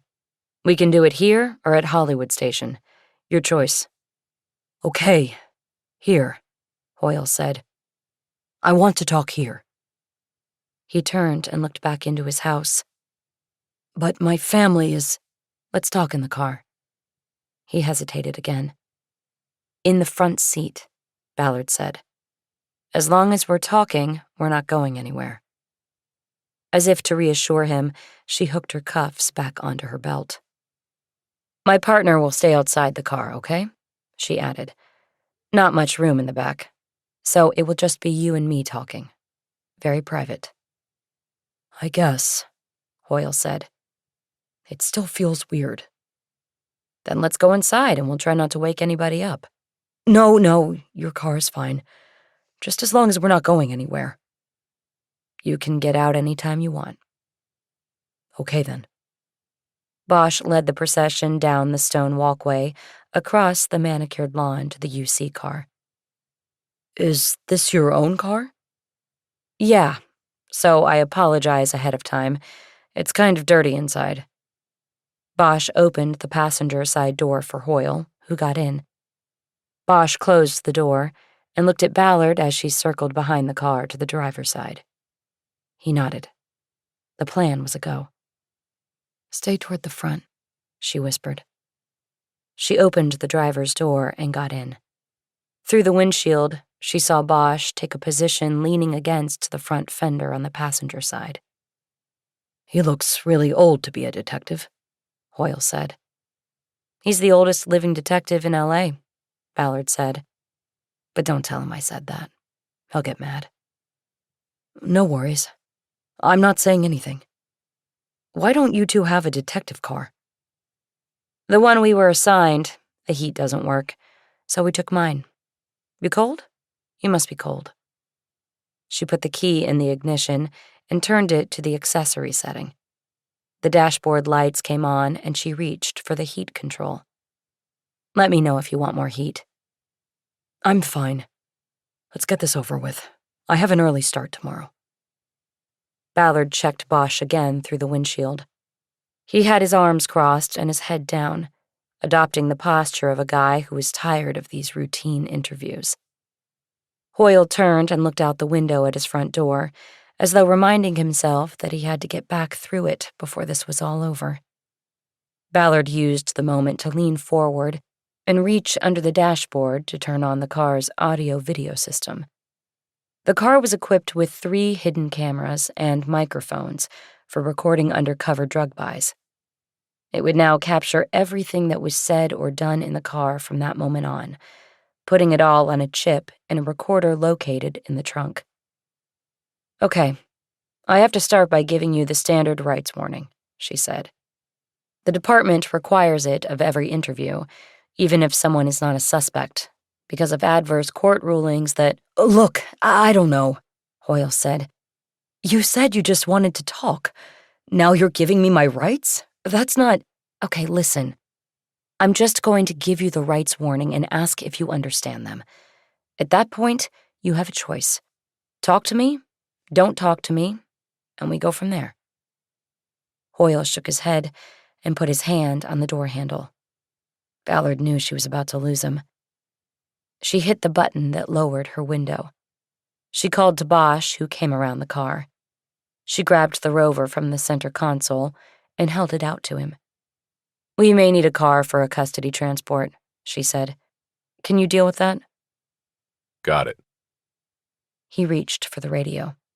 Wait, Hoyle said. Jesus Christ. Okay, read me my rights. I'll talk. Let's just get this over with.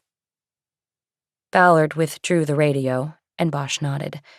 It was going about how they thought it would. She put the window up and turned to Hoyle. From memory, she gave him the Miranda warning, and he acknowledged that he understood his rights and was agreeing to talk to her. Okay, she said. Let's talk. Ask your questions, Hoyle said. After you saw us at the memorial service yesterday, who did you call? Call? I didn't call anyone. I drove home. I gave you my card. I need to know who you told about me. I'm telling you, I didn't tell anyone. Hoyle had raised his voice enough for Bosch to hear it. He looked over his shoulder at Ballard through the windshield. She nodded slightly. Bosch pulled his phone and started making a call. He pushed off the front fender and walked to the front of the car while waiting for a connection. Who's he calling? Hoyle asked. I don't know, Ballard said. But you need to think carefully here, Dr. Hoyle. Ballard paused and watched Bosch. He held his phone to his ear for a few moments, then took it down and ended the call. Ballard glanced over at the phone still in Hoyle's hand. Its screen was dark. Hoyle had not sent the report text to Bonner, at least not on the phone he was holding. Ballard now had to wonder who had sent it. Think carefully about what? Hoyle said. This is one of the moments when the decision you make will affect the rest of your life, Ballard said. Hoyle turned toward the door and again reached to the handle. Now you're scaring me. I'm getting out. You get out, and the next time you will see me will be when I kick down your door with a warrant and drag you out of there in front of your neighbors. Hoyle turned back to her. What do you want? You know what I want. Who did you call after we met at the memorial? Nobody! Ballard started reaching into the back seat of the car. I want you to look at something, Doctor. She pulled 2 thick files off the back seat floor and onto her lap. I want you to know we've been on to you since Albert Lee and John William James.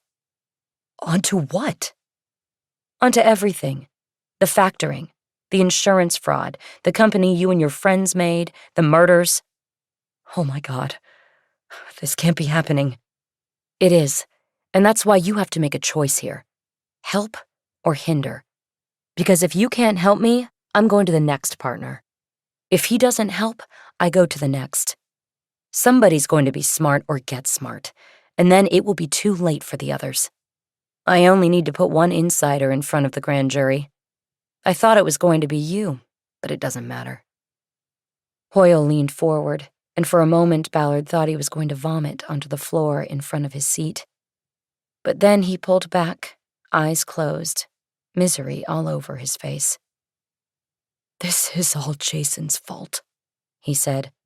"I should have never—" "Jason Abbott?" Ballard asked. "No. I'm not saying another word until you promise to protect me. He'll send his guy after me." "We can protect you, but right now you need to give me what I need. Who did you tell about me after the memorial? That is question 1. All right. I told Jason. I said the cops had cornered me, and he yelled at me for even going to that thing in the first place." "Do you know who Christopher Bonner is?" "No, I don't." "Who found the people you and the others would loan money to?" "Jason had somebody. I never got involved." "You didn't know he was going to have them—" "No, never. I didn't know any of that until he did it. And then it was too late. I looked guilty. We all did." "So you just went along with it?" "I didn't have a choice. Don't you see? I didn't want to get killed. Look what happened to J.W. "John William James?" "Yes. He said no more to Jason, and look what happened to him." "What about his wife? Was she part of this?" No. She doesn't know anything." "How many were there?" "How many what?" "You know what I'm asking. How many times did the factoring lead to somebody dying?" Hoyle bowed his head in shame and closed his eyes. "If you lie to me one time, I will no longer help you," Ballard said. "There were 6, Hoyle said. "No, 7. Javier Rafa was number 7. "Including James?" Yes. Ballard looked through the windshield at Bosch. He had been watching them, seeing but not hearing Hoyle talk. They locked eyes, and Ballard nodded. She had gotten what she needed. Hoyle was on video. "Go back inside now, Doctor," she said. "Don't tell anyone about this. If you do, I'll know, and I'll bury you." "Okay," Hoyle said. "But what do I do now?" "You just wait. You'll hear from a detective named Bettany. Ross Bettany. He'll tell you what to do." "Okay." "You can get out now." Chapter 34. Bosch had brought a thermos of coffee with him. When Ballard had picked him up, he came out with the thermos and 2 to-go cups. Ballard had told him they weren't going to a stakeout, but he'd said, you never know. Bosch had always been a sort of homicide guru to Ballard. Ever since the night she caught him going through files in the D Bureau, long after he'd retired. She wasn't sure whether it was wisdom or experience, or if experience brought the wisdom, but she knew he was never just backup. He was her go-to guy, and she trusted him. They didn't get to Jason Abbott's house until after 1.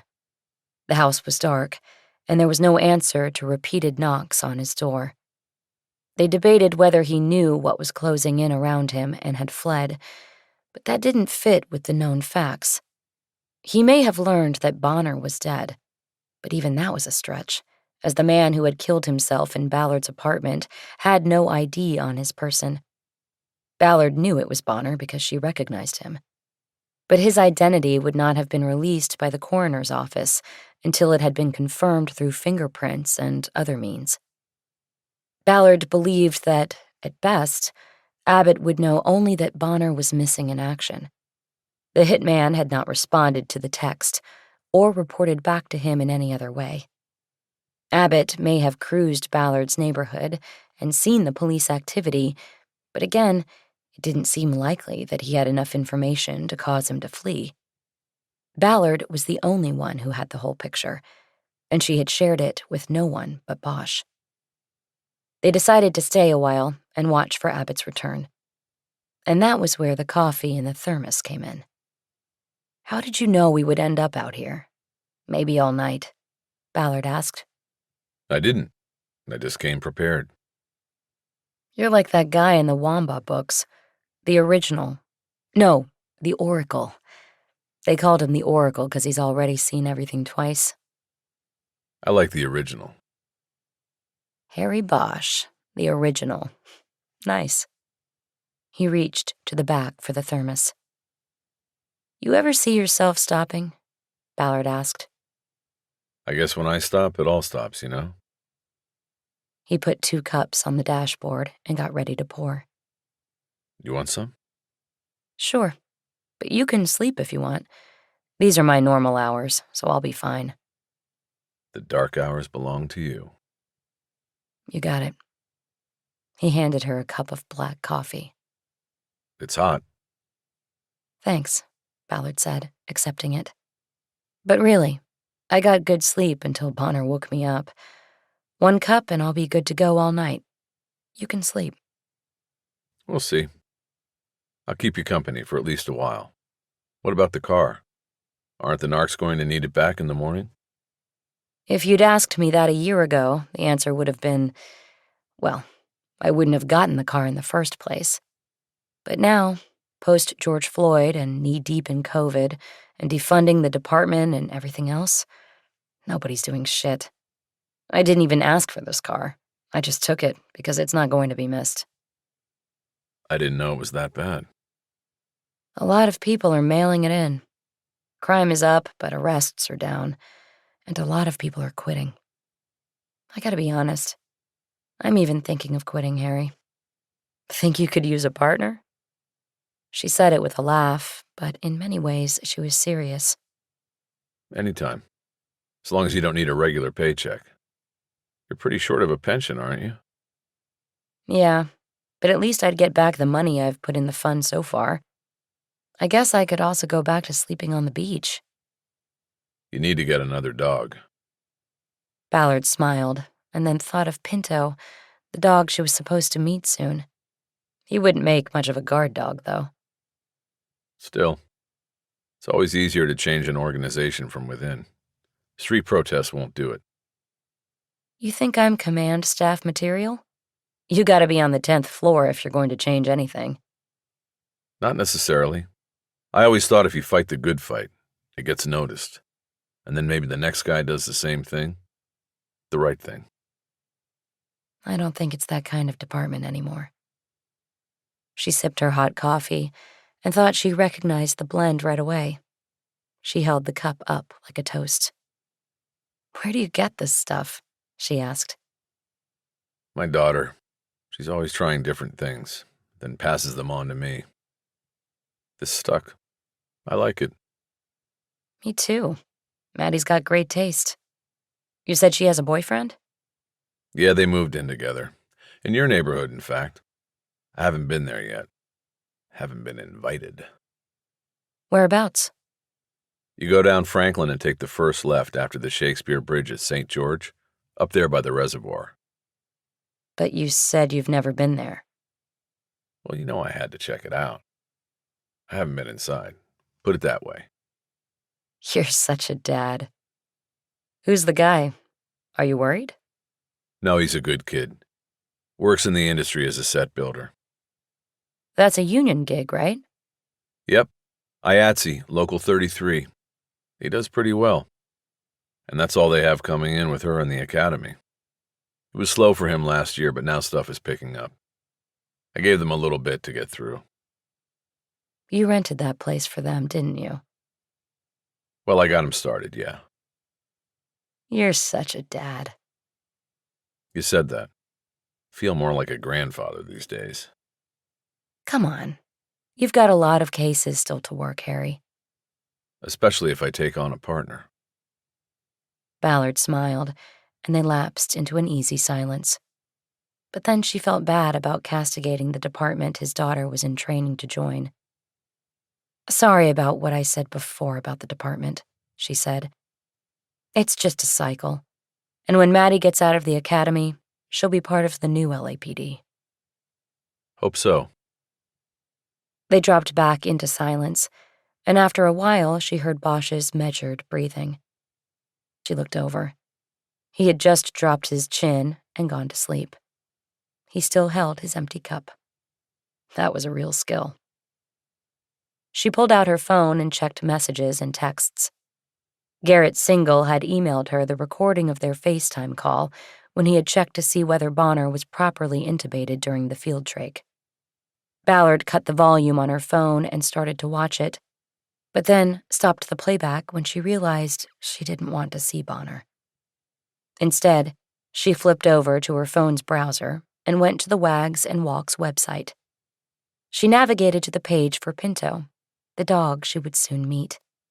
There were several photos of him taken at the shelter. One short video showed the dog interacting with his foster caretakers. He seemed attentive and wanting to please, but he also seemed wary and maybe scarred by past experience. Still, Ballard had a good feeling about Pinto. She couldn't wait to meet him and take him home. She closed the video when she heard a ping. At first, she thought it was on Bosch's phone, but then it sounded again, and she realized it was coming from Bonner's burner in the Ziploc, which was in her coat pocket. She pulled the bag out and managed to open the phone without taking it out of the plastic. The text was just 3 letters. WTF. Ballard looked at Bosch. He was still head down and asleep. She wanted to answer the text and attempt to draw the person texting Bonner to a meeting. She could use Bosch's advice here. There were legal considerations to answering the text, but she didn't want to wake him up. Looking at the burner phone, she saw that the battery was running low, and its charging port didn't look like it would fit in an iPhone charger. Soon, the phone would become useless until charged. On impulse, she started typing a return text on the burner. Complications. Meet at the lab. She waited, and within a minute, the phone started to buzz with a call from the number she had sent the text to. She declined the call and sent a new text. Can't talk. On the move. She got an immediate text return. What complications? She immediately typed a response. Tell you at Crown. Y or N? More than a minute went by. Then, when? Without delay, she typed, Now. Leave gate open. She waited for a response, but none came.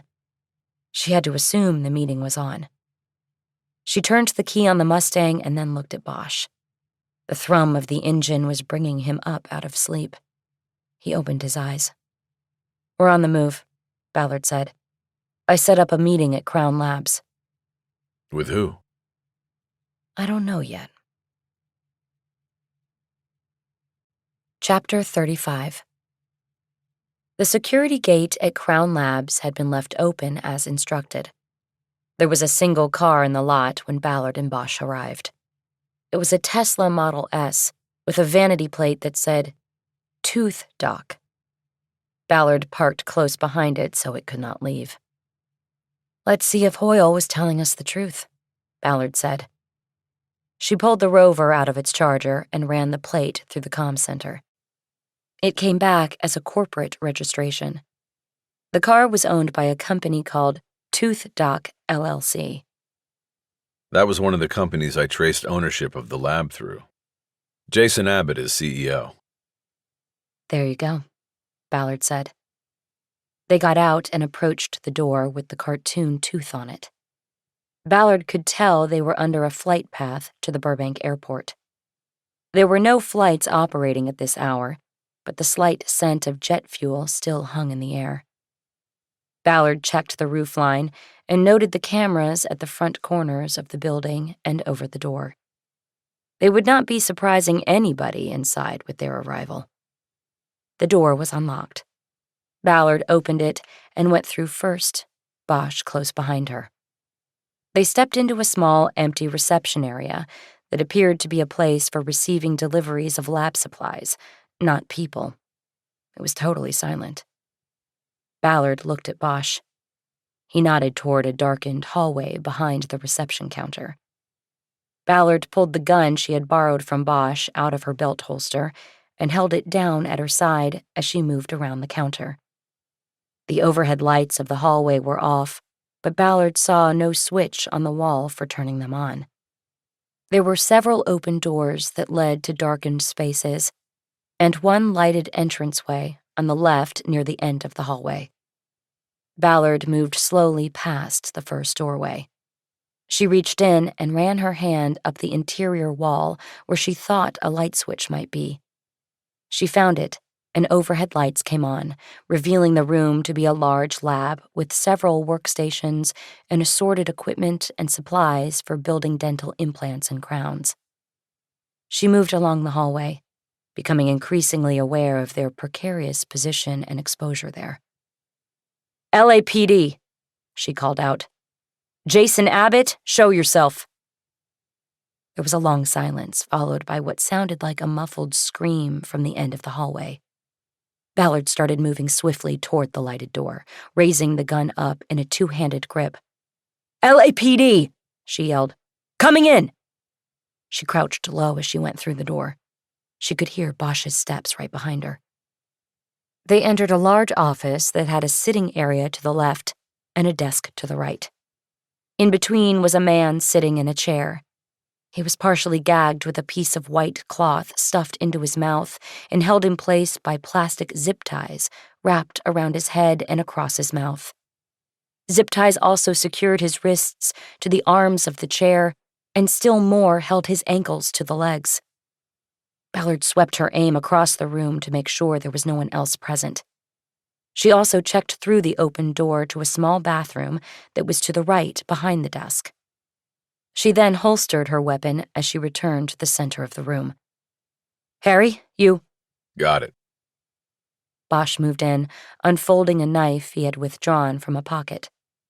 He first worked on the gag, pulling the zip tie loop away from the man's jaw to cut it. He then pulled loose the cloth from the man's mouth and dropped it on the floor.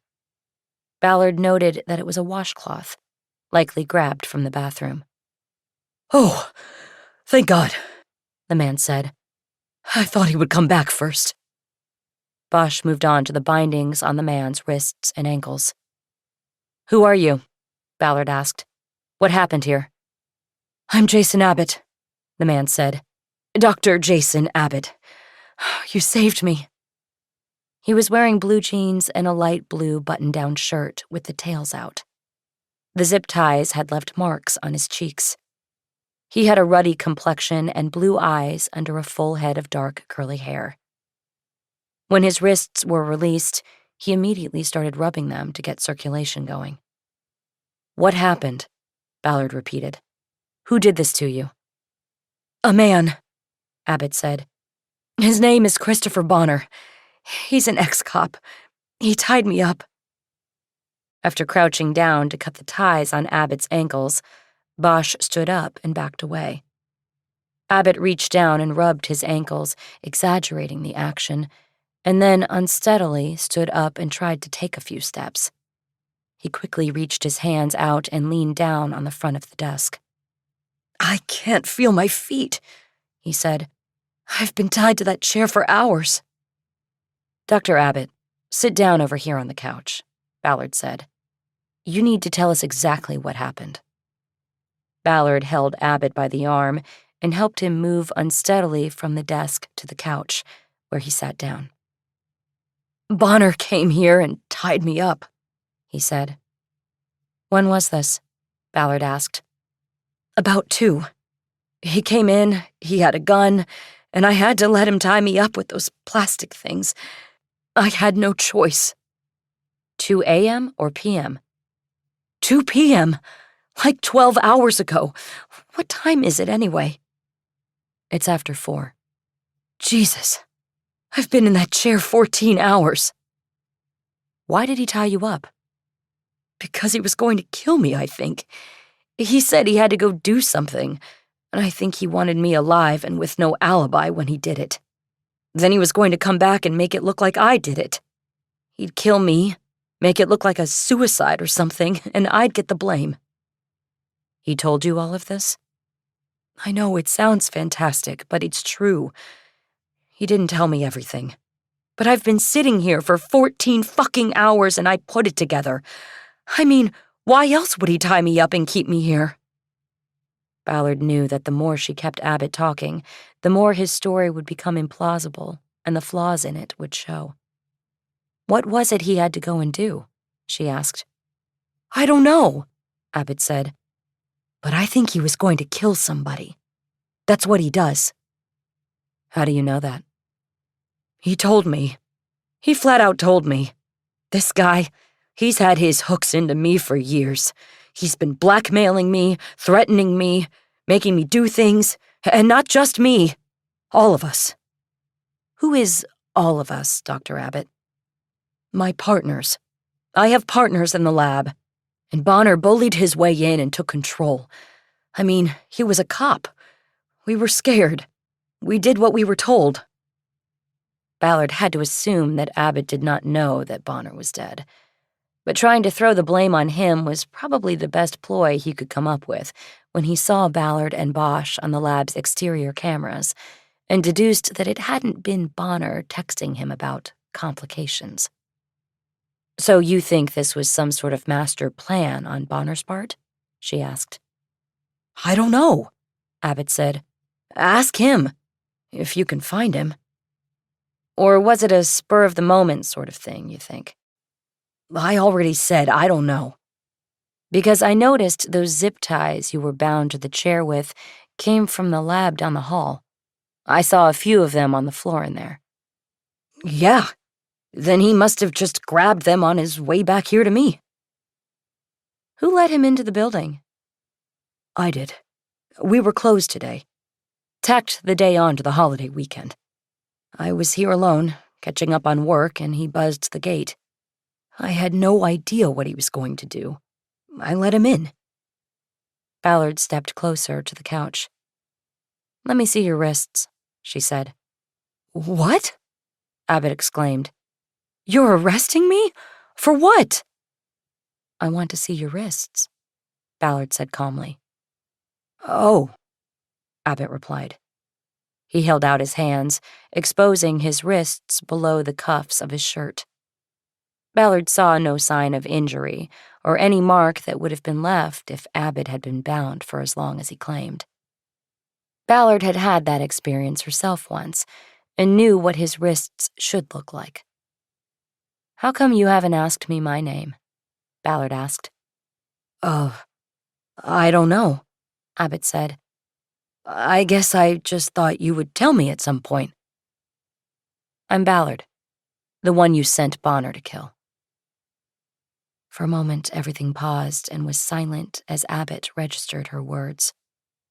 Wait, he then said. What are you talking about? I didn't send anybody anywhere. Come on, Dr. Abbott. This whole thing here, the washcloth and the zip ties, you did that, Ballard said. Not a bad try for the time you had, but you're not fooling any— Are you crazy? Bonner tied me up. If he tried to kill you, then he did that on his own. And he was going to frame me for it. We're both victims here. Ballard could picture how Abbott did it. The gag first, leaving it loose enough for him to be able to clench his teeth. Ballard had noted how loose it was when Bosch moved in to cut it. Binding the feet to the chair's legs would come next. Then put a loose loop around one of the arms of the chair, then bind one wrist to the other before putting his free hand through the loose loop and pulling it tight with his teeth. She glanced at Bosch to see if he was on the same wavelength, and he gave her a slight nod. She looked back at Abbott. I could sit in that chair and tie myself up like you were in 2 minutes, she said. Your story is shit, Dr. Abbott. You have this wrong. I am a victim here. Where's your phone? My phone? Yes. Your cell phone. Where is it?" Ballard could tell by his eyes and his reaction that Abbott realized he had missed something, that there was a flaw in his story. He had left something out of the plan. "It's over there on the desk," he said. Ballard glanced over and saw an iPhone on desk. "What about the burner?" she asked. "What burner?" Abbott said. "There is no burner." Ballard looked at Bosch and nodded. "Call it, Harry," she said.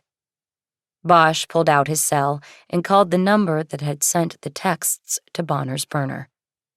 "What's he doing?" Abbott said. "Who's he calling?" There was a buzzing sound in the room. "He's calling you," Ballard said. She followed the sound to the desk. The buzzing kept coming in intervals. She started opening drawers, trying to track it. When she pulled the bottom desk drawer out, the buzzing became louder. There, next to a box of envelopes and a stack of Post-it pads, was a black cell phone matching the one Ballard had found on Bonner. "You forgot about it, didn't you?" she asked. "That's not mine," Abbott said. "Bonner, he put it there." Ballard didn't touch the phone because she assumed only Abbott's prints would be found on it. And if there were no prints, then they would look for DNA. She closed the drawer. It would be a critical piece of evidence, and she would alert Ross Bettany to it. She came back around the desk and walked toward the couch. "Stand up, Dr. Abbott," she commanded. "What for?" Abbott exclaimed. "What's going on?" "You're under arrest for the murder of Javier Rafa," Ballard said. "And that's just a start." Part 3. The Insurrection. Chapter 36. Ballard called for a car from the nearby North Hollywood division to transport Abbott to the Van Nuys jail, where he was booked on suspicion of murder. After that, she dropped Bosch off at his house and drove to Hollywood Station, where she spent the next 3 hours working up the paperwork in support of the arrest and putting together the case package for both the district attorney's office and Ross Bettany, who would presumably take it to a prosecutor in follow-up of the arrest. By 9, she was printing it and laying the pages on the 3 rings of the murder book when Bettany showed up with his partner, Denise Kirkwood. "This is your lucky day," Ballard said. "How so?" Bettany asked.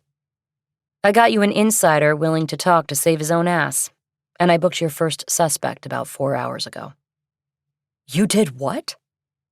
Ballard snapped together the rings in the binder, closed it, and held it up to him. "It's all here," she said. "Read through and call me if you have any questions. I've been going all night, so I'm out of here. Good luck, but I don't think you'll need it. It's all there." Ballard left Bettany with his mouth open and Kirkwood with a "you go girl" smile on her face. She got back to her car and drove west until she reached an industrial corridor that ran along the 405 freeway.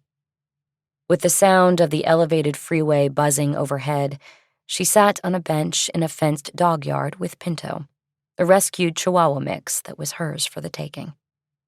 The brown and white dog weighed 9 pounds and had the long snout of a terrier and a hopeful look in his amber eyes. She was given a half hour to decide, but took less than 10 minutes. The dog came with a metal crate for transport, a 5-pound bag of dry food pellets, and a leash with an attached dispenser of biodegradable poop bags. Ballard took him to the beach off Channel Road at the mouth of Santa Monica Canyon, where she sat cross-legged on a blanket and let him run off the leash. Here, the beach was at its deepest point along the county coastline and nearly deserted. The sky was clear, and there was a slight chill coming in off the Pacific on a wind strong enough to kick sand up into the blanket. Ballard could see all the way to Catalina Island and the outline of the cargo tankers coming out of the port behind Palos Verdes. The dog had been in a kennel for 5 weeks. Ballard loved watching him dart back and forth in front of her on the sand. He instinctively knew not to stray far from her. He checked on her every few seconds, and seemed to realize she had saved him from a bleak future. When the dog finally grew tired, he crawled into Ballard's lap to sleep. She petted him and told him everything was going to be all right now. He was there when Ballard took the call she had been expecting since leaving Bettany and Kirkwood with the murder book. It was Lieutenant Robinson Reynolds, calling to inform her she had been suspended for insubordination until further notice. The lieutenant was formal and used a monotone in the delivery of the notice, but then he went off the record and expressed his disappointment in her in terms of what her actions meant to him. "You made me look bad, Ballard," he said. "You embarrassed me, running through the night on this, and I have to hear it first from West Bureau Command? I hope they roll you out of the department for this, and I'll be right here, waiting to help." He disconnected before hearing Ballard's response. "They tried to kill me," she said into the dead phone. She put the phone down on the blanket and gazed out to the blue-black sea. Insubordination was a firing offense. Suspended until further notice meant that the department had 20 days to reinstate her or take her to a Board of Rights hearing, which was essentially a trial, in which a guilty verdict could result in termination. Ballard was not troubled by all of this. She had expected things to lead to this from the moment she had hidden Bonner's burner phone in her junk drawer. That was when she had left the confines of acceptable police work. She pulled up the phone and called the one person she believed cared about any of this. "Harry," she said. "I'm out. Suspended." Shit. I guess we knew that was coming. How bad? Cubo? Conduct unbecoming of an officer was a lesser crime than insubordination. It was hopeful thinking on Bosch's part. "No, insubordination. My lieutenant says they're going to try to fire me, and he's going to help." Fuck him. "Yeah, What are you going to do? I don't know. Probably just spend a couple days on the beach, surf, play with my dog, think things through." You have a new dog? "Just got him. We're getting along real nice." You want a new job to go with your new dog? "You mean with you? Sure." Not much of a fallback, but you would easily pass the background check. Ballard smiled. "Thanks, Harry. Let's see how things play out." I'm here if you need me. "I know it." Ballard disconnected and put the phone down. She looked out at the sea, where the wind was kicking up whitecaps on the waves, bringing in the tide. Chapter 37. Ballard turned off her phone Tuesday night, got into her sweats, and slept for 10 hours on her living room couch, still not ready to return to the bedroom, where she had almost died. She woke up Wednesday in pain, her body sore from the struggle with Bonner, as well as the uneven support provided by the couch. Pinto was curled up asleep at her feet. She turned on her phone. Though suspended, she had not been removed from the department-wide alert system. She saw that she had gotten a text at 6 a.m. announcing that all divisions and units in the department were going on tactical alert again, following civil disturbances in Washington, D.C., and expected protests locally. It meant the entire department would mobilize into 12-hour shifts in order to put more officers out on the streets. By prior designation, Ballard was on B shift, working 6 p.m. to 6 a.m. under the response plan. She reached for the TV remote and put on CNN. Her screen immediately filled with the images of people, hordes of them, storming the U.S. Capitol. She flipped channels, and it was on every network and cable news channel. The commentators were calling it an insurrection, an attempt to stop the certification of the presidential election 2 months before. Ballard watched in stunned silence for an hour without moving from the couch, before finally sending a text to Lieutenant Robinson Reynolds. "I assume I am still on the bench?" She did not have to wait long for a response.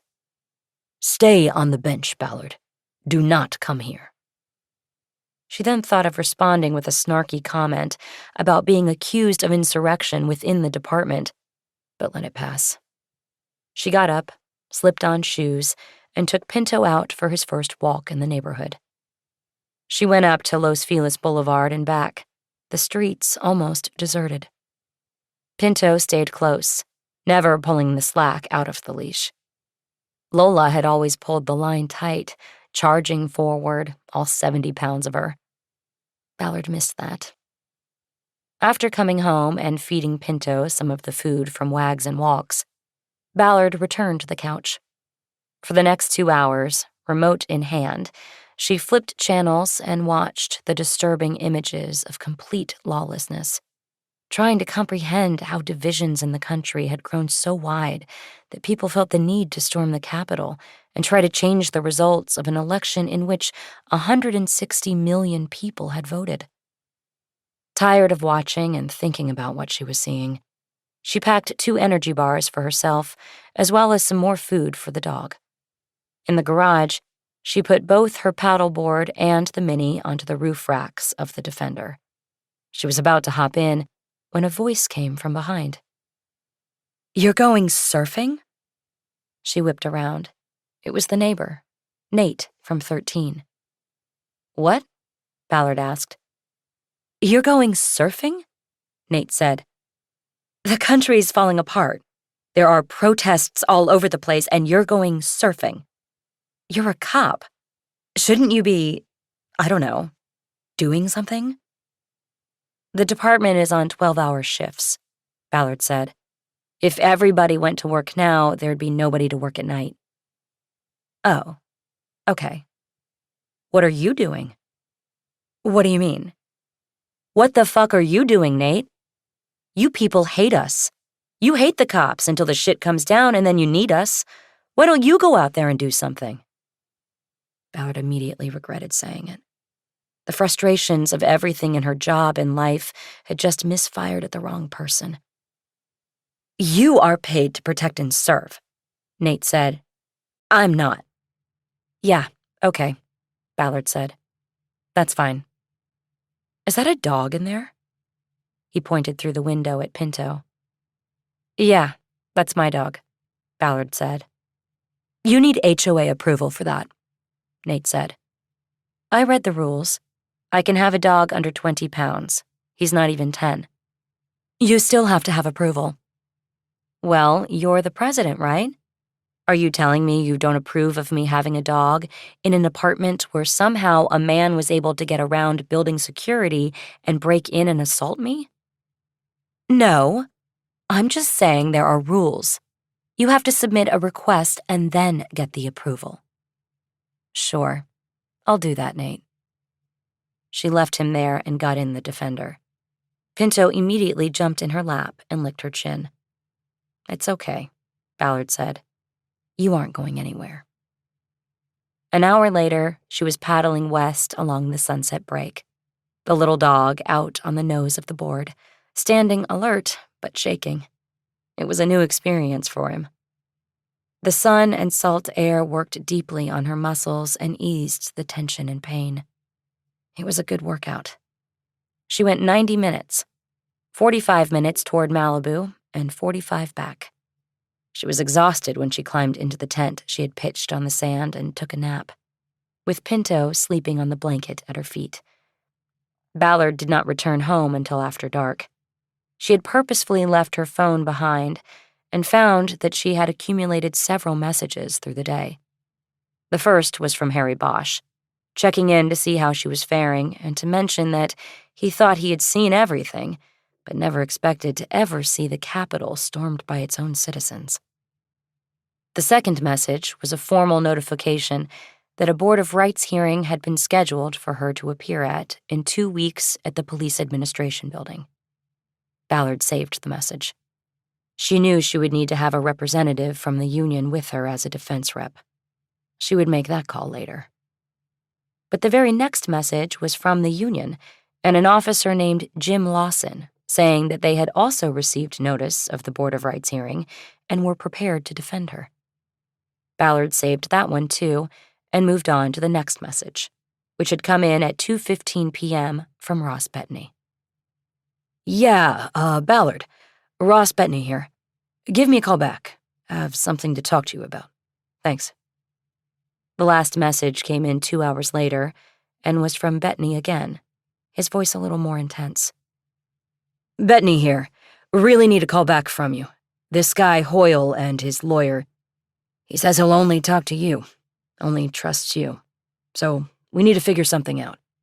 We obviously need to start talking to the guy. We need to file on Abbott by tomorrow a.m. or the case goes pumpkins. Call me. Thanks." After an arrest and booking, the district attorney had 48 hours to file charges and arraign the suspect or reject the case. The fact that Hoyle was lawyered up also added a complication. Ballard guessed that Bettany had taken what she had given him to the DA, and the filing deputy had wanted more, as in Hoyle giving a formal, voluntary statement as opposed to the surreptitious recording she had made in the car. Bettany had left his cell phone number with both messages. Ballard thought that calling him back might violate the orders to engage in no police work during her suspension, but she called anyway. "You know I'm suspended, right?" "I know, Ballard, but you left me a shit sandwich here." "Bullshit. I gave you a full package, you just needed to walk down to the DA. "Yeah, I did that, but they said no go." "Who was the filing deputy?" "Some stiff named Donovan. Thinks he's F. Lee bullshit." "What's wrong with the package?" "You're taping Hoyle without his knowledge. Hoyle already has a lawyer, this hot shit guy Dan Daly, and he's screaming entrapment. So Donovan looks at the tape and has a problem with it. First of all, who were you talking to when you put down the window and said you might need to transport Hoyle?" Ballard froze for a moment. She realized she had lowered the window and talked to Bosch while recording Hoyle. It was part of the play, but it had been a mistake. "Ballard?" Bettany prompted. It was Bosch, the guy who worked the original case, the Albert Lee murder. "Isn't he retired?" "Yeah, he's retired. But I went to him about the case because the murder book's gone. I needed him to tell me about that investigation, and we were together when the Hoyle thing went down." There was a silence while Bettany digested this incomplete explanation. "Well, that's not a good look. But that's not the problem here," he finally said. "The problem is you told Bosch you might need a transport. And Donovan says that's a coercive tactic that could get the whole tape tossed. He told me to walk Hoyle through it again, but Hoyle says he will only talk to you. And that's kind of funky because you tricked the guy, but he only trusts you. That's where we stand." Now Ballard was silent as she considered this change of fortune. A mistake she had made was now working in her favor. "They have to reinstate me if they want me to do the interview," she said. "That's about the size of it, yes," Bettany said. "Meantime, Donovan is working on a qualified immunity deal with Daly." "Have you told anybody about this?" "My LT knows, and he's been talking to yours, I guess. Somebody at Hollywood." Ballard almost smiled, thinking about the jam Robinson Reynolds was in, having doubled down on her suspension that morning with his terse reply to her text, and now needing her back on the job to salvage a multiple murder case. "Where's Hoyle?" she asked. "He's home, I guess," Bettany said. "Or wherever Daly has him stashed." "Okay. I'll call my LT and get back to you."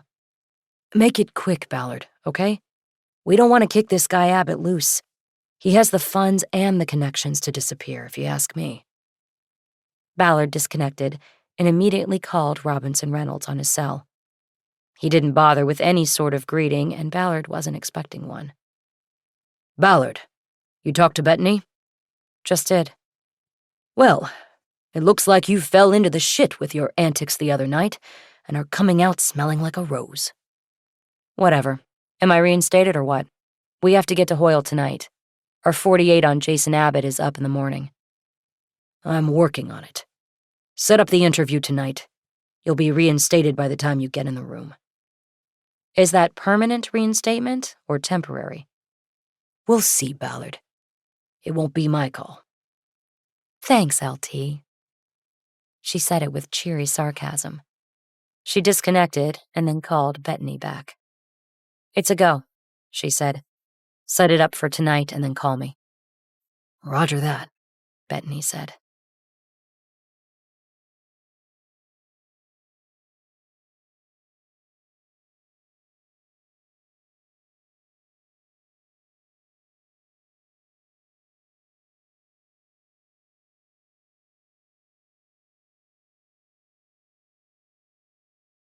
Chapter 38. The re-interview of Dennis Hoyle took place at 8 p.m. at the Van Nuys Division Detective Bureau. Bettany, Kirkwood, and Donovan were on hand and prepped Ballard on key points that she needed to get on the record. Hoyle was accompanied by his attorney, Daniel Daly, who vetted the immunity deal his client signed. Hoyle was getting off easy, agreeing to plead guilty to conspiracy to commit fraud in exchange for his testimony against Abbott and possibly others. He would take his chances in front of a judge as far as sentencing went. The deal was predicated on his honesty and his claim that he had never engaged in the planning of or had knowledge of the murders of people who had accepted loans from the consortium. It was the sweetheart of all sweetheart deals on paper. But Donovan and his superiors had made the call. The unspoken plan most likely included an effort to break the agreement by catching him in a lie. And barring that, the sentencing judge could always be informed of the extent of the crimes Hoyle had engaged in with his cohorts and max out the sentence for the conspiracy plea.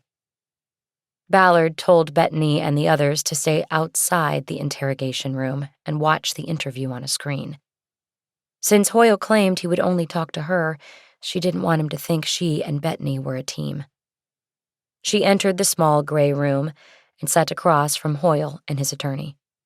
She put her phone on her thigh, a concession to Donovan that would allow him to message her if he didn't like what he saw on the screen.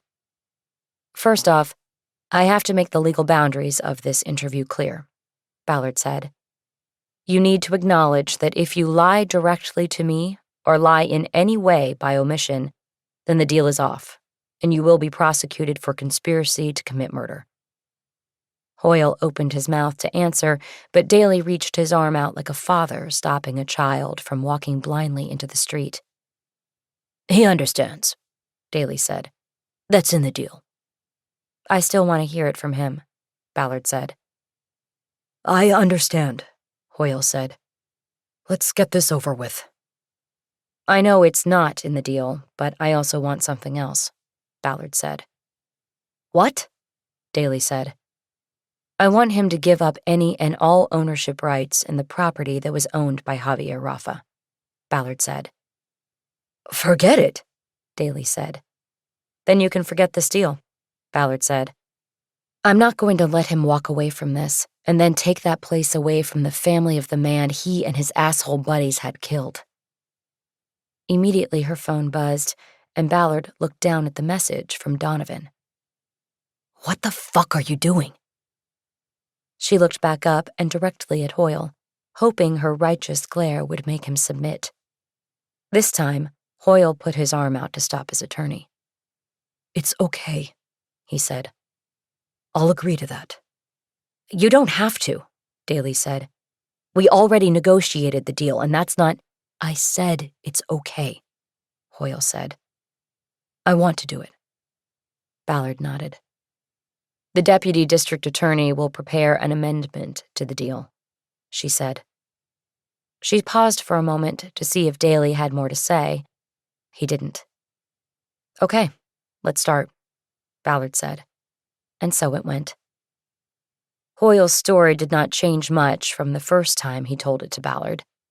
This time, though, she asked questions designed to elicit more about the origins of the factoring consortium, and whether the plan from the start was to eventually murder those who borrowed its money.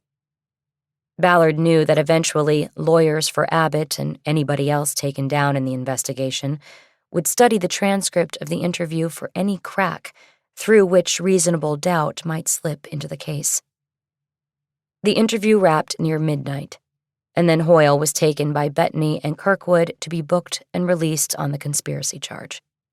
Meanwhile, Donovan filed formal charges against Abbott with a no-bail hold until his arraignment. Bail would assuredly be argued then. Soon after concluding the interview and watching them take Hoyle away, Ballard got a text from Robinson Reynolds. He didn't waste words. "You're back on the bench." She didn't bother to reply. She went home without a thank you from anybody. She had turned what was supposed to look like a random New Year's Eve accident into a credible multiple murder case. But because she had stepped at least 1 foot over the line, she needed to be pushed to the side and even hidden, if possible, from the lawyers for the defense. She had left Pinto in his travel crate and had to wake him up when she got home. She snapped his leash to his collar and took him for a walk. It was a clear and crisp night. The lights of the houses in the Franklin Hills sparkled as she walked that way, passing no one on the streets. Even the Shakespeare Bridge was deserted, and the houses down below it were dark. After the dog did its business, she bagged it and turned around.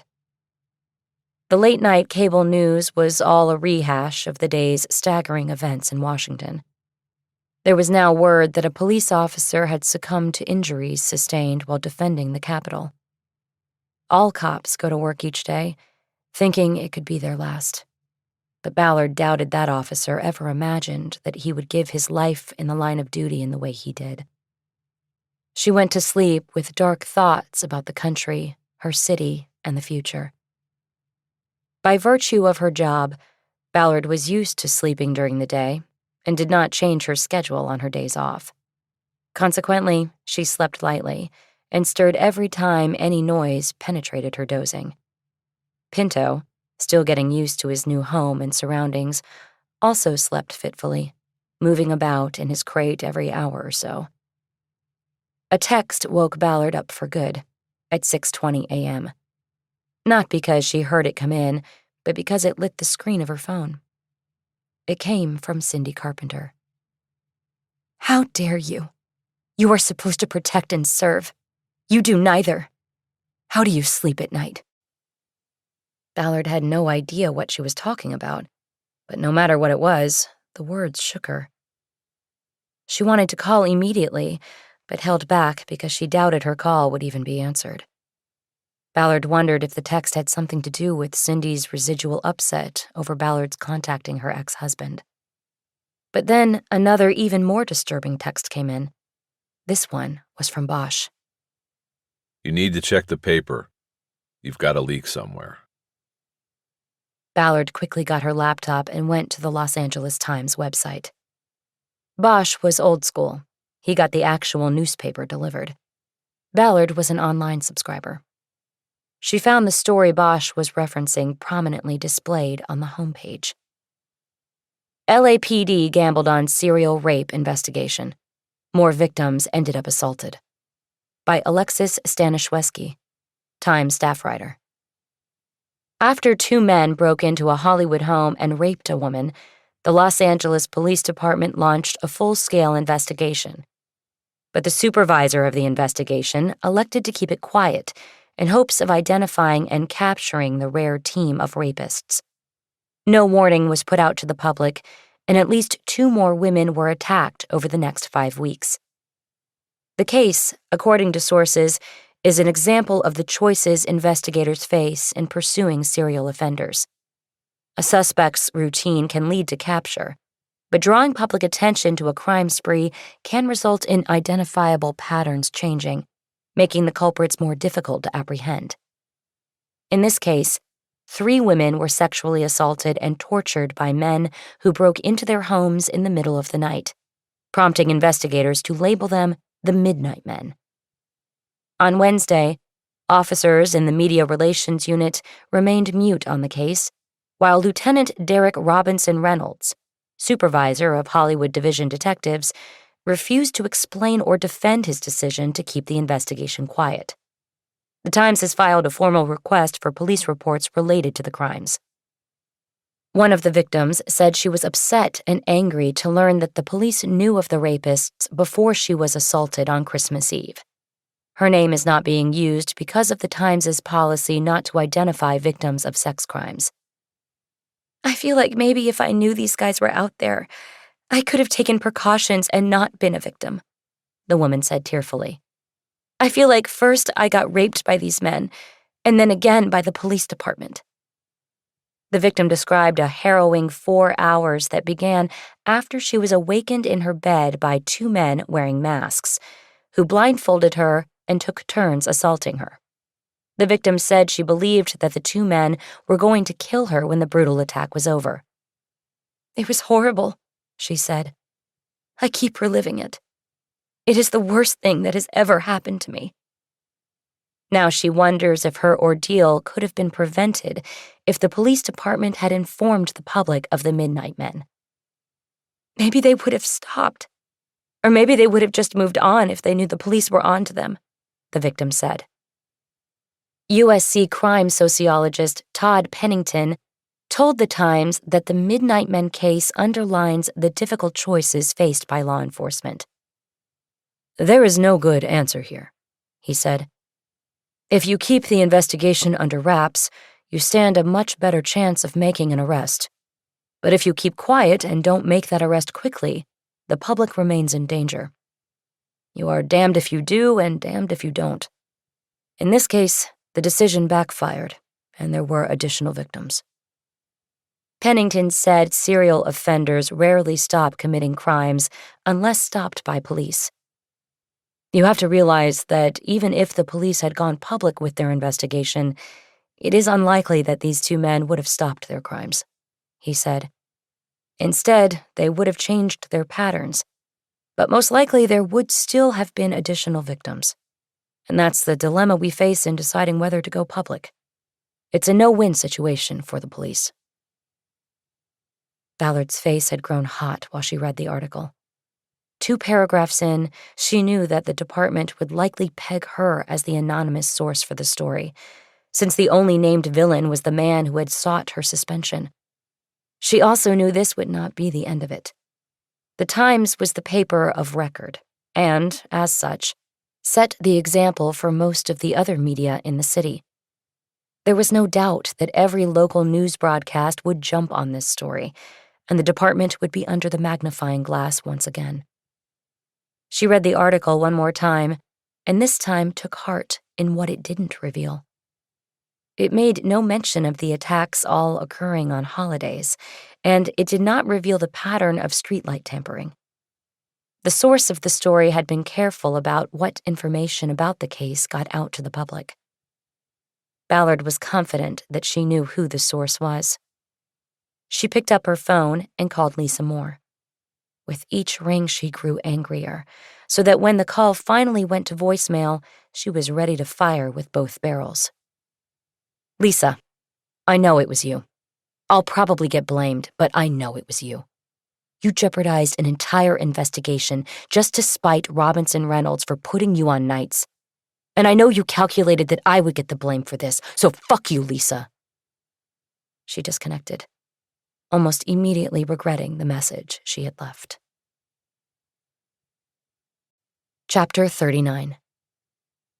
The story played for 2 days on the TV, radio, and internet news, largely fueled by a hastily called press conference at the PAB, in which an official department spokesman downplayed the Times report, saying that evidentiary connections between the crimes were tenuous, but the fact that each case involved 2 perpetrators seemed to connect the cases. Luckily for the department, the Capitol insurrection clogged airtime and newspaper space, and the story disappeared in the undertow of the larger story. Ballard never heard from Robinson Reynolds, though his silence seemed to confirm his belief that she was the initial leak. Ballard also never heard back from Lisa Moore, even to deny the accusation she had left in her message. Another story that didn't get any traction was the arrest of a well-respected dentist in a murder conspiracy. Ballard was now an outsider on the case, but she gathered from a call to Ross Bettany that the investigation was moving slowly. While the arrest of Jason Abbott was put out to the media, the involvement of Dennis Hoyle as a cooperating witness and ex-cop Christopher Bonner as a hitman had been successfully kept quiet. Ballard knew it wouldn't stay quiet forever, especially when court hearings started, but the department had always operated according to the unspoken policy of spreading out the hits to its reputation whenever it possibly could. On Saturday, Ballard took a call from Garrett Single, who asked if she and her new dog wanted to come for a hike. Ballard had texted him a photo of Pinto earlier. He suggested Elysian Park because there was so much shade along the way. Ballard had not hiked Elysian since she was a cadet at the nearby police academy. She thought Pinto might enjoy it, and, as Single had pointed out, the trail was dog-friendly and likely to be less crowded than other popular hiking spots. Ballard agreed to meet there, as Single was coming in from his home in Acton, which was far on the other side of the San Gabriel Mountains. Ballard knew of the community as a place where many firefighters lived because they only went to and from work once a week, working 3 days on and sleeping in the firehouse, then getting 4 days off. A couple 2-hour drives a week were not a big deal. Monday morning, Ballard woke up in Acton, having spent the last 36 hours with Single. His home was wedged into a rugged mountainside in the Antelope Valley, where, he had warned her, coyotes and bobcats roamed freely. She made coffee while Garrett showered and stepped out onto a back deck that overlooked a garden that he had told her he had been working on for months. She had a blanket from the couch wrapped around her shoulders. The time with Single had been good, but Ballard had felt uneasy and frustrated the whole time. She had been pushed out of everything. The Rafa case had moved into the prosecutorial phase, so that didn't bother her as much as being completely out of the Midnight Men investigation. What doubled the frustration was the fact that she had been vilified by Cindy Carpenter and had heard nothing from Lisa Moore on how the case was being pursued. It left her with little confidence that anyone was getting closer to identifying and apprehending the tag team rapists. She was pacing in the brush and running the facts of the case through her mind when she heard Single come up behind her. He put one arm around and used the other to pull her hair back from the nape of her neck. He kissed her there. "What do you think?" he asked. "About what?" she asked. "The view. I mean, look at this place." Ballard hadn't even noticed. She hadn't been looking past her thoughts on the case. "It's pretty," she said. "Stark." "It is," Single said. "That's why I like it." "No, you like it for the real estate value and the wide open space. Cops and firefighters always want space." "True, but I gotta be honest. I like the sharp ridges out here."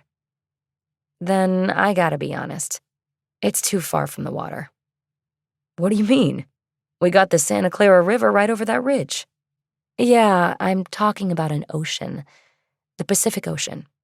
Last I heard, you can't surf the Santa Clara River, even when there is water in it." "But it's a good counterpoint. Mountains and ocean, isn't it? The desert and beach have got at least one thing in common." "Sand? You guessed it." Single laughed, and when he stopped, Ballard could hear her phone buzzing on the kitchen counter inside. It was the first time in 36 hours, and she had thought she was outside the limit of her cell service, but here it was, a call. "Let me try to grab that," she said. "Come on," Single said. "We're talking about the future here." She hurried in through the door, but the phone's buzz died before she reached it. She saw the number was a city exchange, but didn't recognize it. She hesitated calling back blindly.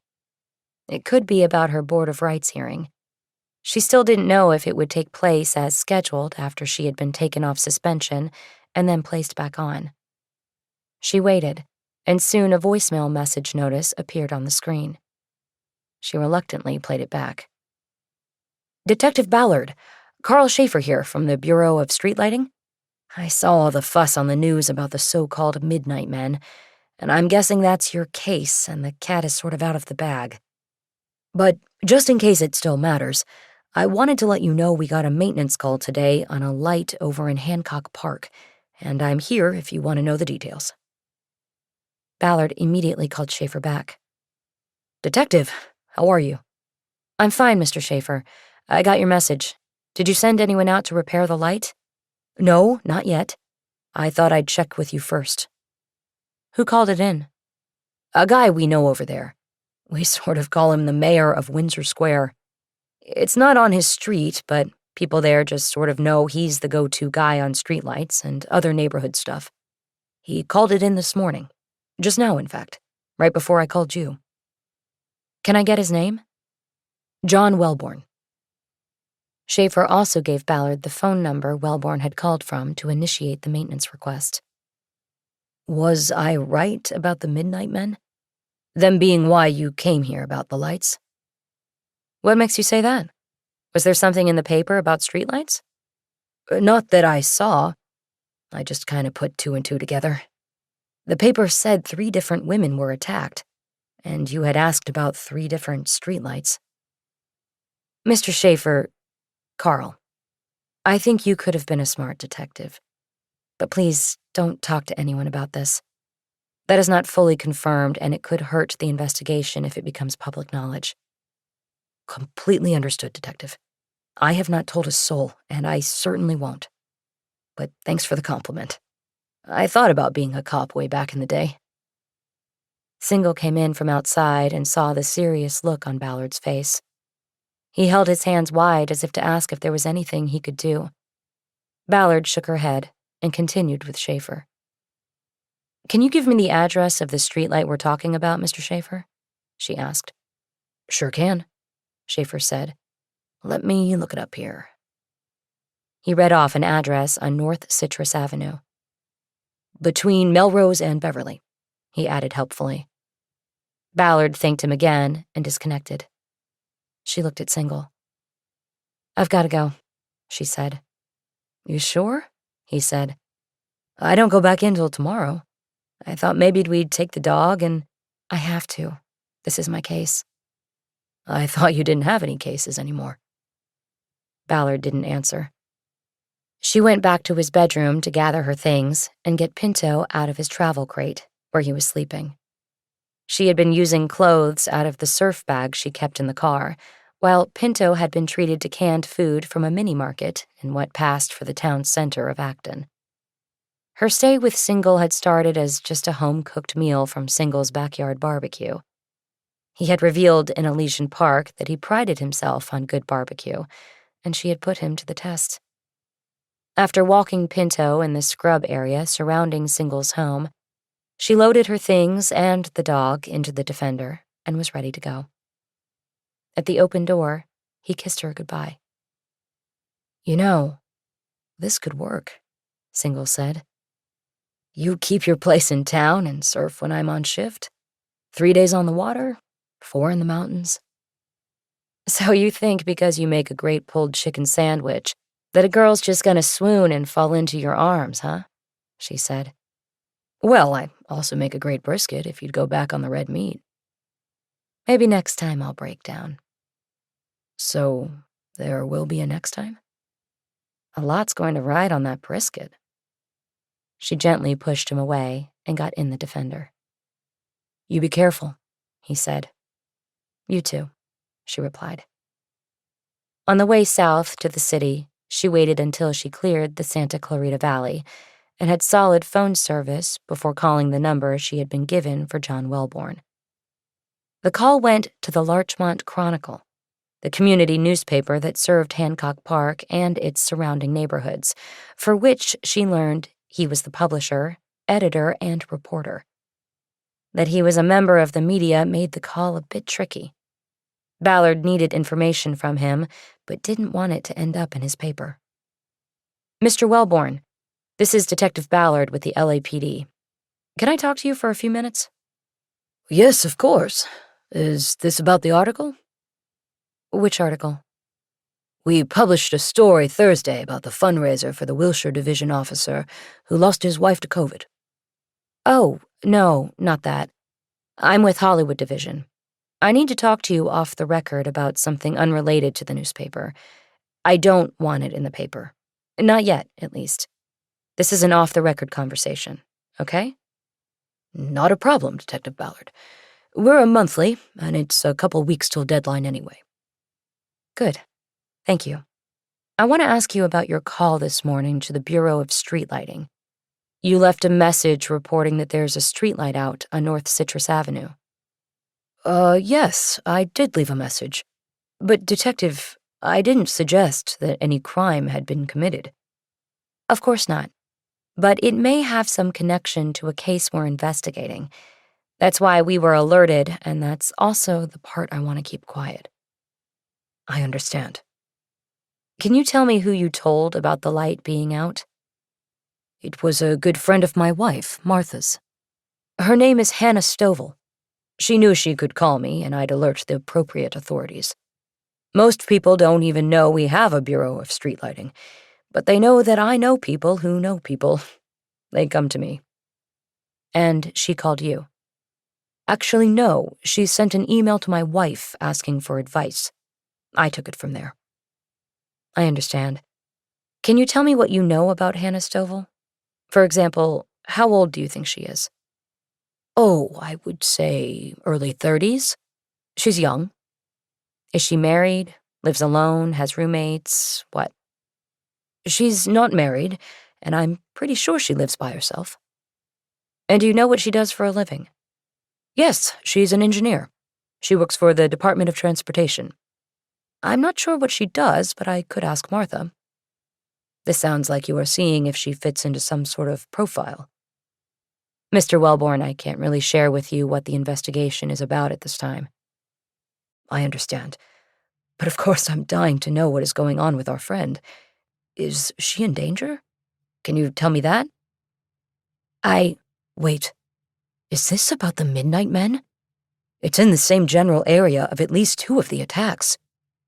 Mr. Wellborn, I need you to stop asking me questions. I just want to assure you that your friend is not in danger, and we will take all safeguards possible to keep it that way. Ballard tried to change the subject. Now, do you know where the streetlight is in relation to her home? How close is it? From what I understand, it is right in front of her house. That's why she noticed it was on one night, out the next. Okay. And can you give me a phone number for Hannah Stovall? Not offhand, but I can get it. Can I call you back at this number in a few minutes? I just need to call my wife. Yes, I'm at this line. But Mr. Wellborn, please don't tell your wife what this is about. And please don't you or your wife call Hannah about this. I need to keep her line clear so I can call her myself. Of course. I'll just tell her that the number's needed for the streetlight maintenance order.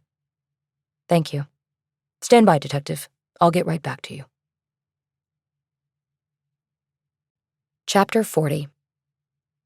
Ballard held off on calling Hannah Stovall until she had a plan that she could confidently share with her.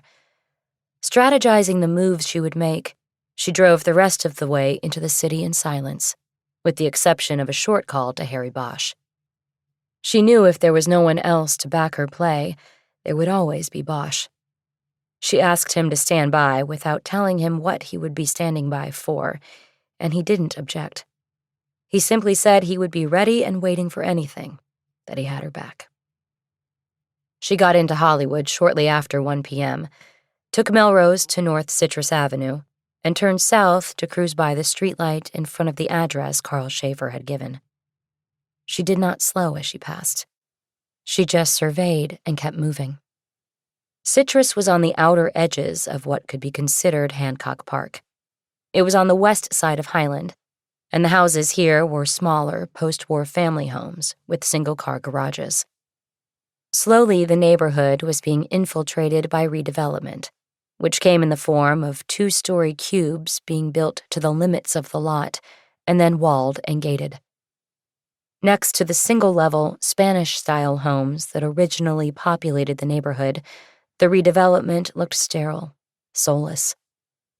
As she drove, Ballard checked the vehicles parked curbside for any signs of surveillance, but saw nothing that indicated that the Midnight Men might be watching their next victim.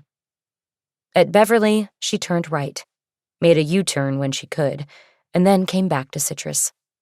She headed back up the street the way she had come. This time, when she passed the streetlight in question, she glanced at the plate at the bottom of the post to check for any sign of tampering. She saw nothing, but she had not expected to. Back on Melrose, she turned right and immediately parked at the curb in front of Osteria Mozza. The popular restaurant was closed due to COVID, and parking at the moment was plentiful. She pulled up her mask, got out, and opened the hatch. She pulled Pinto out of his crate and snapped on his leash. She then walked the dog back towards Citrus, taking a call back from John Welborn while on the way. He supplied Hannah Stovall's phone number and the additional intel that she was most likely home at the moment because she was working from home during the pandemic. Ballard turned south on Citrus and started down the street on the west side, which would take her by the streetlight.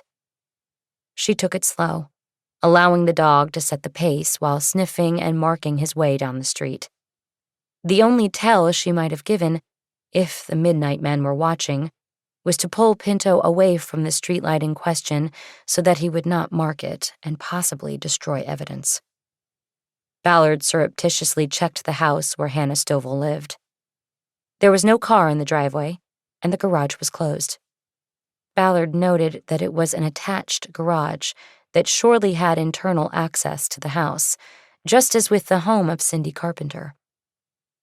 Ballard kept walking, and at Oakwood crossed Citrus and turned back north, walking the other side of the street like a pet owner wanting to give her dog new lawns to sniff and mark.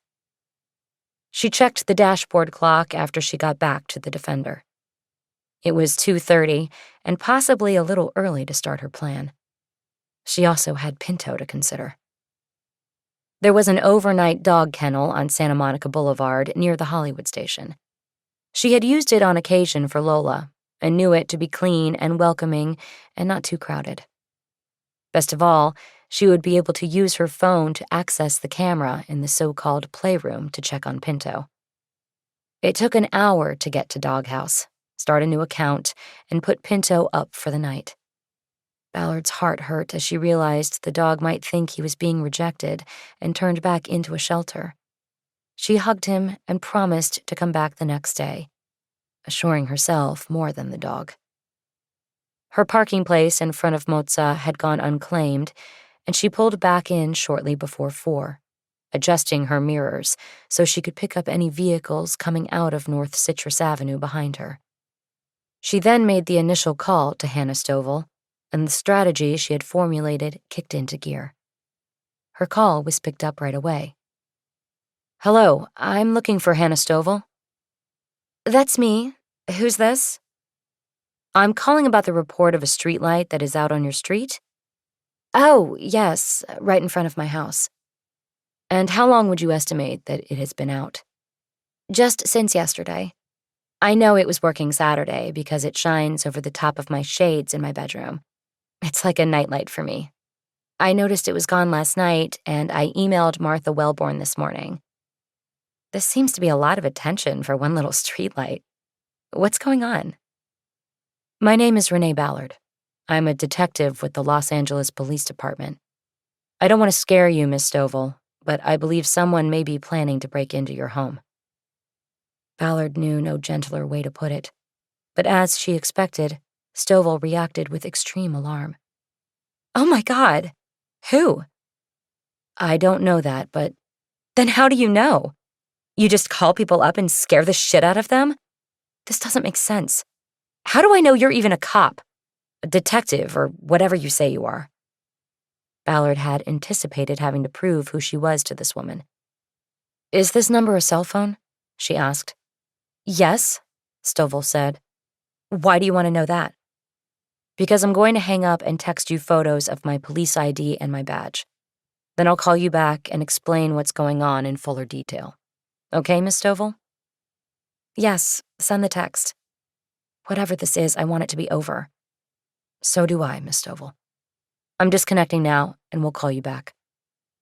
Ballard ended the call, pulled up photos of her badge and police ID, and texted them to Stovall. She waited a few minutes for them to land and be viewed, then called back. Hello? Hannah. Can I call you Hannah? Sure, fine. Just tell me what's going on. Okay, but I'm not going to sugarcoat this because I need your help.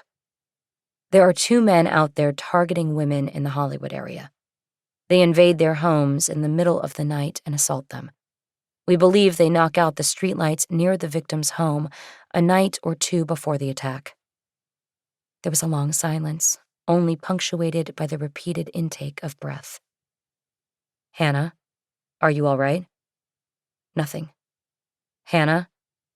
Finally, she came back with words. Are they the Midnight Men? Yes, Hannah. Then why aren't you here right now? Why am I alone? Because they might be watching you.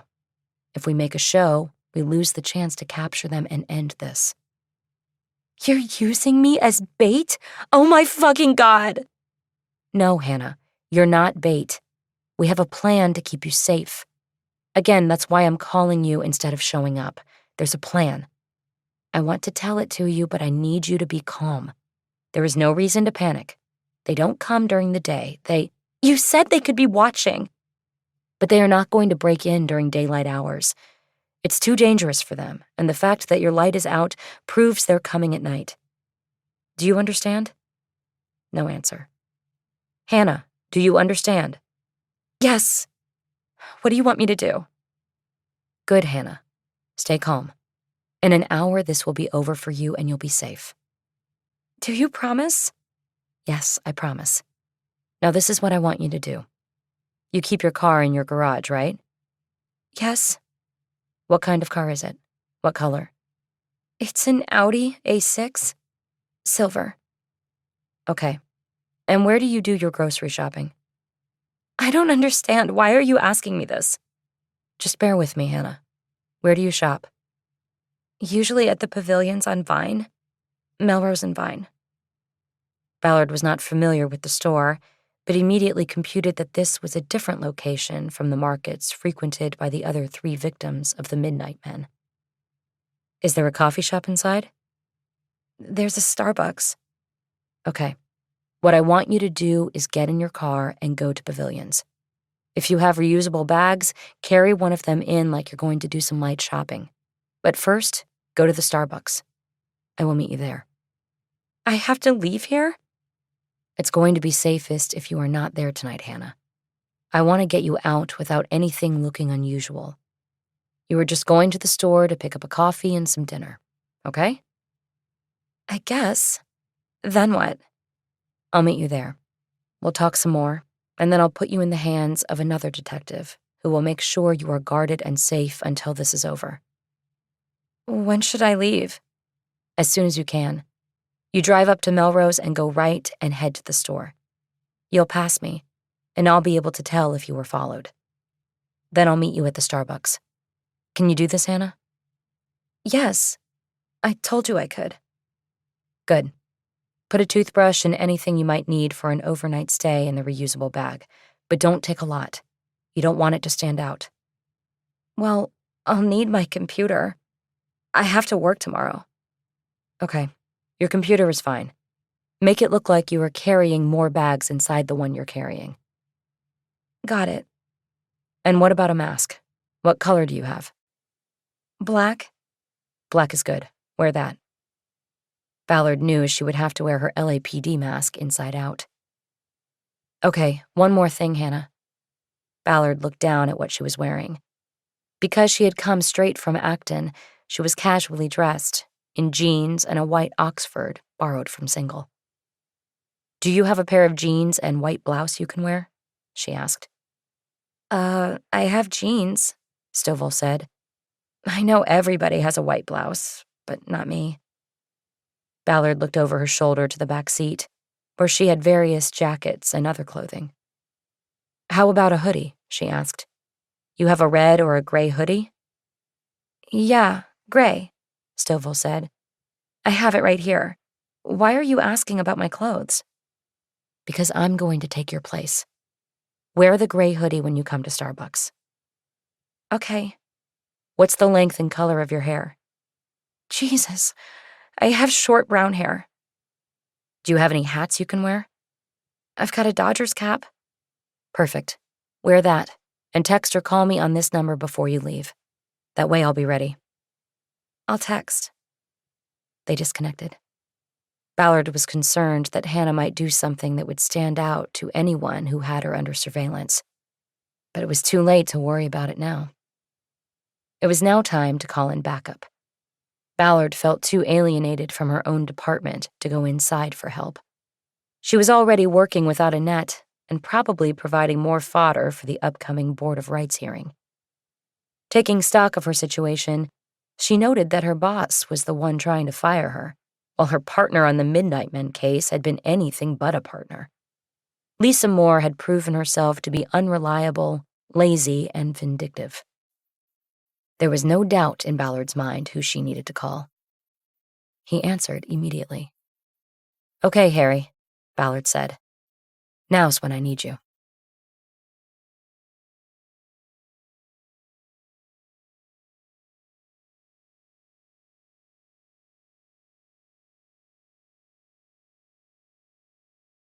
Chapter 41. The text from Hannah Stovall came in 20 minutes later. Ballard sent her back a thumbs up and then waited with her eyes on the side view mirror. A few minutes went by before she saw the silver Audi emerge from North Citrus Avenue and turn right on Melrose. Ballard checked the car as it went by and caught a glimpse of the driver wearing a blue Dodgers cap. Ballard's eyes went back to the side view, and she waited and watched. She let 2 minutes go by. No follow car emerged from Citrus. Ballard pulled out and gunned it down Melrose in an effort to catch up to the Audi, but a traffic signal at Cahuenga undid her. When she finally pulled into the parking lot at Pavilions, she had to cruise down 2 aisles before spotting the Audi. She then caught a glimpse of a woman wearing a Dodgers cap, entering the supermarket with a reusable shopping bag that looked weighted with belongings. Ballard parked and quickly moved to the store's entrance. COVID protocols dictated that one door was an entrance and the exit was on the other side of the front facade. Ballard entered and found the Starbucks concession immediately inside the entrance. There was a line of 4 people, with the woman with the weighted shopping bag in last position. Ballard checked the others in line, saw nothing suspicious, and joined. Hannah, she whispered. I'm Renee. Stovall turned to look at her, and Ballard discreetly flashed her badge and put it away. Okay, so now what? Stovall said. Let's get coffee, Ballard said, and talk. What is there to talk about? You've scared the hell out of me. I'm sorry, but you will be completely safe now. Let's wait till we're sitting down to talk about the plan. Soon they were at a table off the side of the Starbucks counter. Okay, I have another investigator on his way, Ballard said. He's going to take you to a hotel where you can check in and spend the night. He'll be on guard the whole time, and hopefully this will all be over by morning. Why did these men pick me? I've never hurt anyone. We've tracked them through their patterns, but we don't know all the answers yet. That just means we'll find all of that out when we catch them. And thanks to you being vigilant in your neighborhood and noticing the streetlight, we are in our best position to do that now. It was hard to miss. Like I said, it shines in my window at night. Well, we got very lucky that you noticed it. So while we're waiting for my colleague, can I ask you about some of your routines? Ballard started going through the questions that were contained in the survey given to the other victims of the Midnight Men. She knew most of these by heart and didn't need an actual copy of the questionnaire. Soon it became clear that Stovall was even more of an outlier than Cindy Carpenter up in the Dell. Though Stovall lived reasonably close to the first 2 victims, their worlds didn't seem to intersect anywhere, other than favoring some of the same local restaurants. During the pandemic, Stovall was working from home and rarely left the house except to shop for food. She didn't even pick up food to go from restaurants. choosing instead to get home delivery. Home delivery had been a subject of interest early in the investigation because the first 2 victims used it from time to time. But the investigators learned they used different services, and a review of their transactions determined that they had never been served by the same driver. It was when it came to her personal life that Ballard scored a connection between Stovall and the other victims. Stovall had never been married, but she had been in a long-term relationship that had ended badly. Her partner had been furloughed from his job, and tensions rose when Stovall had to work from home like most of the rest of the world. I was on Zooms and calls all day, and it sort of reminded him of what he had lost, Stovall said. He started to resent me for not losing my job and for being the one who brought in the money. We argued all the time, and soon the house wasn't big enough for the 2 of us. I own the house, so I asked him to leave. It was awful, and talking about it is awful too. I'm sorry, Ballard said. I just wish this was over. You're going to get through it, I promise. Ballard looked around for Bosch, but didn't see him.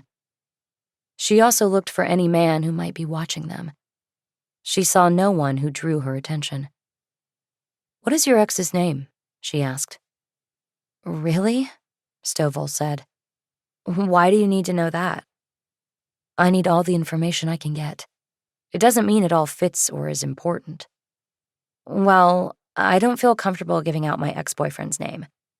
I'm finally in a place where we can text each other without resorting to calling each other names. And this would totally fuck that up if you went knocking on his door to make sure he wasn't one of the midnight men. I can assure you he's not. He's not even in town right now. Where is he? Cancun, I think. Somewhere in Mexico. How do you know that? He texted me, saying he was going to Mexico. I assume Cancun because we went there once and he loved it. So he wasn't worried about COVID and going to a foreign country? I asked him that. I didn't even know you could fly in and out of Mexico at the moment. I told him he better not bring COVID back to the company. You mean you work together? Well, we did till the pandemic came. Then he got furloughed and I was kept on. That led to some real brawls. He got physical?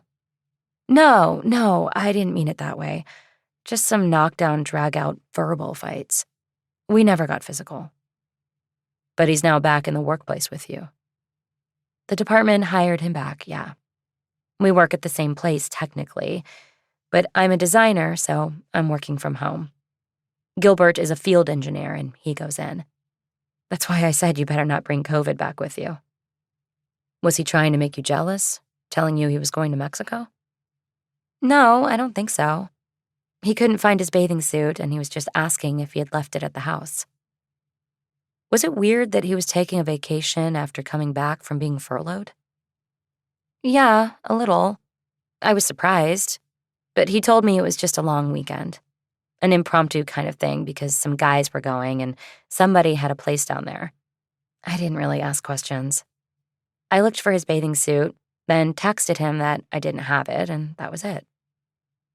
Ballard looked around again, wondering what was taking Bosch so long. But he was there, standing near the pickup counter, waiting to be called into the conversation. Ballard waved him over and introduced him. Bosch pulled a chair away from another table and sat down. Okay, so we're all here, Ballard said. Hannah, this is what we want to do.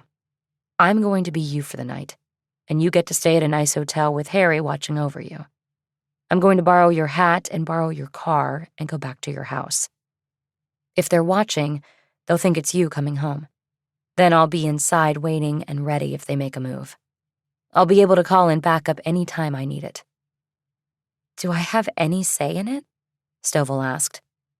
Of course. I need your permission to do this. Is there something wrong?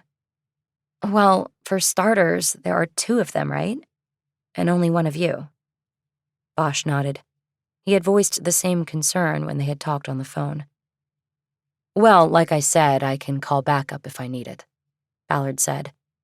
And we know from the other cases that one always comes in on his own, secures the victim, then lets the other in. so I just have to worry about them one at a time. And I like my chances with those odds. Okay, I guess. You're the police. I'm going to grab a few things so it will look like I was shopping, and then I'm going to leave. I just need the keys to your car and house. You and Harry will wait 10 minutes just to be sure, and then you two can go as well. Okay. Do you have any night routines I should know about? Not really, I don't think. What about showering?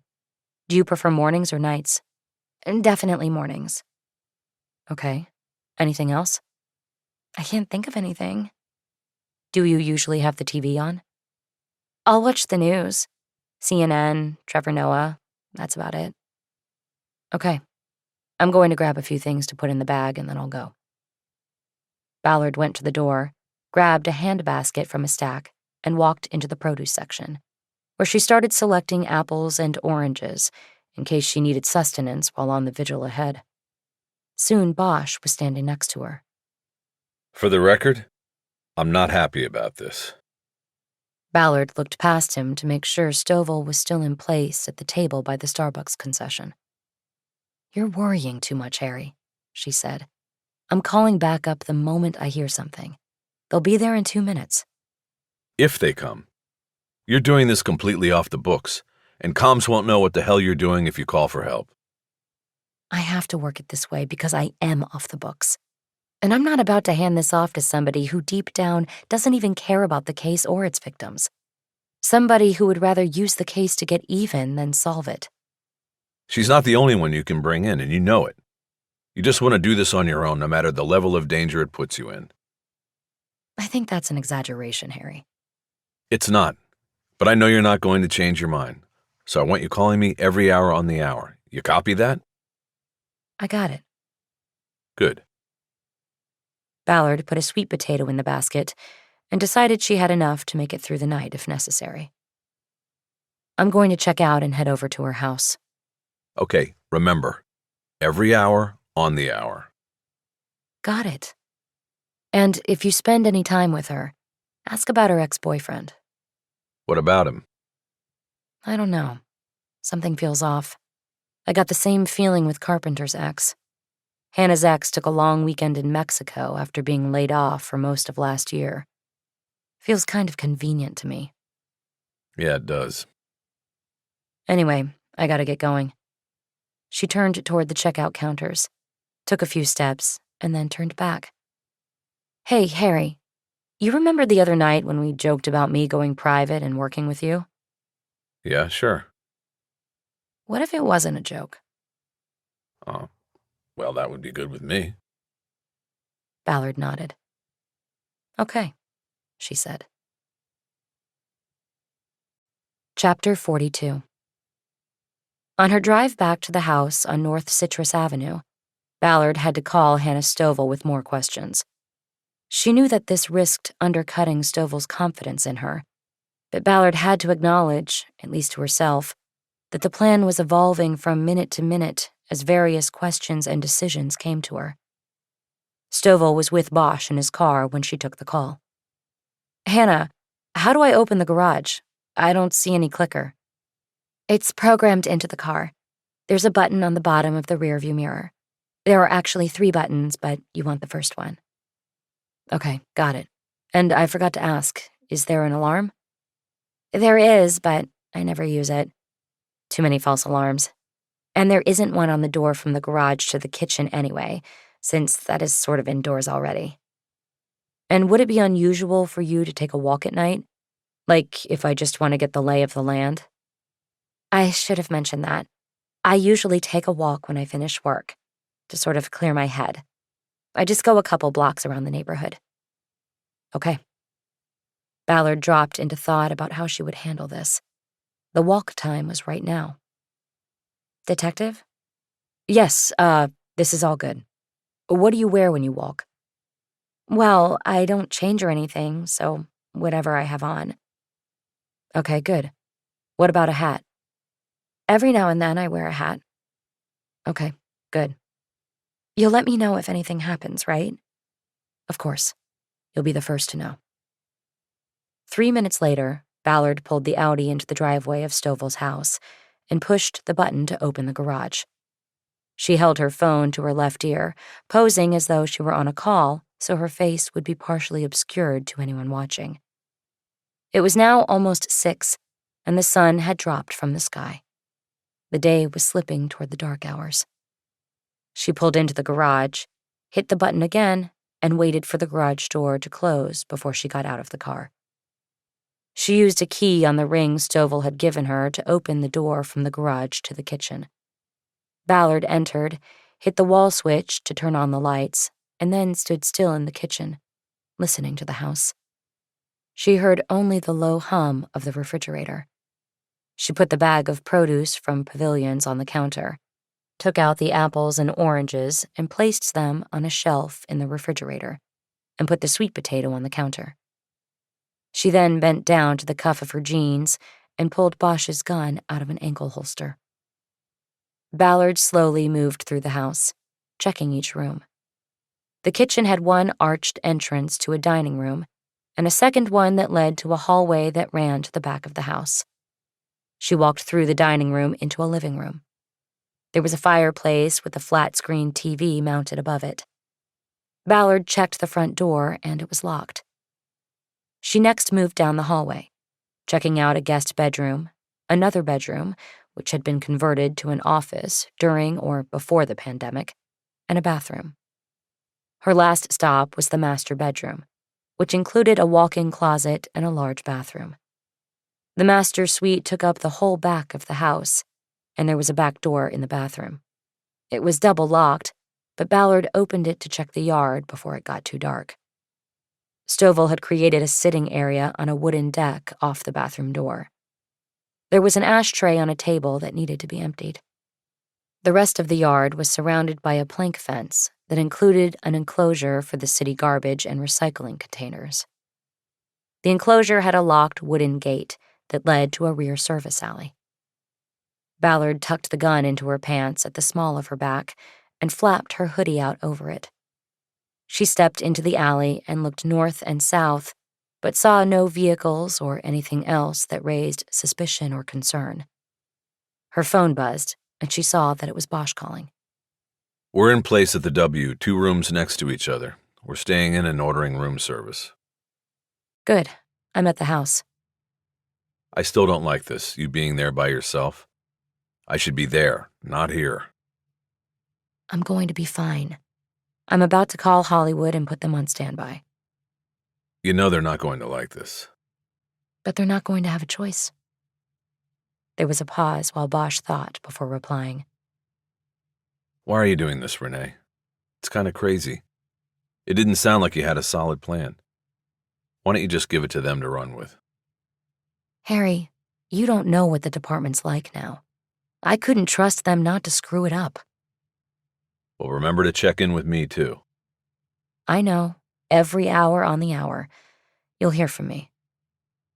Ballard disconnected and stood in the alley for a few moments considering a plan.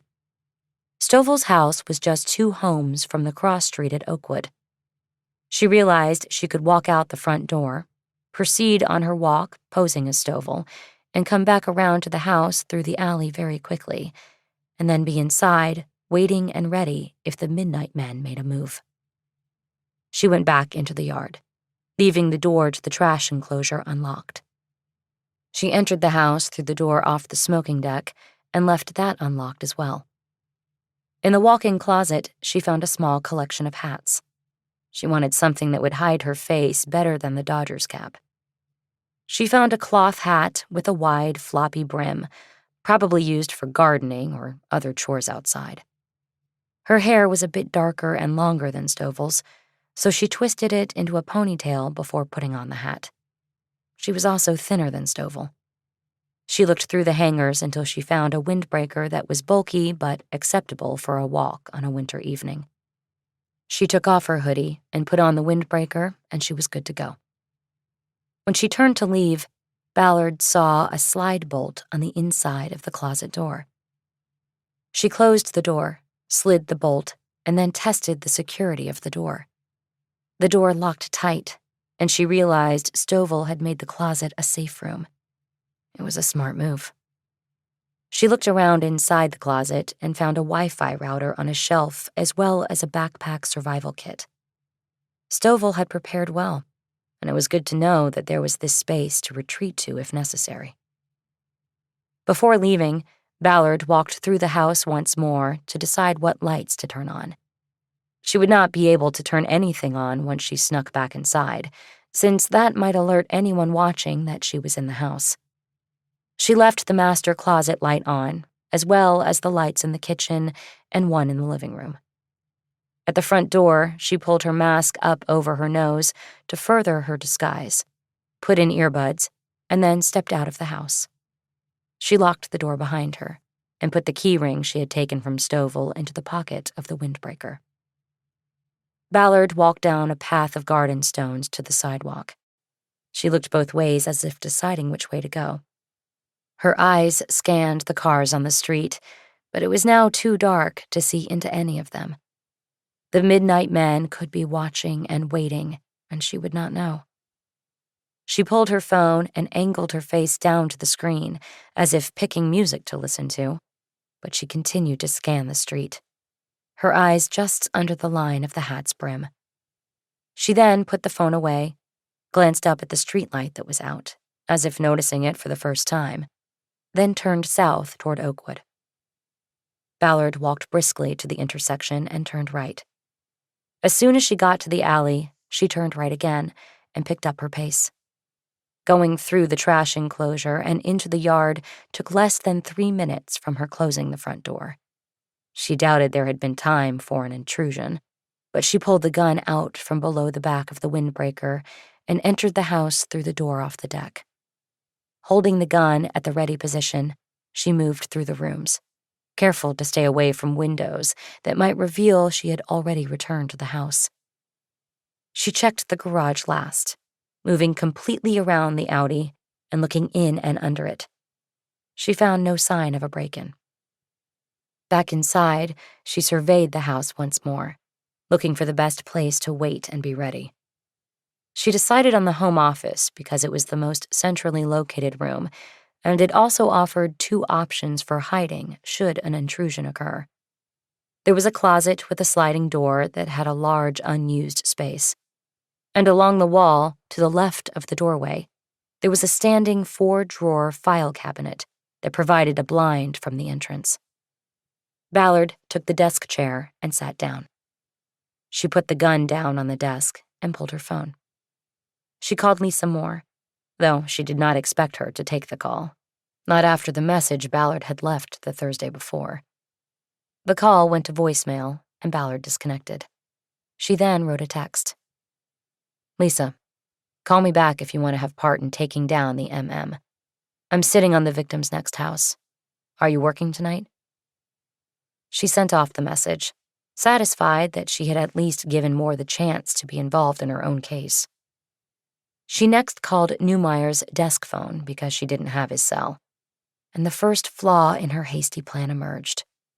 The call went to voicemail, and she heard Neumeyer's voice. This is Detective Neumeyer. I'm going to be out of town until January 19th, and will respond to your call then. If this is an emergency, dial 911.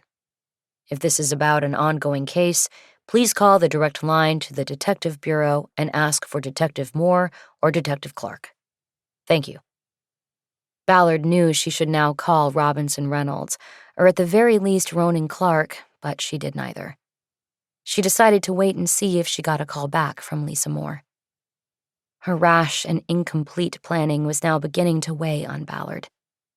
She thought about calling Bosch and taking him up on his offer to be there as backup, but she knew she couldn't leave Hannah Stovall unguarded, no matter how unlikely it was that the Midnight Men knew her current location. She tried to examine her motives in moving so quickly with a plan that was so incomplete. She knew it was all wound up in her growing disillusion with the job, the department, the people that surrounded her. But not with Bosch. Bosch was the constant. He was more steadfast than the whole department. She tried to push the grim thoughts away by pulling up the video from the playroom at the doghouse to check on Pinto. The image on the screen was grainy and small, but she managed to see Pinto lying low under a bench, watching the action of the other dogs, possibly too timid to join in. She had quickly reached a point where she loved the little dog. She wondered why someone had mistreated and abandoned him. Somehow, in the cross currents of thought, she came to a decision. Maybe it was all in the moment, but she knew the moment had been a long time coming. She clicked off the video feed and composed a short email to Lieutenant Robinson Reynolds. She reread it twice before hitting the send button. Immediately, she was flooded with a feeling of relief and certainty. She had made the right decision. There was no looking back. Her thoughts were interrupted by a call back from Lisa Moore's cell number. "What the fuck are you doing, Renee?" "What am I doing?" "Let's see. I got a solid lead and I'm following it. I know that may sound like out-of-the-box thinking, but you're suspended. You're on the bench." "You think the Midnight Men are on the bench? You think you scared them away? Your little move last week to take the lieutenant down a notch just made them change things up, Lisa. They're still out there, and I know where they're going. They're coming to me." "Where are you?" "I'll tell you what. Stand by. I'll call you when I need you." "Renee, listen to me. Something's wrong. Your judgment is off.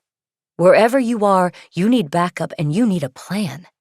You're giving the department all they need to get rid of you with a stunt like this. Don't you see that?" "It's too late. I got rid of them." "What are you talking about?" "I just quit. I sent the lieutenant my resignation." "You can't do that, Renee. You're too good a cop." "I already did." "Then what are you doing right now? Get out of there and call in backup. You're putting yourself in harm's way. I've always been in harm's way. But I'm not a cop anymore. That means no rules. I'll call you when I need you. If I need you." "I don't get it. What are you—" Ballard disconnected, and immediately she felt the euphoria and assuredness of her decisions start to slip away. "Shit," she said. She stood up and slid her phone into her back pocket. Picking up the gun, she held it down by her side. She walked to the door, having decided to take another sweep of the house so she would know the layout by heart should she need to maneuver in the dark. She had just entered the hallway when the house started shaking. Not an earthquake, just a low vibration. A tremor. She realized that someone was opening the garage door.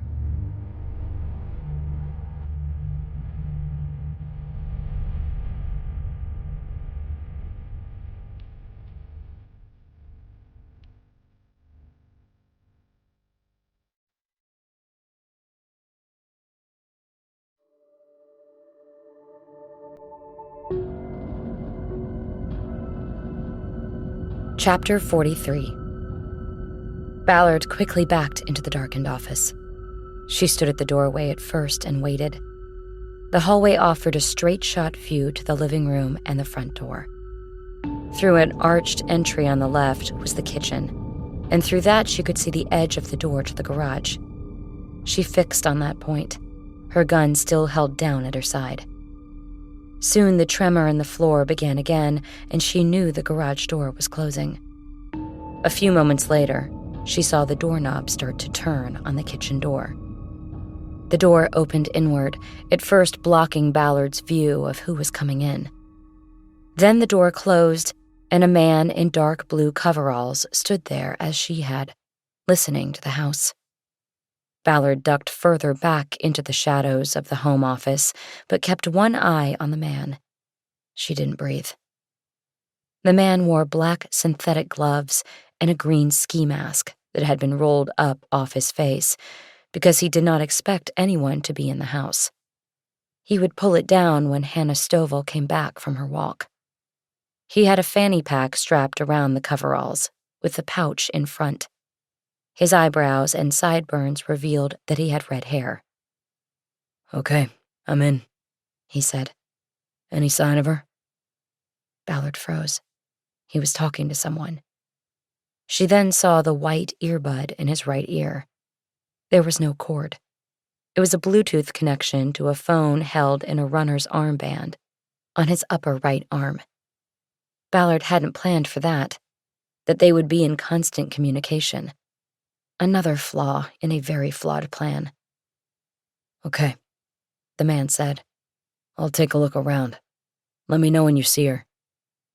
The man moved out of the sliver of view Ballard had of the kitchen. She heard the refrigerator open and then close.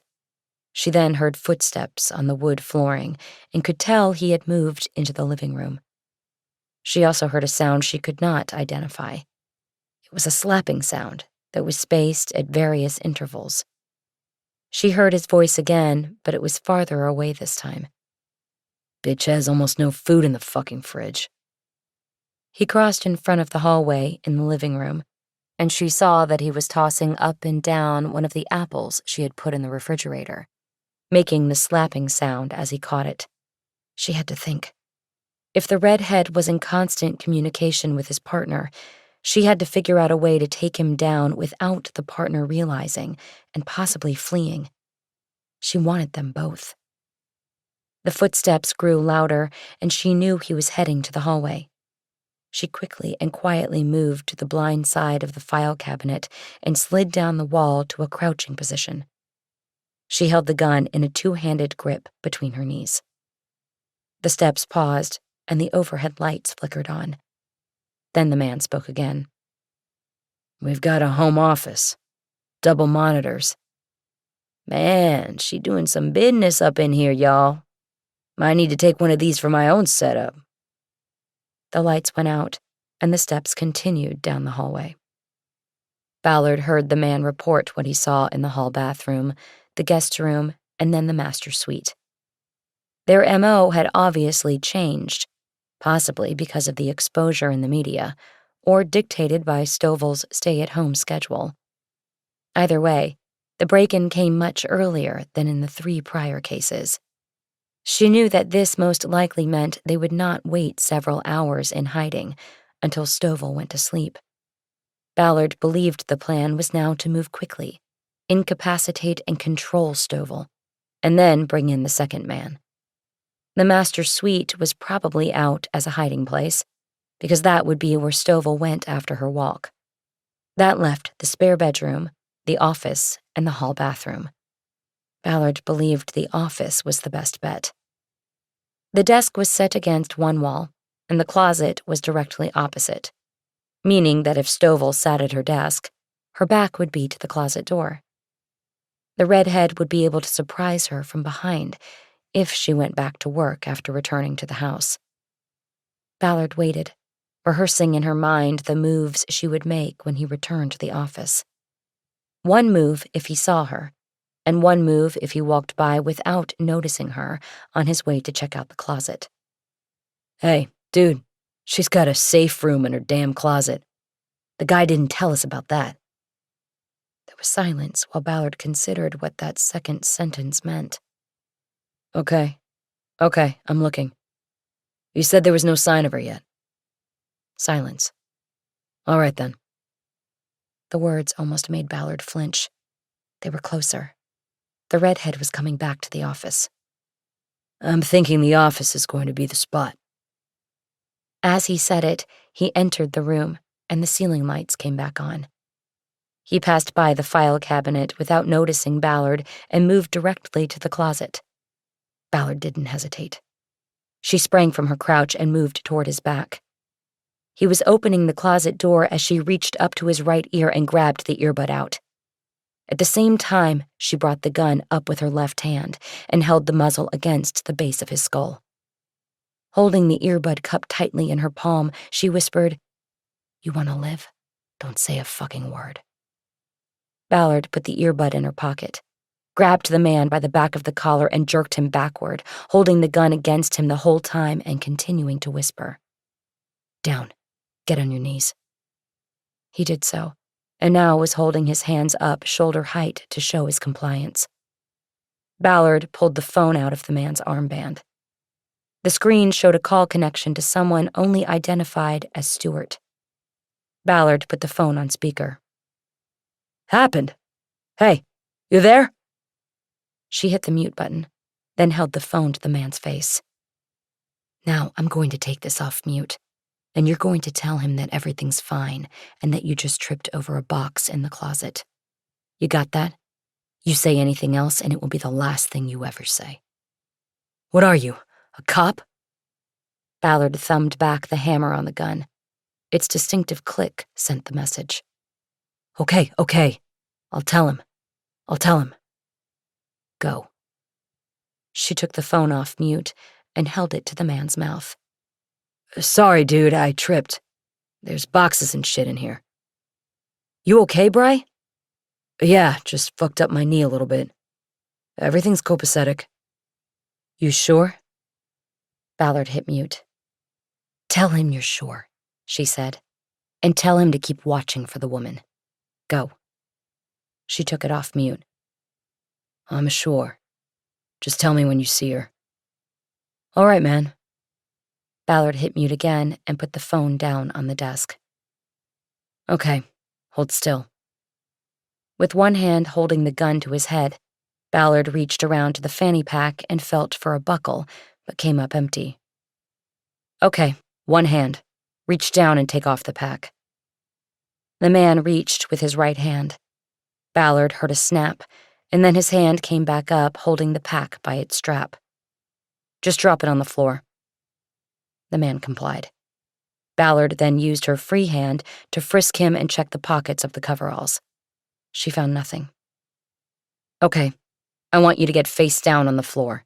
Now." Again, he complied, but under protest.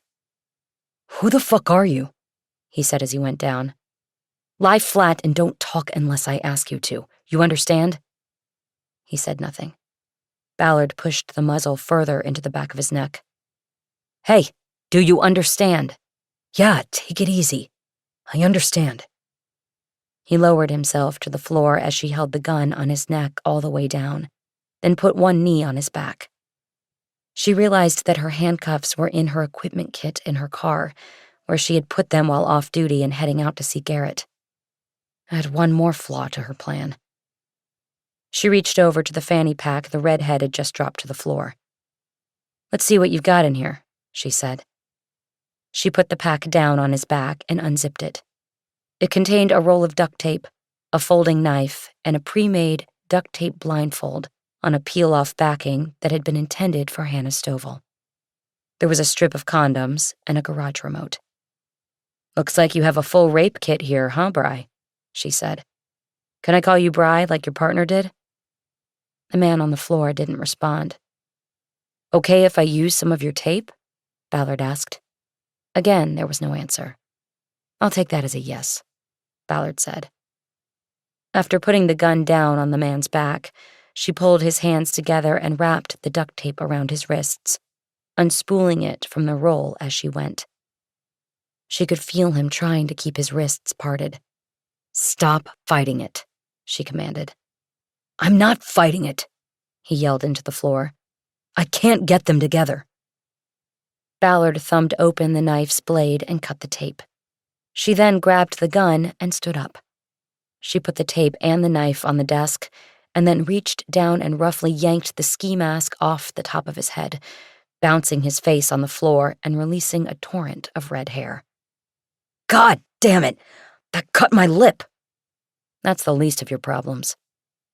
Ballard reached down and picked up the garage opener. She recognized it as a programmable remote like the one she had been given by her apartment landlord. He had told her that once a year the HOA changed the code as a security measure, and he would provide her with the new combination to install. She now understood how the Midnight Men got into each victim's home. "Who gave you the garage code?" she asked. She got no answer. "That's okay. We'll find out." She stepped back from him, moving to the side. "Turn your head. Show me your face." He did. She saw a small amount of blood on his lips. He looked young, no more than 25. "What's your full name?" "I'm not telling you my name. You want to arrest me? Arrest me. I broke in, big deal. Book me, and we'll see what happens." "Bad news, kid. I'm not a cop, and I'm not here to book you." Bullshit. I can tell you're a cop. Ballard bent down and held the revolver out so he could see it. Cops have handcuffs, and cops don't carry little revolvers like this. But when we're through with you and your partner, you're going to wish we were going to book you. Yeah? Who's we? I'm not seeing anybody else here. You'll find out soon enough.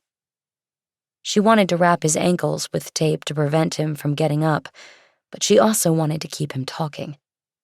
He wasn't giving her anything yet, but she felt that the more he talked, the better the chance he might slip up and provide something useful or important. Tell me about the photos. What photos? And videos.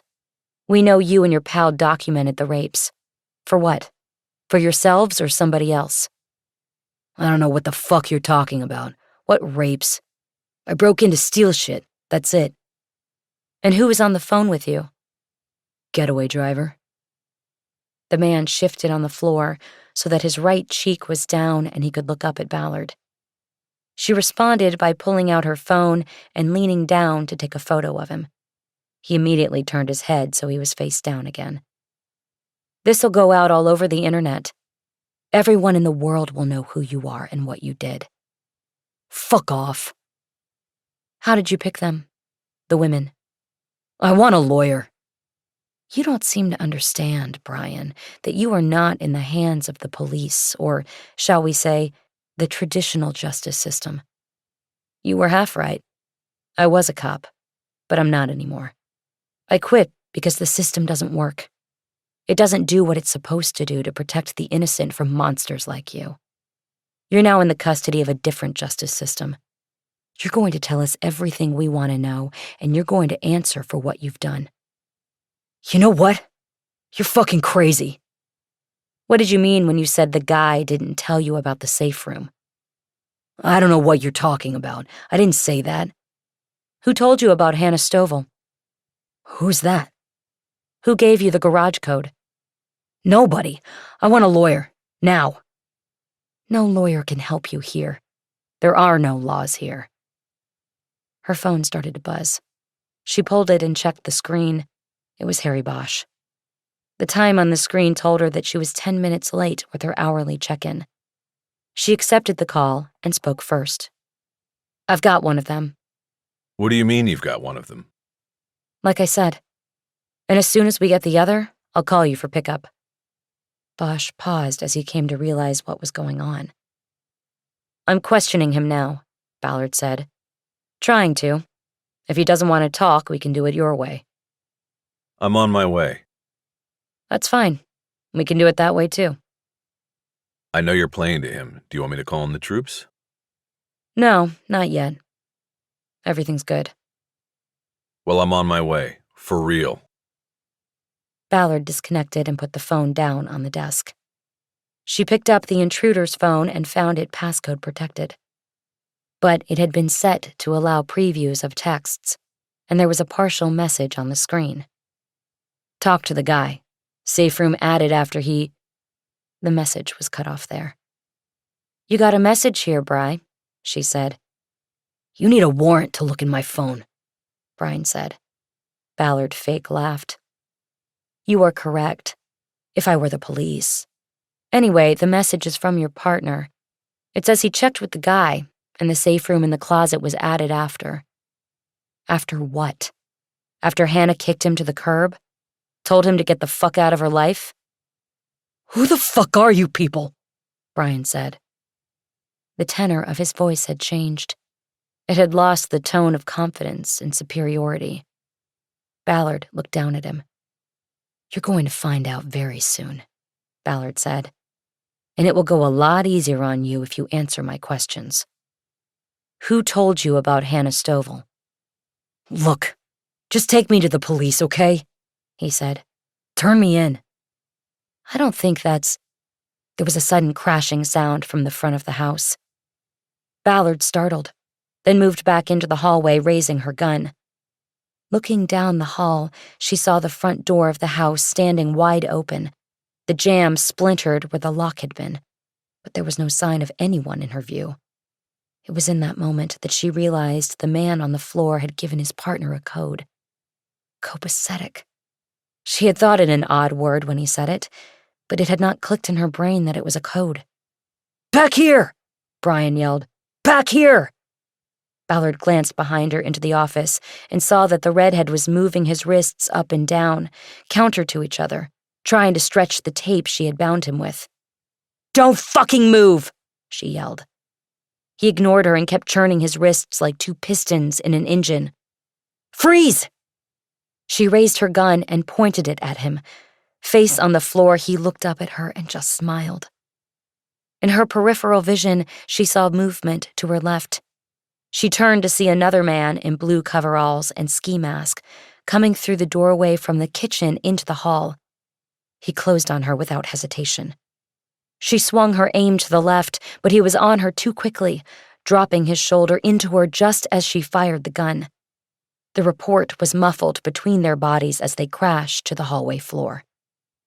The masked man rolled off her, crossing his arms in front of his chest and groaning.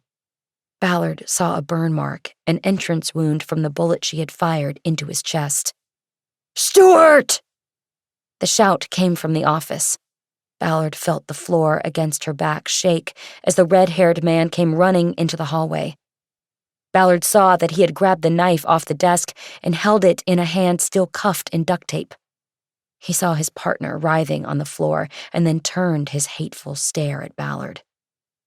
"You!" Ballard fired one shot from the floor.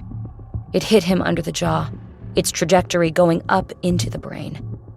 He dropped like a puppet, dead before he even hit the floor.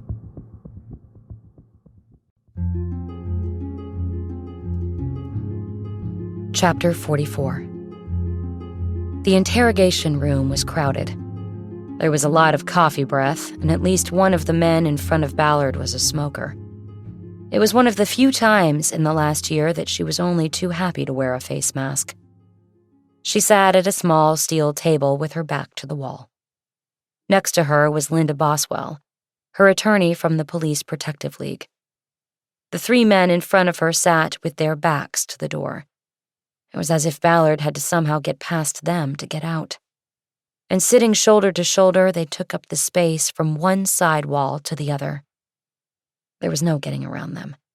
She had to go straight through. Two of the men were from the Force Investigation Division. Captain Sanderson, head of the unit, was sitting front and center, and to his left was David Dupree.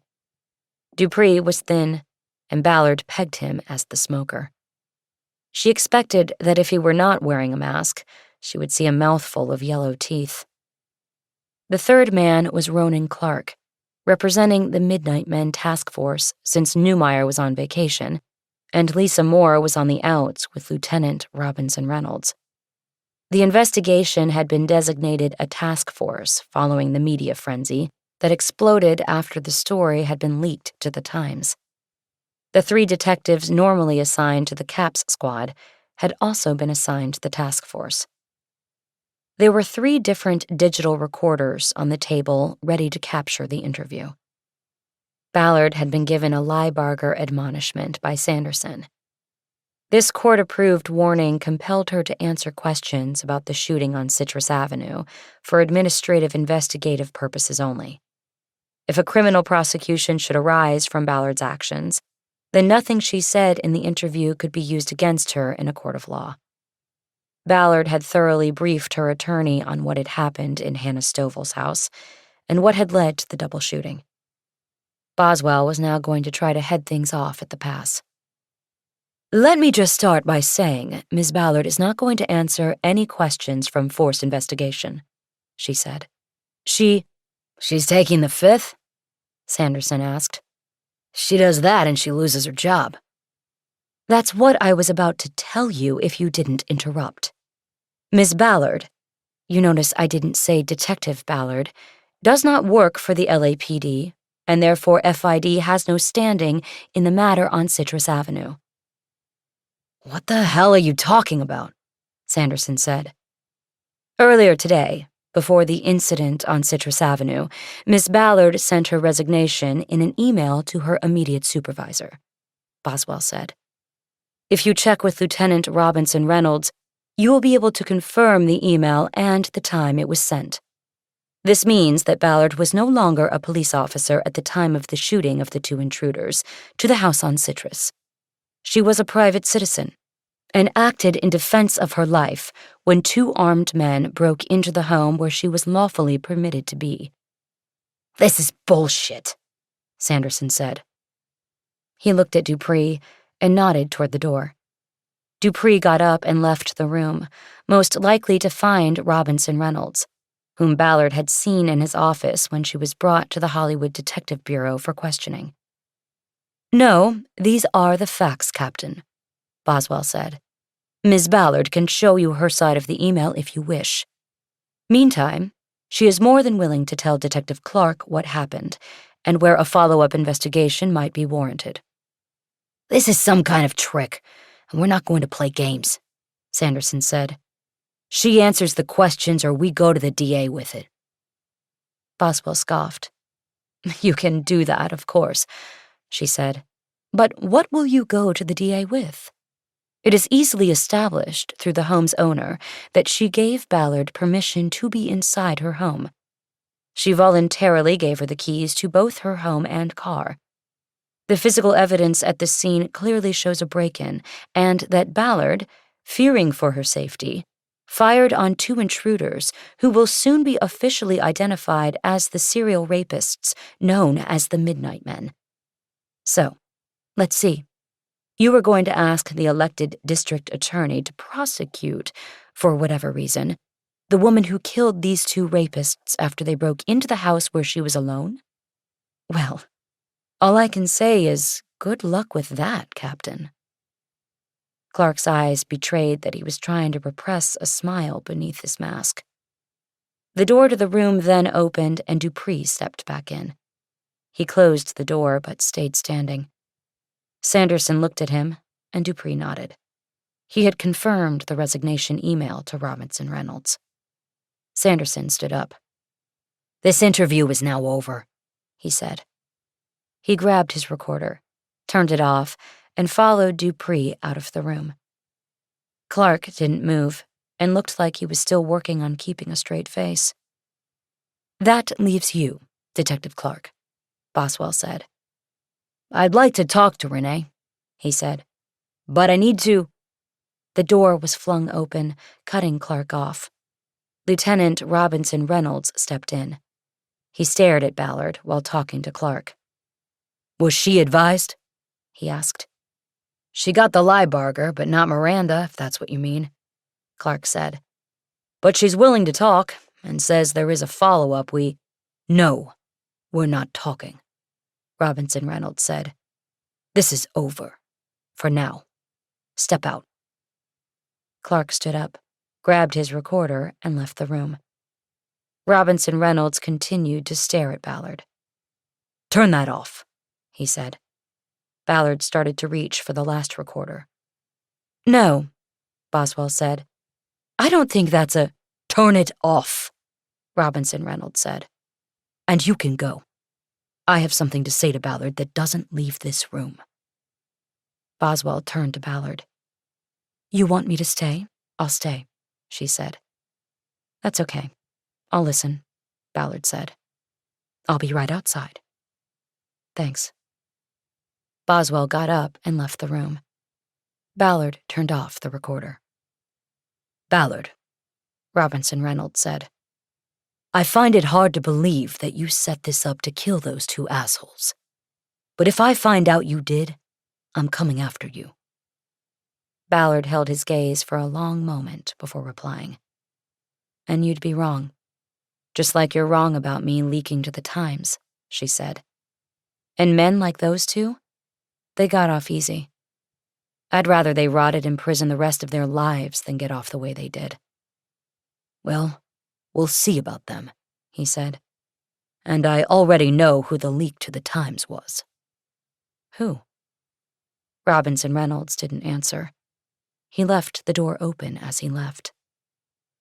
"Nice working with you too," Ballard said to the empty room. She pocketed her recorder and stepped out herself. Boswell was waiting for her in the squad room.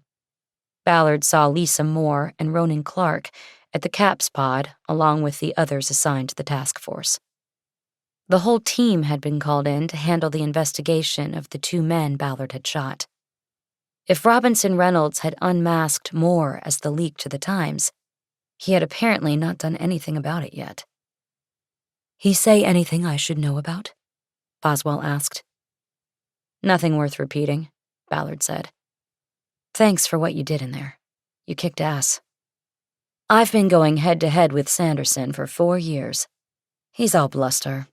The only thing intimidating about him is his breath, and thank God he had to wear a mask." Ballard couldn't hold back her smile, even if it was hidden by her own mask. "So, he was the smoker," Ballard said. "I thought it was Dupree." "Nope, Sanderson," Boswell said. "So now the bad news. I can no longer represent you since you are no longer an officer." "Right, I understand. I can recommend a good lawyer on the outside should you need one." "Thanks.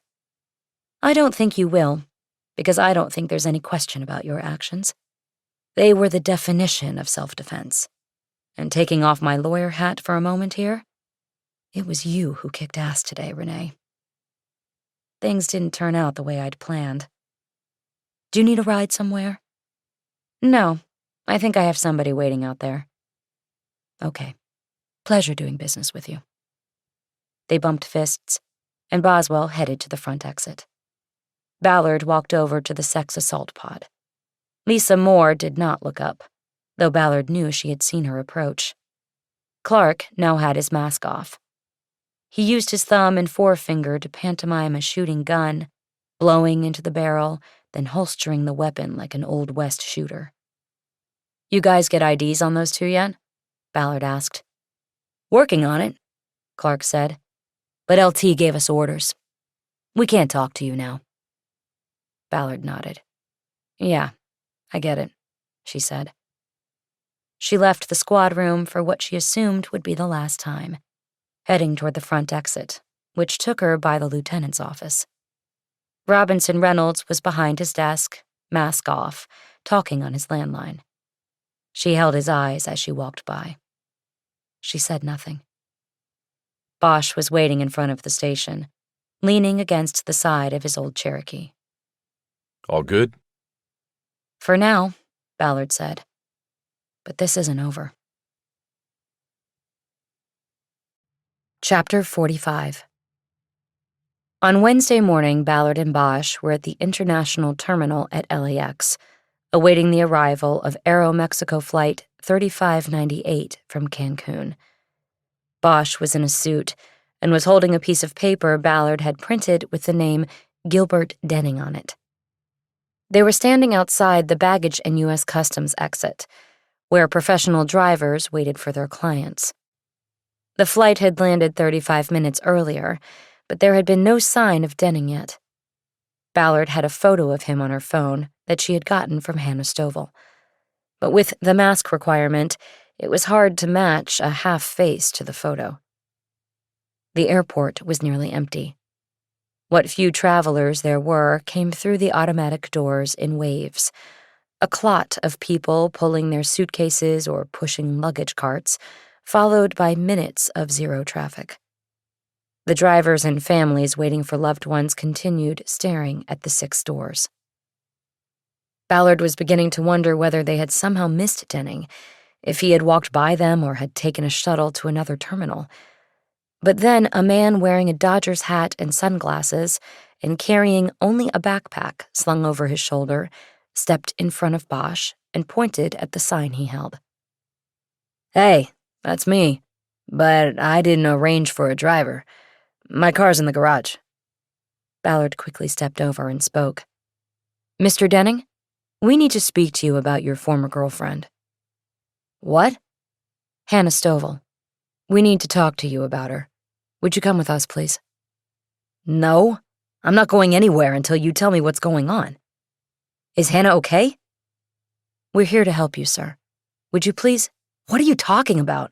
I don't need any help. Are you police? Show me your badge. Show me some ID." "We're not police. We're trying to keep this from getting to the police. I don't think you would want that, Mr. Denning. Keep what from getting to the police? Your involvement in sending 2 men to Hannah's house to have her beaten and sexually assaulted. What? That's insane. You two stay away from me. He stepped back so he could take an angle to Bosch's left. Bosch shifted to block. This is your one and only chance to settle this. You walk away, and it's a police matter. Guaranteed. Denning brushed past Bosch and headed toward the terminal's exit door. Bosch turned to watch him. Ballard started to take off after him, but Bosch grabbed her arm. Wait. They watched Denning go through the glass doors and step to the crosswalk that led to the parking garage. There were several people waiting for the light to change so they could cross. He's going to look back. Sure enough, Denning looked back to see if they were still there. He quickly turned forward again, and the traffic stopped as the crossing sign started flashing. People started moving toward the parking garage. Denning entered the crosswalk, took 3 steps, and then turned around. He walked with purpose through the doors, back into the terminal and right up to Ballard and Bosch. "What do you want?" he asked. "For you to come with us," Ballard said, "so we can talk. I don't have money, and the health people at the gate said I'm supposed to quarantine for 10 days now. You can quarantine for as long as you want after we talk. If not, I'm sure they'll find a single cell for you at the county jail." The blood was draining from Denning's face. He relented. Okay, let's go." Now they walked out of the terminal together. In the garage, Denning was ushered into the back seat of Ballard's Defender. 10 minutes later, they cleared the airport and were moving down Century Boulevard. "Where are we going?" Denning demanded. "My car's back there." "Not far," Ballard said. "We'll take you back." A few blocks later, Ballard made a left into the Marriott Hotel parking lot. "I don't know about this anymore," Denning said. "Take me back. I want to talk to a lawyer." Ballard pulled into a parking space in the lot in front of the hotel. "You want to go back now? You can walk," she said. "But everything changes if you walk. Your job, your home, your life." She looked at him in the rearview mirror. "Either way, it's time to get out," she said. Denning opened the door, got out, and slung his backpack over his shoulder. Bosch and Ballard looked at him from the car, as if awaiting his decision. Denning threw his arms out wide. "I'm still here," Denning said. "Can we just go to wherever we're going?" Ballard and Bosch got out and started walking toward the entrance to the hotel. Denning followed them. They had booked a room on the 6th floor. They didn't know how long it would take for Denning to spill, and Bosch liked that there would only be one way out, which he could easily block. It was called an executive suite, with a wall partitioning the bedroom area from a small sitting area consisting of a couch, a padded chair, and a desk. "Sit on the couch," Ballard said. Denning did as he was told. Ballard took the chair, and Bosch pulled the desk seat out and turned it so he would be facing Denning, but also blocking his way to the door. "I can give you 6,000. That's all I have saved," Denning said. "And what would you want from us in return?" Ballard asked. "I don't know," Denning said. "Why am I here? You said it would be a police matter if we didn't talk. I don't know what this is about, but I don't want to involve the police." Ballard waited to see if he would further incriminate himself, but he stopped talking. "We don't want money," Ballard said. "We want information." "What information?" "Do you know what happened at Hannah Stovall's house 2 nights ago?" "Yeah, I saw it online in Mexico. The 2 guys that broke in, she shot 'em." Ballard nodded as if confirming the fact. It was easy to understand how Denning had arrived at the wrong conclusion. In the news that came out after the Monday night incident, the LAPD did not name the woman who had killed the Midnight Men, citing a policy of not identifying victims or intended victims of sexual assault. It was clear that had Ballard not prevailed in those moments in the hallway, she would have become the latest victim of the Midnight Men. The department had withheld her identity to avoid the entanglements and questions that would arise should her name and former affiliation be known. Ballard was not interested in disabusing Denning of his belief. She wanted him thinking that any connection to him might have died with the Midnight Men. "We know you gave them the layout of the house and the combination to plug into a garage opener," Ballard said. "You can't prove that," Denning said. "We don't have to," Ballard said. "We aren't the police. But we know that's what happened, and we're willing to keep what we know to ourselves in exchange for the information we need." "What information?" Denning said. "And if you're not the cops, why do you want this?" "We want to know how you contacted the Midnight Men," Ballard said. "Because there are others like you out there, and we want to contact them." "Look, that's not even what they called themselves," Denning said. "The media did that. The whole thing blew up in the news last week, and I wanted to stop them, but it was too late. They went silent. But that's one thing I can prove. I tried to stop it. And if there are others, I don't know them. Can I go now?" He stood up. No. Sit back down. Denning stayed standing and looked at Bosch, likely taking the measure of a man who was twice his age. Still, something about Bosch's piercing stare chilled him, and he sat down. "You need to back up," Ballard said. "Before you tried to stop them, how did you contact them?"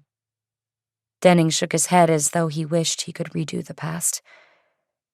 "They were just two guys on the internet," he said. "We started talking, and one thing led to another. Hannah, she really fucked me over, and I...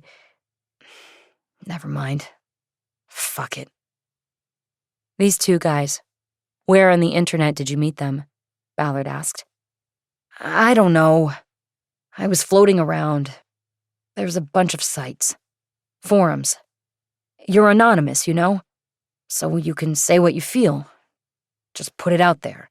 And some people respond and tell you things. Tell you about other places to go. Give you passwords. It just sort of happens. There's a lot if you're looking for it. You know, a place where everybody's been there like you. Gotten fucked over by a woman. You sort of go down the rabbit hole." "This rabbit hole. Are you talking about dark web stuff?" "Yes, definitely. Everybody. Everything anonymous. These guys, the so-called Midnight Men, they had a site, and I got this password, and then that was it." "How did you access the dark web?" "Easy. Got a VPN first, then went through Tor." Ballard knew Bosch was probably at sea when it came to the dark web, but through cases and FBI bulletins, she had rudimentary knowledge of how virtual private networks and dark web browsers like Tor worked. "So how did you specifically find the Midnight Men?" "They posted on a forum that said, they were in the LA area and were willing to do things to even the score, I guess you'd call it." Denning looked off to the side, too humiliated by his actions to hold Ballard's eyes. "Look at me," Ballard said. "Is that what they called it? Evening the score?" Denning turned his face back toward Ballard, but kept his eyes down. "No, I think the heading was Teach a Bitch a Lesson," he said. "Yeah, and I made a post about my situation, and then they gave me a site and a password to check out, and things sort of went from there." "What was the site called?" "It didn't have a name. A lot of stuff doesn't have names. It was a number." "Do you have a laptop in that bag?" Yeah. "I want you to show us. Take us to that site. No, we're not going to do that. It's really bad stuff, and He stopped when Bosch stood up and came toward the couch. Ballard could see that something about Bosch's demeanor unnerved Denning. Harry's hands were balled into fists, the scars on his knuckles white. Denning leaned back into the couch while Bosch roughly grabbed his backpack and started unzipping compartments until he found the laptop. He stepped over to the desk, put the computer down, and brought the desk chair back over. Show us the fucking site. All right, Denning said. Take it easy. He moved to the desk and sat down. He opened the laptop. Ballard got up and stood behind him so she could see the screen. She watched while Denning signed into the hotel's internet. Some places have blocks on the dark web, he said. They don't let you use Tor. We'll see, Ballard said. Keep going. There were no blocks, and Denning was able to go into his private network and use the Tor browser to access the site put together by the Midnight Men. The number he typed in was 208112, and Ballard committed it to memory. He then added a numeric password, which Ballard memorized as well. What's the significance of the numbers? She asked. Numbers assigned to letters, Denning said. A to 1, B to 2, and so on. Translates to THAL. Teach her a lesson. But I didn't find that out till later. He said it in a tone that suggested he would never have ventured onto the site if he'd known that's what the numbers meant. He might have been able to convince himself of that, but Ballard doubted anybody else would believe it. And I think the password is bitch. Yeah, I figured that one out. The site was a horror show. It contained dozens of photos and videos of women being raped and humiliated. The men committing the atrocities were never seen, though it was apparent it was the Midnight Men, because the actions matched the reports of the victims in the cases known to Ballard. But there were more than 3 victims on the site. Cases had apparently not been connected, or victims had not reported them, probably out of fear of their attackers or the system they would be sucked into. Each of the digital files was labeled with a name. When Ballard spotted a file named Cindy 1, she told Denning to open it. She immediately recognized Cindy Carpenter, though blindfolded with tape, in a horrific still shot from her assault. All right, enough, she said. When Denning was slow to kill the screen, Bosch reached over and slammed the computer shut, Denning yanking his fingers away at the last moment. Jesus Christ! He shrieked. Get back on the couch. Denning complied, holding his hands up like he wanted no trouble. Ballard had to compose herself for a moment. She wanted to get away from this room and this man, but she managed to get her last questions out. What did they want? She asked. What do you mean? Denning asked. Did they want money to do this? Did you pay them? No, they didn't want anything. They liked doing it, I guess. You know, they hated all women. There are people like that. He said it in a way designed to convey that he was different from them. He hated a woman to the point that he would sick 2 rapists on her, but he didn't hate all women like they did. It made Ballard feel all the more repulsed. She needed to go. She looked at Bosch and nodded. They now knew all they needed to know. Let's go. He and Ballard stood up. Denning looked up at them from the couch. That's it? He asked. That's it, Ballard said. Bosch picked the laptop up off the desk and tossed it, more at Denning than to him. Easy, Denning protested. He carefully slid it back into the cushioned compartment of his backpack and stood up. We're going to get my car now, right? You can walk, Ballard said. I don't want to be anywhere near you. Wait, you... Bosch stepped into a punch that hit Denning in the gut with a force that belied his years. Denning dropped the backpack to the floor with a hard thud and fell back on the couch, gasping for air. Ballard headed for the door, while Bosch delayed a moment to see if Denning would get up. But it became clear he would not be getting up for a while. Bosch followed Ballard out of the room and into the hallway. He caught up halfway to the elevators. "That last part was unscripted," she said. Yeah. Sorry about that. "Don't be," she said. "I'm not sorry about that at all." Chapter 46. Bosch drove because Ballard asked him to. As dark as her thoughts were, she didn't want any distractions from them. Bosch handed back her mini recorder. He'd had it in the breast pocket of his suit jacket. Ballard tested the sound of the recording, and it was good. They had Denning on tape. She then started a new recording and repeated the site and password numbers Denning had provided. She then leaned against the passenger door and thought about what she had seen on his computer. After a while, she took out her phone. She had dropped Pinto off at the doghouse that morning. She pulled up the kennel camera and saw him in the familiar spot under the bench, alert and watching the others. She put the phone away and was better braced for her dark thoughts. So, what are you thinking? "That we have front row seats on a pretty fucked up world," she said. The abyss. But you can't let it get you down, partner. Being in the front row means you get to try to do something about it. "Even without a badge?" Even without a badge. They were on the 405 freeway going north and coming up on the 10 interchange. Bosch took his left hand off the wheel and rotated his wrist. "What?" Came in at a bad angle on that punch.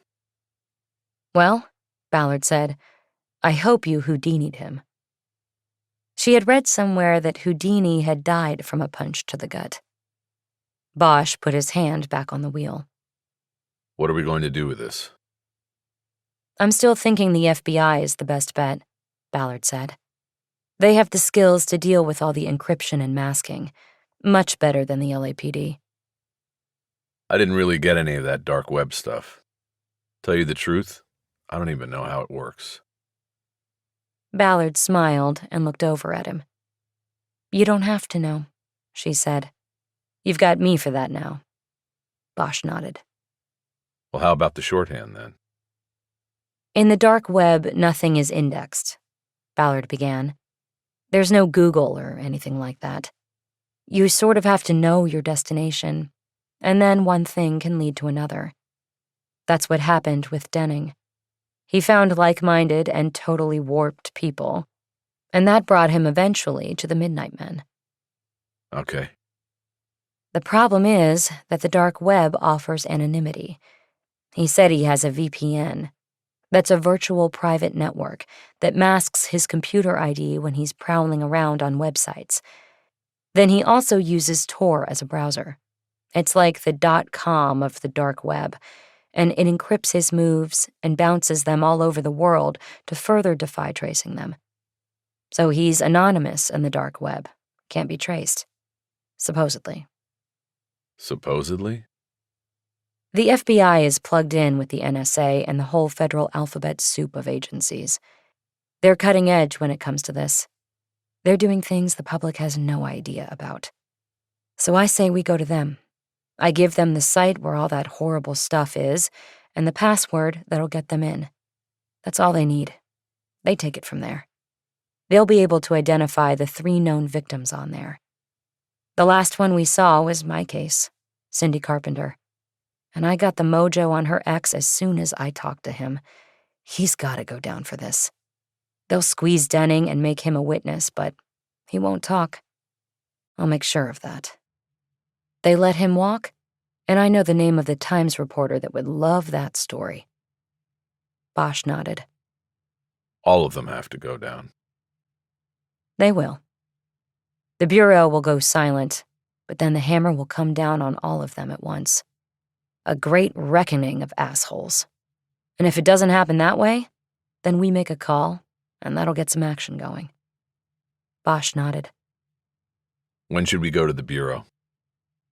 How about right now? Ballard said. Bosch put on the blinker and started negotiating his way to the transition lanes to the eastbound 10. They were headed downtown. Epilogue. Ballard was walking up Finley with Pinto when she saw the black SUV double-parked in front of her building. She had been on a pre-drive walk with the dog so he could take care of business before she headed out to surf Trancas Point. It would take over an hour to get there. The surf report had a west swell and winds out of the north. Perfect conditions for Trancas. She hadn't been to the point since before the pandemic, and was looking forward to being on the ocean up there and riding a few waves. She would go alone, except for the dog. Garrett Single was on duty. As she got closer, she could hear the SUV idling, and could tell by the license plate that it was a city car, not a vehicle from a limo service waiting on an airport run. A large man in a suit waited by the passenger side door for the return of his passenger. She pulled out her earbuds and killed the music on her phone. Marvin Gaye was singing, "What's Going On?" When she got to the security gate, she saw a man with gray hair and in full police uniform, 4 stars on the collar. It was the chief of police. He heard the dog's collar jingle and turned to see Ballard approach. "Detective Ballard?" he asked. "Well, I'm Ballard," she said. "It's not detective anymore." "That's what I wanted to talk to you about. Have we met previously?" "No, not in person, but I know who you are, Chief." "Is there a place we can talk privately?" "I don't think anyone can hear us here." The point was clear. She wasn't inviting him in. "Then here is good," he said. "What can I do for you?" Ballard said. "Well, I've been apprised of your work on some of the cases that have made recent headlines. Your uncredited work, I should say. Both before and after you turned in your badge." "And?" He reached into his pocket and pulled out a badge. Ballard recognized the number. It was the one she had worn until 2 weeks earlier. "I want you to take it back," he said.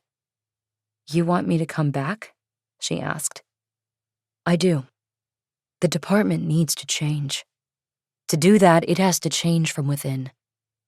How can we accomplish that if the good people who can make change choose to leave? I don't think the department wants someone like me. And I don't think the department wants to change." "It doesn't matter what the department wants, Detective Ballard. If an organization doesn't change, it dies. And that's why I want you back. I need you to help bring the change." "What would my job be?" "Whatever you want it to be." Ballard nodded.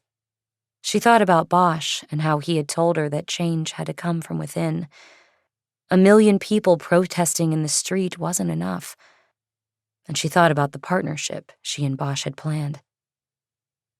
"Can I think about it, Chief?" she said. "Sure. Think about it," he said. "Just don't take too long. We've got a lot of work to do." He held up the badge.